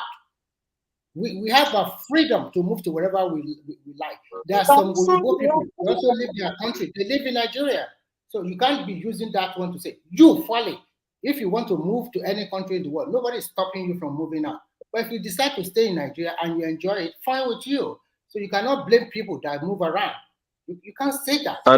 And I will tell you this: if this is how your people over there, people that have the country that you have today, if this is how they build their country, you will not go there. You choose another place to go to. Talking backward, I don't know how to explain. I'm just telling you what you have to build your own space as well. You have the country that you need to build. That's what I'm telling you here. Folly. Remy, you can't change Folly. Folly is one of the disciples of Shore. You can't change. Mr. Foley, I've been listening to you for the past 1 hour. I've been trying to come in just to talk to you. Yes. I'm very sorry. I didn't know that you're in the background. I'm very sorry. You were sleeping very now. sorry. Understand? Don't worry. No, I wasn't sleeping. I'm here. Okay. Because they called my attention. So I brought you in. I'm very sorry. Yeah, okay. Go on. Okay, don't worry. Understand, don't worry. Mr. Foley, I know that I love the way you talk. Understand? I love your passion, your ambition for Nigeria. And that's great. I'm 100% with you. There's something you have to understand. You understand? Anything you want to do today, I would like you to ask Shore, is he honest with you guys? I heard that he even took some money from some guys in Nigeria. I will not call their names, but he did not do the job. If he can just start from a local government chairman, start from small, he can convince the whole Nigeria. He has no proof, nothing to show us. You understand, Mr. Foley? I understand what you're saying, but are you sure he is honest? Look at many people that have already been in the power now, like those LP guys in the Senate and the now, all of them kept quiet. Everybody's not thinking about their pocket. Just think about it, Mr. Foley. You understand? I even told Mr. Mike to talk to you when I was at the background. Try on. There was a video before the election Okay. when Showore actually went for peacemaking during the election period. Okay. You know Absalam Abubakar, right? I saw it. Yes. The guy actually asked Showore to forget about the past, that he should allow them to move ahead, to forge ahead. That his mindset about believing that all the politicians in Nigeria are bad should be changed. Okay. And if Absalam Abubakar, as a person with his power and everything, can recognize Showore as a part of the struggle, and he knows what that guy has stand for in the past, and people like us here cannot give it to him, that means we are not doing that guy a favor. Mr. Foley, Because the people in power understand this guy very well. They know there is no any struggle in Nigeria that Showore did not involve. Mr. Foley is part of it. You know what By they think of him? protesting. They think of him as a It's rebel part of it. rouser, nothing more. That's it. I will tell you, I can bet it with you. Showore is playing games. He's playing Games? Yes, I can Games? bet it with you. Wow. You remember that I have your contacts. I will exchange Yes. this with you. We'll be talking. I will start talking with you. Understand? Okay. One thing is that he has to show us something now. He has to show us something. And that's why I said that try to sell. They were even Mr. Simba was asking you, try to sell Showore to us. You can't. You can't. No, I'm not selling it. Every good politician is a salesman. Even let's Triumph, please. Let's even forget about Showore here. Is our country working? What roles are we playing to change the narrative? Let's forget about Showore. What roles is Everybody individual? here in the platform. Yes. What roles are we playing? Are we finding a solution to the problem, or we are just believing that the system will continue this way? That's the question here. Forget about Showore. It's not continuing. Mr. Foley, you can say, let me just tell you something you have to understand. We in the diaspora, we are working behind the scene. We don't come on air start saying we are doing the UN. Anytime you see a noise maker, people that shout, that talk too much, that means they're not doing nothing. You understand? Even Mr. Dewale said something earlier. Do you know the meaning of this 48 powers? That's law of powers. You don't have to be in the government, in a public office, to show us that you are doing something. You can start doing. Sarah Reporter, you too, you can create your own media concept if you want to. It's very easy. Not even up to 100,000 naira. You can do it. It's just to have let me say, like a YouTube platform, and you start talking to everybody. People start posting things to you, and you put it on there. No, you have to give it to him when it starts. The time that it started. Does that space that easy like this? It started when nobody believed in online news. Okay, Mr. Mike told you something earlier because I've been listening. I did not say anything. One thing that I will teach you: the problem with Showore is his mouth. Understand? Is his mouth. The day he keeps quiet and start listening to people, he's going to achieve everything he wants. That's the problem many Nigerians too in the diaspora. We talk too much. They call us loud voices. Things are not done this way. Things are not done this way. You told me that you are. Remember what you said the other day when Mr. Ola was here with us. You said that you are ready to sacrifice your life for Nigeria. I was happy. It gives me hope when I hear people like that. Understand? But you have to understand. You have to start somewhere. Did he create jobs for the people back home? Just like now, Mr. Beat and Dewale was saying, he was talking to the people, not with the people. There's a difference between talking and with the people. When you're with somebody, you start from the grassroots. Not to do meeting and say, let's do match. I think the reason why it doesn't work this way. It doesn't work this way. You understand? One thing that let me tell you something. I know some guys, even here in Europe, we call them the elephants. Is it here? Is Folibi here? Okay, it's here. We call them the elephant. For you to beat the elephant, you have to join them. When you join them, you go away. I know you're a Christian the way you talk. Even Jesus Christ, when he was on earth, he was eating with the sinners, going to their parties, turning their water to wine. Isn't it? Then later, after getting their attention, he starts showing that he has results. You have to understand. Showore has to come down to the grassroots. Showore is there already. He's already at the grassroots. He's not. I don't. People don't It's even hear already about. here.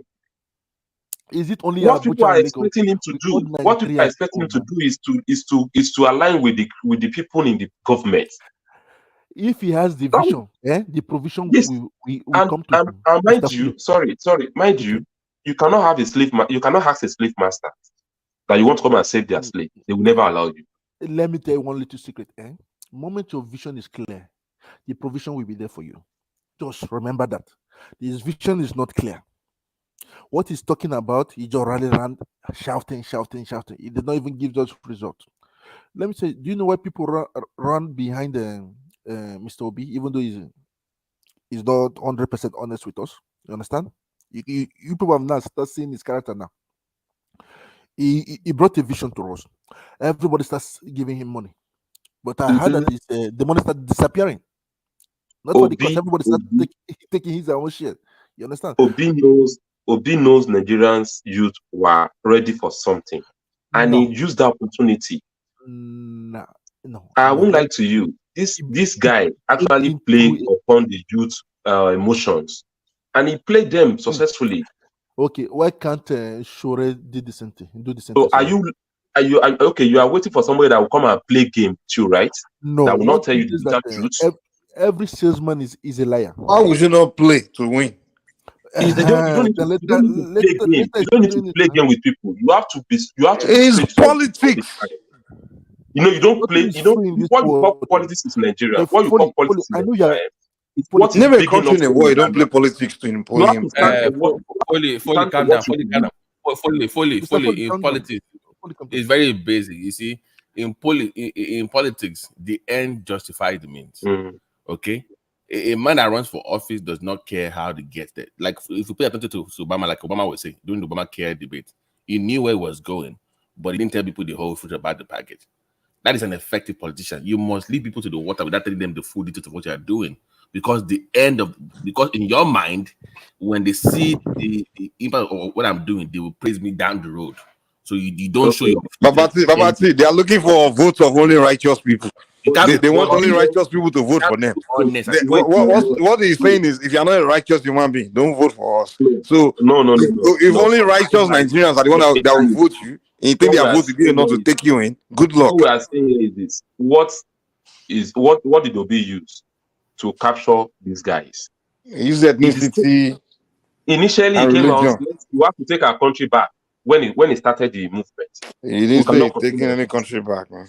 Yes. He said we want to take our country back. We cannot continue like this. And these slogans is what Showore has been. Everybody say the same thing now. And nobody listen to that. But when somebody that wants to play you now came and you join it, that means you know something is wrong with our people. Okay, Mr. Foley. No. Let me tell you why Obi was relevant. Wait. Hold on. Mr. Trump, hold on. Obi left Abga. First of all, Abga was just one regional southeast party to go and join PDP because he knows PDP is a national platform, nationwide platform. So there he became bigger, and then from there he went to Labour. That's what Obi did. That's how Obi. But so we have to leave AAC and go and join a party that has freaking a structure. He has to do the same thing. If he wants if he wants to be as relevant as Obi. The only reason why Showore can leave AAC, let me just tell you, maybe when we have a bigger platform that we want to create another movement that will be more bigger than AAC. That's another option. But as long as you remain AAC, he's not going anywhere. Forget it. No, maybe when they are doing when the movement wants to start, if the people can actually see it as a platform to run the movement, we can actually use AAC. Yeah, Foley. I remember Foley. Is it the southeasterners or the northerners? Yes, or the southwesterners? We are doing that already. Foley, hold on. Wasting your time. Building the bridges now between the north, south, west, and everywhere. Not building anything. Eh? Foley, hold on. I know you once told me that there were plans to draft Showore into the Labour Party. Yes. Was it you? Before Obi? Yes. Was it that lawyer from Ekiti was planning to? Yeah, Falano. If Obi leaves Labour, because you said if if your guy goes to PDP, you will not follow him. Let's say he goes to Labour Party. Now, don't think about the obedient movement. Think about what Labour represents, and because it aligns with what you represent largely. What would be cannot do with people like Apapa. No. He cannot do with people like Apapa as a chairman of the party. Showore cannot do that kind of people. Who do you want to then deal with then? I mean, you got to be chairman. You can't deal with anybody. You only The guy is confused. It's just a Luther, yes, Mikey. I don't know why you think someone cannot. He wants to deal with people like Foley, people that nobody knows. And you know he has indoctrinated somebody like Foley. You can see the way Foley is talking also. He has indoctrinated people like Foley also. Wait now.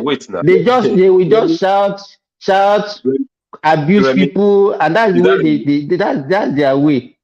Is that Remy? He's talking. They think they are better than everybody. They are more righteous. They are the only. It's not that we are better. We just believe in. You only want people that think like you to join you, and you expect to win an election. When most Nigerians don't think like you. It's not like we are better. We don't want to compromise anything standard. Good luck now. Most Nigerians are freaking are dishonest. You dealing with population, a country where most of the people are not. They don't reason like that. And do you know those guys you are talking about? They only have a season to reign, and later they still regret their actions. After you compromise, okay, Mr. Foley, you still regret it. Whether you regret it at the old age, or Obasanjo is regretting it today, that he has played a role that he's not supposed to play in Nigeria. Who told you Obasanjo regret anything? They are regretting it. That's why they are looking for somebody that will come and save Nigeria now. That's why he's choosing. That's why he's supporting Obi. He's been believing Obi will come and do it. You don't know what you're talking about, man. You think anybody believe Obi can do anything? You honestly think Obasanjo think Obi can change Nigeria? If he doesn't believe, he won't support it. No. This guy, I don't know what you're talking about. Obasanjo has his own. Let me put you think that what Obasanjo is doing is for Nigerian interest or for his own interest? I don't know. Hold on, please. The only reason that OBJ will support Obi is because he can control him. That is what he wants. He loves. OBJ has always been anti-Tinubu now. He has nothing to do with love of Nigeria. It doesn't care about Nigeria that much to say he wants to. So the reason why he was supposed to be because it's like, man, I can control this guy when he's in office. That is the main reason. It's not about love of country. So let's not try to. And also, they're thinking that it's of the Southeast, that kind of thing. Yeah, the gophobia nonsense was talking about the other time. Yeah, gophobia nonsense. Come on now, Foley, come on. Let's stop doing this, man. Mr. Foley, please, do you have a connection with Showore so you can invite him to this platform? Do you have it? So we talk to him. He's been here before now. He's been here before, like twice already. Let him come again. Yeah. Let him come again this time around. Can you do that, Mr. Foley? Yeah. But no, I didn't hear what you said. I said that. Do you still have the contact of Mr. Showore? You yourself, you come with him. You come with him. Then he come. They will talk to him. I think it should be consequential. If you are just deliberating Showore, you are just wasting of time. It's people like you already make up your mind. People like you already make up your mind. I can even still discuss Obi Showore that can't even win his local government. Thomas, it's even local government youth. Thomas, wallahi, you know where, believe me, you know where, Thomas, you know where. What you believe? Wait. Showore cannot win his polling booth. Are you saying this? You want me to take that kind of business? Are you saying this? Or you are you saying this because you know, or you just want to be saying it? 2015. No, I had something. The man won his polling booth loud. He won his polling booth. What are you talking about? When? The last election. Do you just want to say this to suit your mouth, or you know it? Thomas, now he won his polling booth. This last one now. He won his polling booth. Yeah. So where is he now? Let me tell you something. If you travel to Kiribo, you will know the impact of Showore in that community. Okay? Showore has been paying scholarship in that community since 2005. Showore did not do Where it did for he get quality. the money from? Where did they get the money from? Oh wow.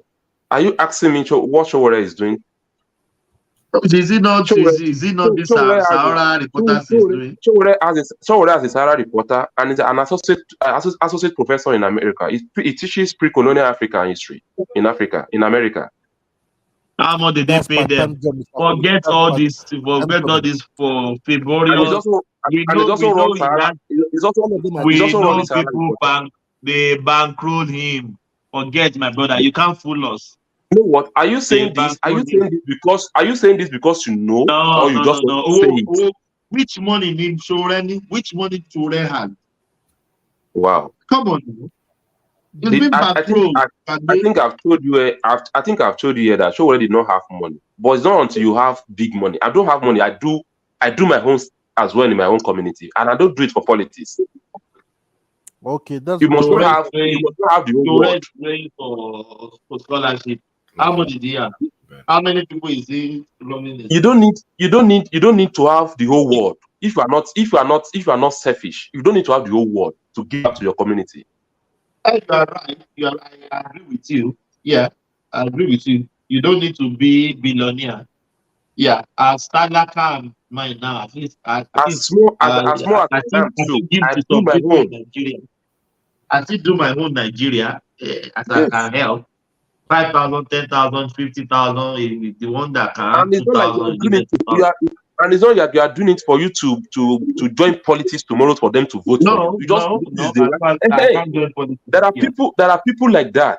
You know, Chowore said something. He said we have been fighting. We have been trying to change the narrative. It's like these people that we are fighting against always come back to conquer us. He said the only reason I'm running is because I want us to take the battle by ourselves. So these people will not continue using what we have been doing in the past. Folly, don't let me deceive you. I don't hate Shore. This Shore is the people that a kind of Shore is what we need in that country. But Folly, No. let me tell you our reality in Nigeria today. If you want to be relevant and make headway in that country, you have to join the big party.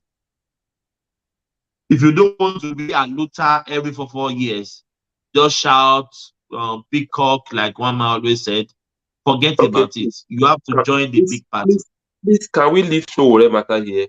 Can you play your own role to change Nigeria? Your own role, your own personal role. They are doing it already.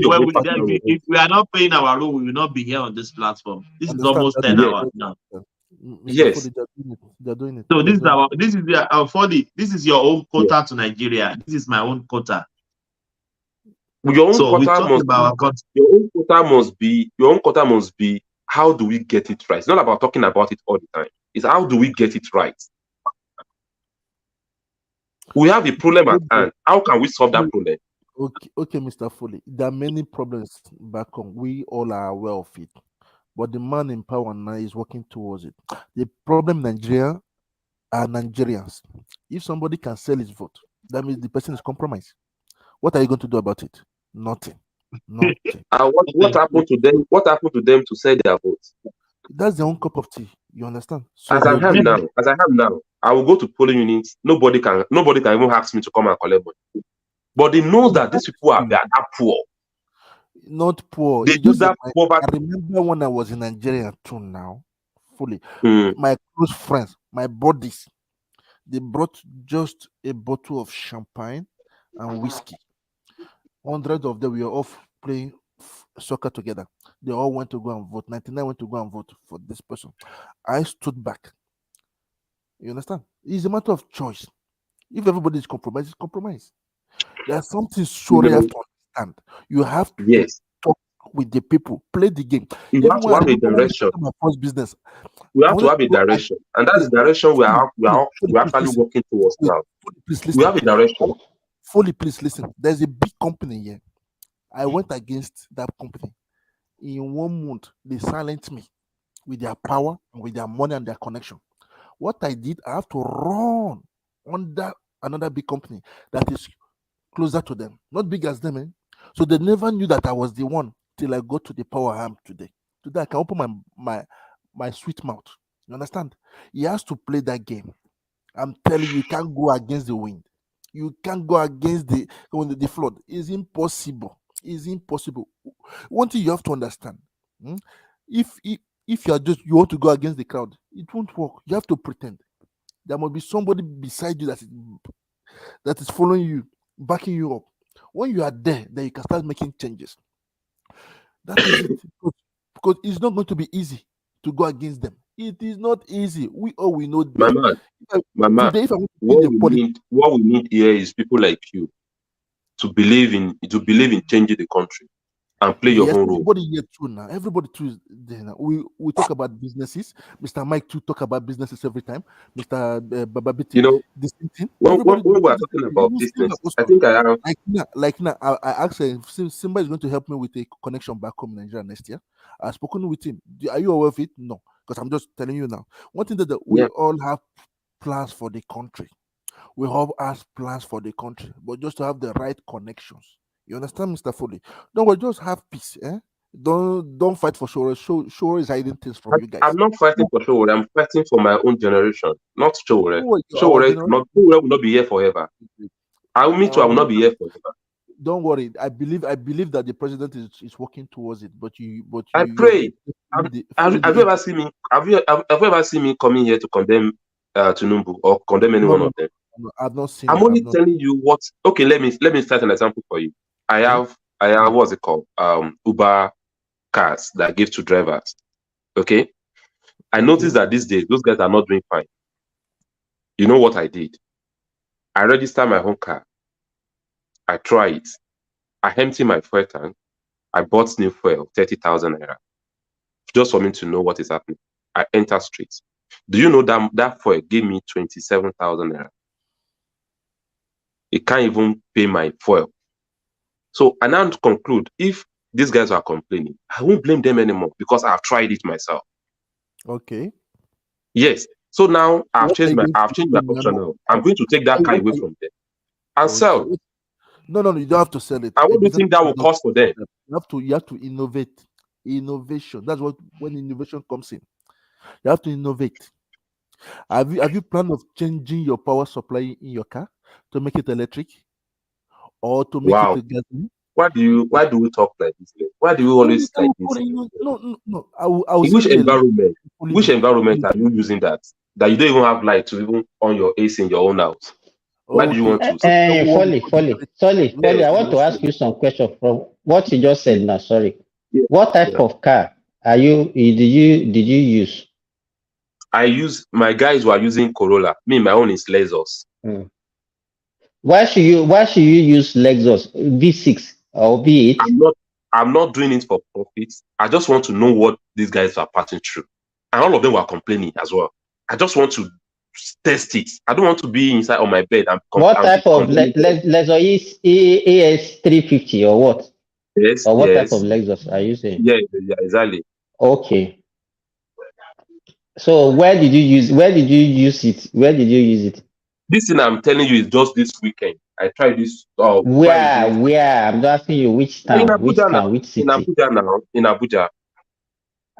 Okay. How much is a drop in Abuja if I take a drop in Abuja? It depends on where the person is going to. This is Uber. This is app. Uber. Let me tell you, I've taken Uber from airport to what's the name of this estate? Very close to FMC.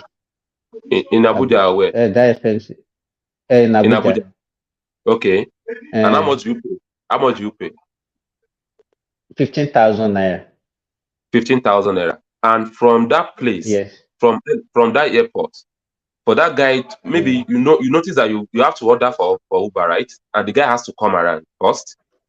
And he has to take you from that place to where you are going to. How many fuel do you think that guy? How many liters of fuel do you think that guy will use? Because I've used ES. Excuse me. I've used ES350. I just sold mine this year, July this year precisely. Okay. I use it. That is what I use.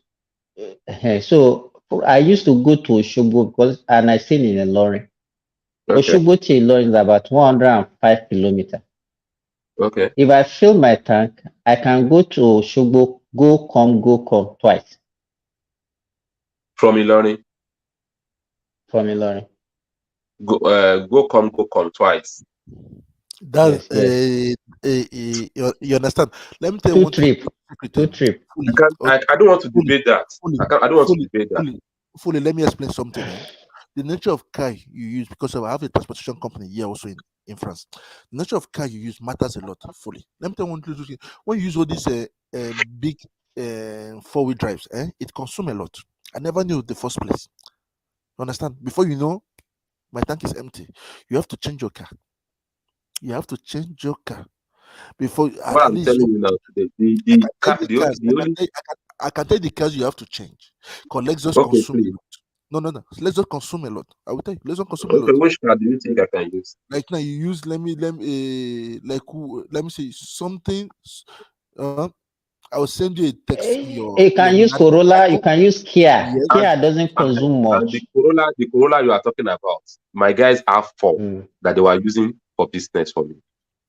And the Corolla has never, since before the fuel subsidy removal, they have been doing fine.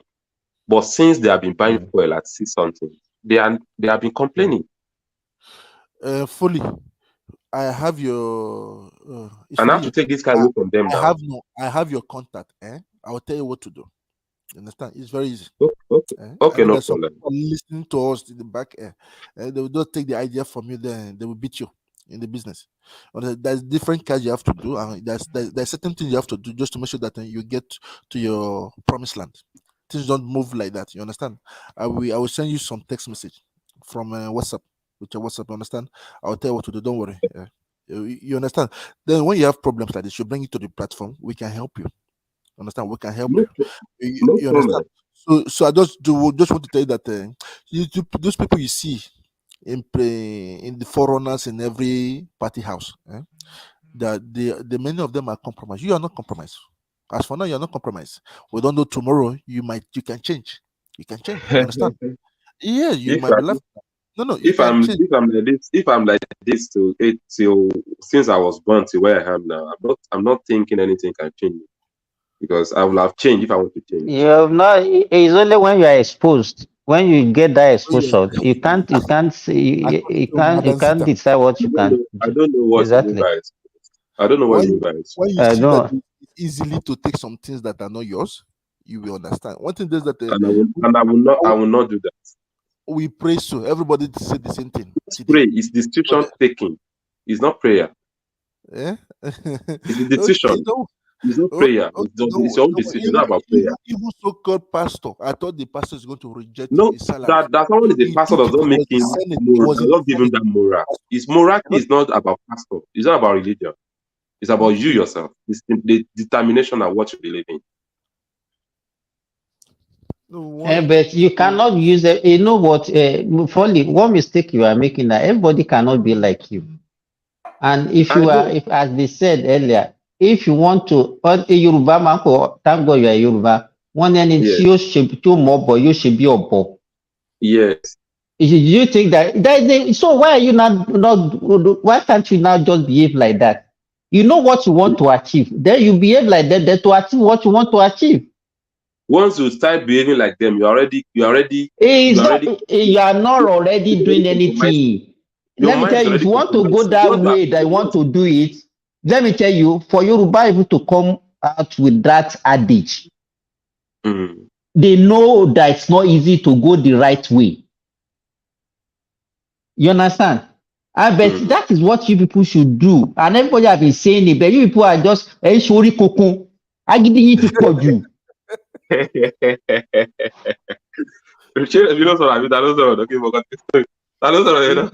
Simba ló sọ̀rọ̀. pé ọ̀rẹ́ tí bọ̀ yàtọ̀ ìtàn pé ó lẹ́nu bọ́bọ́bọ́bọ́. But it's the truth now. You know, you and I have been having this talk since what? How many years now? Almost 4 years on this platform. Yes, sorry. Always been things I've been telling you for the past 4 years. It's the same thing I've been telling you for the past 4 or 5 years. Yes. Fully, for you to enjoy things in life. I never knew it before I got my national here in Europe. I was talking for the past 2 years, shouting. Wah, wah, wah, wah. Somebody called me, told me to calm, keep quiet, watch everything. A year later, I got my nationality. Just a year, Mr. Foley. Because why? Because I kept quiet. Then when I got it and I started correcting them, I did my part. And anybody I give reference. They say reference in French. Reference. Just a letter. They take that person. Do you know what? In our own I situation, I did my own. No, for you to in get our own situation now, what we need now is somebody that will go against the old system. No. It doesn't work like that. It doesn't Now, work like do you that. know the system already? I've already, as in you trying to join them now, you are just trying to. You have to stand against it completely. The system is already down. It's not If you start with 10 people today and you are trying to talk with them, if you listen to them, you will leave the place immediately. You won't even bother yourself because their mind are so narrow. What is the square root of 200 million in Nigeria? Yeah. Let me tell you how it works. Do you know the square root of 200 million? Do the calculation and tell me now with your phone. The square root of 200 million. Well, it's just only what you need. The square root of 200 million, you've taken the country. I'm just giving you 200 million. I'll be square 200 root of 200 million. You can take the whole country. You will win. What you need is just the 200 square million. root. Our population is 200 million now. No, Nigeria is 200 million. You need the square root of 200 million. Just square root of 200 million. And you've gotten everything in the country. So one thing that we know what to do, Mr. Foley. Don't worry. You're in the right place. You're in the right place. Even though you want to be a politician tomorrow, I can tell you how to win, and you will win. You will win. It's just for you just to calm down. You calm down. It's empty people that make a lot of noise. The big boys don't see anything. They do actions behind the scene. You understand fully? Don't worry. You're in the right place. Okay? That's how things are run in the world today. I learned. I'm still learning every day. Not everything is money. Sometimes you still need money. You understand? They say salvation is free, but to spread it around this salvation, you need money. Oh. You need money. Don't let anybody deceive you. You need money. If you have the vision, the provision will come. When you don't have a good vision, the provision will not come. Everybody kept their money in their pocket. I know the desperados, the way they behave. We are the ones keeping the country, Africa, moving on today. You understand? There is money. We can do it. Understand? Okay, Mr. Foley, don't worry. Yeah? Just keep calm and then listen. Just listen. Because when they were talking to you earlier, you were replying them. It is not good. Even though somebody want to give you advice, they won't give you anything advice anymore. You must learn to hold Mr. Trump, I've done the mathematics. So that's 14 million. For 14 million. No, not 14 yes. million. Square root.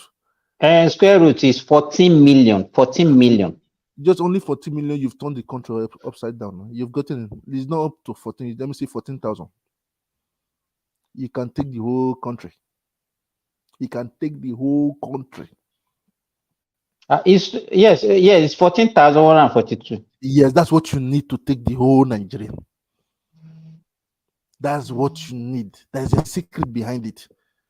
Those politicians, they're listening to us. The other day, I told Mike that somebody in Rice Telly used his phrase. Everything he said in phrase. I say, that's I started being careful. I don't say this. It's during the back of the scene. When we go to the back, I can see things out. They take our ideas here. They know what they're doing. They know what they're doing. Understand, Mr. Foley? Just relax. One thing does that.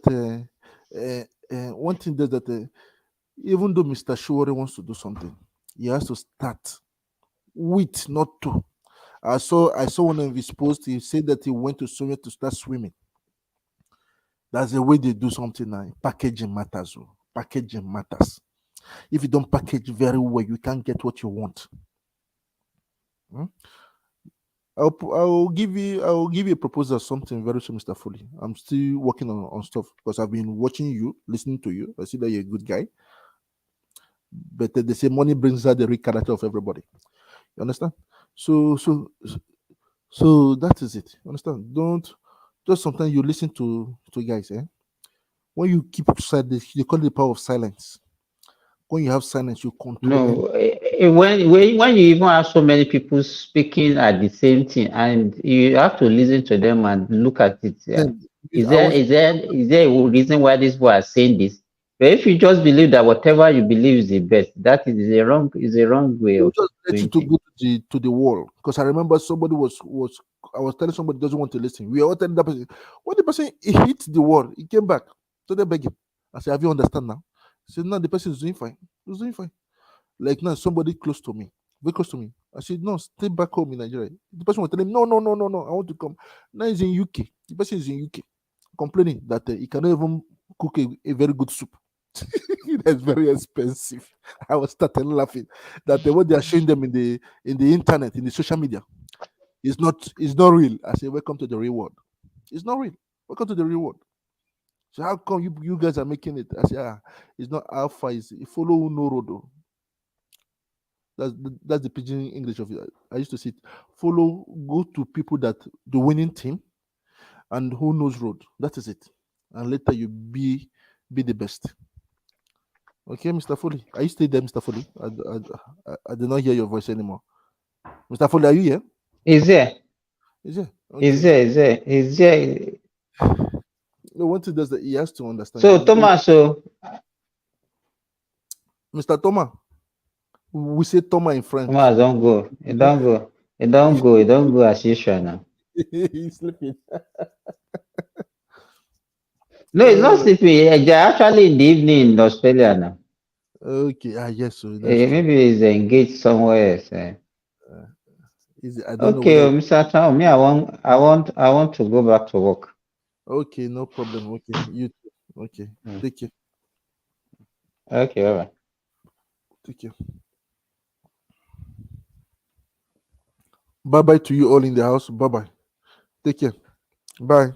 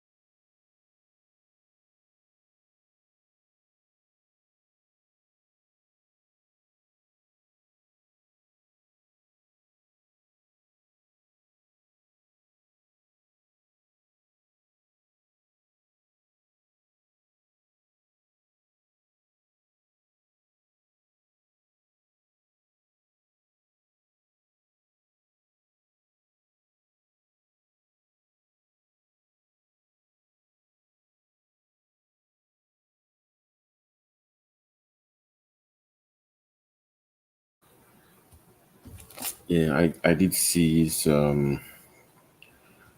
I did see it. I did see her. I left this is still up. She's not complying with. She's not complying with. Yeah. So you're gonna have the surgeon come look at it. I think we're gonna have to. But yeah, we had the neurology consult on her. Yeah, still diabetic. I looked at the foot. It's clearly CAD and DVTs. We did a Doppler on her. Yeah, so I had that talk with the husband on the phone. He wasn't in the room at the time, so we're gonna have to amputate that. So below the just look at the measurement I sent you. It will still be below the knee amputation. So I will let them know.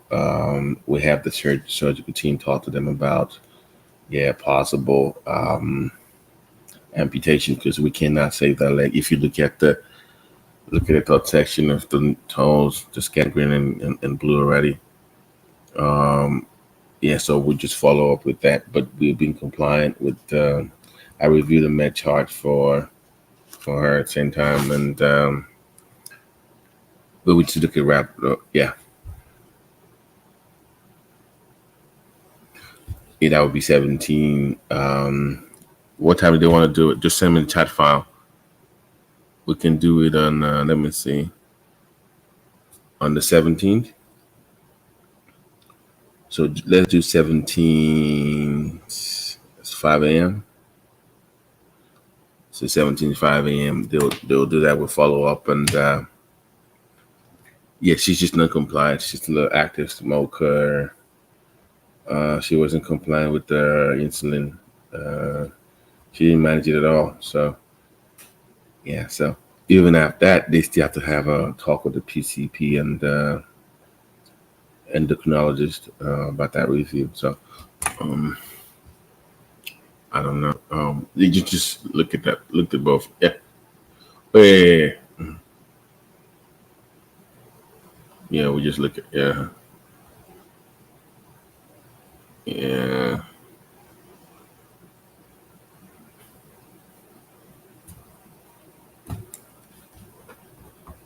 Um,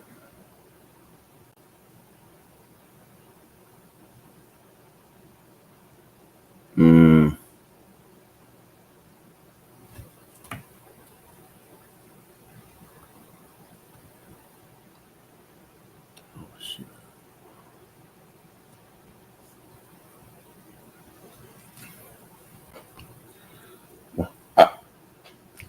I'll make rounds in the 5. I'll make rounds. I'm gonna take a nap for a couple of hours. And I'll come to 5 and oh shit. Am I on?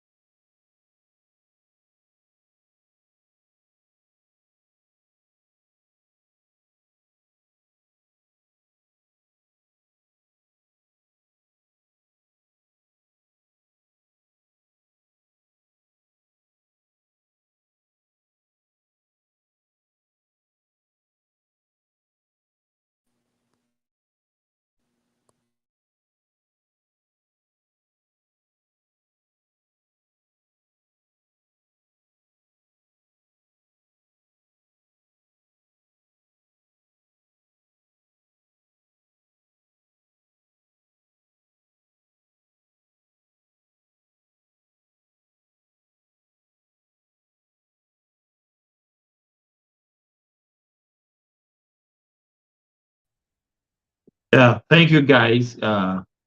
Catch you guys later. Thank you.